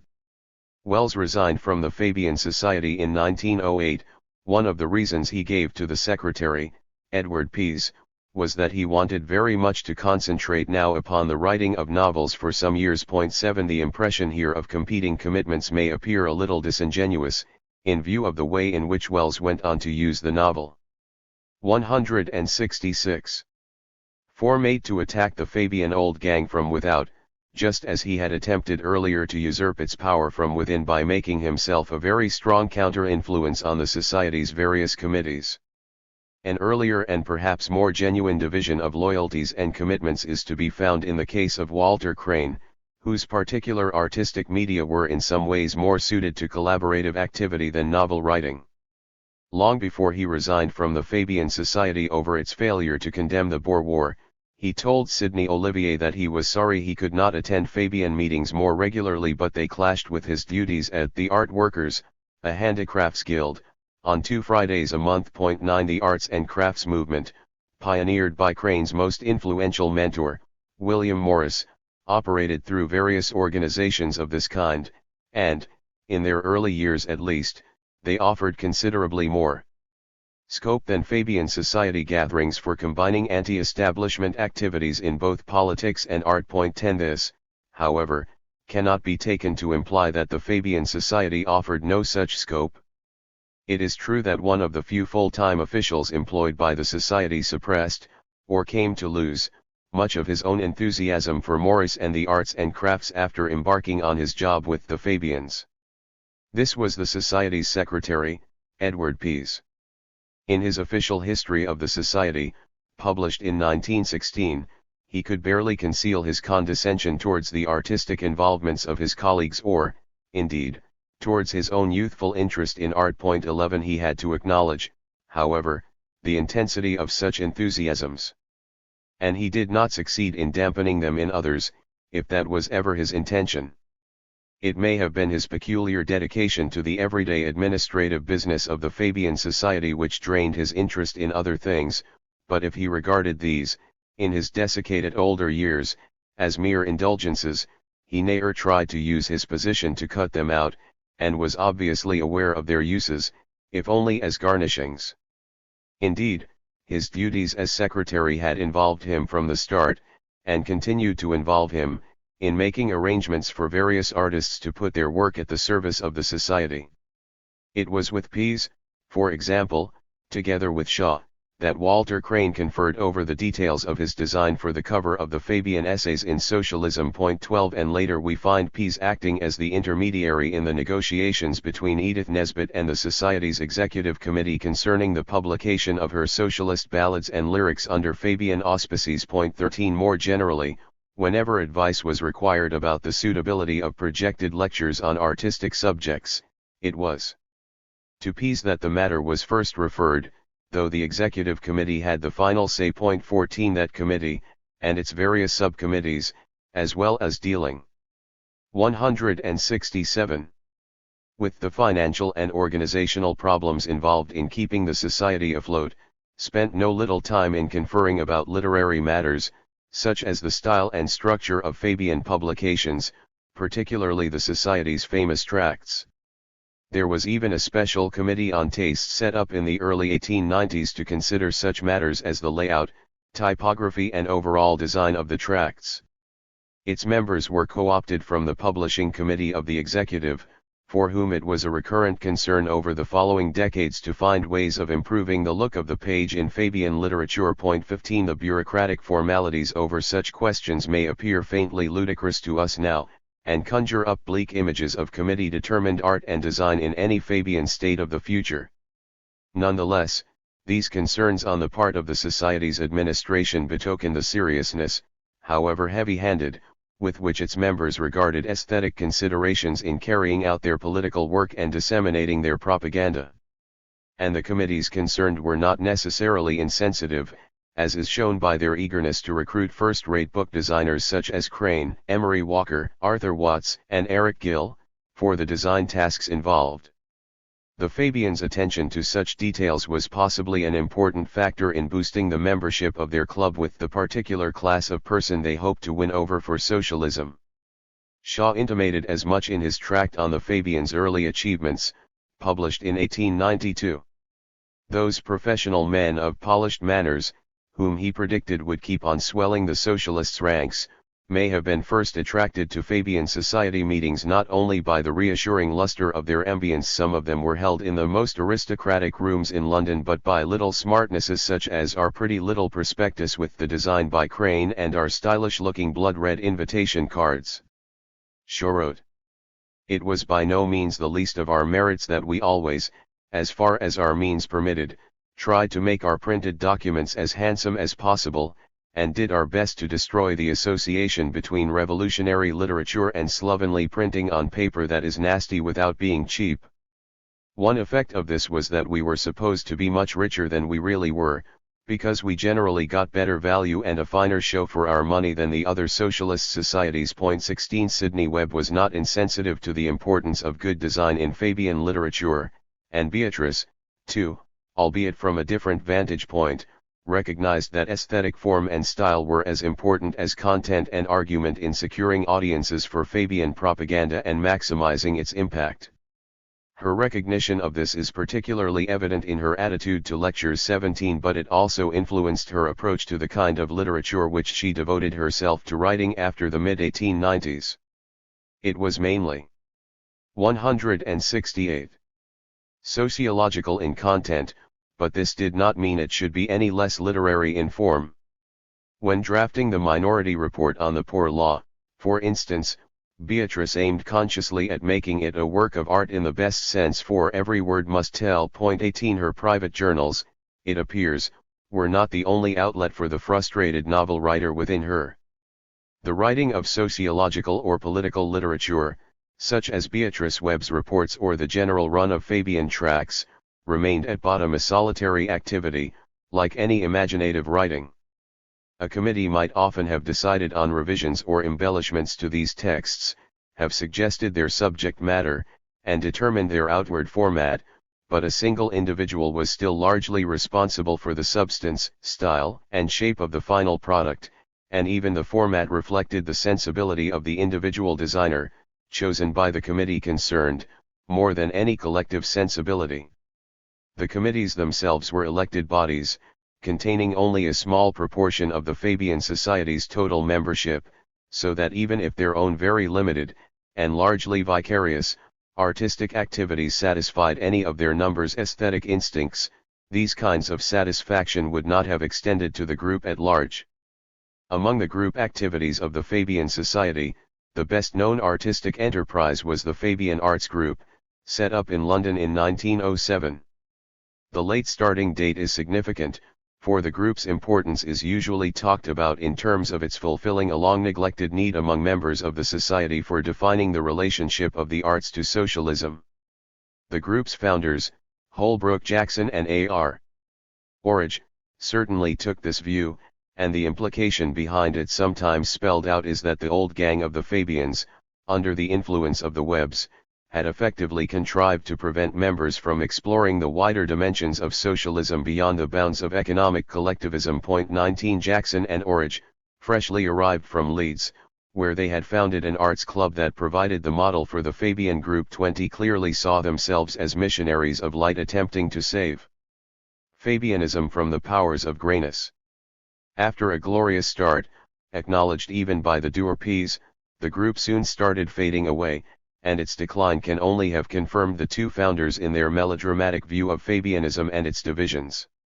There was a good deal of delusion in this view, and in their corrective actions, not because they were attempting to save Fabianism from itself. Its adherents were far from being completely Philistine or irredeemably dour, but because the leadership did not differ markedly from the rank and file in its sensibilities, and was neither as grey, nor indeed as powerful, as supposed. If it had been, would it have permitted the arts group to get off the ground? 169. It is significant that Orridge and Jackson, on moving down from Leeds to London, should have lit on the Fabian Society in the first place as the new centre for their activities. It obviously provided a ready-made institutional base. Having, from its inception, operated along the lines of a discussion club, it showed a willingness to extend these at just about the time Orage and Jackson migrated southwards. Perhaps in order to cater for the new, younger elements which had come into the society after 1906, in the wake of H.G. Wells, special subject groups were being set up to supplement the general meetings. These were empowered to elect their own members from amongst the members of the Society 21 so as to form a corpus of clubs within a club. A local government group and an education group proved to be among the most enduring of the new societies, though it was not for want of early encouragement from the society that the arts group failed to acquire the same staying power. The condescension of Edward Peace towards the arts group, following its failure, was not typical of the Fabians, and his general implication that it was little more than a band of youthful idealists who had not yet experienced the hard realities of the world seems a half-truth at best, borne out only by the self-delusions of the group's own founders. No membership records survive, but it is clear from other evidence that several of the older members, including Peace himself, were among the group's earliest sponsors and supporters.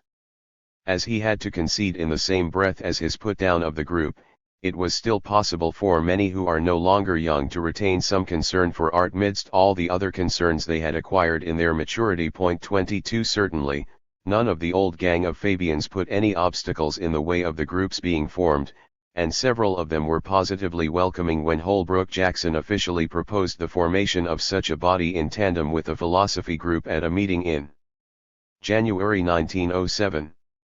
Criticisms of the Fabian Society's traditional approach to the arts or lack of approach were more than implicit in Jackson's proposal, though they were expressed more moderately than in his unofficial pronouncements. For whatever reasons, the old guard Fabians did not take offense at these criticisms.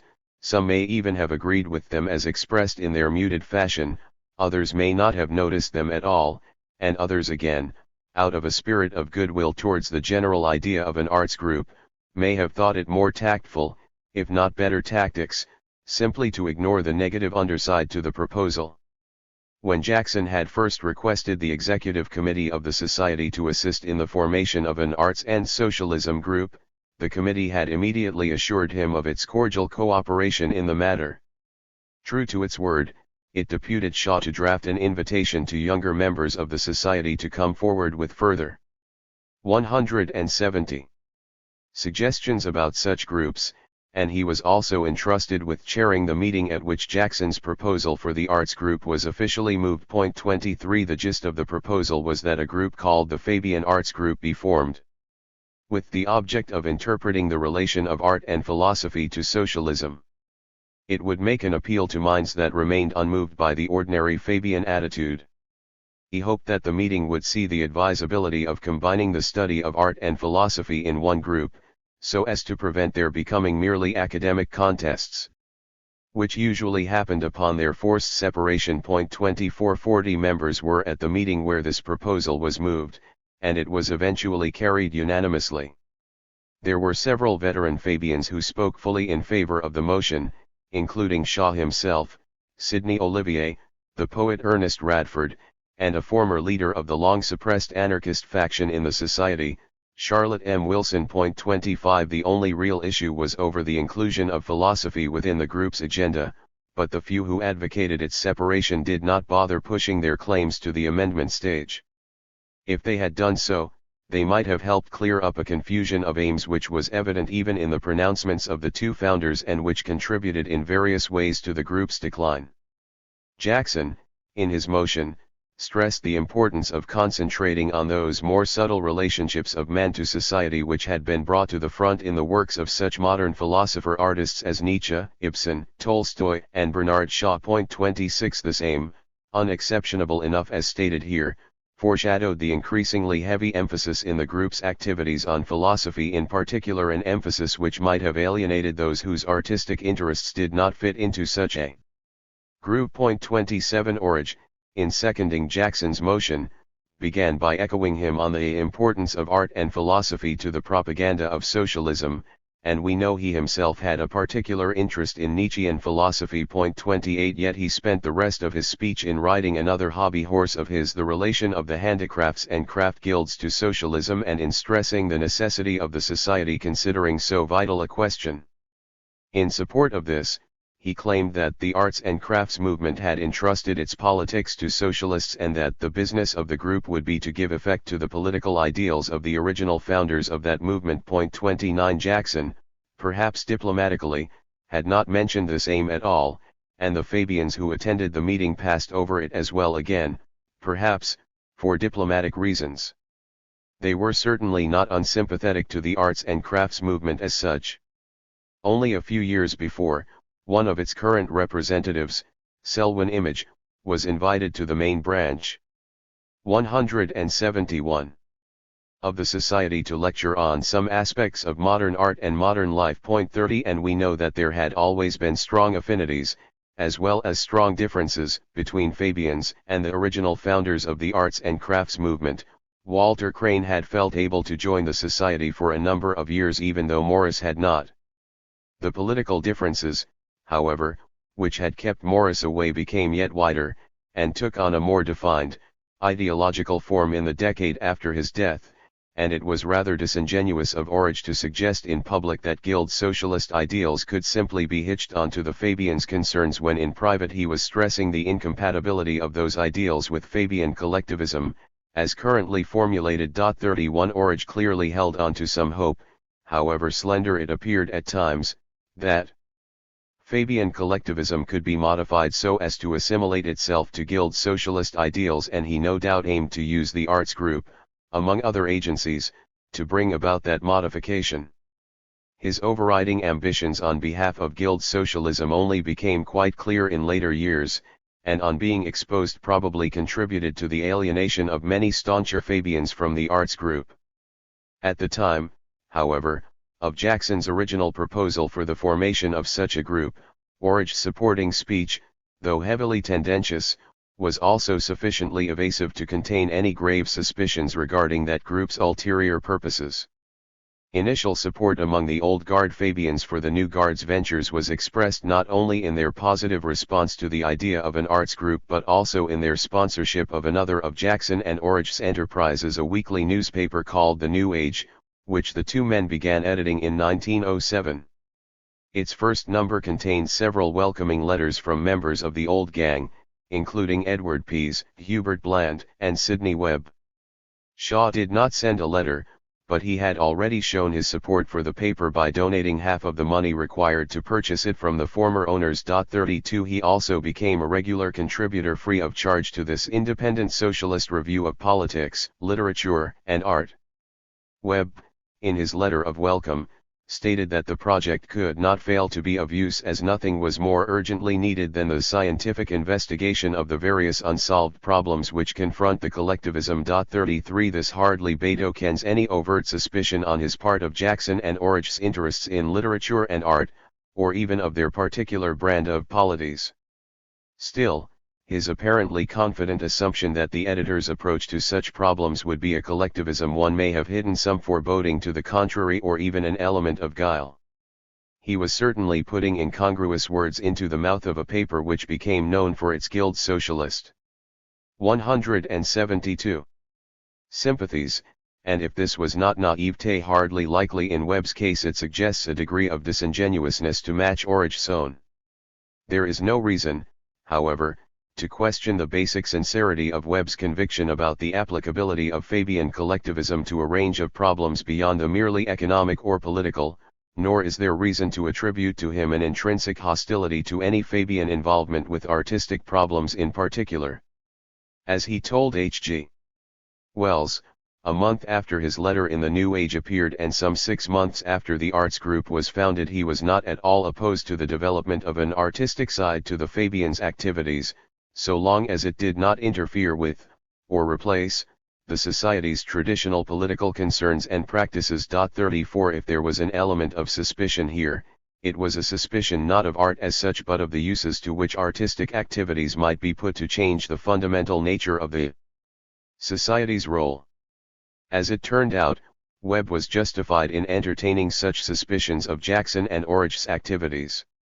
For over a year, The New Age kept true to its claims to be an independent socialist publication, and steered clear of any guild socialist propaganda which could be construed as expressly anti-Fabian. 35 By early 1909, however, leading Fabians were being criticized in its editorials, and the paper began to identify itself more specifically and more ardently with the cause of guild socialism. 37 It was by about this time, too, that the arts group was becoming less of a Fabian club than a guild. Socialist 1. In his History of the Fabian Society, Pease claims that in its early days the group obtained audiences scarcely less numerous than the society itself, but that after the summer of 1908 it disappears from the calendar. 38 This is accurate up to a point. In the London Fabian calendar, published in the Fabian News, details of the arts group's lectures were not given after June 1908, though this should not be taken to mean that the group disappeared altogether. Up until January 1911, it continued to be listed among the special subject groups in the Fabian Directory, another part of the Fabian News, and it appears to have had a brief revival in the middle of 1911.39, but it may have been as early as 1908-9 that the group started to shed its Fabian membership and to take on the appearance of a front for guild socialist propaganda. 40 There is, unfortunately, no way of validating this, as we lack not only membership lists but also any records of the group's activities, apart from lecture and discussion programs. The trend is suggested, however, by the subjects of some of these sessions. It may have been that 173. There were no activities of a propagandist nature or otherwise outside these sessions.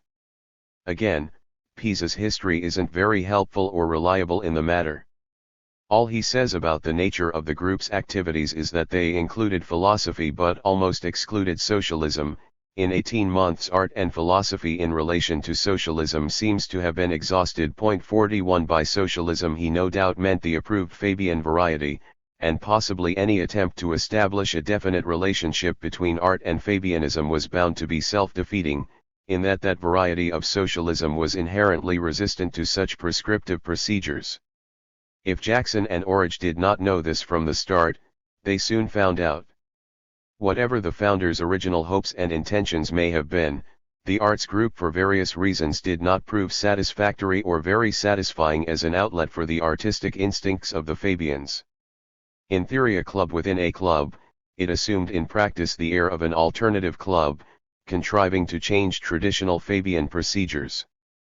Fabians were always interested in the ways in which art was related to the society's political concerns or the ways in which those concerns could be applied to the arts, and the arts group must have seemed a good way for those who were particularly interested in these matters to explore them more deeply and more regularly than the general schedule of meetings would allow.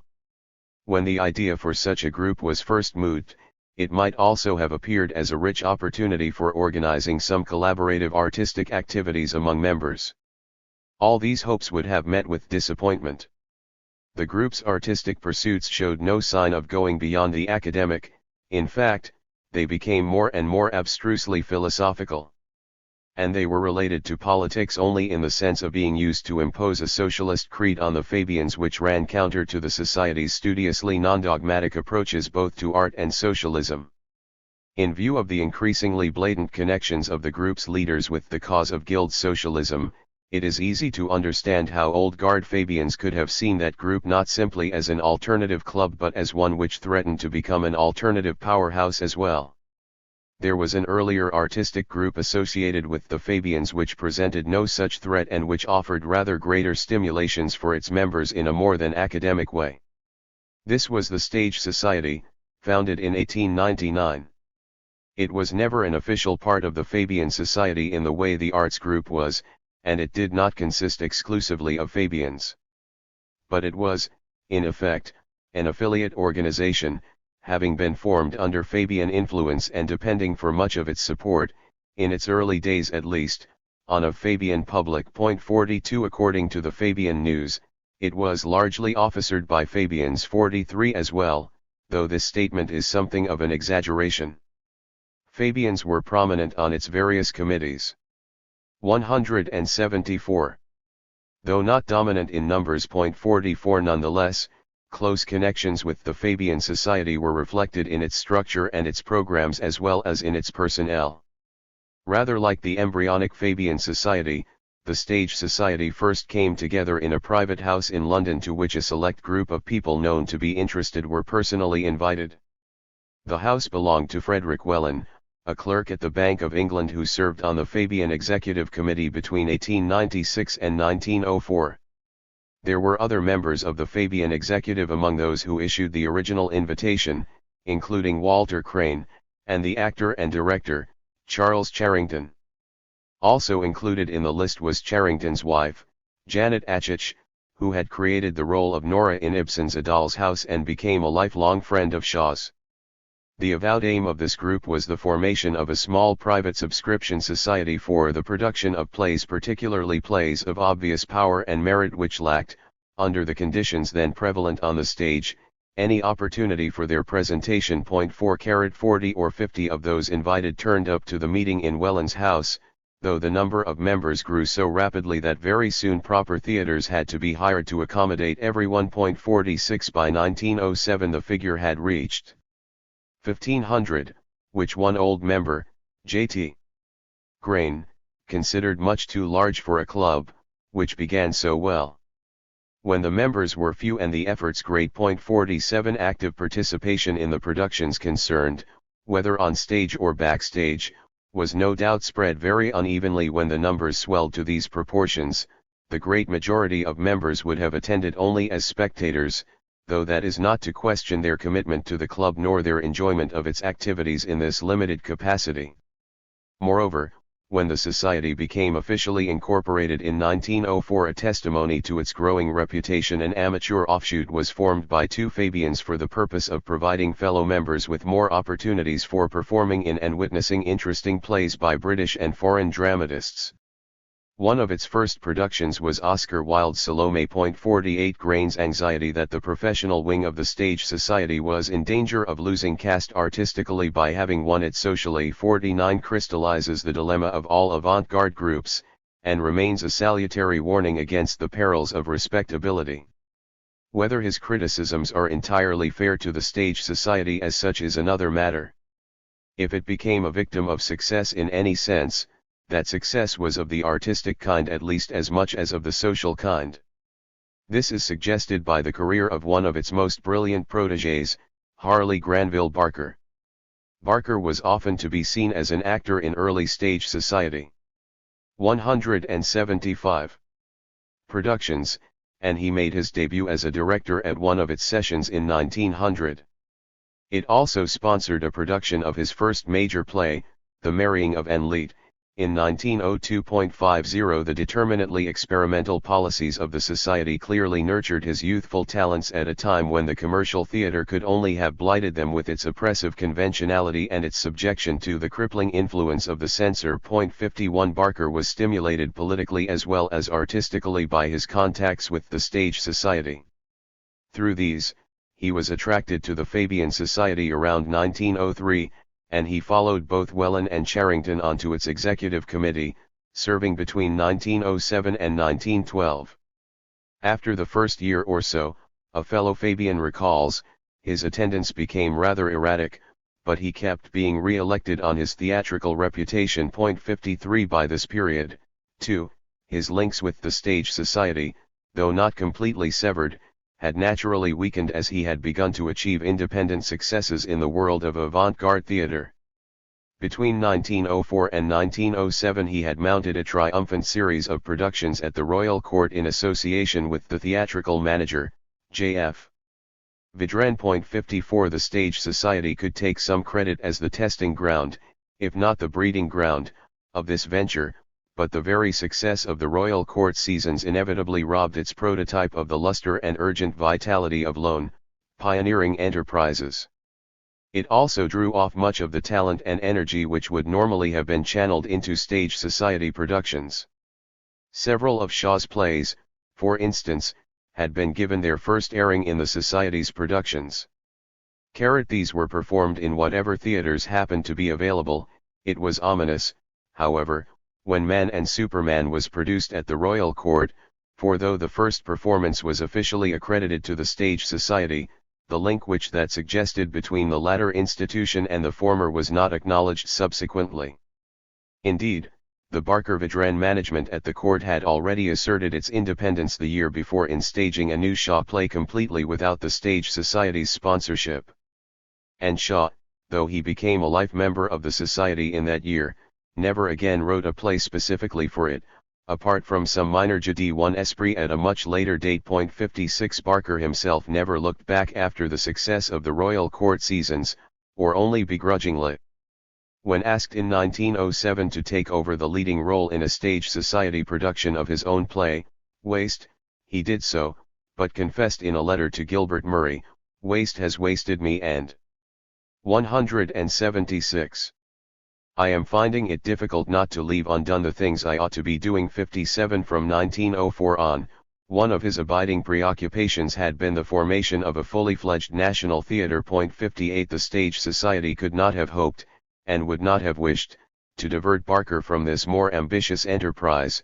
59 Nor would it have wished to prevent Shaw from gaining wider exposure for his plays. Any such reluctance would have been quite at odds with the permeation strategies of its Fabian members. Though the Stage Society might have become, in the process, just another arts club, stripped of its original cutting edge, it is very difficult to gauge how far its continuing social success it survived until 1939 served to encourage artistic complacency and mediocrity. Grain's impressions of its declining standards are not those of an ignorant or insensitive critic. He was very much a man of the theatre himself, having provided the prototype for the Stage Society with his Independent Theatre Society of the 1890s, which had mounted similar programs and was devoted to similar ends.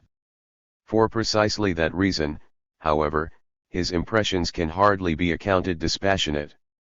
The secretary of the Stage Society referred to Grain's paternal pride in his spiritual children. 60 There are hints, too, of a less pleasant side to paternalism in his attitude, including a desire to lay down the law about how things should be done, and this may well have given rise to disenchantment and resentment when those things were not done. He was one of the early non-Fabian members of the Stage Society, and if he did not join it of his own accord he was probably asked to do so out of deference to his pioneering work at the Independent or because the Society thought it could make good use of him. And, indeed, he helped it secure permission for the production of various plays from the continent, as well as serving on its reading and advising committee. 61 His name, however, never appeared on its managing committee, and perhaps this hurt his pride from the outset. As early as 1900, he started to criticize the Society's choice of individual plays. 62 And in 1905 he launched an attack, albeit a constructive one, on its whole structure. No theatre is possible unless there be one dominating spirit. That spirit may make mistakes. But, if he be strong, his record will prove superior to the inevitable collection of blunders of syndicated dilettanti. There are in the cabinet of the Society a few men quite capable of single-handed rule. Let the Society select one to be the intendant. Then there may be policy instead of drifting towards irresolution. 63 Grain could only have become more frustrated with the Stage Society as the years went by, as there was little likelihood of changing its committee-dominated administration in favor of one-man rule. The former approach was a quintessential and time-honored Fabian way of doing things, and, in the express interests of greater democracy, Old Guard members continued to affirm its applicability to artistic organizations as much as to political ones. 64 The artistic programs of the Stage Society also bore the mark of its Fabian links. To begin with, there were productions of plays written by Fabians, both of the Old Guard and among the up-and-coming, by Shaw of course, by Sidney Olivier, by Granville Barker, and by Arnold Bennett. 67 Autobiographical references were not the only pointer to Fabian inspiration in these plays. Their abiding concern with social problems and their critical stance towards many established institutions mirrored some major though admittedly not distinctive preoccupations of the Fabians, whether in the political work of the Society or in private. It was precisely the attempt to tackle such controversial or discomfiting themes in dramatic form which deterred the commercial theatre on the whole from producing these plays, and which made them such ripe fare for the stage society. The same is true of the plays by non-Fabian authors which were given their first production in England by the stage society. Many of these were written by foreign dramatists, and at first sight their presentation may appear to be far from characteristic of the Fabians, whose socialist concerns were notoriously insular. Even Sidney Webb, reflecting in 1930 on the Society's record, had to acknowledge its failure to think internationally before the Great War. 68 It is clear, however, from the wide artistic interests shown by the earliest Fabians, including Webb himself, that the domestic preoccupations of the Society in its political and social work had never precluded an active engagement with foreign literature. Any influence which writers such as Goethe, Heine, and Zola had in shaping or consolidating the socialist beliefs of these early Fabians reflected in part a process of appropriating foreign material to domestic concerns and purposes. 69 And a similar process was at work behind the Fabians' continuing enthusiasm for European writers, as evinced not only in the stage society's repertoire but also in the Fabian lecture programs discussed in the next chapter. The example of Ibsen's reception is particularly illuminating here. As we shall see, his work was very popular with the Fabians on the whole, both as a subject for lectures and as a vehicle for stage production. One of his earliest non-poetic plays, The League of Youth, was given its first 178 English production in the opening season of the Stage Society. 70 As a biting political satire on the faddism of progressive liberal groups, this play was eminently transportable from its Norwegian setting in the late 1860s to turn-of-the-century England. It no doubt proved a timely weapon for the Fabians in their struggle against the competing attractions of the Liberal Party, which seems to have gained, rather than lost, vitality from its increasing fragmentation into faddist sections after the death of Gladstone. 71 The Fabians' appropriation of Ibsen was, however, a rather more complicated and sensitive business. For a start, there were complexities and ambiguities in his works which would not have allowed their easy adaptation to Fabian causes. Like many Fabians, Ibsen was a rebel against various institutions and values of the middle classes in which he was brought up, but he was far more an individualist than a socialist, a point Shaw hammered home in the lecture he gave on the Norwegian dramatist to the Fabian Society in 1890.72. There was, in fact, a strong anti-political streak in Ibsen's individualism, hinted at in the motto of Dr. Stockman, the leading character in another play to which Fabians were drawn, an enemy of the people. The strongest man is he who stands alone, Stockman proclaimed, and his creator's own determination to stand alone was shown in his refusal to commit himself to any group or party ideology, socialist or otherwise.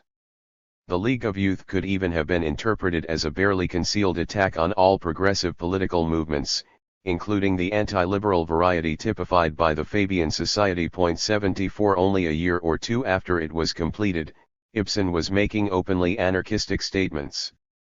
The state must go, he told the Danish critic George Brandes in 1871, that revolution I shall join in. Changing the forms of government is nothing more than tinkering with degrees, a little more or a little less rotten, all of it. As Ibsen saw things at this time, special reforms were ultimately futile, and revolutions in externals were merely trifling. What is all important is the revolution in the spirit of man. 75 For the Fabians, on the other hand, achieving special reforms in a piecemeal, gradual way became the basis of their strategy in facilitating the development of socialism. They were neither so dogmatic nor so austere as to be incapable of enjoying a parody of their kind of approach to political change, but Ibsen's work amounted to rather more than this, and their responsiveness to it was on a deeper level. They rarely gave express reasons for his impact on them, but from the scraps of evidence which do exist, it would appear to have been based partly on feelings of affinity that transcended both nationality and political belief. The fact that Ibsen was not a socialist in 179. The conventional Fabian mold, or perhaps in any mold, was clearly irrelevant, in the last analysis, to those Fabians who took him up in England. What mattered much more was the sense of sharing a similar social background to his, and of experiencing a comparable form of rebellion against that background. Shaw, for one, instinctively associated himself with the Norwegian dramatist and a long line of other middle-class revolutionists, by no means all of them socialist in their beliefs. 76 Though Shaw may not have been a conventional Fabian, one wonders who was amidst that queer heterogeneous bundle of humanity.